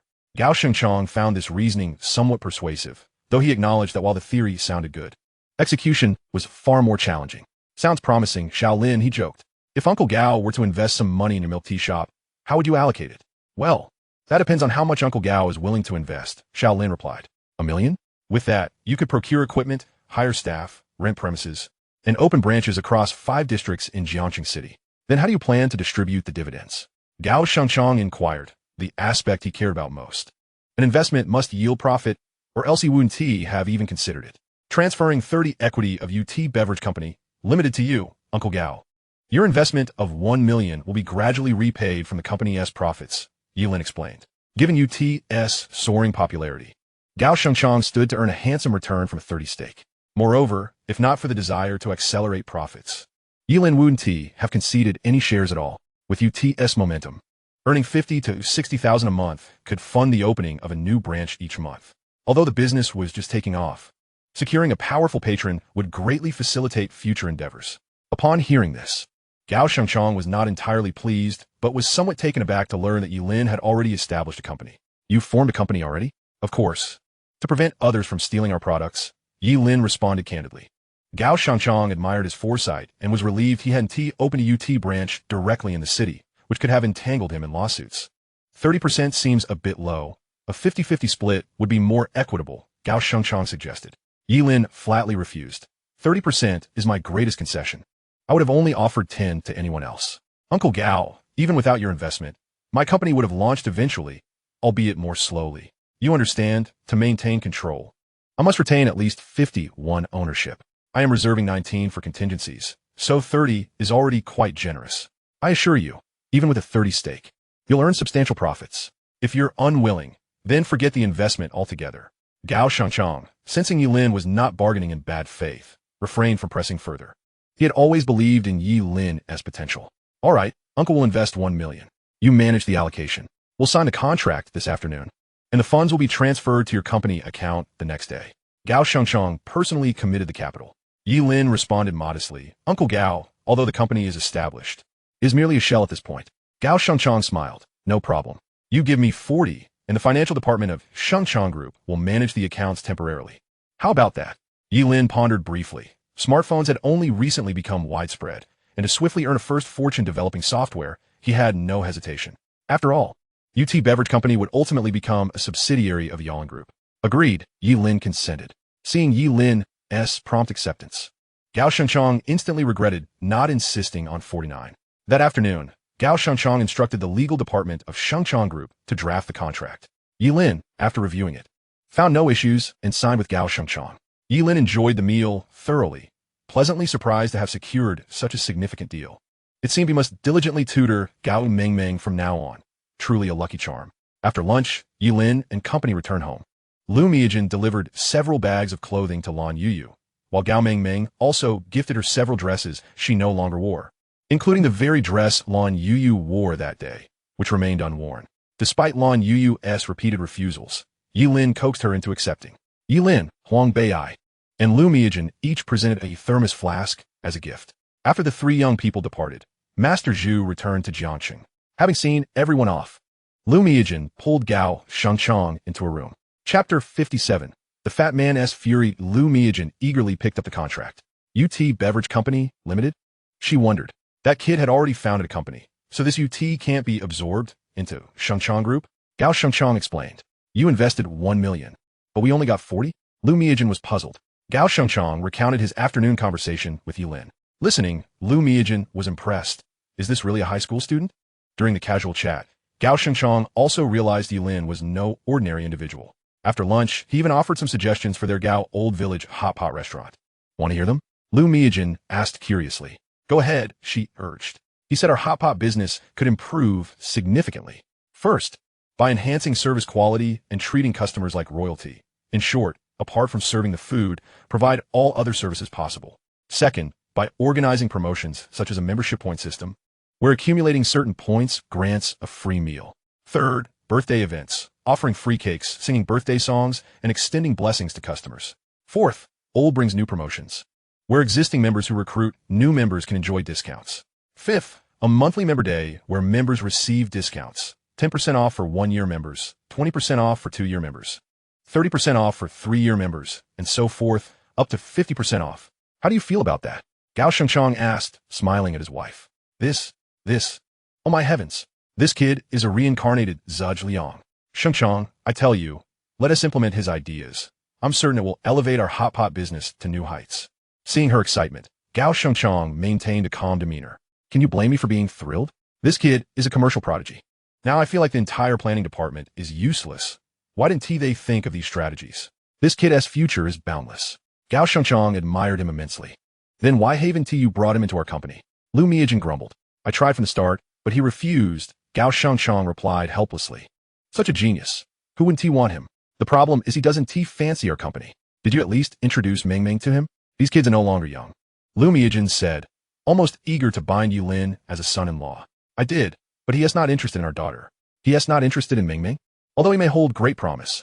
Isn't he's still just a poor boy? To disdain our daughter. How arrogant. Lu Miajin was incensed. He never said that. In fact, he praised Ming Ming quite a bit. But didn't you notice how close he was with Lan Youyou during dinner? He already has someone in his heart. No matter how good our daughter is, she can't enter it. Hearing that, it's clear he is unusually kind to Youyou. What a pity. Every generation has its own fate. Don't let Ye Lin raise the bar for our future sons-in-law. As long as Ming Ming likes someone, that's enough. As long as he is honest, devoted, handsome, intelligent, filial, wealthy, and not indulging in debauchery, he is good enough. Lu Miajin was speechless. Her words seemed considerate at first, but ended as if Ming Ming might as well become a nun. Meanwhile, Huang Bei'ai returned home, only to overhear his parents arguing at the door. I say, Huang Jinlong, why blame me for this? If not you, then who? It was just a glass of wine. If he wanted you to drink, you have, right? Why scold him? I am your wife. And you want me to accompany someone else for drinks? What do you mean by that? We are here to bid, not to offend anyone. If he drinks too much, can't you just bear with it? This project is nearing completion. Where will we go for the next one? We can't let a whole bunch of people starve, can we? But you know he is deliberately looking for trouble, holding a grudge because I previously rejected him. Isn't he just after money? If necessary, I could deliver 1 million to him tomorrow. We won't lose the project. At that moment, Huang Bei'ai pushed the door open. The two quickly adjusted their emotions upon hearing the noise. Huang Jinlong greeted with a smile. Our son is back. Wu Yanli added cheerfully, Good son, have you eaten? Huang Bei'ai, with tears welling in his eyes and his eyes red, exclaimed, Dad, Mom, has someone bullied you? I will go beat him up right now. Silly son. What are you saying? Who could bully your father? Huang Jinlong patted his chest, his big belly protruding. You're lying to me. I just heard everything. Son, these are adult matters. You don't need to concern yourself. Just focus on your studies, Wu Yanli reassured him.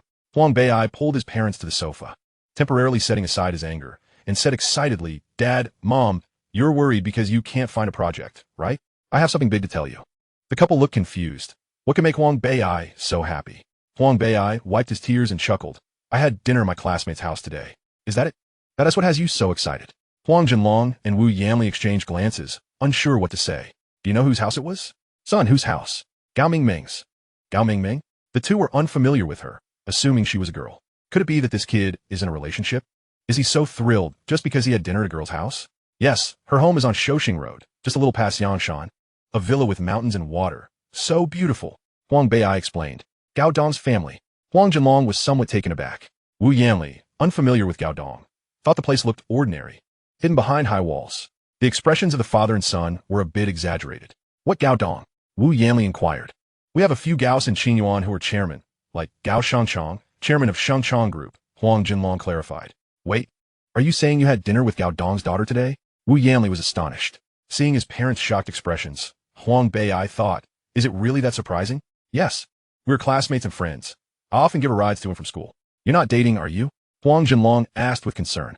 He was aware of his son's character and knew Gao Shangchong would not approve of him. If he found out his daughter was dating Huang Bei'ai, it would be disastrous. With that fierce Gao Mingming, who would dare to date her? We're just ordinary friends, Huang Bei'ai reassured. Hearing this, Huang Jinlong felt relieved. Wu Yanli suggested, Jinlong, since our son has been Gao Dong's house, why not have him mention this to Gao Dong? Mom, what should I say? Huang Bei'ai asked, curious. Shangchong Group plans to establish a factory in Jiangsheng, and your father and I are going to bid. We were blocked and told that if we give him 1 million, we could do the job. Why are you telling the child these things? Huang Jinlong was somewhat irritated, not wanting their son to be involved in such matters. Dad, I haven't finished. The big news is that I had dinner at Gao Mingming's house today, and her father said the city is preparing to build a factory and asked if you were available to take on the work. What?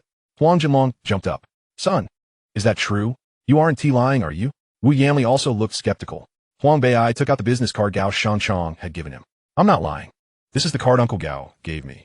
He said if he can take it, just call him. Huang Jinlong took the card, overjoyed. My precious son, you truly are a treasure to your parents. Wu Yanli exclaimed, hugging her son in excitement. Seeing his parents so happy, Huang Bei'ai finally smiled.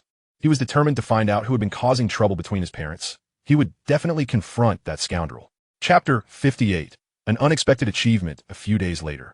Huang Bei'ai discovered the identity of the scoundrel who had extorted his parents. He confided in Ye Lin about the matter, seeking his assistance. Brother Lin, this scoundrel harbored a grudge after my mom rejected him and is now making trouble for my parents, even trying to extort them for 1 million. I must take care of him. Huang Bei fumed. Ye Lin admired his youthful vigor. Planning to visit Jiangsheng over the weekend, Ye Lin decided to accompany Huang Bei on his quest. When the weekend arrived, Ye Lin informed Lan Youyou of his trip to Jiangsheng and advised her to rest well. Fortunately, given her close relationship with Gao Meng, Lan Youyou stayed in the dormitory to tutor her over the weekend. In the evening, Ye Lin and Huang Bei took a bus to Jiangsheng.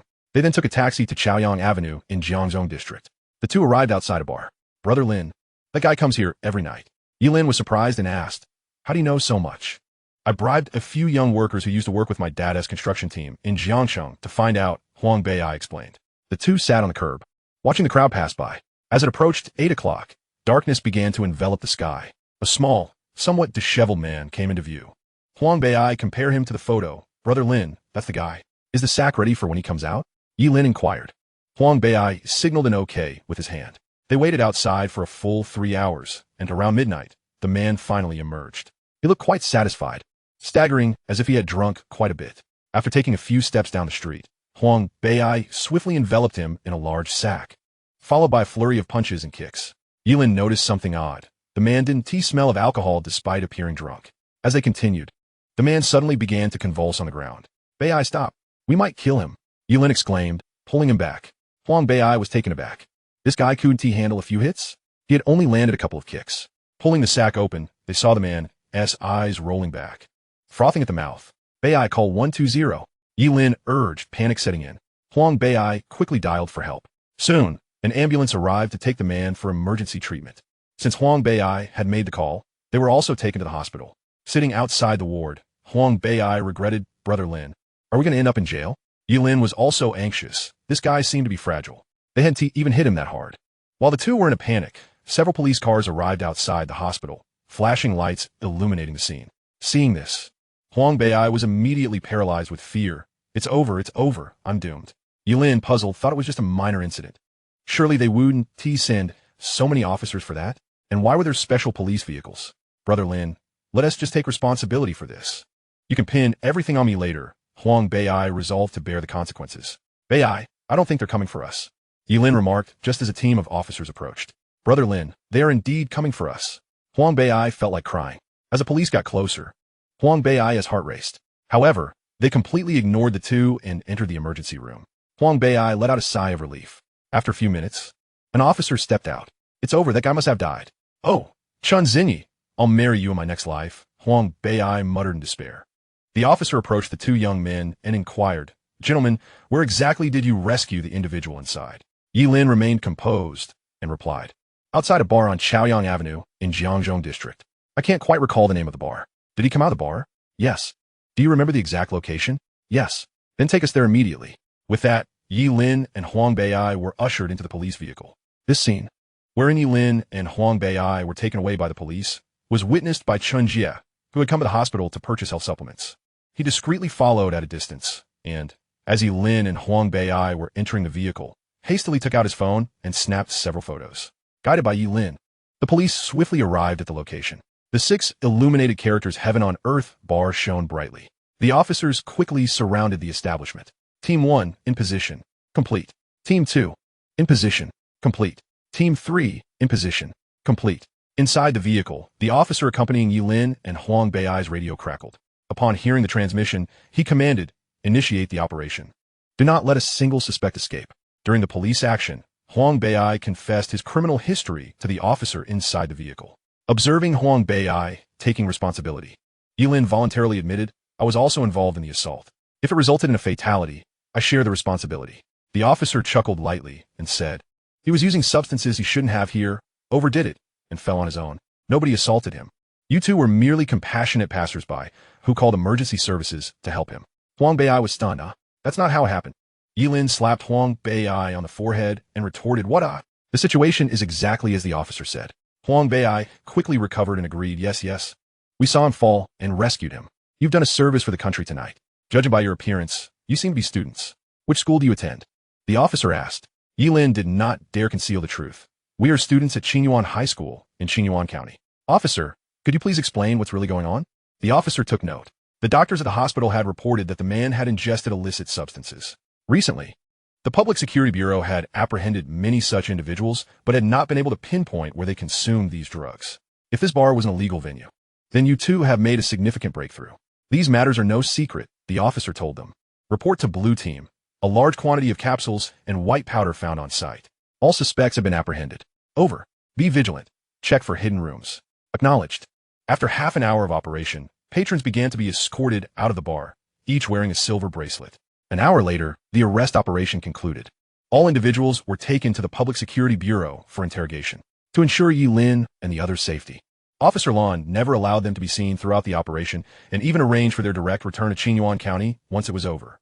Before departing, Officer Lan thoughtfully left Ye Lin a business card, advising him to reach out should he encounter any difficulties. Upon returning to Qinyuan County and stepping out of the police vehicle, Huang Bei'ai immediately felt the air was refreshingly pure. Brother Lin, I nearly thought my life was over. Me too. Ye Lin shared the sentiment. Though reflecting back, he found the experience exhilarating.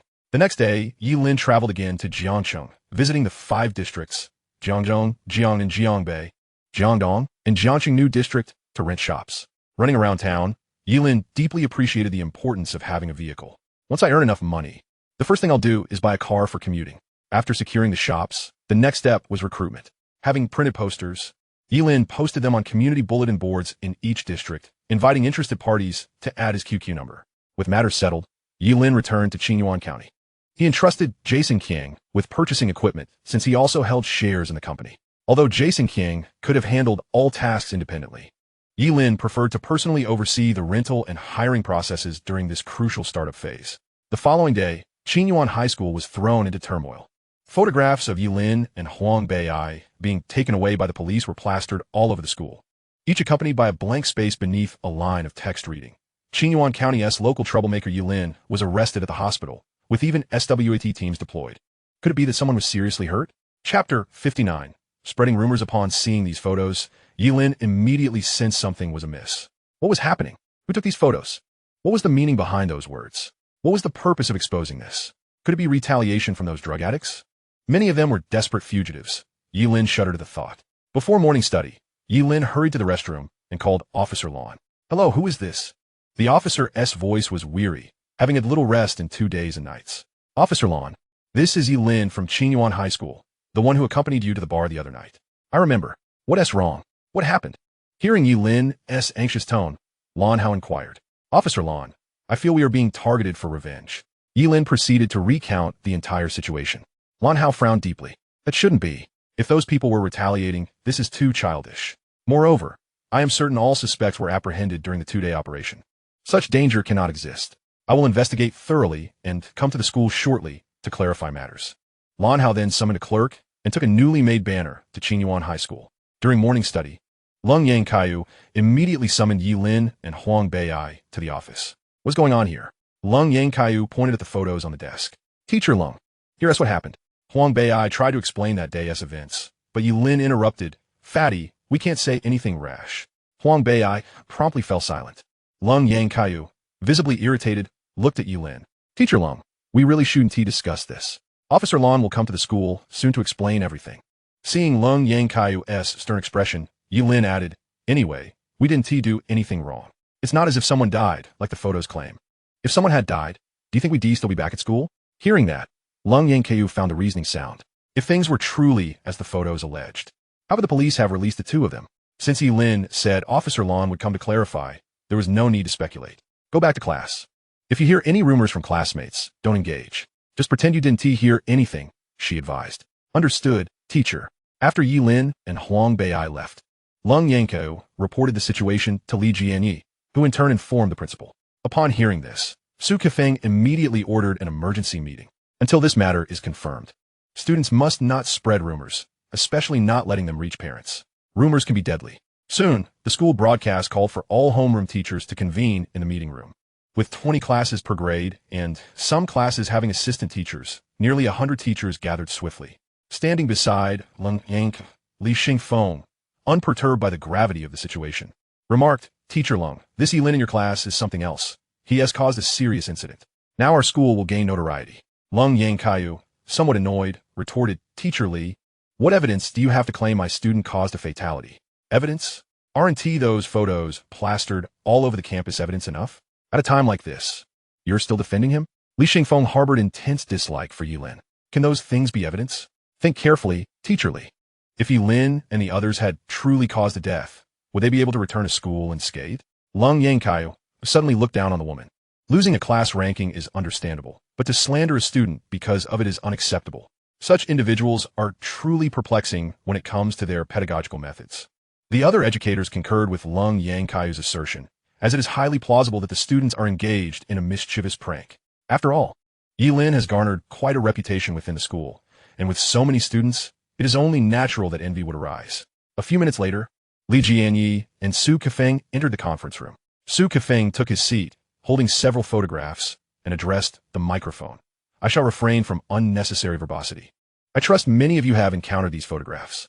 The reason for convening this emergency meeting today is precisely this matter. How many of you truly believe in this incident? Please raise your hands. A sparse gathering of about a dozen teachers, including Li Xingfeng, raised their hands. Observing this, Su Kefeng exclaimed, I find it utterly bewildering that those of you who raise your hands are akin to swine. Do you not possess the capacity for independent thought? At this, Lan Youyou stifled a laugh after considerable effort. Li Xingfeng's cheeks flushed as she had been most enthusiastic with her hand raised. Are you truly so gullible as to believe whatever others say? Ye Lin is currently present in the school. I must ask you, if he were indeed a murderer, could he return to school unscathed? Would he be permitted to remain here? A bit of logical deduction should lead you to conclude that this is undoubtedly a rumor. Shortly, the police will arrive to clarify this situation, but before that, we have several points to address. Please take out your notebooks, as the following directives must be strictly adhered to. Once all the teachers were prepared, Su Kefeng continued. First, collect all photographs from the students. Second, instruct your students to refrain from spreading rumors, particularly those that could reach the outside world or their parents. Third, the individual responsible for this slander must come forth. Otherwise, we shall not show leniency upon discovery. The meeting was adjourned, and all teachers returned to their respective classes to emphasize this matter. During the second period, as the lesson progressed, Lan Hao finally arrived at Qingyuan Middle School. Upon their arrival, Su Kefeng promptly approached to greet them. After a brief discussion, Su Kefeng managed to grasp the entirety of the situation, feeling a sense of relief. During the grand recess, the school held a flag-raising ceremony. Once concluded, Lan Hao took the stage, holding up the photographs, and inquired, students, I believe you're all familiar with these images? Many students nodded or responded affirmatively. I am the officer featured in these photographs, and I believe many of you have been misled into thinking that Ye Lin and Huang Bei'ai are murderers. I am here to emphatically inform you that the words inscribed on these photographs are mere fabrications. Ye Lin and Huang Bei'ai are not only innocent, but are also commendable young citizens who displayed valor in our city. Just days ago, they assisted our police in solving a significant case, the details of which I shall not disclose at this moment. Lan Hao signaled to his accompanying staff to bring forth the banner. Initially, he had intended to prepare thoroughly to present awards to these two students. But due to the unexpected incident, he hastily came to clarify the situation. Today, I shall first present the banner to Ye Lin and Huang Bei'ai. Further rewards will be conferred later. Ye Lin, Huang Bei'ai, please come up to receive your accolades. Upon hearing Lan Hao's words, Ye Lin and Huang Bei'ai ascended the stage. Lan Hao bestowed upon each a banner bearing the golden characters for courageous deeds in cursive, with the issuing authority listed as the Jiangxing Public Security Bureau. Xiao Wu, please take a photograph, Lan Hao instructed. Holding their banners, Ye Lin and Huang Bei'ai positioned themselves beside Lan Hao. You may step down now, he said once the photos were taken. After they descended, he spoke gravely. I am uncertain of the motives behind the students spreading these rumors, but I implore you to personally confess to the principal today. Otherwise, the consequences will be severe. At best, it will affect your academic standing. At worst, it could lead to incarceration. Do not presume that we cannot trace the source. From the angle, timing, and location of the photographs, we can easily identify you. The implications of our findings will differ significantly from your own confession. With that, Lan Hao returned the microphone to the school officials. Su Kefeng stepped forward, visibly irate, stating, This matter is of a particularly grave nature. I expect the student responsible to come to my office today. If you confess, leniency may be granted. Furthermore, the rumor must not circulate any further. Otherwise, similar consequences will ensue. I hope you will take the time to learn about the current Ye Lin. Not only does he present himself well, but he also demonstrates diligence in his studies and has made remarkable progress, now recognized as a model citizen. With the misunderstanding resolved, and after some concluding remarks, the principal announced the dismissal of the gathering. As the assembly dispersed, many students rallied in support of Ye Lin. Although they may have held reservations about him in the past, those sentiments had shifted. Ye Lin had transformed into a commendable individual, and as such, he garnered admiration rather than disdain. Many regarded him as an idol or a role model. To defame Ye Lin would be to tarnish the reputation of Qingyuan Middle School, a notion they would not tolerate. The use of such underhanded tactics to malign another was undeniably despicable. Consequently, throughout the day, students speculated about the identity of the perpetrator, vowing that should they be discovered, they would face severe retribution. After returning to Jiangsheng and awaiting a day, Lan Youyou received a call from the principal, indicating that no one had come forth, which frustrated him. Then we shall investigate and unearth the culprit. Such behavior is intolerable. What if those with malicious intent see this photograph and seek revenge on these two students? Fortunately, all suspects have been apprehended. Otherwise, Ye Lin and Huang Bei'ai would have been in constant peril. Chapter 60. The Hidden Hand. On the following day, Lan Youyou identified the location from which the photographs were taken and subsequently reviewed the hospital surveillance footage. It did not take long to locate the individual responsible for the photographs. After verifying the purchasing records at the hospital, Lan Youyou discovered that the youth was named Chen Jie. Armed with this information, he retrieved the video footage and returned to the Public Security Bureau, where he accessed Chen Jie's personal details. Shortly thereafter, he obtained the contact information for this individual. Before confronting Chen Jie, Lan Youyou first reached out to Ye Lin to discuss the situation. When school let out, Lan Youyou called Ye Lin. Ye Lin, we have identified the individual who took the photographs. His name is Chen Jie. Do you have any grievances with him? On the other end of the line, Ye Lin pondered for a moment. Neither in this lifetime nor the previous had he ever heard of this person, nor did he hold any recollection of him. Officer Lan, I do not know this person at all. Not all. Lan Youyou replied, perplexed. If they were indeed strangers, what could Chen Jie's motive be? I truly do not recognize him. Not even slightly, Ye Lin reiterated. Very well, I will ensure this matter is resolved promptly. After concluding the call, Lan Youyou realized that only by locating Chen Jie could he uncover the reasons behind this incident. Given that Chen Jie was a student, directly apprehending him could have negative repercussions. Despite his irritation, Lan Youyou opted to send a message to Chen Jie, urging him to voluntarily present himself at the Public Security Bureau. Upon the conclusion of classes at Jiangxi No. 1 High School, Chen Jie invited Shen Bingrong to dinner. Initially, Shen Bingrong was reluctant to join him. However, Chen Jie claimed to have a significant secret to share. Intrigued by his enthusiastic demeanor, Shen Bingrong agreed to accompany him. As Shen Bingrong's close friend, Wang Qinjia also tagged along. The trio arrived at Gao Lezwang Hot Pot, where Shen Bingrong and Wang Qinjia ordered an array of expensive dishes.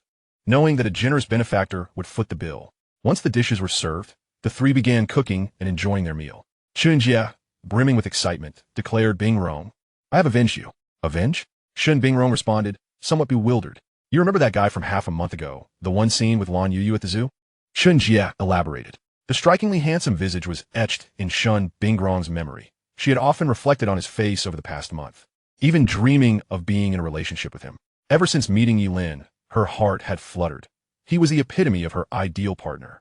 Hearing Chen Jie mention revenge related to Ye Lin, Shen Bingrong felt a wave of anxiety and urgently inquired, Chen Jie, what have you done to him? Bingrong, do not be overly agitated. Allow me to elucidate the situation gradually. Chen Jie recounted the scene he witnessed in the hospital, where Ye Lin was taken away by the police. He informed them that he had printed hundreds of photographs and stealthily infiltrated Qingyuan High School, plastering those images across every corner, accompanied by a provocative phrase. Upon hearing this, Shen Bingrong was left in utter shock. With wide eyes, she exclaimed, Chen Jie, did he truly commit murder? Do you possess any evidence? No evidence exists, but why would the police apprehend him if he were innocent? Chen Jie asserted, I have investigated that individual. He was previously the notorious bully of Qingyuan County, a veritable scourge. Yet inexplicably, ever since Lan Youyou transferred to that school, he has behaved like a model student. However, I suspect this reformation is merely a facade. After all, a dog cannot change its nature. He must have come to Jiangsheng to engage in violence, resulting in someone being hospitalized, and given the presence of special police vehicles at the scene, it is evident that a serious incident occurred. Chen Jie concluded with certainty. Chen Jie, this is merely your conjecture. How can you accuse someone of a crime without evidence?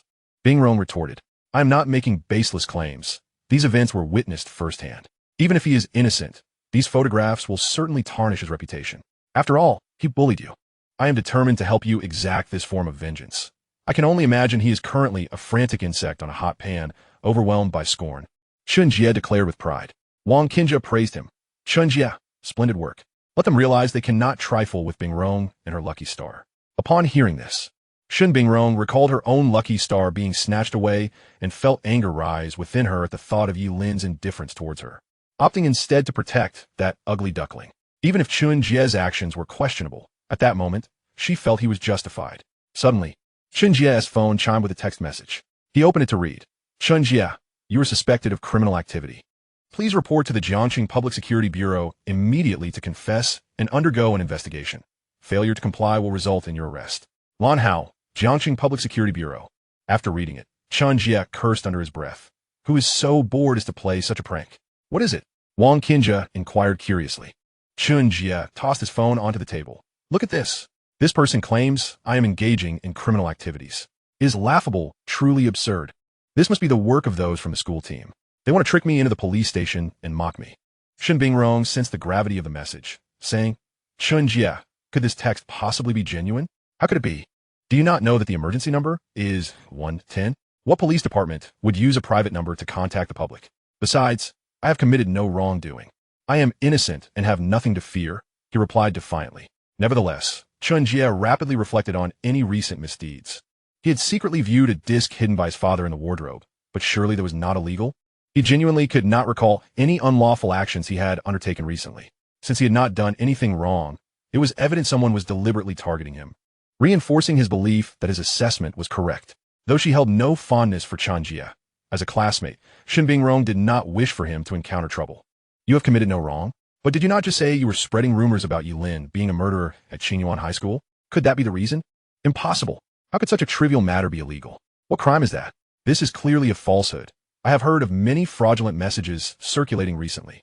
Perhaps this is simply a scam text, attempting to pin a baseless charge on me in order to extort money later. Wang Qinjie chimed in. Indeed, I have seen similar news reports. Thus, there is no need for concern. We shall eat and drink as usual. If I truly were guilty of crime, the police would have already arrested me. Why would they send a message beforehand, as if to facilitate my escape? Chen Jie concluded, taking a bite of beef. Hearing this, the two girls found his reasoning somewhat convincing. Until the following morning, no one had come to apprehend him, further solidifying Chen Jie's belief that the message was a scam. Lan Hao, upon not seeing Chen Jie at the Public Security Bureau, proceeded directly to Jiangxing No. 1 high school to locate him. Arriving at the school gate, Lan Hao disembarked and communicated with the security guard, requesting the school leaders to come forth. Soon enough, the director of political education at Jiangxing No. 1 High School arrived at the entrance. Lan Hao wasted no time and directly informed the school official that he was there to take Chen Jie into custody for an investigation. The director wished to ascertain the details of the matter, but Lan Hao refrained from divulging specifics, merely insisting they summon the student. Understanding the police had their protocols, the director did not press further and promptly reported the situation to the principal. Upon receiving the information, the principal immediately notified the homeroom teacher of Class 3, senior year, instructing her to bring Chen Jie to the school gate. Following the homeroom teacher, Chen Jie asked, Teacher Cui, what is this all about? Cui Guangshen was equally in the dark, only aware that the police were seeking Chen Jie, but not the reasons behind it. I am unaware of the details. The principal simply informed me that someone is looking for you at the school gate. Soon, the pair arrived at the gate. Upon seeing a police car and 2 officers waiting, Chen Jie turned pale. It was indeed the police seeking him. Yet he was a law-abiding citizen and had not engaged in any petty theft. Why was this happening? Could it truly be due to his secretive viewing of the disc hidden in his father's wardrobe? Chapter 61. Money can make the devil push millstones, let alone a person. Upon arriving at the Public Security Bureau, Lan Hao did not escort Chen Jie to the interrogation room, but rather to his office. With a hint of anger, Lan Hao inquired, Why did you not voluntarily come to the Public Security Bureau for questioning? Or did you not receive the text notification? Chen Jie replied, I received the message, but I thought it was a scam. Lan Hao was speechless, yet felt powerless. After all, such fraudulent messages were indeed rampant recently, and this fellow displayed quite a high level of skepticism towards scams. Do you know what crime you have committed? Lan Hao transitioned to the core of the matter. Officer, I am unaware. I have not done anything wrong recently. Chen Jie insisted, genuinely perplexed as to why he had been summoned. Unaware? Very well, let me enlighten you. On October 11th, just a few days ago, you took photographs at the hospital, correct? Chen Jie hesitated. I took a few pictures. Officer, is taking photographs a crime? Whether taking photographs constitutes a crime depends on the content of those images, Lan Youyou replied. Then I will delete all the photos now. Will you let me go? Chun Jie proposed, believing he had already caused sufficient embarrassment to Ye Lin, making the retention of those photographs irrelevant. Child, you are thinking far too simplistically. There is no need for lengthy discourse. Simply answer my questions. After taking the photographs, what did you do with them? Lan Youyou's demeanor unnerved Chun Jie. Nothing at all. After taking the pictures, I returned home to sleep, he stated, too afraid to confess his visit to the printing shop or his subsequent harassment of Ye Lin at Qinyuan High School. He now realized the seriousness of the situation. It would be wise for you to be honest. If you do not speak, I already know the details. If you confess honestly, you may receive a lighter sentence. Officer, I swear I am telling the truth, Chun Jie said, his voice tinged with insecurity. Truth is not determined by your words alone. If you do not come clean, we are aware of the sequence of events. You took the photos, went to the printing shop, and then to Qinyuan High School. What you did there, you know all too well. Defaming another constitutes the crime of defamation, which carries a potential sentence of up to 3 years in prison. Upon such a conviction, your future would be irrevocably altered. No university would accept you, and you would be barred from any public office, not just for yourself but for generations to come. Observing Chun Jie's apprehensive demeanor, Lan Youyou concluded that he was indeed guilty and thus intentionally escalated the situation to frighten him. Of course, this was not solely a scare tactic. If Ye Lin did not show leniency, a 3-year sentence could very well be a reality. Lan Youyou soon understood why no one from Qinyuan High School would admit to the wrongdoing. It appeared that the perpetrator was not even a student of that institution. Chun Jie never anticipated the gravity of the situation, nor did he realize that defamation was a criminal offense. He had always believed that no one would uncover his actions, and if they did, a mere apology would suffice. The police were already aware of the circumstances, leaving Chun Jie no room for denial. He had no desire to face imprisonment, for that would extinguish any hope of a future with Shun Bingrong. He recounted the entire sequence of events to Lan Youyou with unvarnished honesty.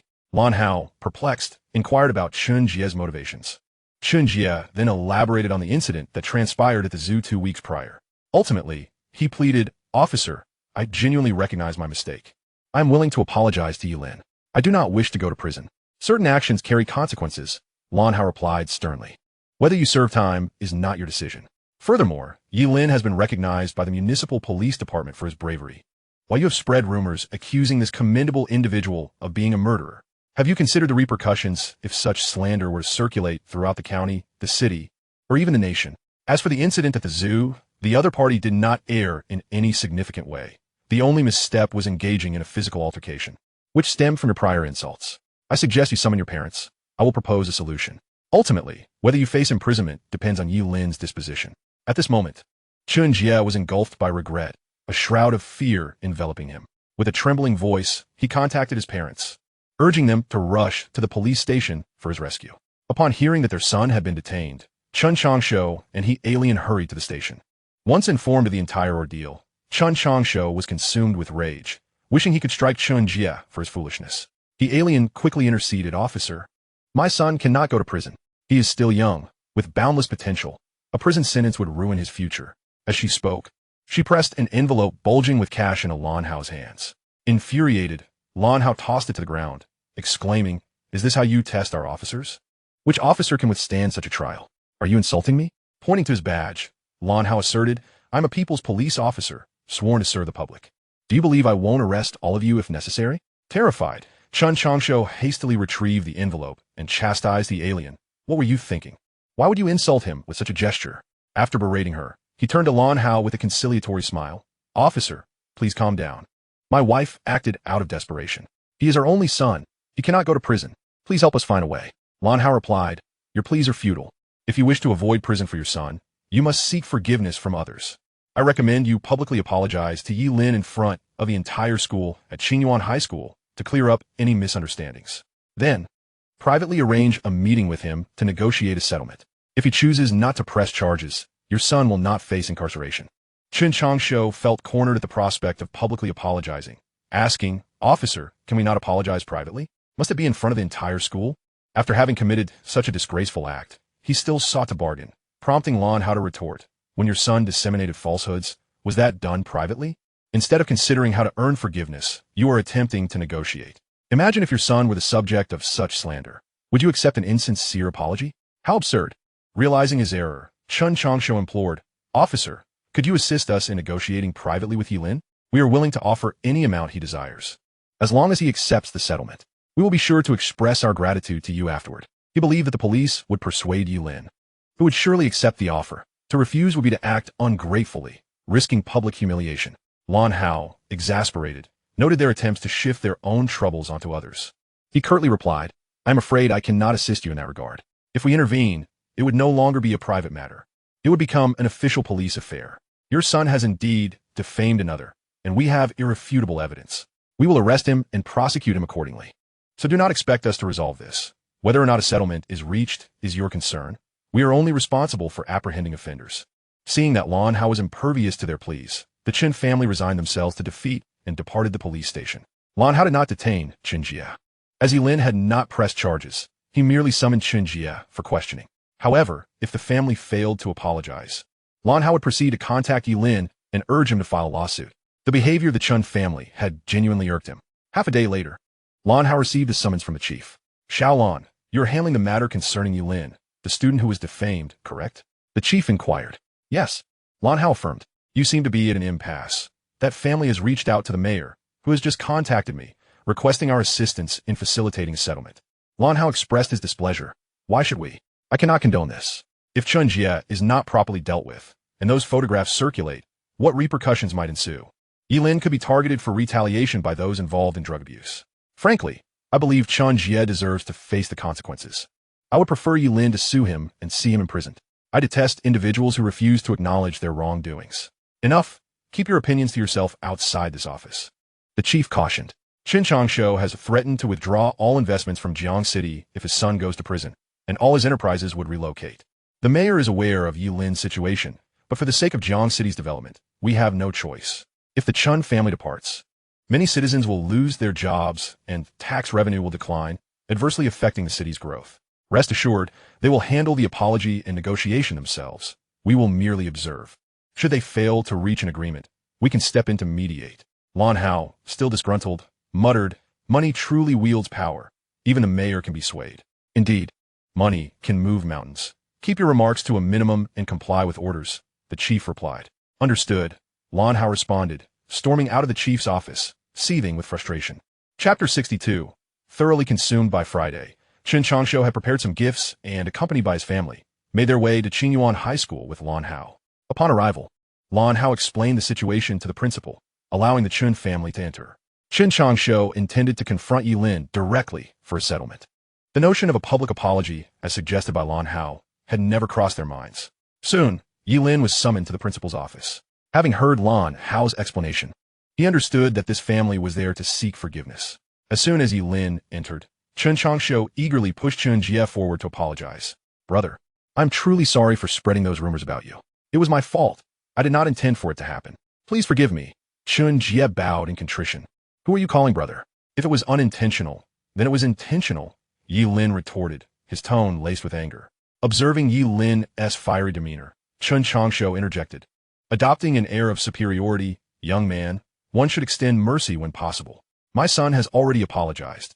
Can we not let this go? Here, I have some gifts to show our goodwill." He retrieved a pile of presents from behind the coffee table. The alien also produced a bulging envelope from her bag, stating, "This contains 10,000 yuan, intended as compensation for your defamation. Let us consider this matter resolved." Ye Lin did not accept the envelope, scoffing, "Is this your idea of sincerity?" Noticing Ye Lin's dissatisfaction, Qin Changshu insisted, "Young man, this is quite a substantial sum." "I'm sorry, but I do not lack for money," Ye Lin replied coolly. "What then do you desire?" Qin Changshu pressed. "Anything short of extortion is acceptable. However, I require nothing. Let the law decide what your son deserves for his actions. What benefit does that bring you? Accepting these gifts would be advantageous. Receiving a few disparaging remarks in return for such compensation is quite the bargain." The youth of this age tend to be rather impulsive.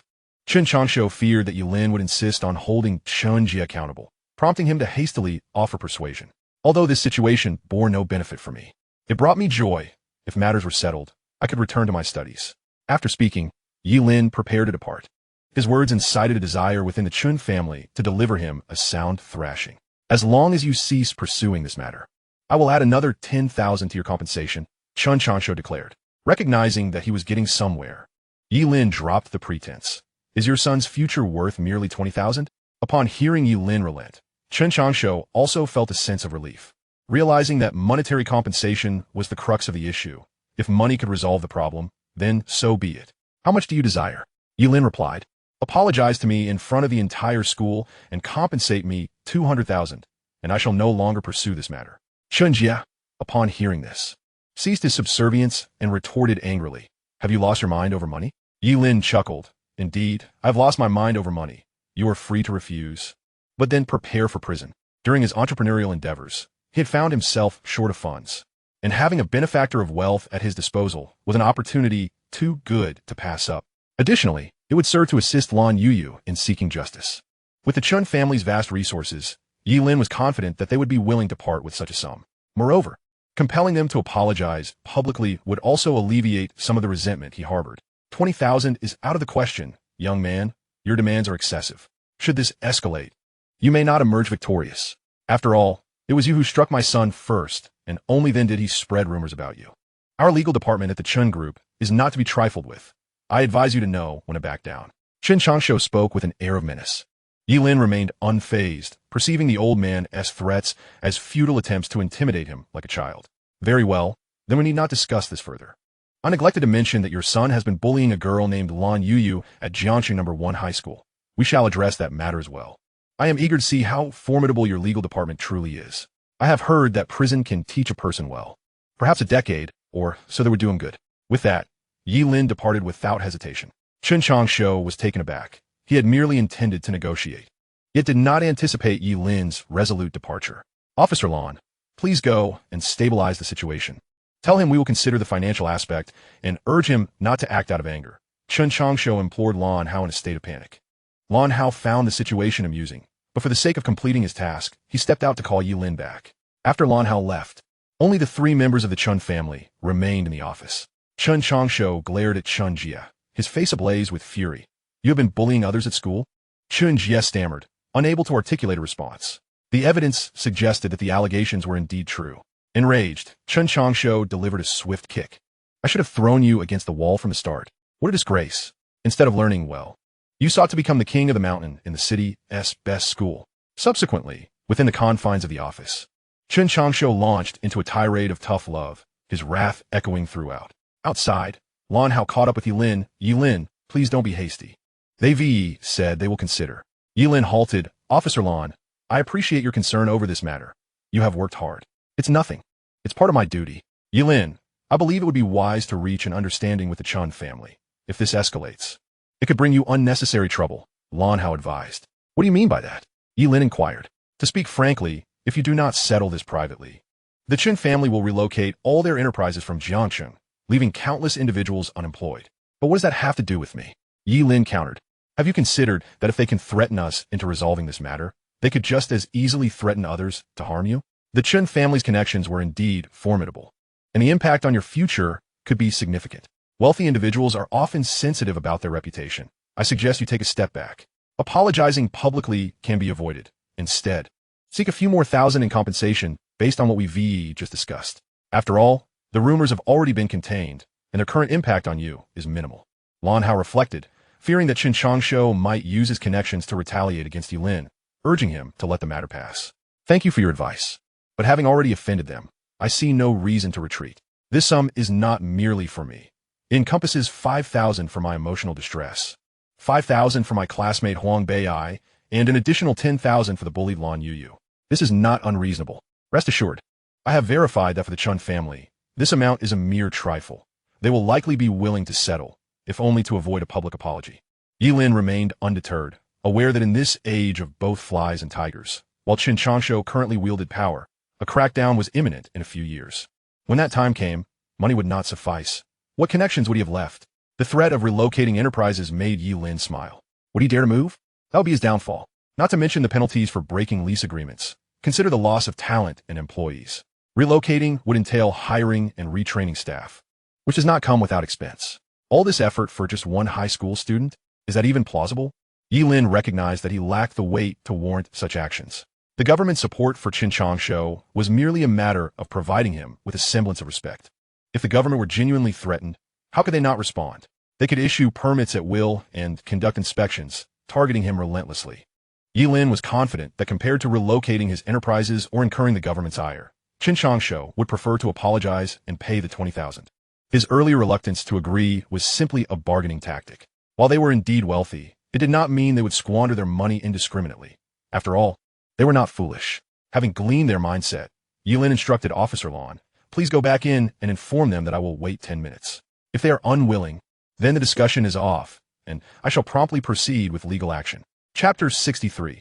Reaching and understanding Lan How entered and conveyed Ye Lin's message. Upon hearing this, Qin Changshu felt a rush of urgency. That young man had been so agitated that he might genuinely pursue legal action. With the bullying incident, there was a real possibility of his son facing 10 years in prison. Qin Changshu was unwilling to jeopardize his son's future over 20,000. Therefore, he resolved to acquiesce. Lan Hao returned to inform Ye Lin that Qin Changshu had agreed, encouraging him to discuss further. Ye Lin retraced his steps and asked, "What else do you wish to discuss? I can add another 5,000 and the apology can be waived. How's that sound?" Qin Changshu proposed. Ye Lin replied, "That sounds unacceptable. This matter is clear-cut. If you lack the sincerity to apologize, how can I extend my forgiveness? Consider the 20,000 as a lesson for your son. He ought to remember this in the future." "Very well, I will apologize, but you must sign a letter of understanding," Qin Changshu stipulated. "That is agreeable." Ye Lin responded without hesitation. "According to Officer Lan, this 20,000 consists of 5,000 for you and an additional 15,000 for your 2 classmates. So the letter of understanding must be signed by all 3 of us." "No problem," Ye Lin agreed readily. If they did not sign, he would not know how to ensure that the funds reached Lan Youyou, who would only accept them then. In Ye Lin's view, this money was precisely what Lan Youyou required and deserved. Such an opportunity must be seized. He would not allow her to be bullied without recompense. Ye Lin summoned Huang Bei'ai and Lan Youyou. Upon hearing the news, Huang Bei'ai was elated, hardly expecting to receive such a substantial sum without enduring much criticism. Initially, the focus had been directed at Ye Lin, who had recently gained notoriety, becoming a target for disdain. Huang Bei'ai was merely seen as an accomplice, attracting little blame. However, Lan Youyou hesitated to accept the money, gripped by fear of potential retaliation. Ye Lin pointed at Lan Youyou and said, "Look how terrified your son has made her. If classmate Lan Youyou is unwilling to forgive your son, I am prepared to accompany her in pursuing legal action." Qin Changshu observed the frail girl, who regarded his son with the apprehension one would reserve for a tiger, and delivered another kick to Qin Jie. "Dear young lady, rest assured that this money is yours to take. It is a voluntary compensation from your uncle for the mistakes made by his son. You need not worry, for after you accept this sum, no one will trouble you again." Qin Jie, realizing the significance of seeking Lan Youyou's forgiveness, quickly prostrated himself in apology, exclaiming, "Lan Youyou, I was wrong. I should never have bullied you in the past. I implore you to forgive me. This money is a voluntary compensation for the emotional distress I caused you, and I assure you, I shall not trouble you again." Ye Lin seized the opportunity to persuade her, saying, "Little bean sprout, he genuinely recognizes his wrongdoing. Please forgive him. This money could aid in your mother's treatment. With my presence, they wouldn't dare to trouble you again." Upon hearing Ye Lin's words and recalling her mother, Lan Youyou cautiously replied, "Qin Jie, I forgive you." Qin Jie, his face radiant with gratitude, responded, Thank you. Let us hasten to sign the letter of reconciliation. We will sign it once you apologize in front of the entire school," Ye Lin stated. Hearing this, the Qin family had no choice but to comply. When a major recess arrived, the entire school had completed their exercises and assembled. Li Jianyi took to the stage to emphasize certain regulations and safety matters regarding the upcoming weekend. Following him, Su Kefeng addressed the students. "Dear classmates, a rather unfortunate incident has transpired this week. There are rumors circulating that someone from our school is a murderer who is apprehended by the police. The individual responsible for spreading these rumors has been identified and will now publicly apologize to Ye Lin. Qin Jie, please come forward." Overwhelmed with shame, Qin Jie reluctantly approached the stage. Grasping a microphone, he bowed his head in apology. "Good morning, fellow students and teachers. My name is Qin Jie. Due to a conflict with Ye Lin, I happened to capture the moment he was taken away by the police, printed it, and posted it around the school, falsely claiming he was a murderer. My ignorance has caused significant harm to both Ye Lin and Huang Bei'ai, for which I sincerely apologize." With that, Qin Jie performed a deep bow. "That will be sufficient," Su Kefeng said as he took the microphone. "Fortunately, this matter has not resulted in severe consequences, and Ye Lin has forgiven him. I hope everyone remembers this incident and refrains from believing or spreading rumors in the future. Ye Lin and Huang Bei'ai have been wronged, and I urge you to cease circulating this matter."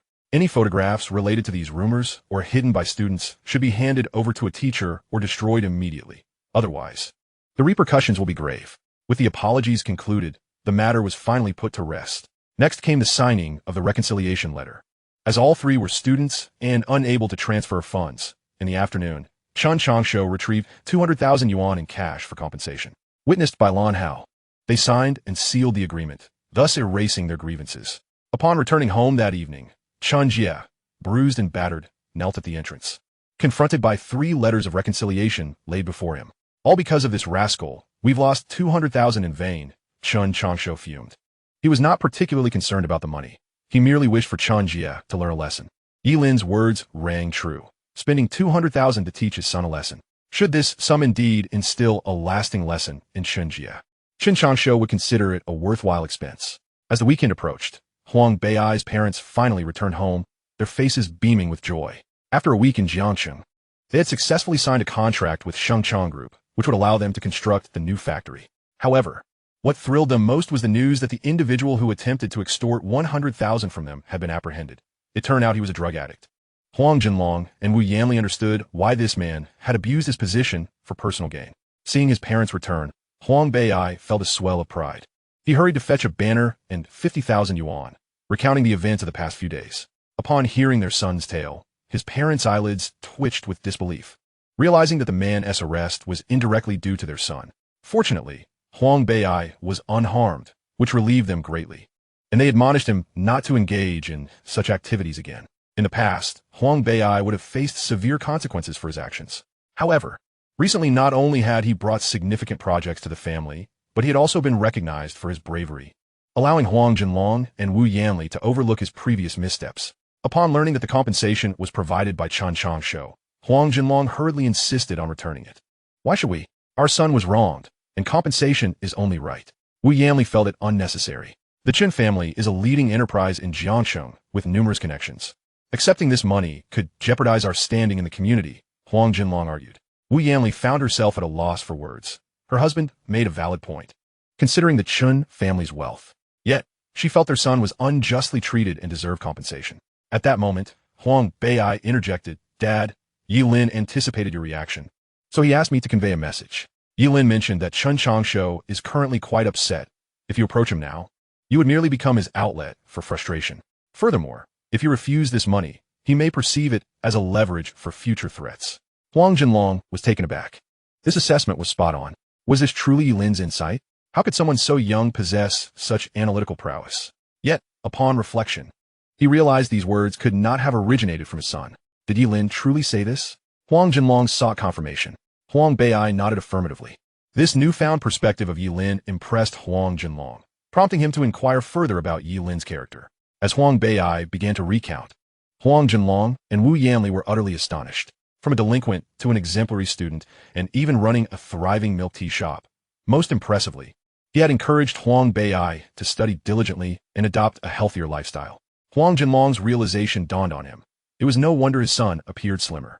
The couple decided that they would express their gratitude to Ye Lin in due time. On a Saturday morning, Ye Lin accompanied Lan Youyou on a bus to her home. Lan Youyou's residence was in Daling Village, Ziyashui Township, Qinyuan County, over 100 kilometers from the county seat, a rather remote locale. The serpentine mountain roads were pockmarked, causing Lan Youyou to suffer from severe motion sickness, but Ye Lin was there to care for her. After a grueling 4-hour journey, they finally arrived at Ziyashui Township. The roads were indeed arduous, and upon disembarking, Ye Lin could not help but succumb to nausea himself. Fortunately, the area was free from industrial pollution, and the air was refreshingly pure. Ye Lin inhaled deeply, feeling somewhat rejuvenated. From Ziyashui Township to Daling Village, there remained another 5 or 6 kilometers of mountainous terrain. Before their return, Lan Youyou had already called her father to inform him of her arrival home. Thus, early in the morning, Lan Feixue had hurriedly driven a bullock cart to the village entrance to await her return.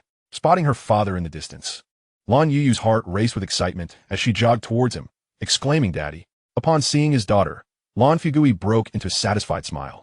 "Daddy, is your leg feeling better?" Lan Youyou inquired with genuine concern. "It's fine now. I can work again," Lan Feixue replied, feigning strength. Lan Youyou noticed the wooden cane on the cart and gently chided, "Daddy, you're lying." "Why would I lie to you? I'm almost fully recovered," he insisted. "Lan Feixue, always worried about his daughter's well-being, felt reassured seeing her looking healthier. Evidently, Yin Xiu had taken good care of her, for which he was immensely grateful. At that moment, Ye Lin approached the two. Lan Youyou introduced him, saying, "Daddy, this is my deskmate Ye Lin, my best friend. He has always looked after and helped me at school." "Hello, uncle. I'm Ye Lin." Teacher Long was concerned about Youyou traveling home alone, so she asked me to accompany her. "I hope you do not mind," Ye Lin stated, presuming that mentioning Teacher Long would alleviate any concerns from Lan Youyou's parents. He hoped for their acceptance. "Not at all, not at all. Thank you for taking care of Youyou. Let us head home now," Lan Feixue replied, unfastening the bull and harnessing the cart, and the three of them made their way back to the village. Along the dusty road, the occasional motorcycle would roar past at breakneck speed, stirring up clouds of dust due to the unpaved terrain. "Ye Lin, this is just how life is in our countryside. Don't disdain it," Lan Feixue remarked. "Uncle Lan, I would never look down on it. On the contrary, I find it all quite novel. There's none of the city's clamor here. Instead, there's the melodious chirping of birds and the fragrant bloom of flowers everywhere. The air is pure and refreshing. I truly adore this place. Given the chance, I would love to reside here," Ye Lin replied earnestly. Lan Feixue grinned broadly. "No worries. If you grow fond of it, you're welcome to visit often. You know, Youyou has had very few friends since childhood and has often been bullied. Our family is not well off, so it's rare that anyone doesn't shun her. If you come, I'll slaughter a pig or sheep to welcome you properly. Uncle Lan, how could I ever disdain her? Knowing Youyou is an honor. She has been teaching me so much lately and has greatly helped me improve my studies," Ye Lin said sincerely. Upon hearing Ye Lin's words, a proud smile spread across Lan Feixue's face. His daughter was indeed a diligent student, yet he could not fathom why her academic performance had plummeted since entering high school. How had she started failing so miserably? The three engaged in casual conversation as they journeyed, and after an hour, they finally arrived in the village, their clothes coated with a thick layer of dust. Most houses in Daling village were stilted dwellings, with livestock kept on the lower floor and people living above. Of course, a few affluent families had constructed small Western-style houses. Even those without such houses had stilted homes that were relatively attractive. Lan Youyou's home, by contrast, was dilapidated. The lower walls were constructed of yellow mud, and the upper wooden planks were blackened by smoke from countless fires. The house was undoubtedly close to a century old. The roof was not tiled, but made of bark, and due to years of neglect, it leaked profusely when it rained. "Ye Lin, this is our home. Let us eat and rest for a while. Later, I'll find a better place for you to stay," Lan Feixue said. Knowing Ye Lin was from the city, Lan Feixue intended to plead with relatives to let him stay overnight. Though a city dweller, Ye Lin was not delicate. He smiled and replied, "Uncle Lan, just treat me like family.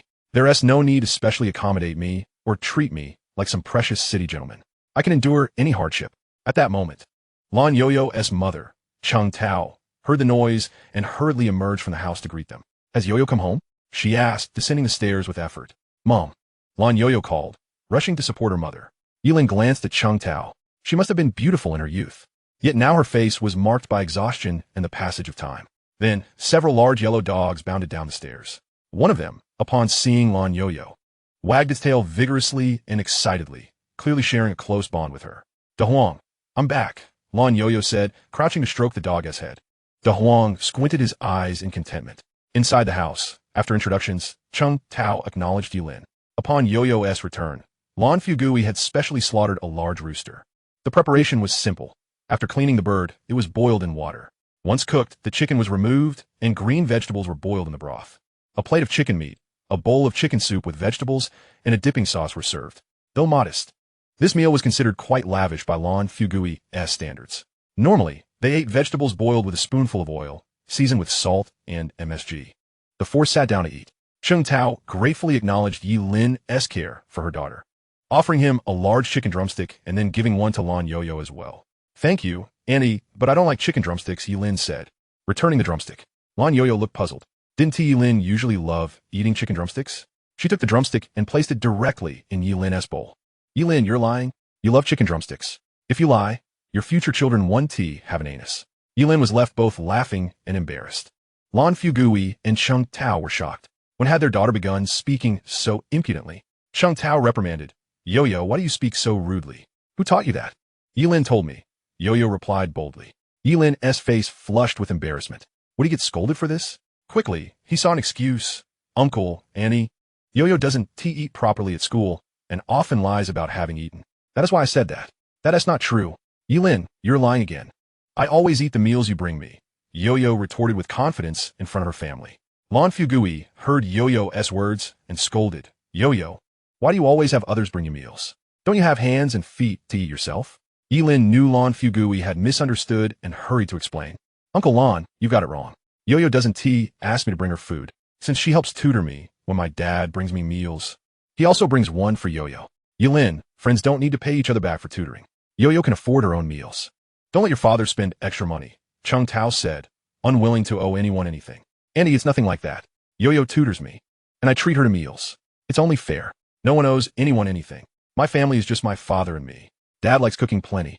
So even if he doesn't bring Yo-Yo food, it would just go to waste, Ye Lin replied.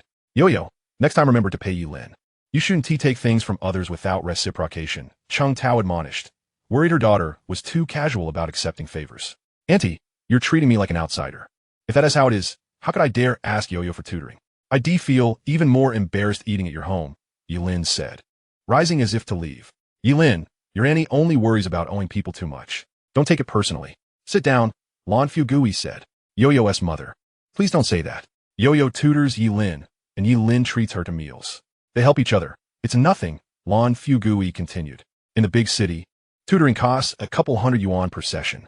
Your daughter's meal is nothing by comparison. Now Lan Youyou understood why his daughter had grown plump. It was because this young one was being well cared for. Yes, Annie, I offer to pay, but Yo-Yo refuses. I have to treat her to meals. Otherwise, I feel ashamed to ask her for tutoring, Ye Lin added quickly. After finishing their meal, Lan Youyou took out a large bundle of money from her bag. Mom, this is money for your medical treatment. Lan Youyou and Chung Tao were stunned. Lan Youyou had never seen such a sum in his life. Yo-Yo, where did you get this money? Lan Youyou asked sternly. Chung Tao's face was also filled with concern. Ye Lin smiled and explained, Uncle, Annie, don't worry. Yo-Yo is an excellent student. This is the prize money she won from a competition. Prize money? This much? Both adults were clearly incredulous. Seeing this, Ye Lin produced some forged certificates and details of the competition, documents he and Ling Feixue had prepared together to convince them to accept the money. They could not directly tell them that the money was compensation from someone who had bullied Lan Youyou. If they knew that, her parents would be deeply worried and would refuse to accept the funds. They were among society's most humble, with no room to offend anyone. They were grateful if no one bullied them, let alone accepting money from others. Lan Youyou was reluctant to deceive her parents, but consented after Ye Lin's persuasion, who explained it was a benevolent falsehood, necessary for her mother to accept the money for treatment. At that moment, the creaking gate swung open, and a burly man in his 30s appeared at the doorway. What money? Let me see, he demanded, his eyes filled with greed as he gazed upon Lan Youyou and the stack of bills in her hands. Chapter 65. School bully versus village bully. Lan Youyou asked nervously. Jia Gui, why did you come up without saying a word? I heard the commotion at your place and thought I'd come take a look. Youyou uncle. Isn't it time you paid me back?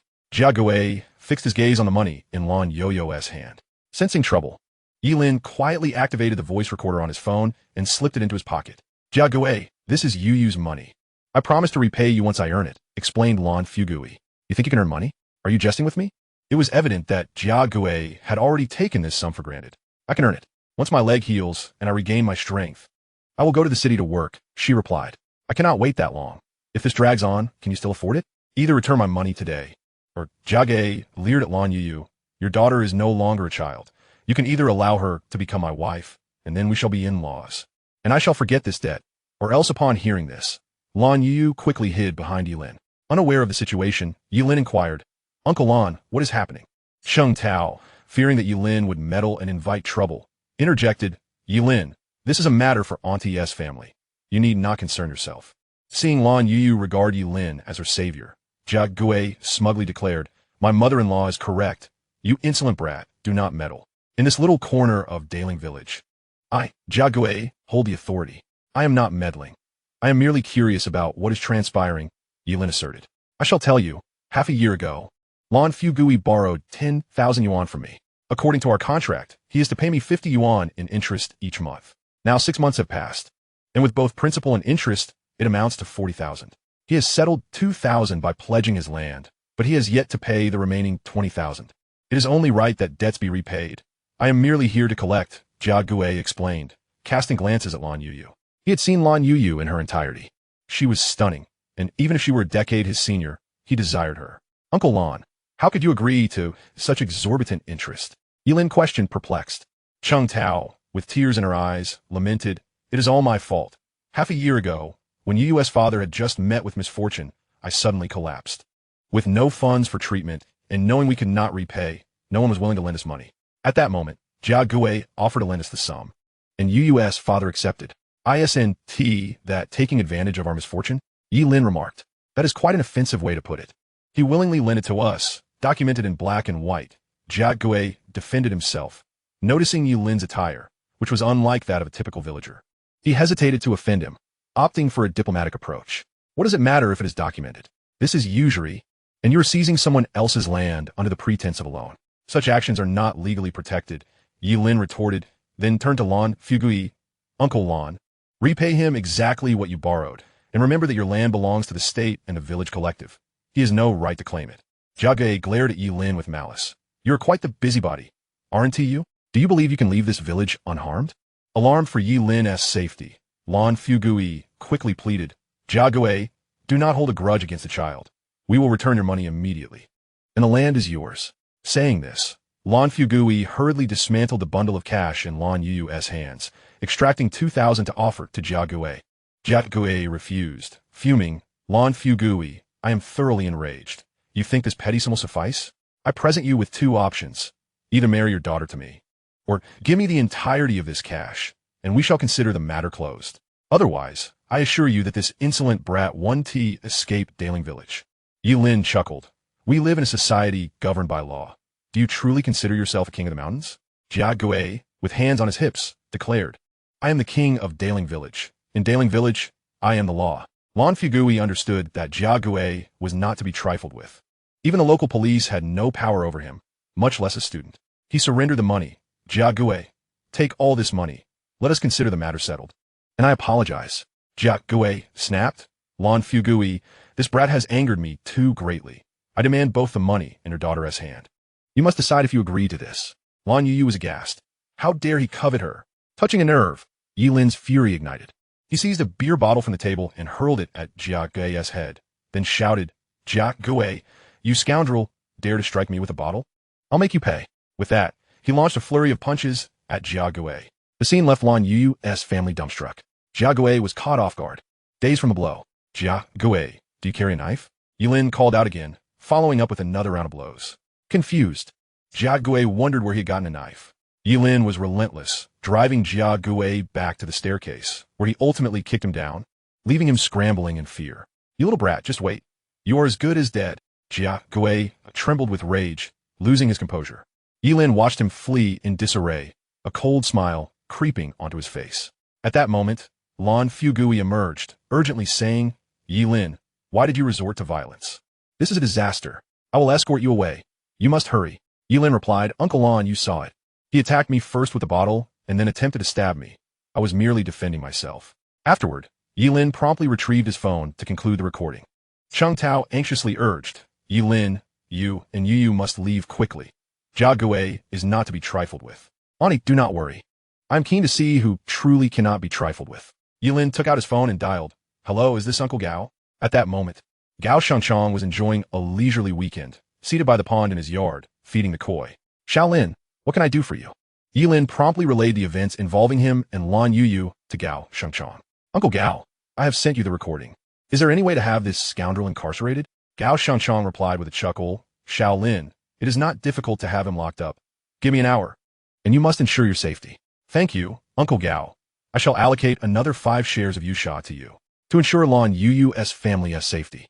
Ye Lin was willing to offer some shares as a favor. There is no need for such formality. After hanging up, Gao Shangchong called an old classmate. In the mayor's office of Jiangxing City, Shi Jinshin's phone rang. "Oh, Lao Gao, what brings you to call on a weekend?" "My esteemed mayor, it appears that Jiangxing is not very peaceful," Gao Shangchong replied cryptically. Upon hearing Gao Shenkiang's sardonic tone, Shi Jinshin inquired, "Lao Gao, just spit out." "My daughter's classmate visited a place called Daling Village for leisure, only to find that the local forces of evil are quite rampant. They engage in usury, encroach upon others' land, and brazenly abduct women, even resorting to violence. I can hardly believe this is happening in your city. Fortunately, My daughter's classmate has some self-defense training. Otherwise, they might have lost their life. I have a recording of the incident. I'll send it to you. Moreover, that classmate is still trapped in Daling Village. If you delay in addressing this, it could lead to a fatal outcome, and if it escalates, it could become a national scandal. After delivering this, Gao Shengchong hung up. Upon listening to the recording, Shi Jinshin's expression darkened. He picked up his phone and called the county chief of Qingyuan. Upon connecting, he unleashed a tirade of scorn, sending the voice recording to the county chief for review. The county chief received an earful, followed by the town head being subjected to the same treatment, with the entire lineage being cursed. After the reprimand, the county chief instructed the town head to send people into the village to eradicate the criminal elements, prioritizing the capture of one Jia Gui to ensure the safety of the students. The town head had not anticipated that Jia Gui would be so audacious as to offend someone connected to the mayor. He wished he could dismantle that scoundrel piece by piece. Chapter 66. The sixth action. Ye Lin felt it was unacceptable that he bore no injuries. Uncle Lan, did we not just slaughter chicken? Is the blood still downstairs? Yes, it is. I forgot to bring it up. I'll fetch it for you, Lan Youyou replied. Descending to retrieve the bowl of chicken blood, Ye Lin took it and proceeded to pour the blood over his head. Most of the blood had coagulated, but the liquid that had not flowed down Ye Lin's face. Lan Youyou was bewildered by Ye Lin's actions and quickly asked, Ye Lin, what are you doing? Cheng Tao and Lan Youyou were equally puzzled. This is self-defense. It would make sense if I didn't sustain some injuries, Ye Lin explained. If we were to stage a performance, it must be complete. Since I recorded Jia Gui striking me with the bottle, my head ought to be covered in blood. Lan Youyou and his companions were oblivious to the concept of justifiable self-defense, prompting Ye Lin to provide yet another explanation. Meanwhile, Jia Gui, in a state of disarray, made a hasty retreat, seething with rage and vowing to eliminate Ye Lin. He stormed home in a fit of fury. Upon seeing his son bloodied and disfigured, Jia Deifuku questioned, Go, what has happened to you? I went to Lan Youyou's residence to collect a debt, and some ruffian interfered, leaving me in this wretched state. I swear I will kill that brat, Jia Gui lamented, sounding like a child wronged. Jia Deifuku, incensed by his son's injuries, replied, I shall take charge of this matter. First, let us visit the clinic, and afterward, we will settle the score with them. Jia Deifuku escorted his son to the clinic for treatment. The attending physician was taken aback. It was astonishing that this scoundrel Jia Gui had been beaten to such a pulp. A sense of satisfaction welled within him, and he applied the ointment with more vigor, causing Jia Gui to howl in pain. Could you be gentler? Jia Gui bellowed. How can I be gentle? If I do not apply it deeply, how will the poison within your wounds dissipate? Can a grown man endure a little pain? The doctor retorted sharply. Once treated, Jia Deifuku took Jia Gui away from the clinic, determined to confront Ye Lin. At that moment, the village head, Guahao, accompanied by 4 police officers, arrived in the village. After searching around, they finally encountered the father and son duo from the Jia family. Seeing the officers, Jia Deifuku rushed forward. Village head Gua, you have arrived just in time. Look at my son, beaten to a pulp. You must apprehend the perpetrator immediately. Upon observing Jia Gui's condition, Guahao surmised that the fight must have been quite fierce. Worry creased his brow for Ye Lin's well-being, and he swiftly inquired, Jia Gui, what did you do to Ye Lin? Ye Lin? Who is that? Jia Gui feigned ignorance, his face a mask of confusion. Do not play the fool. I am referring to the person you just fought. Realization dawned on Jia Gui. What fight? I was the one who was assaulted. Look at my state. He is unscathed. Yet he dares to report me. How shameless can he be? Jia Gui's complaints flowed forth, believing that Ye Lin had alerted the authorities, prompting Guahao's visit to the village. Are you saying he is unharmed? Guahao breathed a sigh of relief, suspecting that the county head had been anxious about a relative's predicament, hence the call about Ye Lin being nearly beaten to death by Jia Gui. Is he unharmed? Look at what he did to me. Hurry and arrest him. Where is he now? At Lan Youyou's house. I will lead you there. Jia Gui was elated at the thought of Ye Lin soon facing incarceration. The irony that Ye Lin had called the police, only for them to arrive and arrest him instead, brought him a sense of satisfaction. Upon seeing Jia Gui approach with the police, Lan Youyou felt a chill of dread. Jia Gui was the son of Jia Deifuku, the village head, and his brother was the deputy county head. What would happen now that he had brought the police to apprehend someone? Ye Lin, Jia Gui has brought the police. You should hide in the bedroom. Ye Lin waved his hand dismissively. Uncle Lan, there is no need for concern. I shall be fine. Soon, Jia Gui led the officers upstairs. Upon encountering a bloodied young man, Guahao inquired, Are you Ye Lin? Feigning despair, Ye Lin replied, I am Ye Lin. Guahao glared at Jia Gui. Did he not say he was unharmed? Jia Gui was taken aback. Had the young man not just been unscathed? How had he ended up in this condition? What transpired? Guo Hao pressed Ye Lin. With a feeble gesture, Ye Lin pointed at Jia Gui. He struck me with a bottle, then assaulted me, and even attempted to stab me. You're spewing lies, Jia Gui shouted. Ye Lin feigned terror, trembling. What are you pretending for? Keep talking nonsense, and I swear I will kick you to death. Jia Gui was furious, feeling wronged. Ye Lin turned to the police officers for help. Officers, he is threatening me. I am not fabricating anything. I possess evidence. In haste, Ye Lin produced an audio recording. Listening to it, it appeared that he had indeed been subjected to a brutal beating. At this moment, Jia Gui comprehended why Ye Lin had uttered those words during their altercation. He had not anticipated such treachery from him. You scoundrel, you were the one who attacked me. You're merely playing the victim. Jia Gui seethed, attempting to charge at Ye Lin despite his injuries. Control him, shouted Wu Zhongchang, the chief of the Ziyashui Township Police Station. As three officers restrained Jia Gui. Jia Gui, we must ask you to accompany us, Wu Zhongchang stated, ready to escort him away. Jia Deifuku, witnessing this, interjected. On what grounds are you taking my son? Village head Jia, your son is involved in loan sharking, land encroachment, and violent crimes against women, among other charges. Do those suffice? Jia Deifuku retorted. Do you have any evidence? Wu Zhongchang chuckled. Evidence? Village head Jia, do you lack eyes and ears? The recording on that young man's phone and the injuries on Jia Gui's body are not evidence. With that, he began to lead Jia Gui away. Jia Gui struggled fiercely. Let me go. I am innocent. Do you know who my uncle is? He is the deputy county head. You dare arrest me? Do you believe my uncle will ensure you regret this? Wu Zhongchang shot back. Even if the king himself arrived, you would still accompany us today. Wow. Are you certain you wish to arrest my son? Jia Deifuku's words dripped with veiled threats. Your son has brought this upon himself. He cannot blame anyone else. Guo Hao remained unperturbed by the county head's directive. Very well, we shall see. Jia Deifuku fumed, departing in a huff. After Jia Deifuku's exit, Guo Hao turned to Ye Lin. Your injuries are quite severe. Allow me to take you to the hospital. Guo Hao, believing he was being courteous as a relative of the county head, extended his offer. No need, I can go myself, Ye Lin replied, startled. Accompanying him for a checkup would surely reveal the truth. Very well, but you must get checked. I'm Guo Hao, the village head of Ziyashui Township. Should you require assistance, do not hesitate to contact me.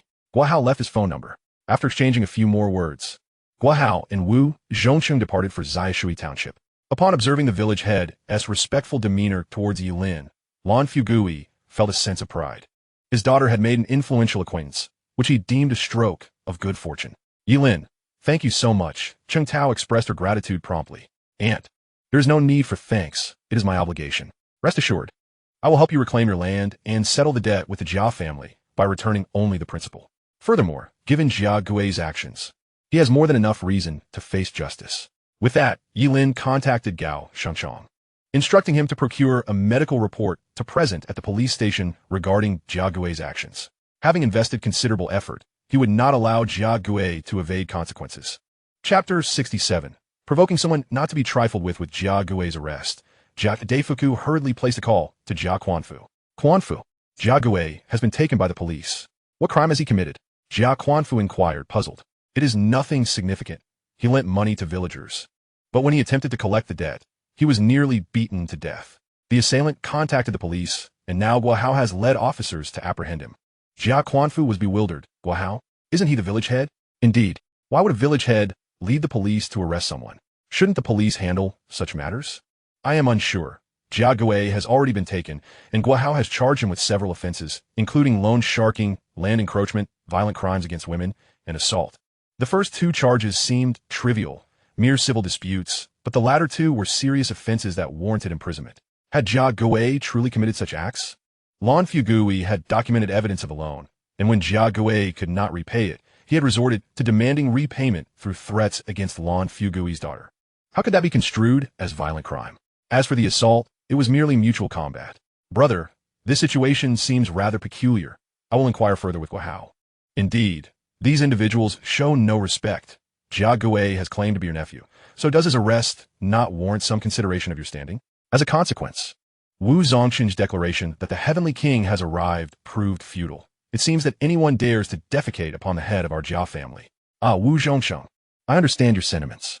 I assure you that I will handle this matter. As long as Jia Gui has not committed any grave misdeeds, he shall not face repercussions. Brother, from now on, I implore you to restrain him. Let this be a lesson learned.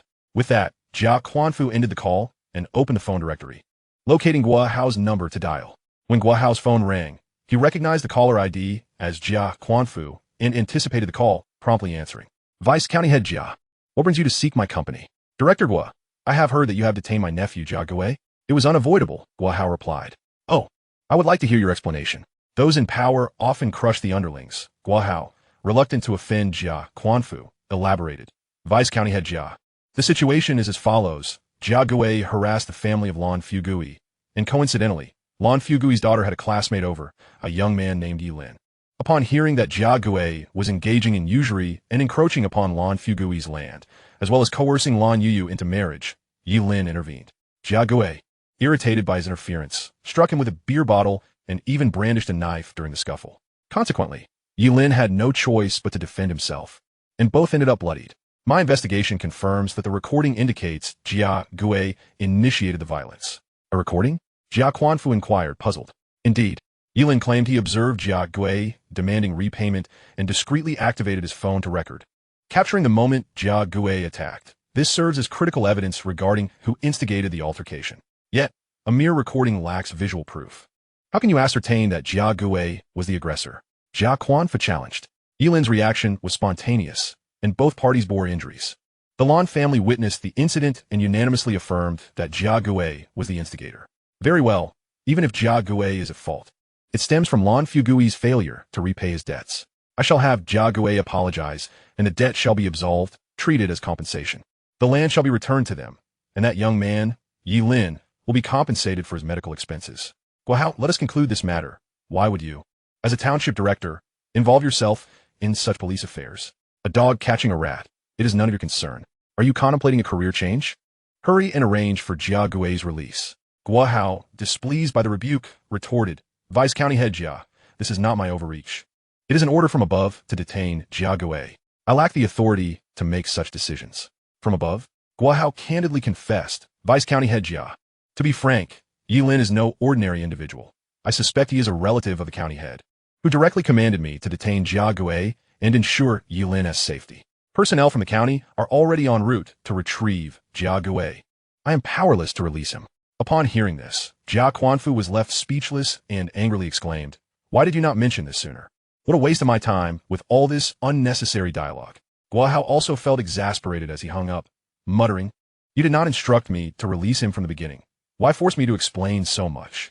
As darkness descended, Jia Quanfu swiftly purchased a selection of gifts and proceeded to visit the county head's residence. Ah, Vice County Head Jia, what brings you here at this late hour? Upon seeing Jia Quanfu approach silently, County Head Lu Hong likely surmised the reason for his visit.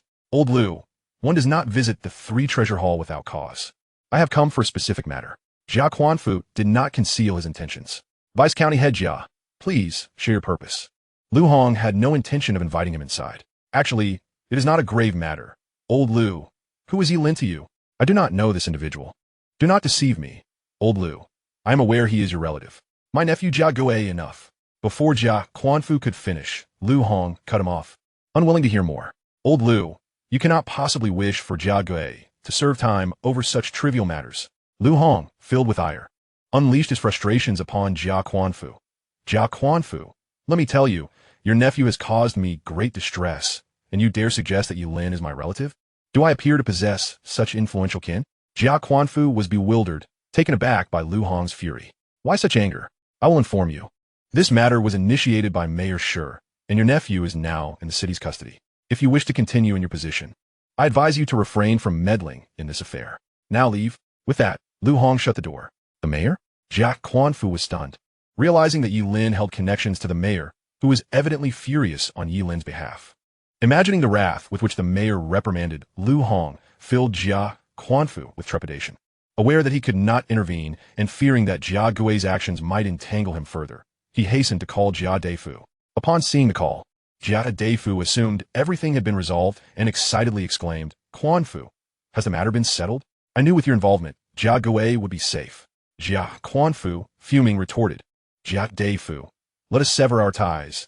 Do not bring me further trouble. Alarmed by the anger in Jia Quanfu's voice, Jia Deifu urgently inquired, What has happened? What else? Your precious son has stirred up a hornet's nest. Do you know who the person he assaulted is? Who? Jia Deifu felt an uneasy foreboding. I do not know, Jia Quanfa replied. However, he is connected to the mayor. Your son's attack led to a call to the mayor, which is why he has been apprehended. This matter was sanctioned by the mayor. You think anyone can resolve this? Do not come to me for assistance. Henceforth, do not use my name to bully others in the village, or we shall sever all brotherly ties. With that, he hung up abruptly. Jia Deifu took a moment to process the gravity of the situation. He had indeed provoked an individual of considerable influence. If Jia Quanfa dared not intervene, who else could? A sense of doom enveloped Jia Deifu. He promptly gathered gifts, resolved to visit the home of Lan Youyou to apologize to Ye Lin. Chapter 68.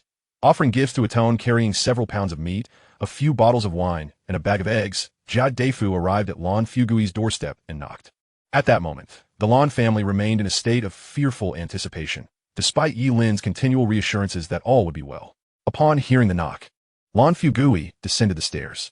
Who is it? It is I, the village head, Jia Deifu spoke in an exceedingly humble tone. Immediately on guard, Lan Youyou replied, Village head, we have the money to repay you. Please spare our family. At this point, Ye Lin, feeling uneasy, followed closely behind. Uncle Lan, who is there? As Lan Youyou was about to explain, Jia Deifu's pleading voice came through the door. Youyou, please open the door. I come to apologize. All this is our fault. Ye Lin recognized the voice and realized it was Jia Deifu. His attempt to plead for mercy indicated that Gao Shangchang had already handled the situation. Village head, please return. I shall repay you tomorrow, Lan Youyou insisted, refusing to open the door. He preferred to wait until Lan Youyou and Ye Lin returned to school to discuss matters. Repay? Jia Deifu's heart sank at those words. In such a situation, he dared not ask for any money, merely hoping for his son's safe return. Abandoning his previous authoritative demeanor, Jia Deifu knelt at the door. Youyou, this is all my fault. I kneel before you. Please, just open the door. I sincerely come to apologize. Hearing Jia Deifu's admission of kneeling, Lan Youyou peered through the door's crack and, illuminated by the moonlight, indeed saw Jia Deifu on his knees. Alarmed, Lan Youyou hurriedly opened the door to assist him. Village head, what are you doing? Seeing Lan Youyou open the door and help him up, Jia Deifu sighed in relief. It seemed his status as village head still held some weight. If he could persuade Lan Youyou and enlist his help to reason with Ye Lin, there might still be hope for resolution. With a visage of deep regret, Jia Deifu lamented, Youyou, I have only just learned the full extent of the matter. My unfilial son has committed such transgressions, borrowing usury from you and encroaching upon your land. That wretched boy has shown himself to be utterly despicable. I misunderstood the situation, believing that Jia Gui was assaulted without cause, and came today seeking justice. Little did I anticipate that the entire fault lay with that despicable boy. You dealt him a fitting punishment. Breaking his legs and arms was entirely justified. Now that the truth is clear, I am here to offer my apologies. You may forego repaying the money borrowed from Jia Gui. Your family's land remains yours. This matter reflects my failure as village chief for not discerning the truth sooner. Please accept this small token of my sincerity. Jia Deifu handed the gift to Lan Youyou. No, village chief, this cannot be accepted. Lan Youyou hastily removed the gift and returned it. Ye Lin watched silently as Jia Deifu performed this act. Why apologize now? Why not earlier? Ye Lin doubted that Jia Deifu was unaware of this for so long. Aunt Cheng had mentioned earlier that the Jia family frequently bullied villagers. When a villain lowers his head, it is not out of kindness, but because he cannot currently overpower you. Should you ever fall from grace, he will surely repay you tenfold. Youyou, truly, this is our fault. There is no reason to refuse. Please accept it. Your daughter does not return home daily, nor do her classmates always visit. Accepting this allows you to prepare a good meal for them. Refusing it would be to show disrespect to me, your village chief. Jia Deifu's words left Lan Youyou at a loss. Ye Lin perceived menace behind the seemingly conciliatory tone. Jia Deifu's apology was in fact a strategic retreat. Refusing would be an insult, and insulting him would surely bring dire consequences. He implied that Ye Lin would not frequent the village often, and during his absence, Lan Youyou's family would suffer. Fearing Lan Youyou might succumb to Jia Deifu's intimidation, Ye Lin stepped forward. What is the matter? Is your face so thick? What can you do if I look down on you? Ye Lin retorted displeased. Lan Youyou expected Jia Deifu to lose his temper upon hearing this, but to his surprise, Jia Deifu immediately bowed and scraped like a submissive lapdog. This was the first time Lan Youyou had witnessed the village chief in such a humbled state. Young brother, I was just about to apologize to you.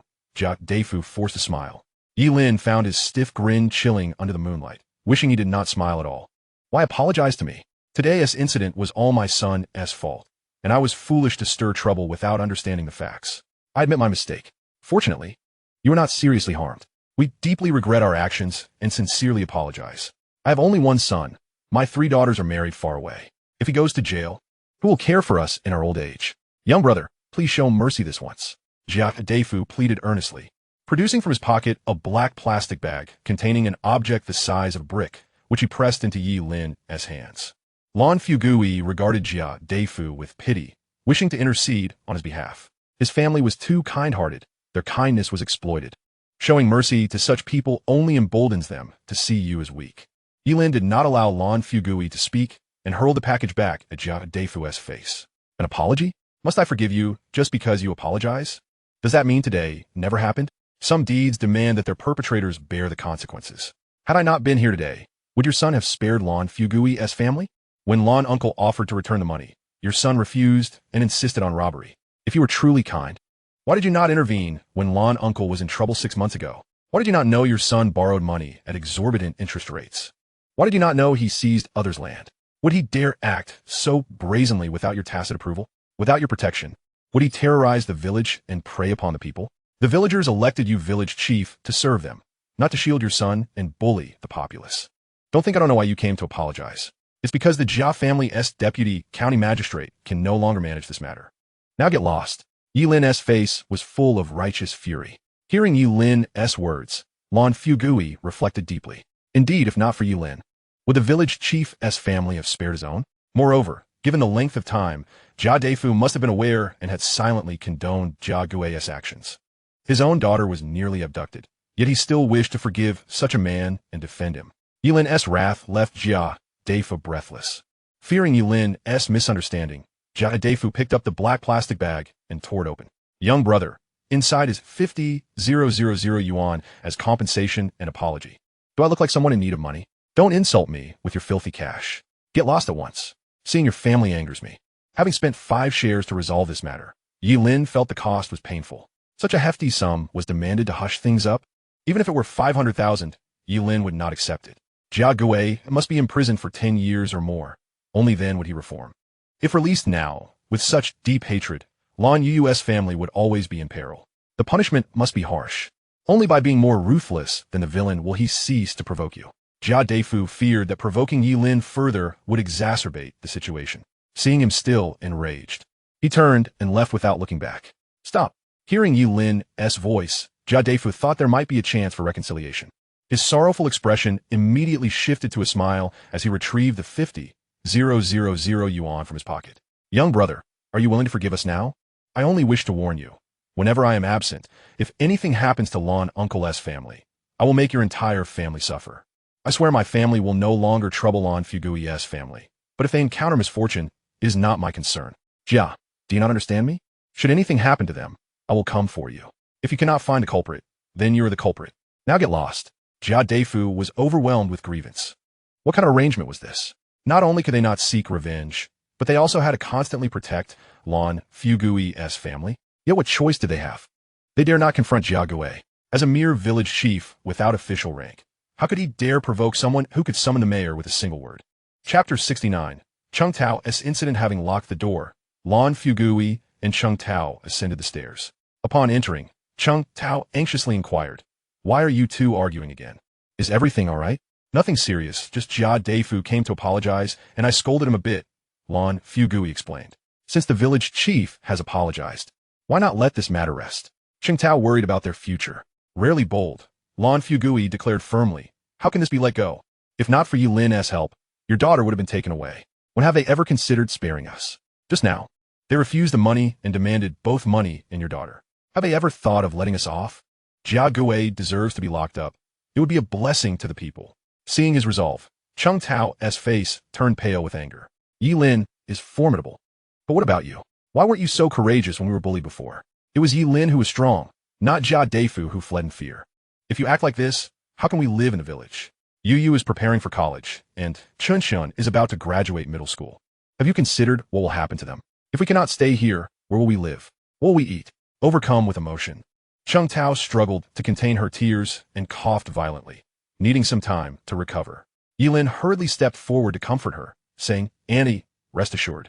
I can guarantee that the man surnamed Jia will no longer dare to provoke you.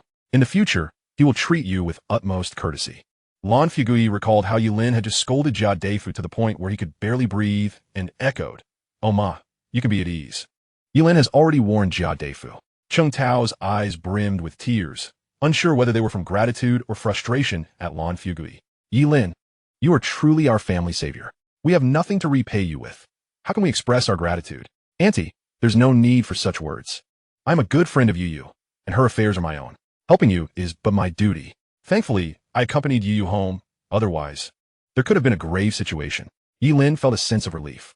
Originally, Lan Youyou was reluctant to let him accompany her, claiming the roads were treacherous and fearing he would endure hardship. In truth, she worried about her family's dilapidated home, lacking a proper place for Ye Lin to rest, fearing he would look down upon them. After much coaxing and persuasion, she finally relented. After all, it was concerning for a young girl to hold 100,000 yuan while traveling home, and Ye Lin could not rest easy. Recalling the money Youyou had brought, Chung Tao took out a large portion and offered it to Ye Lin. "Here, Ye Lin, take this money. Our family has little, but thankfully, Youyou received such a generous reward." Ye Lin promptly declined. "Annie, it is not appropriate. I do not seek any form of repayment." "How can that be?" Chung Tao insisted. "If you refuse, it feels as if you are treating me as a stranger. Moreover, do you know what this money is meant for?" Chung Tao inquired. She was unaware, prompting her to ask, Isn't this money from the government? Can it be used like this?" Lan Youyou, still shaken from earlier events, could hardly respond. Ye Lin explained, "Auntie, this money is meant for Youyou to use for your medical treatment. Otherwise, we wouldn't have come to the countryside this weekend. What illness do I have? I don't need treatment. Just take it." Chung Tao insisted, already resigned to her chronic ailments. "Annie, if I accept this money, how can I continue to be friends with Youyou?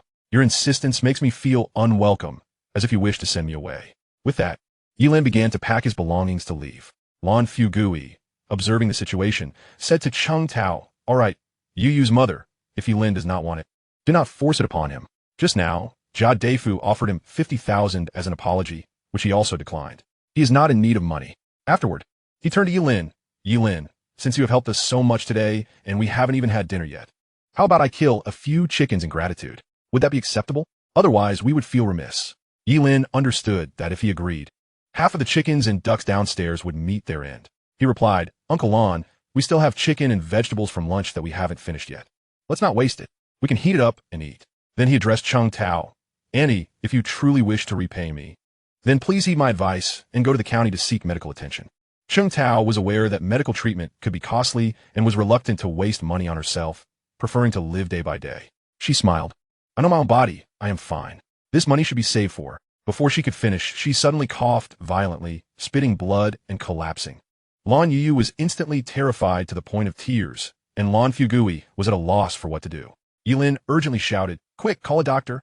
Lan Youyou attempted to carry Chung Tao, but Ye Lin quickly stopped him. "Uncle Lan, do not move Annie. Hurry and summon the village doctor." In a panic, Lan Youyou rushed to the village clinic to fetch the doctor, disregarding his leg injury. In truth, his leg was nearly healed, though still somewhat unsteady. When a village doctor arrived at Lan Youyou's home and saw Chung Tao's condition, she expressed her inability to help, stating that she could not handle such a situation. She provided some basic treatment to make Chung Tao a bit more comfortable and able to breathe easier, while urging Lan Youyou to quickly take her to the township hospital. It was late at night, and Lan Youyou was unsure how they would transport her. The oxen wouldn't work at night, and it was impossible to carry her on foot. Who has a vehicle in the village? Ye Lin urgently asked. "The butcher at the village head, Wang, has a tricycle," the doctor promptly replied. She had initially considered mentioning that the village chief had a van, but refrained due to the commotion from earlier. Moreover, Wang was known for his amiable demeanor. Being a businessman, "Uncle Lan, lead the way." The two set off to find a vehicle. Upon hearing that Chung Tao had fallen ill and Lan Youyou was frantically searching for a ride, Jia Deifu seized the opportunity and intercepted them midway. "Youyou, are you looking for a vehicle?" Lan Youyou halted, recalling something, and pleaded, "Village chief, may I borrow your van? Youyou's mother is in critical condition, and we urgently need to get her to the township hospital." Feigning contemplation, Jia Deifu put on a reluctant expression and finally said, "I suppose I could, but regarding today's incident." Ye Lin, feeling anxious, approached and pulled Jia Deifu aside, saying, "If you're not lending it, then step aside. Don't waste any more time. Let me make it clear, Annie Chung Tao is unwell because of you all. If anything happens to her, you'll have to face the consequences." With that, Ye Lin took Lan Youyou and left. Jia Deifu regretted his indecisiveness. He should have known better than to haggle at a time like this. They were in a rush to save a life, and there was no time for negotiations. If only he had lent the vehicle right away and discussed the details later, it would have been much better. Now, he had gained nothing, and if something were to happen to Chung Tao, he would bear some responsibility. Jia Deifu wished he could slap himself. Upon reaching the village head, Wang was still selling pork. Lan Youyou quickly explained the situation, and Wang, being a man of honor, fearing they might not drive well or be too slow, immediately abandoned his stall to assist in transporting Chung Tao. They laid several quilts in the tricycle's cargo area and placed Chung Tao atop them. Since it was a large oil tricycle, Ye Lin and Lan Youyou could also fit. The village doctor had to remain in the village, instructing them to avoid bumpy roads on their way back to the clinic. Though the roads were rough and uneven, Wang was accustomed to driving around to sell meat and was well aware of every bump, thus managing to keep the ride relatively smooth. They sped along and, after half an hour, finally arrived at the central hospital of Zhaishui Township. Chung Tao was taken to the emergency room. Lan Youyou was at a loss for how to express his gratitude, grabbing Lan Youyou and attempting to kneel before Wang. Wang, quick to react, immediately supported the father and daughter. "Youyou, what are you doing?" "Old Wang, thank you so much," Lan Youyou said, tears streaming down his face. "Look at you. This is something anyone would do for you. Do you have any money on you? If not, I still have 1,000 or so from today's sales in my pocket." Knowing Lan Youyou's situation, Wang inquired. "Old Wang, I have some. Just so happens that Youyou received a reward of 100,000 for her exams." 100,000? Wang's eyes widened in disbelief. How could that be possible? He barely earned that much in a year. Seeing Wang's skepticism, Lan Youyou took off his backpack, unzipped it, and pulled out 1,000 yuan, saying, "Old Wang, there really is money. I sincerely thank you for tonight. Please accept this token of my appreciation." Wang quickly shoved the money back into the bag. "Nonsense. This is money for saving a life. Your wife doesn't even know how much it will cost yet. You are being generous, but if you truly wish to express gratitude, just invite me for a meal once Chung Tao is better. I will return to the village now. I'll take care of those quilts on the tricycle." With that, Wang departed. Ye Lin hurriedly chased after him, catching up just as Wang was about to start the tricycle. "Uncle Wang, wait." Wang, not recognizing Ye Lin and assuming he was a relative of Lan Youyou, asked, "Young man, what is it?" Ye Lin pulled out 200 yuan from his pocket. "Uncle Wang, thank you for your hard work tonight on behalf of Aunt Chung Tao." "No need. Keep that money for yourself to buy some sweets," Wang replied. And with that, he sped off. True honor is often found among the humble, Ye Lin mused as he returned. At this moment, he fervently hoped that his future mother-in-law would come to no harm, having endured a lifetime of hardship without yet allowing them to enjoy prosperity. The narrative unfolds in Chapter 70 as the court's verdict is delivered after approximately half an hour. As the doctor emerges from the courtroom, Ye Lin, Lan Youyou, and his daughter Lan Youyou stand anxiously at the entrance, immediately rising upon seeing the doctor. "You are all relatives of Chung Tao, correct?" the doctor inquires. "Indeed." The trio responds in unison. The doctor informs them that Chung Tao's condition has stabilized temporarily. However, the prognosis remains grim. She suffers from numerous ailments, including pulmonary lesions, gastrointestinal disorders, and muscular injuries, likely the result of relentless labor. The recent crisis was precipitated by her lung condition, exacerbated by emotional distress, leading to hemoptysis. Without treatment, she may face life-threatening consequences within a year or so. Given the subpar facilities at their local hospital, the doctor strongly recommends transferring her to a county hospital or a more reputable medical institution for proper care and rehabilitation. Upon hearing this, both Lan Youyou and Lan Youyou are filled with trepidation. "Doctor, could we arrange for an ambulance to take us to the county hospital tomorrow?" Ye Lin contemplates Chung Tao's precarious situation, realizing that traveling by bus would be quite taxing, given the bus's frequent stops, prolonged duration, and cacophony. He fears Chung Tao may suffer from motion sickness, further complicating matters. "I sincerely apologize, but our village hospital has only one ambulance, reserved for emergencies. Your situation is not dire enough to warrant its use. You may proceed by bus," the doctor replies, leaving them with no alternative. The following day, Ye Lin contacts Guahao. While the ambulance is unavailable, he reasons that the village government must have a vehicle. Although a private car may not offer the same safety as an ambulance, it is undoubtedly more favorable than a bus. Guahao, currently in his office humming a tune, is reveling in the gossip he heard about Jia Quanfu being reprimanded by Lu Hong. His spirits lift even higher upon receiving Ye Lin's call. "Hello, this is Ye Lin, the one from yesterday." Ye Lin introduces himself, concerned that Guo may not remember him, and proceeds to explain the situation. After listening, Guo readily agrees to send a van to the village hospital to transport them to the county city. He watches them depart from Ziyashui village, feeling a sense of relief, knowing that Ye Lin's strong connections now afford him a favor in return. Upon their return to Qingyuan County, Ye Lin instructs the driver to head directly to the Qingyuan County People's Hospital, with the patient's transfer and the village hospital's diagnosis in hand. The doctor promptly conducts a comprehensive examination of Cheng Tao, confirming the previous findings. After discussing her condition and the potential consequences with Lan Youyou and his daughter, they recommend an urgent surgical procedure. Lan Youyou is taken aback by the severity of his wife's condition, which had seemed manageable until now. While Lan Youyou's eyes brim with tears, "We must treat her, even if it means sacrificing everything," he declares resolutely, without a hint of hesitation. Subsequently, they complete the admission process for Cheng Tao. Ye Lin remains by their side until the afternoon, only departing to return Lan Youyou to school as classes are set to commence. With no one to take over, Lan Youyou must remain at the hospital to provide support, a test of endurance for him as well. That evening, after announcing to the class that he and Lan Youyou would be leaving, they are summoned to the office by Lan Youyou. Upon seeing Lan Youyou's swollen eyes, it is evident she has been crying for quite some time. "Youyou, what troubles you? Has He been unkind?" Lan Youyou inquires. Lan Youyou shakes her head, unable to articulate her sorrow. Understanding the gravity of the situation, Ye Lin shares the recent events with Lan Youyou. He explains that Gao Shenkang's assistance stems from their frequent tutoring of Gao Mengmeng, which prompted her father to extend a helping hand. Lan Youyou gasps upon hearing about Jia Gui, the spoiled son of Jia Daifeng, known for his misdeeds and exploitation of the villagers. Despite being over 30 and unmarried, he had previously faced legal troubles for harassing a widow, only to be released without conviction, likely due to Jia Quanfu's influence. To Lan Youyou's surprise, she learns that Jia Gui has now encountered misfortune at Ye Lin's hands, with Gao Shenkang's involvement likely sealing Jia Quanfu's fate in preventing his nephew's escape from justice. The prospect of Jia Gui facing imprisonment brings her joy, as she has long felt uncomfortable and fearful under his lecherous gaze.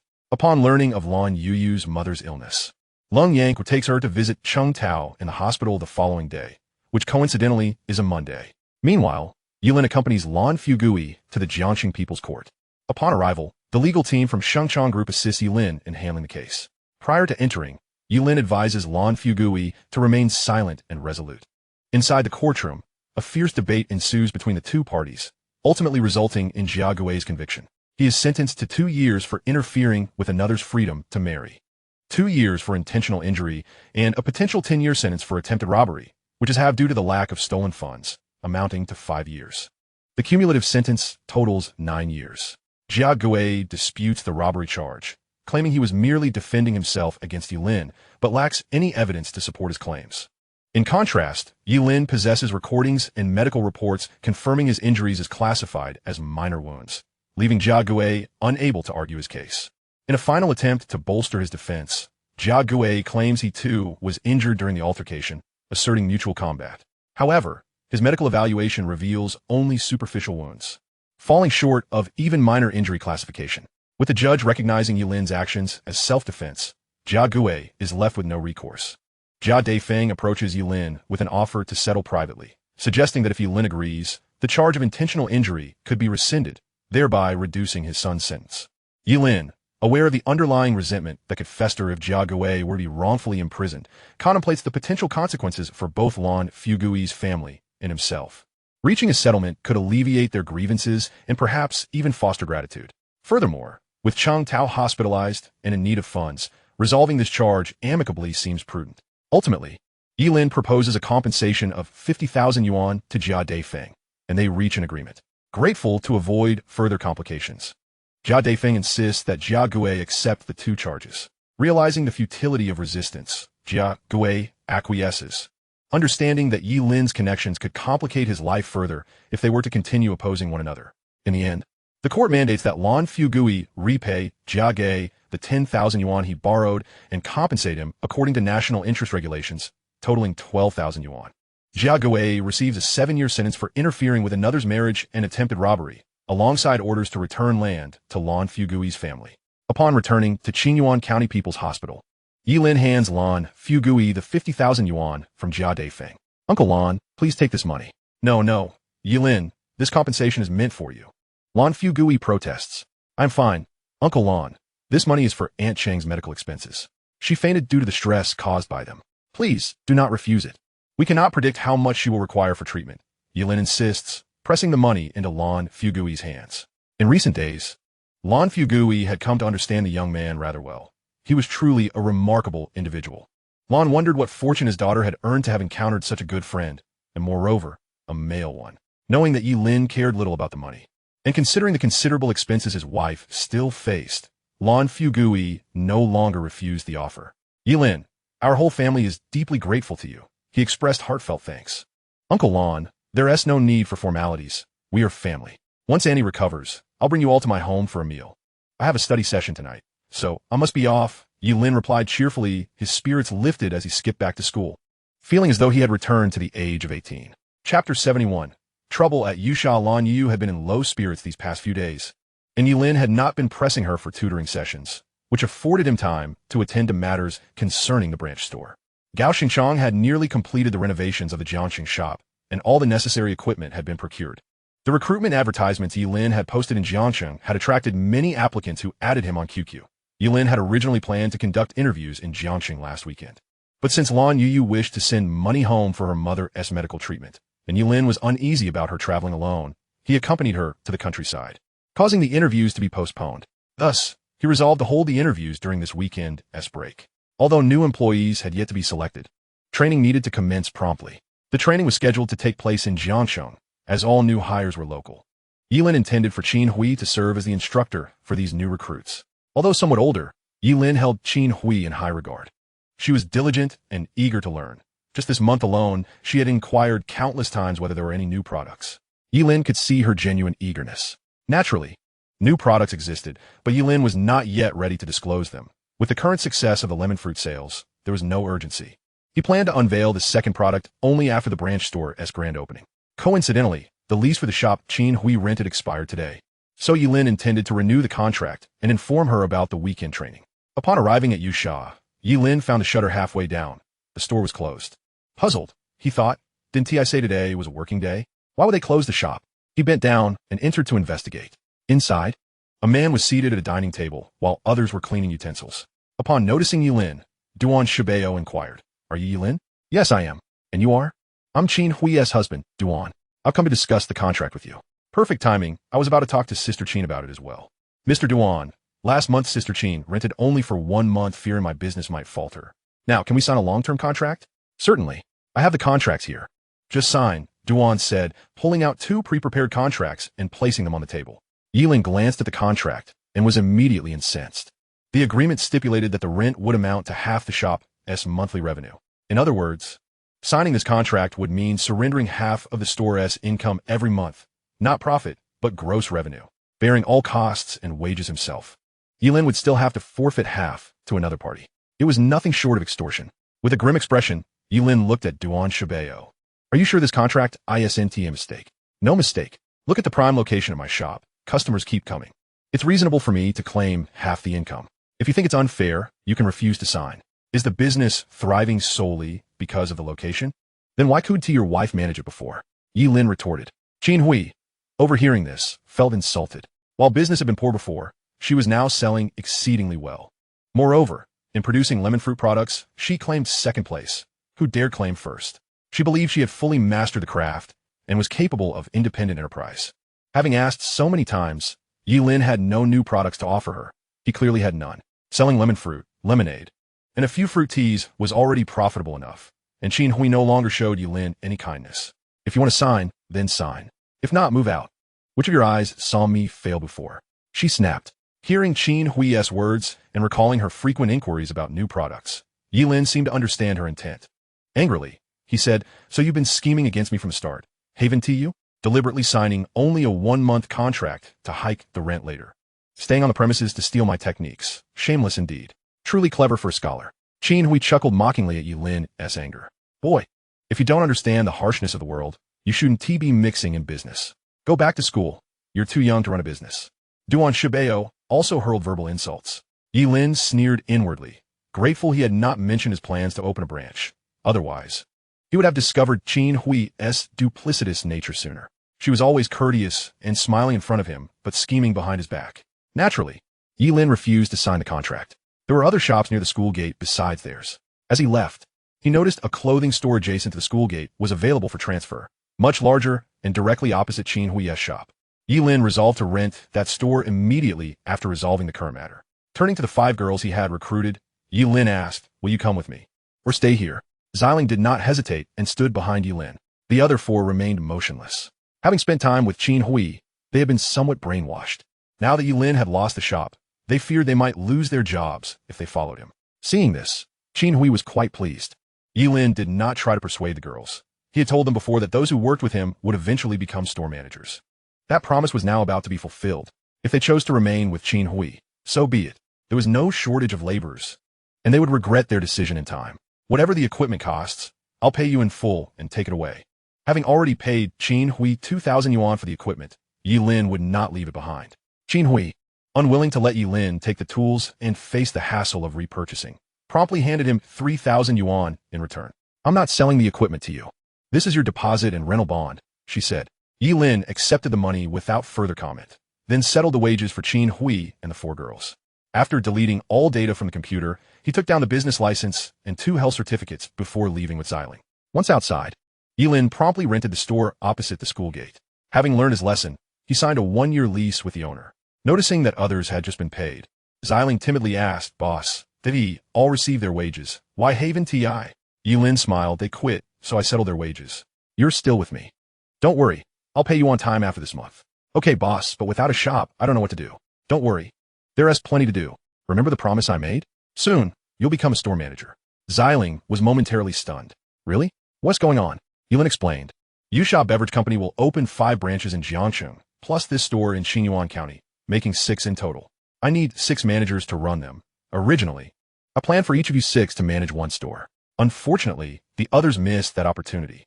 After listening, Xiling felt fortunate to have chosen to work with Ye Lin. Qin Hui had also shared a considerable amount of toxic advice with her, even promising a future salary increase of 200. Nevertheless, Xiling still opted for Ye Lin, perhaps driven by an affection that guided her decision. Upon hearing that Ye Lin had opened 5 more stores, her admiration for him intensified. Ye Lin continued, "Once you become the store manager, your base salary will be 3,000 plus commission, and the company will cover your 5 social insurances and 1 housing fund. In the coming days, I will be recruiting several individuals in the county. Your task will be to teach them how to make lemon drinks. Also, here is my newly developed recipe for baked milk. Take this and prepare the mixture. Additionally, here is 1,000 yuan for you to purchase raw materials for training the new employees and for the preparation of the new milk tea." He handed Xiling a note along with the money, feeling quite reassured about this girl. Xiling was elated and brimming with enthusiasm. "Boss, I will certainly work hard and live up to your expectations. Work diligently in the county these days, and come the weekend, I will take you to Jiangcheng for new employee training. You can choose where to be the store manager when the shop opens." "Thank you, boss. I will go buy the raw materials right away." "Go ahead." After leaving the newly rented shop, Xiling departed, while Ye Lin went off to find Huang Bei'ai. Chapter 72. Seeking Huang Bei'ai's assistance, it was not yet time for evening study when Ye Lin arrived at the classroom. Lan Youyou was not present, as she had been accompanying her mother at the hospital throughout the week. At that moment, Huang Bei'ai was seated at the same table with Gao Mengmeng, struggling to grasp the lessons. After several attempts to explain, Gao Mengmeng, frustrated, felt like lashing out. "You stupid pig. I've told you this problem type is just a variation of the same thing. If you can't grasp it after one more explanation, I'm done helping you." After scolding him, Gao Mengmeng diligently went through each step with Huang Bei'ai. "Got it?" Huang Bei'ai, somewhat hesitant, replied, "I should be able to. If you understand, then rewrite this problem for me." Huang Bei'ai confidently completed the problem, only to realize that his answer differed from Gao Mengmeng's guidance. She smacked her forehead in exasperation. "You idiot. Let us go over it one more time." Ye Lin stood at the back, observing them for a while, surprised to find that despite her fierce demeanor, Gao Mengmeng had a heart of gold. Just moments ago, she had declared she wouldn't help. Yet now she continued to teach Huang Bei'ai after he made a mistake. Ye Lin approached and noticed that Gao Mengmeng was teaching him relatively difficult problems. He interjected, "Mengmeng, these problems are too challenging for him. You should start with the basics. His foundation is too weak. Even if you teach him this time, he will forget it later." Huang Bei'ai wholeheartedly agreed with Ye Lin's words. "Mengmeng, Brother Lin is right. I can't tackle these kind of problems. Initially, Huang Bei remained silent, but Gao Mingming, hearing his excuse, snapped. Just because you can't solve it doesn't mean you shouldn't try. Do you think the examiners want to give you difficult questions just because you can't handle them? You lazy pig. The college entrance exam is only a few days away, and all you think about is playing? Why don't you just skip college altogether then? After saying this, Gao Mingming returned to her seat. Huang Bei, puzzled, wondered what had upset her so much. Brother Lin, why does Gao Mingming care about my college entrance exam more than my parents do? I'm speechless. I really can't solve these problems. You, my friend, are blissfully unaware of your fortune. It's rare for Mingming to be willing to teach you and invest her time in your future. You should take it seriously. Ye Lin chuckled. But I'm serious.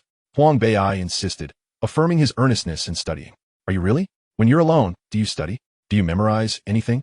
Have you heard of stories about the lengths people go to for knowledge? Ye Lin pressed. Your foundation is already weak if you want to truly be diligent.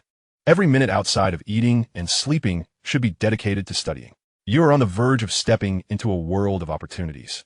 As long as you put in the effort, you will undoubtedly find success in life. Upon hearing this, Huang Bei looked up at Chen Xinyi, who, at that moment, had turned to see what the commotion was about, disrupting her concentration. Their eyes met, and Huang Bei's heart raced, filled with fanciful thoughts. She asked, looking at me. She notices my efforts. She must like me. I must study hard and strive for improvement. A silly grin spread across Huang Bei's face as his motivation surged.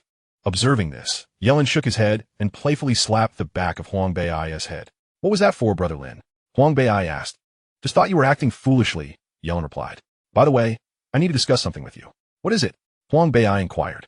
Ye Lin proceeded to inform him about the situation with Yusha. Upon hearing this, Huang Bei slammed his fists on the table in anger. Shameless. All the students turned to look. Chen Xinyi, unable to endure any longer, snapped, Huang Bei, are you out of your mind? You're making it impossible for anyone to study. Faced with his crush's reprimand, Huang Bei quickly apologized. Xinyi, I'm sorry, I got carried away. Hearing his simpering tone, Gao Mingming's anger flared up, and she approached Huang Bei, delivering 2 punches. You fat pig, say another word, and I'll tear you apart. After the punches, Gao Mingming felt somewhat relieved. Fearing further retaliation, Huang Bei quietly asked Ye Lin, Brother Lin, that old woman Qin Hui is too shameless. We can't let her get away with this. That is certainly the case. Rest assured, everything is under my control. I need you to do me a favor. Just say it. What do you need? We're brothers. After all, that's the spirit. In the next few days, Qin Hui will definitely open her fruit tea shop. Take your dad's camera and snap some pictures of the store, both inside and out, especially of the product labels. Just be cautious not to be recognized. She knows you, and we wouldn't want you to get hurt. As long as you help me gather this evidence, it will be enough to deal with her later. Brother Lin, don't worry. But since Qin Hui knows me, can I ask Mingming to help? That is up to you. There is one more thing. What is it? Huang Bei asked. I just rented the clothing store next to the school, and it needs some renovations. Does your dad's construction team handle that type of work? Huang Bei pondered for a moment and replied, Brother Lin, I'm not sure, but I'll ask him tonight. All right, but don't mention that the store is mine. Huh? Can't I say? It's not that. I just prefer my father not to know about it. I'm sorry, Brother Lin. I mentioned to my parents that Yusha was your venture. Ye Lin, upon hearing this, was unperturbed. That's fine, since your dad knows if he can help with the renovations. He can contact me directly. Rest assured, even if my dad doesn't handle small projects like this, he likely knows many renovation contractors. As the evening study session concluded, Ye Lin bought a few things and headed to the hospital. Arriving at the hospital, he navigated effortlessly to Chung Tao's ward. Xylin, didn't I tell you not to bring any more food? Why did you buy more? Over the days Ye Lin had been visiting the hospital, Lan Youyou had grown increasingly affectionate in his address. I was worried you hadn't eaten, so I brought some snacks, Ye Lin replied, placing the items on the table, which was nearly overflowing. The 3 of them couldn't eat as quickly as Ye Lin could bring the food. Xylin, please don't bring these anymore. We can't finish them, and it would be a shame for them to go to waste, Chung Tao said, her complexion having improved considerably. Understood, Auntie, Ye Lin replied, as he knew he would still buy what was necessary. After some pleasantries, Ye Lin and Lan Youyou left the hospital to return to school. This had become their routine. Lan Youyou attended classes during the day and came to the hospital to accompany her mother during evening study sessions, while Ye Lin would pick her up after class. Watching the two leave the hospital, Chung Tao remarked, Fugui, do you think Youyou and Ye Lin are really just friends? Lan Fugui chuckled. What else could they be? I'm just worried about them. Chung Tao felt as though the cabbage she had nurtured was on the verge of being snatched away by others. Do not fret, she reassured herself, Xiao Lin is a good person. If he truly wishes to call you mother, then you may find joy in that secretly. That is not my intention, she clarified. I simply believe that Youyou is still young and quite naive. She is still studying. Perhaps we should discuss this with Ye Lin.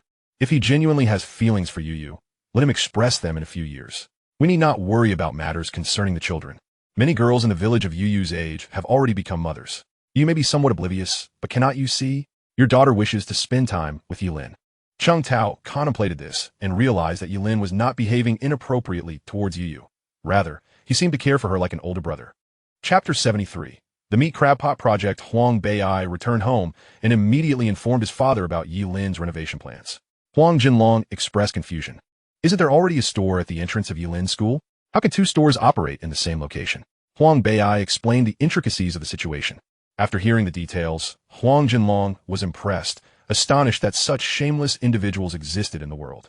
The following afternoon, Huang Jinlong invited Ye Lin to lunch. In a private room at the Qingyuan Grand Hotel, Huang Jinlong ordered an array of dishes. After class, Ye Lin, accompanied by Huang Bei'ai, Gao Mingming, and Lan Youyou, went directly to the hotel. Upon seeing Ye Lin arrive, Huang Jinlong quickly stood up, a broad smile on his face as he exclaimed, "You must be Ye Lin. Young man, you are quite handsome, reminiscent of how I looked in my youth." "I am Ye Lin," he replied as they shook hands. Although Ye Lin had previously encountered Huang Jinlong, this was their first direct interaction. Hearing her husband's shameless comments, Wu Yanli scoffed. "You think you can compare with Xiao Lin? In your youth, you resembled nothing more than a pig. And it is a stroke of misfortune that I ended up with you. It is a blessing that you were fortunate enough to choose me," Huang Jinlong retorted. Glancing towards Huang Bei'ai's two female classmates, he asked, "Son, who are these two?" Huang Bei'ai introduced, "Father, this is Gao Mingming, and this is Lan Youyou." "Gao Mingming?" "The daughter of Gao Shangshang." Huang Jinlong beamed even more brightly. "Mingming, are you not the daughter of Director Gao Shangshang?" Gao Mingming replied gently, "Uncle Huang, yes. Do you know my father?" "Indeed, I recently took on a construction project at your father's factory. When you have time, do come over to play with Bei'ai." "Do you know where we live?" Huang Jinlong's demeanor towards Gao Mingming was even warmer than that towards his own son. Gao Mingming, having never been to Huang Bei'ai's home, responded honestly, "I do not know. This is your uncle's address. Come by when you can, just let me know, and I will have your aunt prepare a meal for you. Her cooking is excellent. It was her culinary skills that won me over," Huang Jinlong said, handing her a business card. Wu Yanli, irritated by the mention of her past, interjected, "Why bring that up in front of the children? They are students, and we should focus on their studies." Yes, let's not dwell on that. Let's sit down and eat. We must be hungry after a morning of classes." With Huang Jinlong's words, everyone took their seats. When it came to studies, he raised his glass to Xiao Lin, Mingming, and Youyou. "I toast you." Huang Jinlong drank heartily, leaving Ye Lin and the others bewildered. Why was an elder toasting them? After finishing his drink, Huang Jinlong explained, "I am grateful to you for teaching my son. You are benefactors to me, Huang Jinlong. This boy has never been fond of studying, but he has changed significantly. He has not only lost weight, but is now diligently hitting the books." "Uncle Huang, we are classmates. It is only natural," Ye Lin replied politely. Wu Yanli added with warmth, "Xiao Lin, you cannot fathom the hopes we parents harbor for our children. Last night, I saw Bei'ai studying late into the night, and it filled my heart with joy. You must continue to help him. Yes, my son is not the sharpest, so please teach him well. If he encounters any difficulties, he can always come to me for help. I will certainly assist him," Huang Jinlong insisted. Hearing his father's words, Huang Bei'ai protested, "Dad, am I still your son? Do I not deserve a shred of dignity? If you do not study properly, what is wrong with me saying a few words to you?" Wu Yanli shot back. Gao Mingming, astonished, asked, "Bei'ai, you studied until midnight last night?" "Yes, Mingming, my foundation is weak, so I must exert myself more," Huang Bei'ai replied earnestly. He was not being pretentious. After Ye Lin's encouragement, he was determined to strive. "Have you lost your mind? Staying up all night? You will just end up sleeping in class the next day. You need to manage your time wisely. Study when it is time to study and rest when it is time to rest," Gao Mingming admonished. While she felt gratified that Huang Bei'ai had developed a desire to learn, she did not wish for him to sacrifice his health. If he continued to sleep during class and study late into the night, he would not only fail to learn but could also deteriorate his health. Gao Mingming's words garnered the approval of Huang Jinlong and Wu Yanli, who scolded Huang Bei'ai once more, insisting that he heed Gao Mingming's advice and warning him that if he did not, she would not hesitate to discipline him. With such authority, Gao Mingming smiled mischievously at Huang Bei'ai, causing him to shudder at her seemingly harmless demeanor, concealing a sharp edge. Once everyone had eaten sufficiently and expressed their gratitude, Huang Jinlong transitioned to the main topic, stating, Xiao Lin, I have heard about your shop from Beiyai. Would you like me to assist you in reclaiming your store? I do not want them to take advantage of you, squatting in the nest of a young one. Such people are utterly shameless. Thank you, Uncle Huang, but I can handle this matter myself. You mentioned you could help with the renovations. Let us discuss the costs over this meal, Ye Lin inquired. He sought Huang Jinlong's assistance in renovations, as he knew little about the field and feared being taken advantage of. By having Huang Beiyai communicate this to Huang Jinlong, he was certain he would not be scammed. After all, how could Huang Beiyai live with himself if his father deceived him? Huang Jinlong chuckled. You only need to cover the cost of materials. I will take care of the rest. That is not acceptable. I can pay for it myself, Ye Lin insisted. It is merely a small expense. You have already helped Beiyai so much. Consider this a token of gratitude from an uncle. Do not refuse if you do not agree. I will find someone else to do the renovations. Huang Jinlong's words were resolute. Seeing his unwavering determination, Ye Lin ceased to object. Recognizing Huang Jinlong's eagerness to assist him, Ye Lin decided to share the meat crab pot project with him, hoping to secure additional investment for his venture. After listening, Huang Jinlong hesitated momentarily. Reflecting on how his son had missed out on Yusha, he resolved to take a gamble and agreed to invest in Ye Lin, starting with a trial establishment in Jiangqing. Although this meal was spent in the company of younger individuals, Huang Jinlong was overjoyed and drank to the point of inebriation. Ye Lin and his companions, being students, naturally refrained from alcohol, opting for beverages instead. After school that afternoon, Ye Lin escorted Lan Youyou to the hospital. Upon returning, he was intercepted by Gao Shengchang. Having heard from Gao Mengmeng about Ye Lin's meat crab pot venture, Gao Shengchang immediately set out, asserting that he could not miss out on this opportunity. Ye Lin, upon learning of Gao Shengkang's desire to participate in the investment, reached out to Huang Jinlong. However, Huang Jinlong was currently deep in slumber, unable to discuss anything. Fortunately, Wu Yanli answered the phone, and upon learning that Gao Shengchang wished to be involved, she did not dare to oppose and simply stated to follow their arrangements. The final agreement established that Ye Lin would hold a 60 stake, while Huang Jinlong's original 40 would be divided into 2 shares. The initial funding would be provided by Huang Jinlong and Gao Shengchang, each contributing 500,000 yuan to be repaid once the shop turned a profit. During evening study sessions, Ye Lin was dismayed to see Zhou Zhengchang seeking him out again, feeling utterly overwhelmed as this individual had pursued him relentlessly for half a month without yielding. Chapter 74. High School Basketball Tournament. Ye Lin, a teacher is looking for you, a classmate shouted from the doorway. Ye Lin, feeling resigned, stepped out of the classroom. Teacher Zhou, I really do not wish to participate in basketball. I could get into university. Zhou Jinqi felt somewhat awkward, having been rejected before he even spoke. Typically, students sought him out to join the basketball team, but he never anticipated that he would find himself repeatedly turned down while trying to recruit a student. Was it not easier for Liu Bei to persuade Zhuzh back in the day? Nevertheless, Zhou's primary purpose for approaching Ye Lin today was not to convince him to become a basketball player. Since you are unwilling to be a basketball player, then do not be one, Zhou Jinqi stated. However, I am here today not to ask you to take on that role. Not about being a basketball player? Ye Lin inquired, curious about what other matters Zhou Jinqi had for him. Well, the Jiang City High School Cup basketball competition is coming up in early November, and I am here to invite you to join the school team and bring glory to our school. This competition is of great significance. It can be seen as a watershed moment in a basketball career. Many college coaches will be in attendance, and if you perform well, you might even be selected. Last year, the Kyoto Sports Academy sent representatives, but unfortunately, the student from last year did not perform admirably and were not chosen. I suspect the Kyoto Sports Academy will send scouts again this year.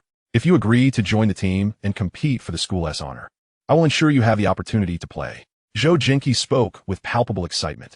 For to be accepted into the Kyoto Sports Academy was akin to gaining admission to Tsinghua or Peking University for a student-athlete. Just then, Qin Tinzu overheard Zhou Jinqi and, feeling indignant, interjected, Teacher Zhou, on what grounds? Isn't this a selection process? Shouldn't it be based on merit? With only the most capable representing the school? Zhou Jinqi retorted without hesitation. Is Ye Lin not capable? If your skills were even half as impressive as his, I would gladly extend this opportunity to you. If not, kindly step aside. Qin Tianzu wanted to argue, but found himself at a loss for words. He acknowledged that Ye Lin was indeed more skilled than he, yet he still felt it was unfair. Zhou Jinqi ignored Qin Tianzu, addressing Ye Lin again. Ye Lin, have you seen? Everyone is clamoring for this chance. You must understand how rare it is. If it weren't for Qin Tianzu's flushed face and bulging neck, Ye Lin might have suspected that the two were merely putting on a show for him. Ye Lin did not exhibit the excitement Zhou Jinqi had anticipated. Instead, he calmly replied, "Teacher Zhou, isn't this still asking me to be a basketball player? Not at all. I'm not asking you to become a basketball player, but merely inviting you to temporarily join the school team for this competition. It is also an opportunity for you to earn personal accolades, and after this match, you may withdraw from the team at any time." Zhou Jinqi was resolute in his desire for Ye Lin to participate in this match. As a basketball coach, he was well aware of Ye Lin's extraordinary skills. In a one-on-one, he knew he could not measure up. With such remarkable talent, Ye Lin's potential in academics was a waste. With proper cultivation, he could undoubtedly become a star athlete. If he were selected during this high school cup, who would need to worry about college entrance exams? Moreover, with Ye Lin's abysmal grades, did he really believe he could get into a university? "Thank you for your kindness, Teacher Zhou, but I'm not interested and do not wish to squander my time on such matters. Please reserve this opportunity for others," Ye Lin said before turning to leave for the classroom. Wait, Zhou Jinqi called after him. Hearing this, Ye Lin paused and turned back, asking, "Teacher Zhou, is there something else?" Zhou Jinqi approached Ye Lin and whispered, "Ling Feixue is a member of the school cheerleading squad, and she will be there cheering and dancing at the high school cup. Are you sure you don't want to go?" "I'm not going," Ye Lin replied before heading straight back to his seat. Zhou Jinqi found it puzzling. Was it said that this fellow liked Ling Feixue? Hadn't he been unable to move whenever she was around? With such a golden opportunity to impress her, he was actually turning it down? Qin Tianzu, who had remained nearby, overheard Zhou Jinqi's conversation with Ye Lin and could not help but chuckle. What is so funny? Zhou Jinqi, frustrated at being rejected by Ye Lin, felt that Qin Tianzu was a convenient outlet for his irritation. "Teacher, didn't you know that Ye Lin no longer likes Ling Feixue?" Qin Tianzu explained, fearful of retribution. "How was I to know?" Zhou Jinqi replied, displeased. He realized that it was no wonder Ye Lin had shown no reaction upon hearing that Ling Feixue would be a cheerleader. It seemed he had misjudged the situation. "Teacher, it seems you are the only one unaware that Ye Lin has moved on from Ling Feixue. If you grant me a chance to play in the high school cup, I can offer you a suggestion that will ensure Ye Lin joins the team for the competition." Keen to secure an opportunity to showcase himself on the court, Qin Tianzu sought to negotiate with Zhou Jinqi. His leverage was the knowledge he possessed regarding how to persuade Ye Lin to participate. "Qin Tianzu, are you attempting to bargain with me? I will give you 10 seconds to decide whether you will speak or not." 10, 9, 8. Qin Tianzu was left speechless. This was quite the bullying tactic. Stop. "Teacher, can I just say it? Hurry up. Teacher." If you had mentioned that Lan Youyou was joining the cheerleading squad, Ye Lin would have undoubtedly agreed to compete. "Who is Lan Youyou, and why would that matter?" Zhou Jinqi inquired, bewildered by this new name. "You don't know Lan Youyou? Then why are you asking me?" Qin Tianzu replied, incredulous. "Lan Youyou is a new student who transferred to our class last month. She is Ye Lin's deskmate and scored the highest in the recent monthly exam. Ye Lin and Lan Youyou are inseparable. Whatever she suggests, he will do without hesitation. If you had mentioned Lan Youyou joining the cheerleading squad, do you think Ye Lin would refuse to compete? Are you certain this tactic will work?" Zhou Jinqi asked, somewhat skeptical. "I can't guarantee 100%, but based on my observations over the past half-month, if Lan Youyou is involved, Ye Lin will most likely agree to participate." "Fine, I will trust you this once. If you deceive me, you will have a rough time during practice," Zhou Jinqi warned before departing. He made his way to the Chinese language office to speak with Lan Youyou. "Teacher Lung, are you busy?" Zhou Jinqi asked. "Not particularly. Do you need something, Teacher Zhou?" Lan Youyou replied. "Well, as you know, we are preparing for the Jiang City High School Cup basketball competition, which will attract many college coaches, possibly even representatives from Kyoto Sports Academy. I noticed that Ye Lin from your class plays quite well, so I thought to invite him to join the school basketball team and compete for the school S honor. If he performs well, he will surely be selected by college coaches. Given Ye Lin's poor academic performance, this is his only opportunity to go to university," Zhou Jinqi stated with enthusiasm. "Teacher, are you not aware that Ye Lin's grades are not as poor as you think?" Lan Youyou replied, somewhat astonished that the sports teachers were oblivious to their students' academic standings. "What do you mean?" Zhou Jinqi asked, confused by her reaction. As for her comment about being uninformed, it was not that he lacked interest. It was simply that he had no opportunity. Whenever physical education classes commenced, the academic teachers of the senior class would claim that the PE teachers were unwell and would occupy the class. With no students to see, how could he possibly learn about their academic performance? "Teacher Zhou, Ye Lin's performance is not poor. He scored 520 in the last monthly exam. You cannot call a student who can score over 500 points poor," Lan Youyou explained. Zhou Jinqi was taken aback. "Ye Lin scored 520 in the monthly exam? Teacher Lung, you must be joking. I have no intention of joking with you. If you don't believe me, check the scores yourself." Therefore, for Ye Lin, participating in basketball is not his only chance to attend university. Upon hearing this, Zhou Jinqi began to understand why he could not sway Ye Lin. Nevertheless, he had resolved that Ye Lin must participate in this basketball competition. Chapter 75. I only went for her teacher alone. Even if Ye Lin's grades have improved and he may be able to enter university, can he gain admission to Tsinghua or Peking University? Can he get into Kyoto University? Zhou Jinqi questioned. However, in sports, it is different. His talent is extraordinary, and if he pursues sports, he has a significant chance of being accepted into the Kyoto Sports Academy, which is akin to the prestige of Tsinghua or Peking University in the eyes of student-athletes. After listening to him, Lan Youyou conceded that there was some truth to his assertions. While Ye Lin might only qualify for a mediocre university through academics, he might very well gain admission to Kyoto Sports Academy through sports. The Kyoto Sports Academy is renowned, as Lan Youyou well knows, as a premier institution for athletics. Many Olympic gold medalists have emerged from its ranks. Teacher Zhou, so you've come to me to persuade Ye Lin to participate in this competition. Haven to you? Zhou Jinqi waved his hand dismissively. I've been after Ye Lin for half a month now, but he has no inclination to be a basketball player. Even if you, Teacher Long, approach him, he'd immediately realize I sent you, which would only deepen his resistance. Then why have you come to me? Surely not to be your advocate yourself? Lan Youyou was puzzled by Zhou's intentions. Teacher Long, I heard there is a girl in your class, Lan Youyou, who is inseparable from Ye Lin. We're not conjoined twins. How can we be inseparable? But yes, they're quite close. That is perfect. Could you persuade Lan Youyou to join the school cheerleading squad to support the students competing in the high school cup basketball tournament? Lan Youyou smiled gently. Teacher Zhou, you might not know, but Lan Youyou is extremely shy. Being on the cheerleading squad is beyond her comfort zone. Zhou Jinqi's expression turned grave. Teacher Long, if Ye Lin competes, he may have the opportunity to enter Kyoto Sports Academy. If he does, he could become a basketball star of our country. His success would bring great honor to our school, and he is your student. He could become your pride. There are students who say that if Lan Youyou joins the cheerleading squad, Ye Lin will definitely participate. His basketball talent is extraordinary, a once-in-a-lifetime gift that must not be wasted. That is why I am asking for your help. Hearing Zhou's earnest plea, Lan Youyou was taken aback.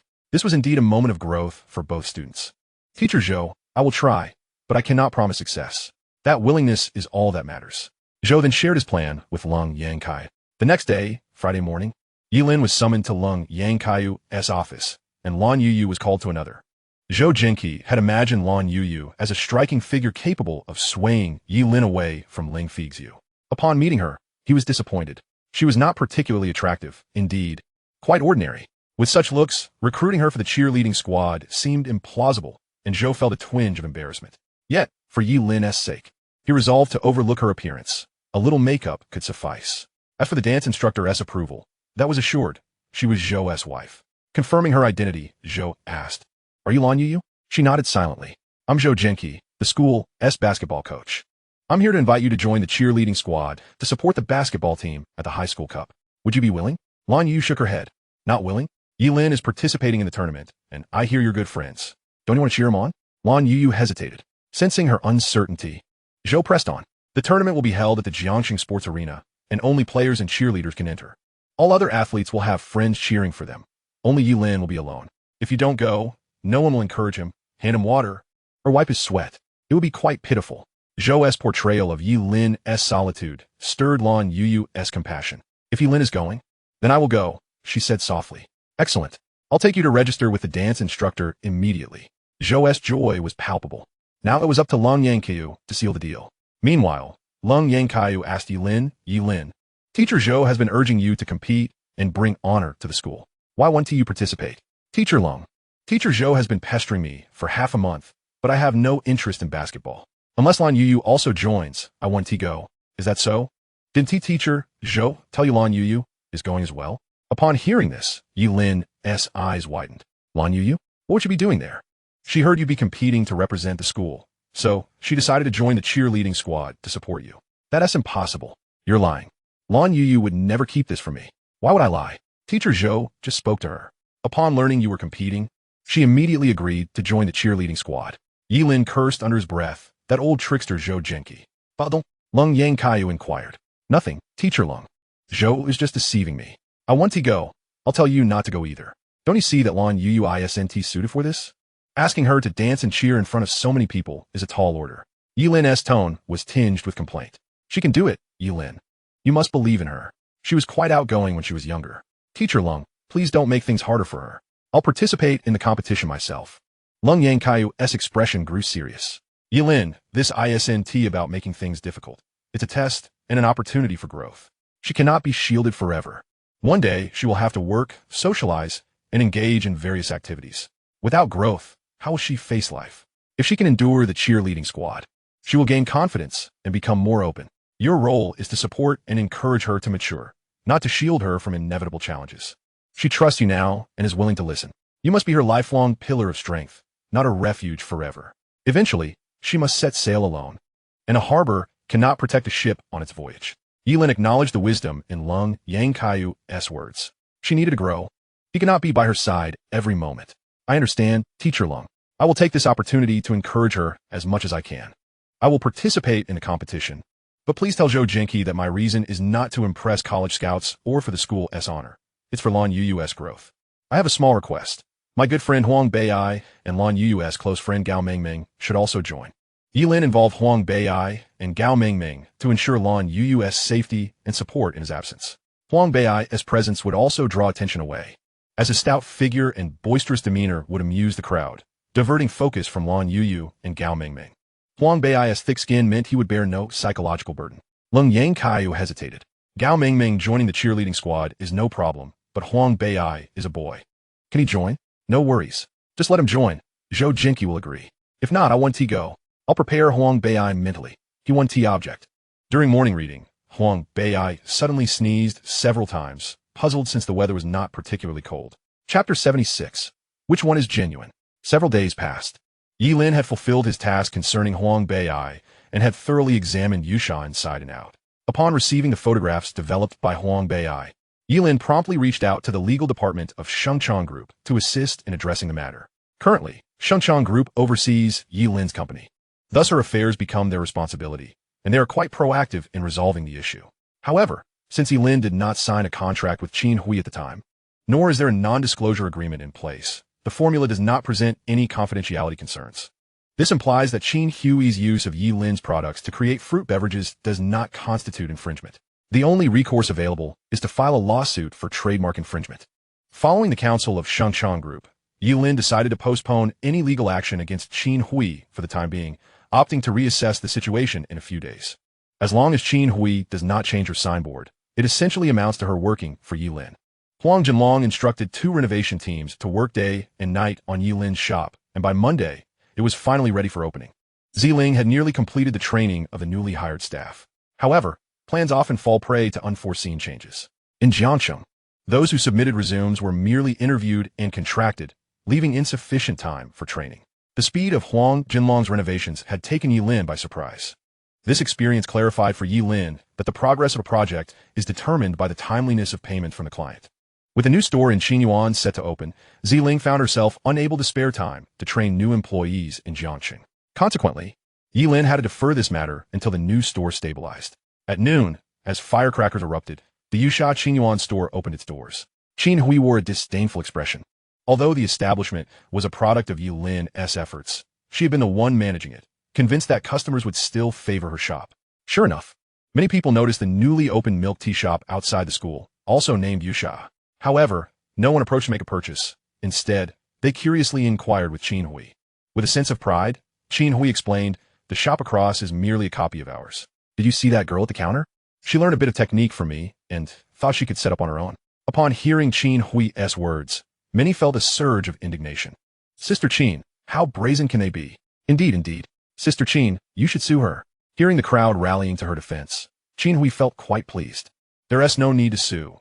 Even though she has opened a new store, people still prefer to buy from me, don't they? Sister Qin, you are truly magnanimous." "Yes, Sister Qin seems like a person who knows how to do big business. If it were me, I would have certainly driven her to bankruptcy. Such shameless individuals deserve no mercy." After the crowd voiced their grievances for Qin Hui, they proceeded to scold those at the new Yusha store. As per Ye Lin's instructions, Ziling ignored them, focusing instead on her work. If there were customers, she would prepare drinks. If not, she would take a break. After all, this was a new store opening, and there were still some patrons eager to sample the offerings. Those who tasted the new store's beverages were astonished to find that both shops' fruit teas had identical flavors, and the new location offered an even wider selection, with the freshly launched roasted milk series exuding a rich aroma that left a lasting impression. In the afternoon, before classes commenced, the news of the two Yusha shops reached the school, sparking lively discussions among the students. Most of the chatter centered around denouncing the new store's shamelessness. In Class 1, the conversation was equally fervent. After all, many students had grown accustomed to purchasing a cup of fruit tea before entering school, naturally taking an interest in the gossip. Wang Xiaochang exclaimed angrily, "If it weren't for Sister Qin's good temperament, I would have ruined that little brat." He Xiao Ei added, "I thought the lemons from the new store tasted just like those from Yusha. Now it makes sense." Chun Xinyi chimed in with surprise. "None of you have tried the roasted milk at the new store?" The classmates collectively shook their heads. Seeing this, Chun Xinyi continued, "The flavor of this roasted milk is absolutely divine, better than any I've had before." "Is that for real? Xinyi, is it really that delicious?" The rich aroma of the roasted milk wafted through the air, enticing many of the girls. Just then, Gao Mingming entered the classroom, accompanied by 3 girls dressed in matching attire, each emblazoned with the words Yusha. They each carried a dozen cups of milk tea, including Gao Mingming herself. "Classmates, the milk tea is here. We're leaving now." After placing the milk tea on the podium, the 3 Yusha staff members departed. All the students turned their curious gazes toward them. Gao Mingming stood at the podium and, using her robust voice, proclaimed, "Today, I'm treating you all to the new milk tea from Yusha. 1 cup per person, no taking extras." As Gao Mingming finished speaking, the entire class erupted in cheers. Huang Bei, following the script, shouted, "Gao Mingming, why are you suddenly so generous? I can't stand the shamelessness of some people. I want to support the genuine product." This remark piqued the curiosity of many students.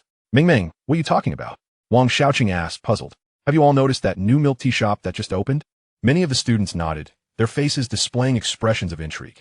They were more inclined to believe Gao Mingming, given her affluent background and connections, which often led her to possess insider knowledge. "Let me tell you, that newly opened shop is the real Yusha. Qin Hui's establishment is the counterfeit." The class was left in shock and confusion. Qin Tianzu interjected, "Gao Mingming, you've got to be kidding. How could Sister Qin's shop possibly be fake?" As a longtime fan of Yusha, Qin Tianzu consistently supported Qin Hui, having always purchased from her shop. "The products are genuine, but the shop is fake. The new one is the true Yusha." Qin Tianzu chuckled. "This new shop has only just emerged, while Sister Qin has been selling milk tea outside our school for years. Anyone with half a brain can discern who the genuine article is and who the fraud is." "Mingming, you must be a plant sent by the new store." Gao Mingming, filled with indignation, glared at Qin Tianzu and retorted, "You think I wouldn't know if Yusha was opened by my friend? Qin Hui's shop has been failing for years. She was on the brink of closure last month. How could she suddenly become so popular? It's not because of her. It's because my friend rented her shop and employed her, only to be betrayed." Gao Mingming then recounted the entire sequence of events to the class. Upon hearing it, the classroom was astounded. The narrative was simply outrageous. Yet, Qin Hui always seemed so amiable. It was hard to believe she could act in such a manner. Qin Tianzu remained skeptical, questioning Gao Mingming. "If your friend really owns it, what's their name? If you can't say it, you're just a plant." Gao Mingming desperately wanted to respond, but recalling Ye Lin's instruction to keep the store's ownership under wraps, she remained silent. Qin Tianzu smugly declared, "You can't say it, can you? You're clearly a plant. I knew Sister Qin was too good to engage in such behavior." Gao Mingming, unable to argue her point, felt her frustration boiling over. At that moment, Huang Bei interjected, "Qin Tianzu, are you for real or just pretending? Do you need an explanation? Just go check the business license. You'll see clearly which one says Yusha. You must be a plant hired by that disgusting woman, Qin Hui." The students found Huang Bei's argument compelling. A simple glance at the business license would reveal the truth, and they ceased their bickering, eager to finish class and investigate. As the bell rang, signaling the start of afternoon reading, Gao Mingming stepped down from the podium and, passing by Qin Tianzu's desk, snatched the milk tea off his table. "Gao Mingming, what are you doing?" Qin Tianzu asked, bewildered. "You don't deserve to drink the milk tea I bought." Saying this, she tossed it into the trash bin at the back. Qin Tianzu felt embarrassed and somewhat angry. Yet, he couldn't deny that the roasted milk he had sampled was exceptionally delicious. Regrettably, he had only taken a small sip before it ended up in the trash. A shame indeed, Qin Tianzu lamented, wishing he had consumed it all before Gao Mingming had arrived. Huang Bei caught up with Gao Mingming and quietly inquired, "How did I do in my performance just now?" Gao Mingming, annoyed, playfully punched Huang Bei several times. "What was that for?" he exclaimed. Gao Mingming retorted. Qin Tianzu made me angry. I punched you a few times a bit. Do you have a problem with that? Huang Beiai dared not voice any objections. No, no, no. Mingming has read it during the midday session. You should promptly return to your place. Gao Mingming cast a glance at Yan Hoking beside her and gave a kick to the side of his chair. Yan Hoking looked over in confusion. Yan Hoking, please take a seat at my desk for a while. Not wishing to provoke Gao Mingming, Yan Hoking obediently walked over. At that moment, the resounding sounds of reading from the entire class drowned out Huang Beiai's cries of despair. Chapter 77. The court summons and the closure of the store with the grand opening of a new shop, Ye Lin took a half-day leave. Similarly, Lan Youyou requested a half-day off, as she did not wish to remain in the classroom in Ye Lin's absence. Thus, she went to the hospital to accompany her mother. During class, the shop was not particularly busy. Catching a whiff of milk fragrance, Qin Hui stepped out, crossed the street, and arrived directly at Ye Lin's establishment. She glanced at the menu and noted two series, the fruit tea series and the baked milk series. I'll like a cup of baked milk, please. Hearing the familiar voice, Ye Lin looked over and was surprised to find it was Qin Hui. Unsure of how to proceed, she hesitated whether to prepare the drink or not. The other newly hired staff had also heard about the shop situation from Ye Lin and were now watching Qin Hui with apprehension. Boss, uncertain, Ye Lin called out towards the storage room. Upon hearing this, Ye Lin emerged and inquired, what is the matter? Ye Lin pointed towards Qin Hui. Little boss, I would like a cup of baked milk. Ye Lin remained calm. If you want milk tea, please place your order. We require payment before preparation. Upon hearing this, Qin Hui pulled out 5 yuan. Shortly thereafter, an employee rushed to prepare the drink, and soon a cup of baked milk was ready. Qin Hui stared intently, unable to discern any tricks. Would you like it packaged, or to drink it now? One of the staff asked. To drink now. Do you need assistance with the straw? Yes, please. The staff expertly extracted the straw using tongs, inserting it without any direct contact. Qin Hui was taken aback. Such considerate service. This Ye Lin truly had something up his sleeve. She had learned something new. After taking a sip, Qin Hui was utterly satisfied. This milk tea was worlds apart from her previous powdered milk tea concoctions.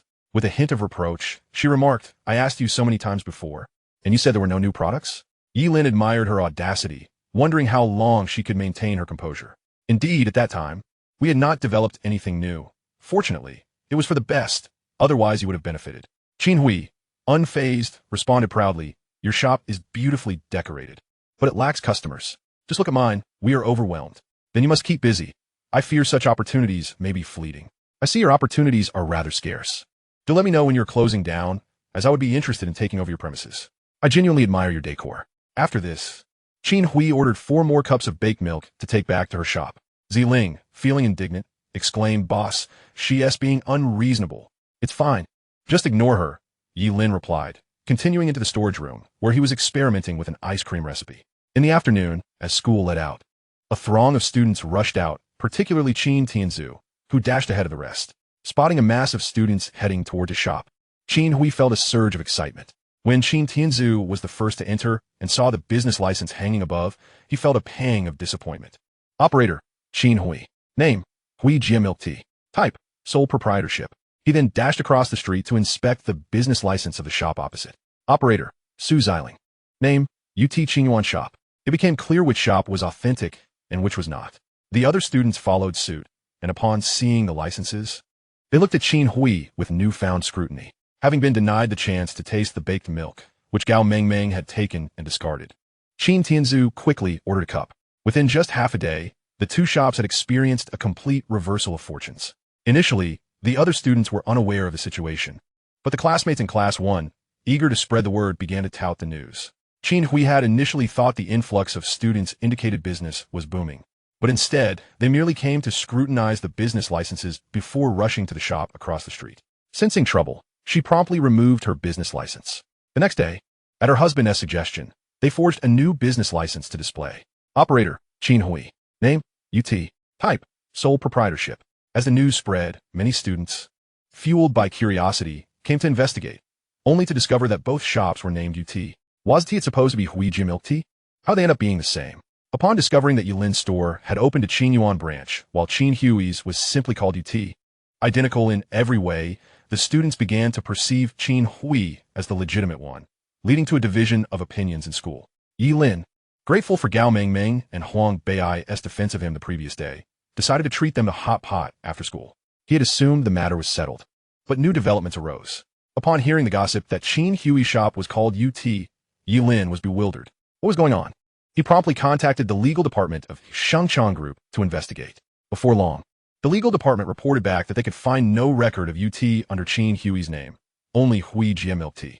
According to Ye Lin, it would have been impossible for her to obtain this license overnight.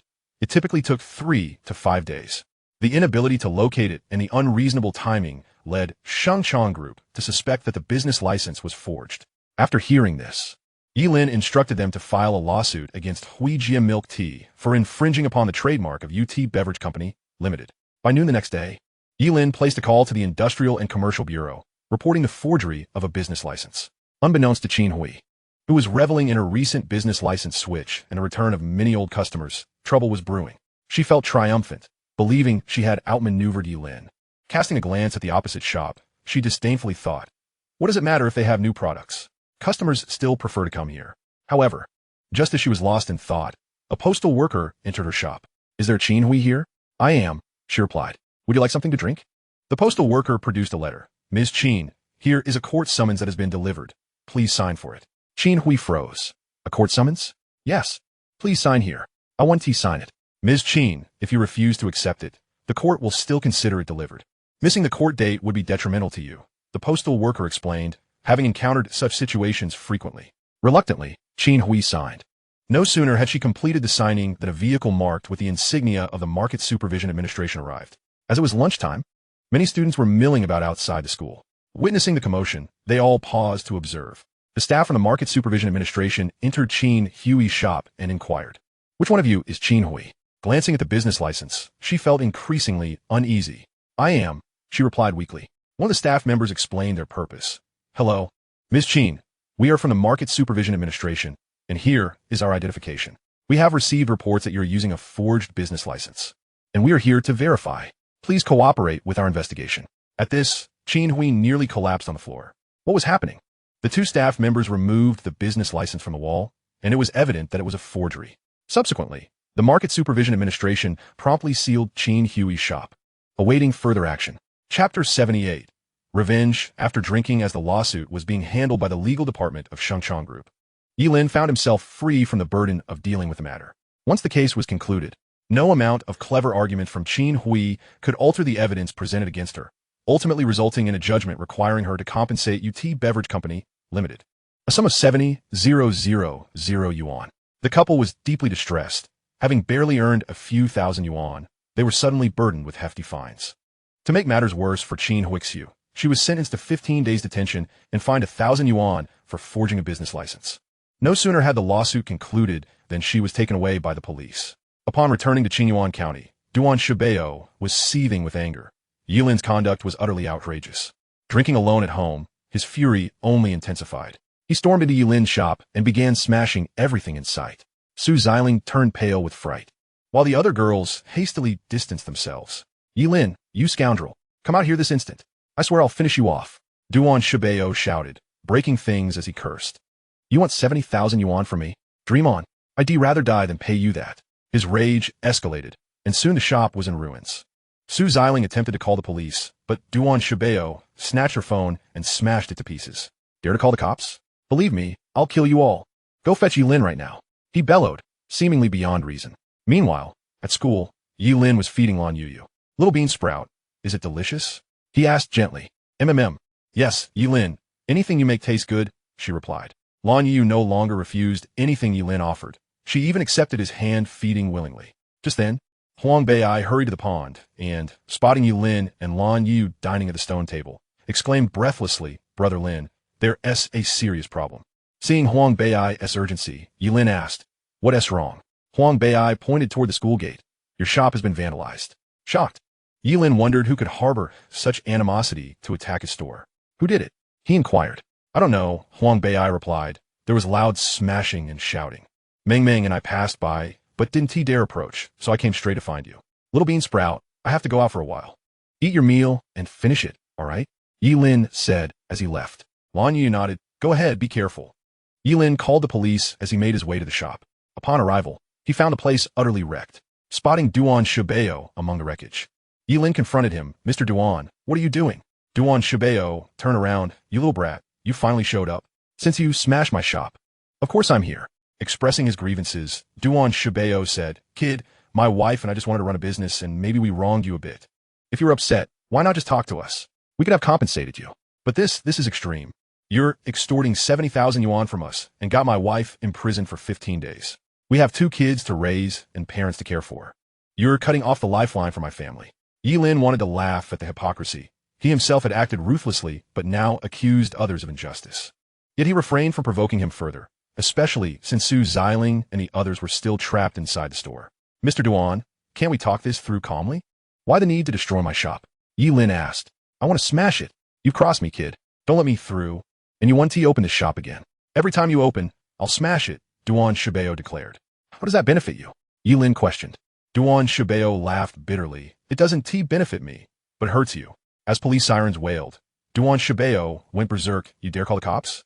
Since you smashed my shop, of course I'm reporting it. Call the police then. I'm not afraid. Even them, I'll deal with all of you.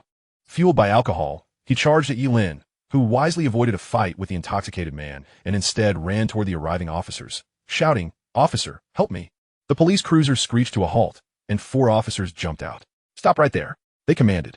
Duan Shibeo, feeling invincible like a legendary warrior reborn, refused to halt, determined to settle the score with Ye Lin. However, before he could act, the officers subdued him. They immediately began collecting evidence and checking for injuries. Detecting the smell of alcohol, they surmised Duan Shibeo was intoxicated and planned to address the matter once he sobered up. The next morning, Duan Shibeo finally regained consciousness, bewildered to find himself confined in a small room. Who locked me in here? Where's this place? Let me out, he demanded, pounding on the door. Hearing the commotion, a waiting officer promptly opened it. It's the police, the officer said. You're awake? What's going on? Why am I here? Duan Shibeo asked. Don't you remember last night? The officer queried. Duan Shibeo struggled to recall, only remembering drinking alone after returning from court. Seeing he wasn't feigning, the officers took him for interrogation. As they helped him piece together the events, the story grew increasingly absurd to him. They showed him photos from the scene. Did I really do this? He asked incredulously. If you didn't, why would we have arrested you? Plus, there are many eyewitnesses, the officer replied. Duan Shibeo, as fear mounted. Officer, am I going to be sentenced? He asked anxiously. Mr. Duan, no formal charges have been filed yet. The other party just reported the incident. They said they would decide after you sober up. We understand your dispute with Mr. Yi. This was your wrongdoing, damaging his shop. Your actions constitute the crime of picking quarrels and provoking trouble. If they press charges, you could be imprisoned for at least 3 years, the officer warned. Relieved that Ye Lin had not filed charges, Duan Shibeo guessed he might seek an out-of-court settlement. Soon, Ye Lin received a call from the police, summoning him to the station. When they met, Duan Shibeo was notably humble, a stark contrast to his previous demeanor. Ye Lin, I'll pay you the 70,000 yuan compensation immediately. I'm truly sorry for yesterday. It was my drunkenness that caused this. I have elderly parents and young children to care for. Please forgive me. I'll cover all your losses, he pleaded. Ye Lin, wishing to end the endless cycle of vengeance, thought Duan Shibeo as current attitude warranted acceptance. If he refused, so be it. He would simply endure the consequences. Mr. Duan, do you know why didn't he file charges? Ye Lin asked. Duan Shibeo shook his head.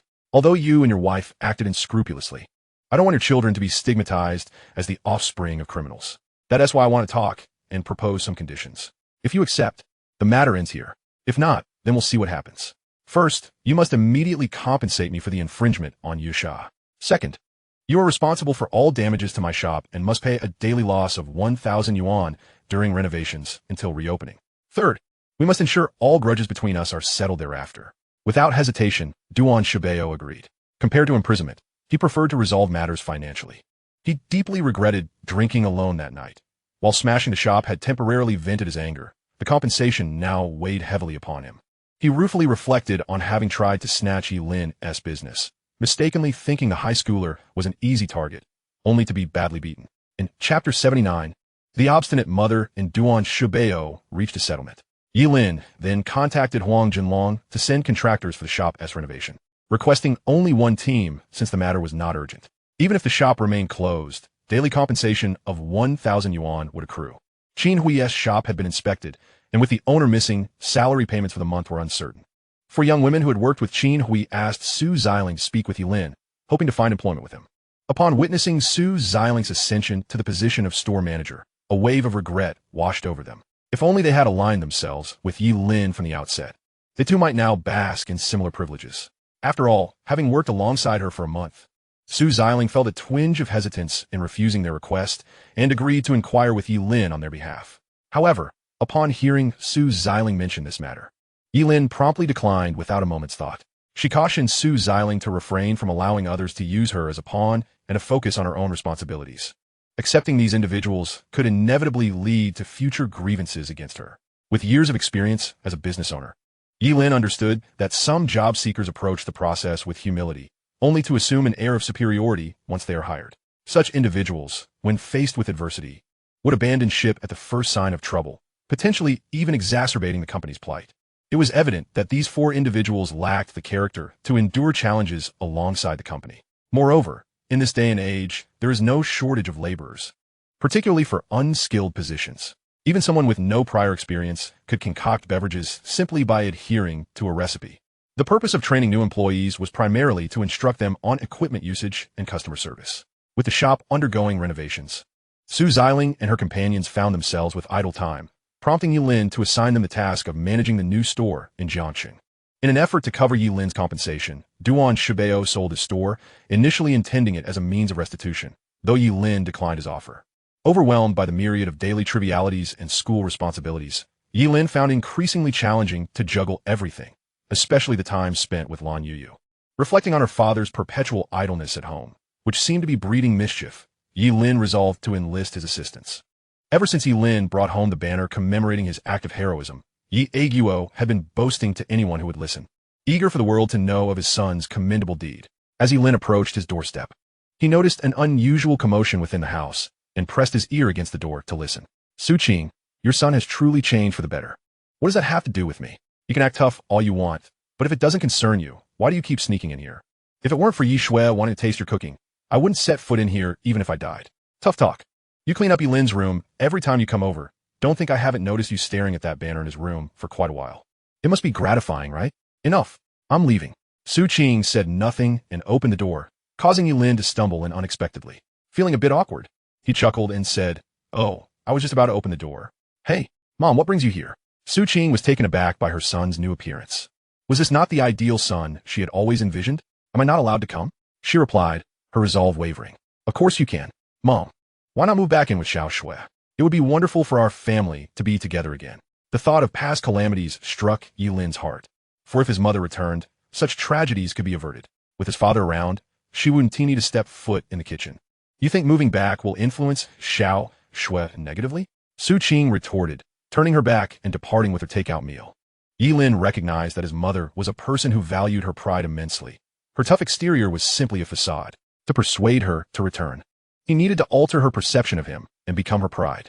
Fortunately, there was no rush. Personal growth was not an overnight endeavor. Ye Lin believed that before long, his family would be reunited under one roof again. Xiaolin, you're back. Your mother has her own temperament. Just ignore her. Dad, do you blame me? The rare instance of being addressed as Xiaolin brought tears of gratitude to Ye Ling's eyes.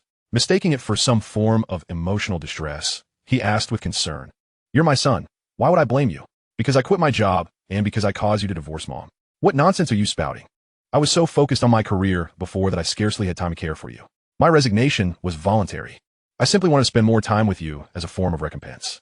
As for your mother and I, that is a matter for adults. How could I place blame on you? Dad, rest assured, I believe Mom will change her mind about me soon enough. As long as I don't negatively influence Xiao Shui, she'll be willing to come back. I trust you. Now let us eat." "Sure, Xiaolin. I've also packed the meal you took to the hospital." "Thank you, Lao Yi. Call me Dad." "Dad, thank you. You've finally grown up." Ye Ling's eyes glistened with tears of pride as he looked at Ye Lin.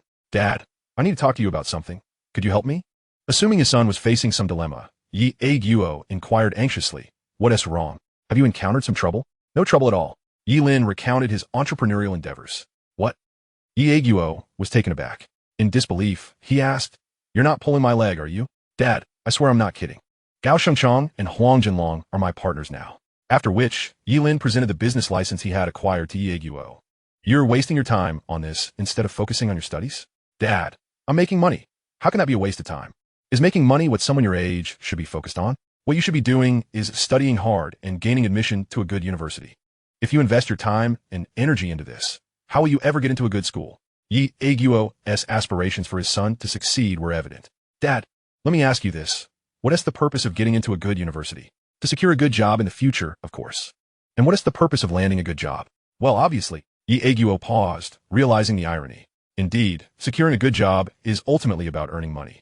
Ye Lin had just shared that his store was thriving, raking in tens of thousands each month. Ye Lin had previously visited that milk tea shop, sneaking in to buy drinks for Ye Shui, never realizing it was his son's establishment.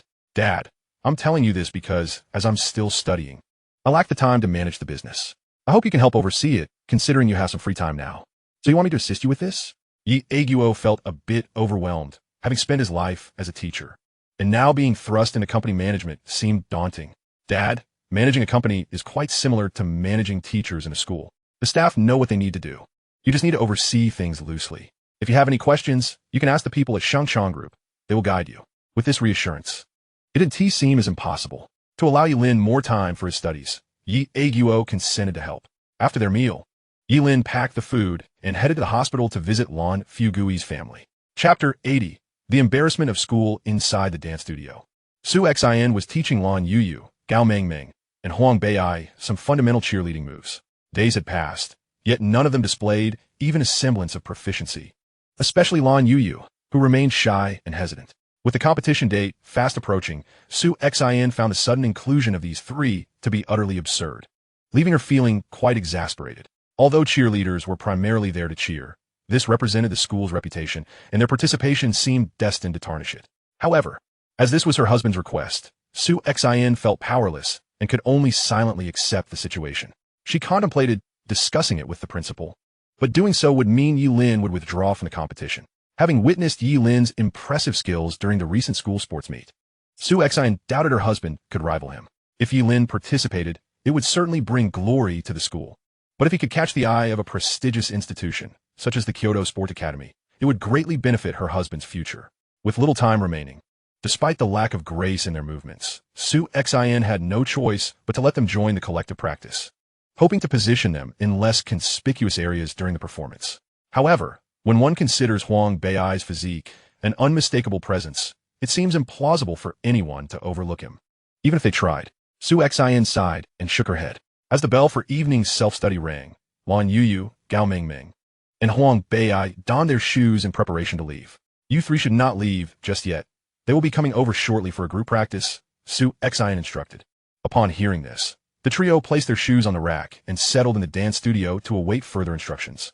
Before long, a number of girls entered the dance studio. Unlike the basketball team, which was exclusively composed of senior students, the cheerleading squad included girls from all three grades of the school, although there were capable players in the first and second years. The competition was akin to a selective admission process, allowing only the seniors from Qinyuan High School and other institutions to participate. Soon, 30 cheerleaders filled the studio. They regarded Lan Youyou and her companions with curiosity, wondering what their purpose was in being there. Yex, you look isn't that the girl who is always glued to your brother? Chen Saiki pointed at Lan Youyou.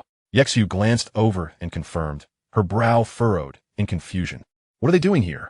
Chen Saiki shrugged. I have no idea. Meanwhile, Zhao Rongrong spotted Lan Youyou and remarked, Figs you look. Ling Feixue turned to see Lan Youyou, her surprise evident. What are they doing here? As everyone gathered, Su Xin stepped into the studio, commanding, form a line. At her command, the girls organized themselves neatly. Su Xin began her introduction. Class, we have 3 new members joining our cheerleading team. Let me introduce them. Please come over here. Gao Mengmeng, Lan Youyou, and Huang Beiai stepped forward. This is Gao Mengmeng. Hello, everyone, she greeted. This is Lan Youyou, who lowered her head in modesty. And this is Huang Beiai. He chuckled awkwardly, resembling a rather rotund figure among them. Su Xin's introduction elicited a wave of disapproval from the majority of the students. The notion of these 3 joining the cheerleading squad was met with incredulity, while Gao Mengmeng was somewhat acceptable, merely possessing a youthful face albeit a shorter stature.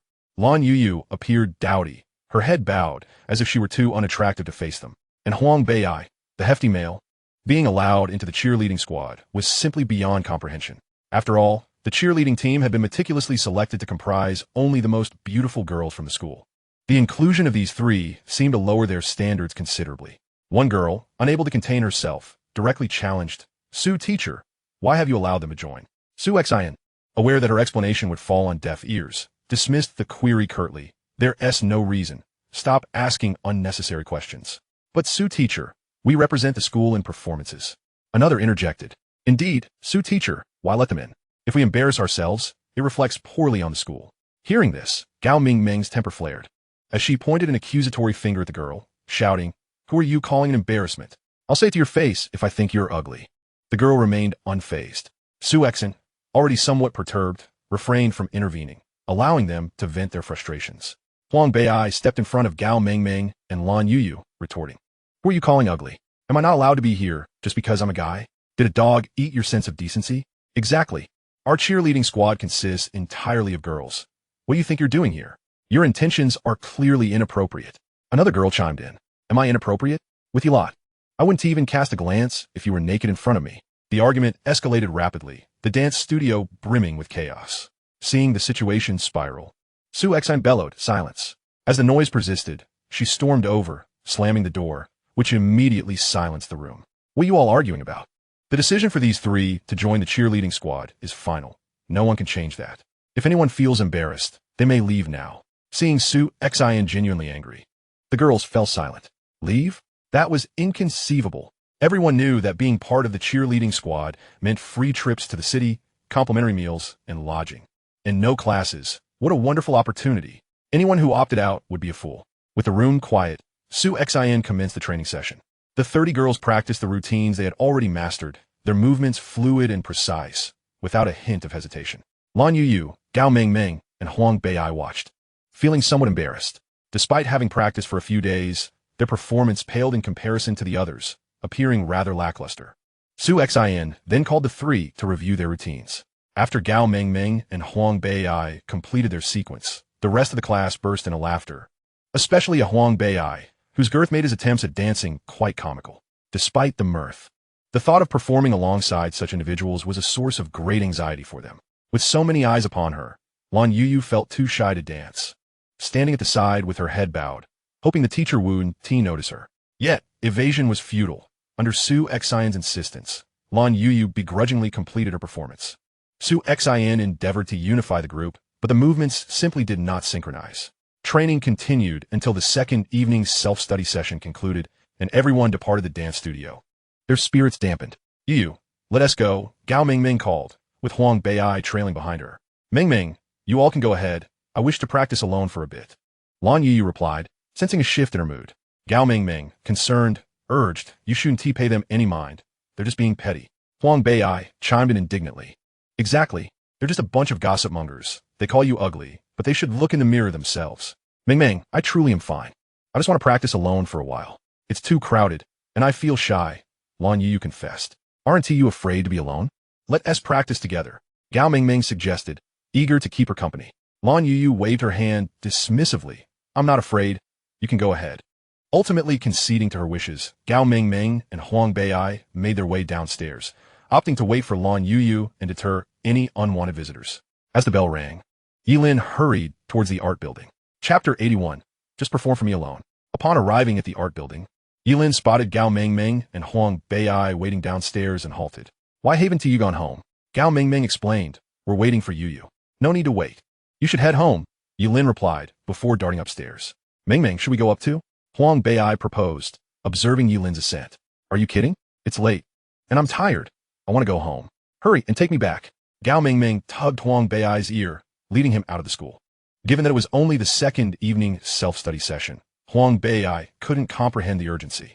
"It's not even late yet. We usually leave after the third session," he protested. Moreover, with Ye Lin still upstairs, he felt reluctant to abandon his good friend. "I said I'm tired. Do you have a hearing problem?" Gao Mingming retorted, firmly dragging Huang Bei towards the school exit. Not particularly tall, Gao Mingming had Huang Bei bent over as she led him along. At that moment, several students were returning home, and many noticed the scene of a girl pulling a boy by the ear, sparking murmurs among the onlookers. "Mingming, that hurts. Please let go," Huang Bei pleaded, feeling a bit humiliated, hoping she would relent. Unfazed, Gao Mingming reveled in the attention, enjoying the envious glances cast their way. Suddenly, Huang Bei spotted Chen Xinyi standing at the school gate, anxiety gripping him. If she were to witness this, it would be embarrassing at best and a misunderstanding at worst. He straightened up immediately, prompting Gao Mingming to release her grip. Gao Mingming was not truly angry. She feigned irritation, saying, "Next time you disregard my words, I shall tug at your large, pudgy ears." Huang Bei'ai paid her no mind, strolling past Chen Xinyi, displaying a radiant smile as he remarked, "Xinyi, are you not home yet?" I'm waiting for a friend." Huang Bei'ai, you and Mingming seem quite happy together. Chen Xinyi chuckled softly. "What happiness?" "Xinyi, don't misunderstand.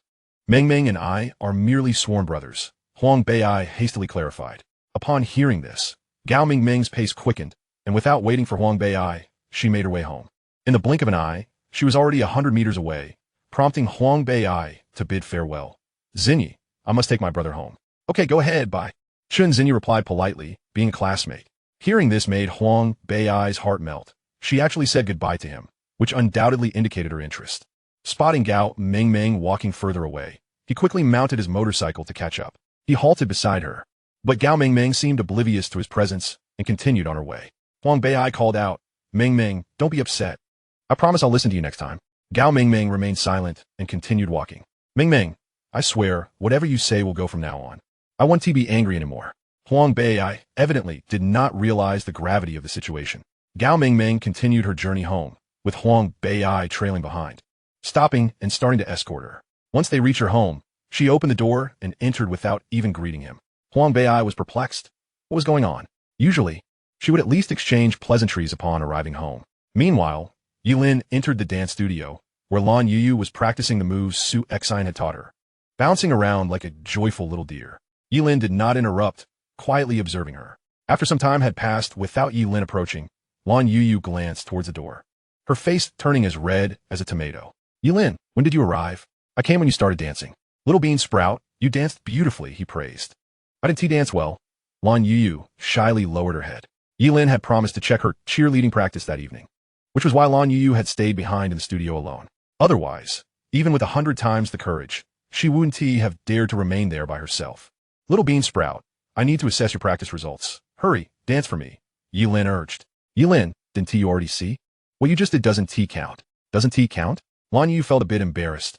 It was too awkward. "Of course it doesn't count. I hadn't even said to start yet. Now let us begin."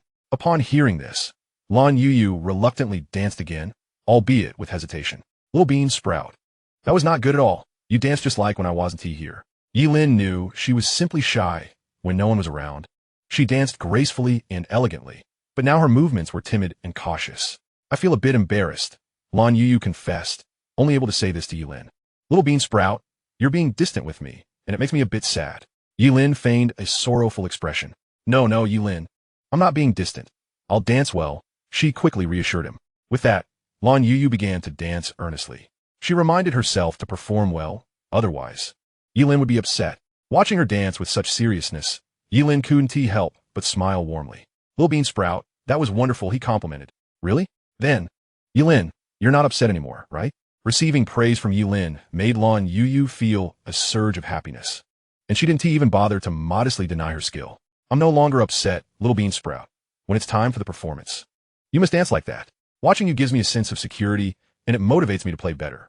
Ye Lin sought ways to help her overcome her fears. Only by encouraging her to express herself in front of others could she gain confidence. But when so many people are watching, I get so nervous, really nervous. Lan Youyou wanted to succeed, but the thought of so many eyes on her made her hesitant. "Don't worry, just forget about them. Pretend you're dancing just for me," Ye Lin encouraged. I understand, Ye Lin, I will overcome it." If she was only dancing for Ye Lin, then there would be no problem.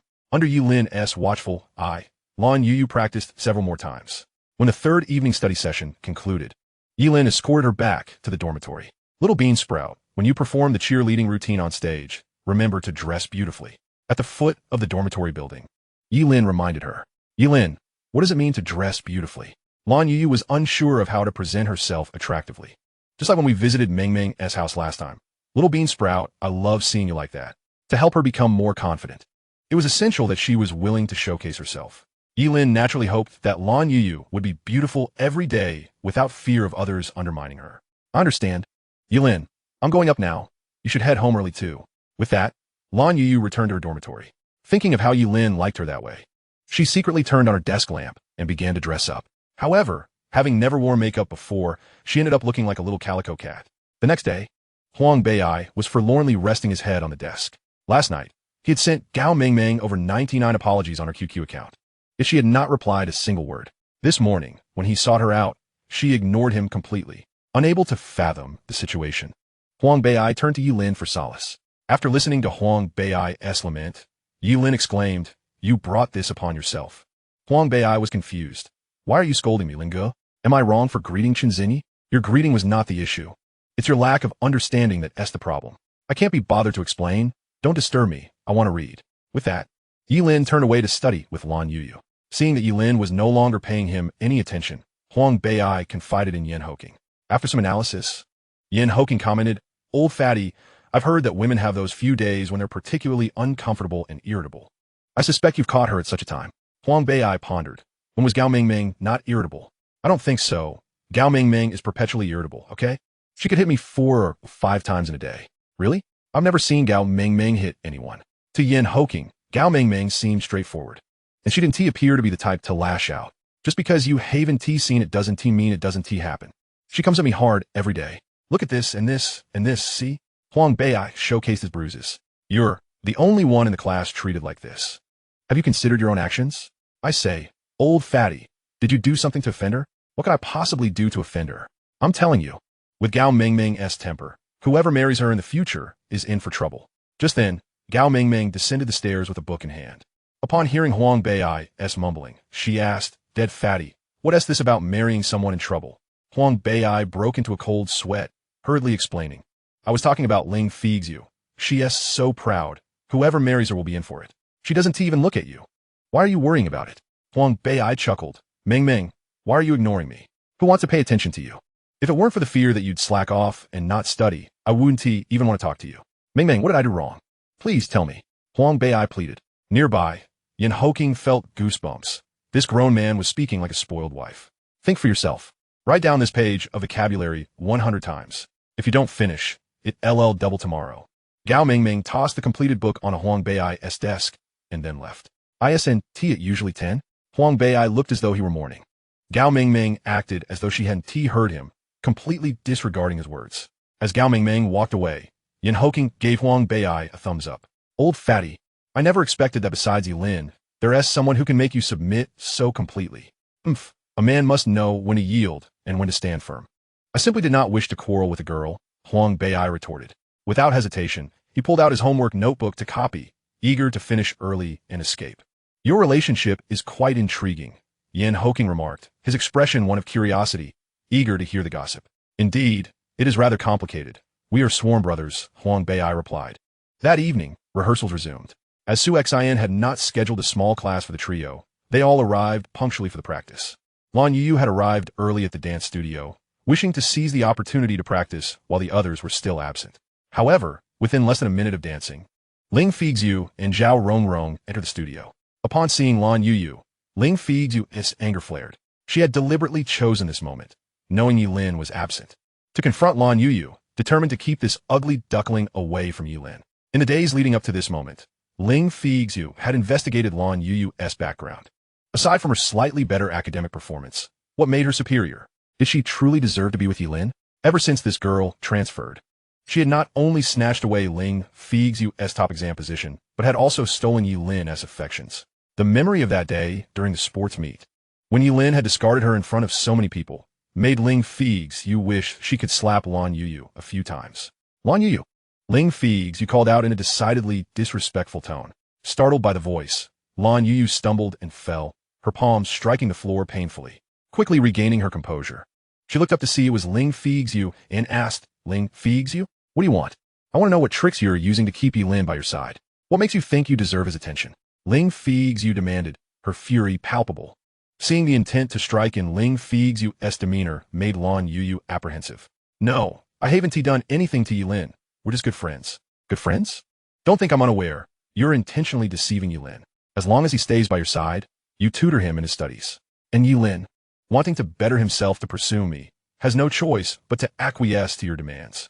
Ling Feixue refused to believe that a boy who had pursued her for so many years, confessing his feelings 998 times, could suddenly lose interest in a single day. "But Ye Lin said he doesn't like you anymore," Lan Youyou asserted, firmly believing in Ye Lin's words. While she had once wished to see Lin and Ling Feixue together, That was only because she knew Ye Lin still had feelings for her. Now that he had claimed to no longer have feelings, and she herself bore no affection for Ling Feixue, Lan Youyou spoke her truth. He doesn't like me? Are you joking? Do you see this necklace around my neck? And this bracelet on my wrist? They're engraved with our names. Ling Feixue flaunted, brandishing the gifts Ye Lin had previously given her. Though she had once regarded these tokens as trivial, now adorned with them, she felt a sense of security, believing they symbolized her connection to her man. In truth, most of the gifts Ye Lin had given her had been discarded. She had only recently unearthed this necklace and bracelet from beneath her bed. Now, she cherished them as treasures, convinced that only a boy as exceptional as Ye Lin deserved to be with someone like her. Ling Feixue lamented that had Ye Lin been this outstanding earlier, she would have accepted him without hesitation. Watching Ling Feixue boast about her gifts, Lan Youyou felt a pang of sadness. Ling Feixue continued her tirade. You think you could be with Ye Lin? As if your looks weren't enough of a hindrance. Do you even consider your family's background? Relationships require compatibility. Your father is a laborer, your mother works the fields. What gives you the right to be with Ye Lin? If I were you, I would be too ashamed to walk alongside him. I never intended to be with Ye Lin. We are merely friends, Lan Youyou cried, tears streaming down her face. Friends? Do you even deserve that title? What can you offer Ye Lin? Being with you will only drag him down. Only someone as outstanding as me is worthy of being with him. As Lan Youyou recalled how Ye Lin had always taken care of her, and how her parents had also benefited from his support, she began to believe Ling Feixue's words held truth. Ye Lin was so remarkable, and she felt so inadequate. How could she possibly be friends with him? Though I know not what means allowed you into the cheerleading squad. Your presence is a disgrace to our school. Just look at your moves. How dare you even try? Oh, I see Ye Lin joined the team, and now you want to showcase yourself before him, right? Forget it. You're so unattractive that even cheering for him would embarrass him. Feixue, stop it, Zhao Rongrong interjected. Sensing that Ling Feixue's words were crossing a line, she believed Ye Lin truly no longer had feelings for Ling Feixue. But her friend's stubbornness left her feeling helpless. Feeling despondent, Lan Youyou dashed out of the studio. Chapter 83. She was heartbroken. Ye Shui and Chen Saiki happened to arrive at the door of the dance studio just as Lan Youyou exited in tears, piquing their curiosity. Upon entering, Ye Shui immediately questioned Ling Feixue. Did you insult her? Ling Feixue wore a haughty expression. Who insulted her? I merely stated the facts. What facts? Ye Shui pressed further. Zhao Rongrong explained, it's about disgrace. Every member of our cheerleading squad was meticulously selected. What are they? Their presence only tarnishes our reputation. And soon the entire city's high schools will mock us. Are you pleased with that? That doesn't justify bullying someone, Ye Shui retorted. Unable to stand by while Lan Youyou was mistreated, she could see how hard Lan Youyou was trying. Who bullied her? No one hit or insulted her. Junior, you're being a bit overzealous, Ling Feixue replied dismissively before heading off to warm up. Huang Bei'ai and Gao Mingming arrived at the dance studio to find Lan Youyou absent. Where's Youyou? We're about to rehearse, Gao Mingming inquired. Huang Bei'ai looked around, puzzled. Didn't she come earlier? Ye Shui, eager to stir the pot, chimed in. Senior Ling Feixue insulted your group and made Lan Youyou cry. She just ran out. Gao Mingming, upon hearing this, pointed angrily at Ling Feixue. Ling Feixue, how dare you insult Lan Youyou? Who do you think you are? If anything happens to her, I want to let you off easily. With that, she rushed out. Ling Feixue, you may look fine, but your heart is as venomous as a scorpion. It's no wonder my Lin Good doesn't fancy you, Huang Bei'ai added, following Gao Mingming. That fatso, who is he talking about? Ling Feixue fumed, her anger rising. Once the three had left, Zhao Rongrong chuckled. Feixue, don't be upset. It's better this way. They've left to avoid embarrassment. Right, it's for the best. They shouldn't even dare to show their faces here, another chimed in. Indeed, you were spot on, Feixue. I wouldn't want to share the stage with them. The group echoed. Su Xin soon arrived at the dance studio and called everyone to line up, immediately noticing the absence of Lan Youyou and the others. Where are the new girls? Su Xin inquired. Teacher, they feel too tired and have voluntarily withdrawn. A few girls who didn't want them their fabricated excuses. They said they were too embarrassed to perform, another added. Ye Shui could no longer hold her tongue. Teacher, Lan Youyou was insulted and left crying. Gao Mingming and Huang Bei'ai went out to find her. Upon hearing this, Su Xin erupted in anger. Who insulted her? The room fell silent, everyone hesitant to speak. Ye Shui, who insulted her? I don't know. When Saiki and I arrived, we saw Lan Youyou crying as she left. Inside the studio were Ling Feixue and Zhao Rongrong. You might want to ask them, Ye Shui replied, directing Su Xin's gaze towards Ling Feixue and Zhao Rongrong. Feeling the heat of Su Xin's fury, Zhao Rongrong felt a twinge of guilt, although she hadn't been the one to insult Lan Youyou. Ling Feixue was her close friend. You two explain yourselves, Su Xian demanded. Zhao Rongrong glanced at Ling Feixue, internally urging her to speak up and clarify the situation. Ling Feixue, feeling indignant, retorted, Teacher Su, why should those three be allowed to participate? We have worked tirelessly in practice for so long, striving to bring honor to our school. We refuse to suffer the humiliation of exclusion. If they go, I will not. With a sense of grievance, Ling Feixue stormed off. I won't go either. I refuse to be embarrassed. In an instant, half of the cheerleading squad decided to withdraw, intending to pressure Su Xian into yielding. Su Xian, exasperated and with a throbbing headache, pondered why Ye Lin was insistent on competing. If they wished to go, so be it, but why must they impose such ridiculous demands? She thought, leaving with a terse remark. In the gymnasium, Zhou Jinqi was conducting practice with the team. Although everyone could play, he aimed to enhance their teamwork. Ye Lin, initially reluctant to engage in such training, found herself bored in the classroom while Lan Youyou practiced cheerleading, ultimately agreeing to join Zhou Jinqi.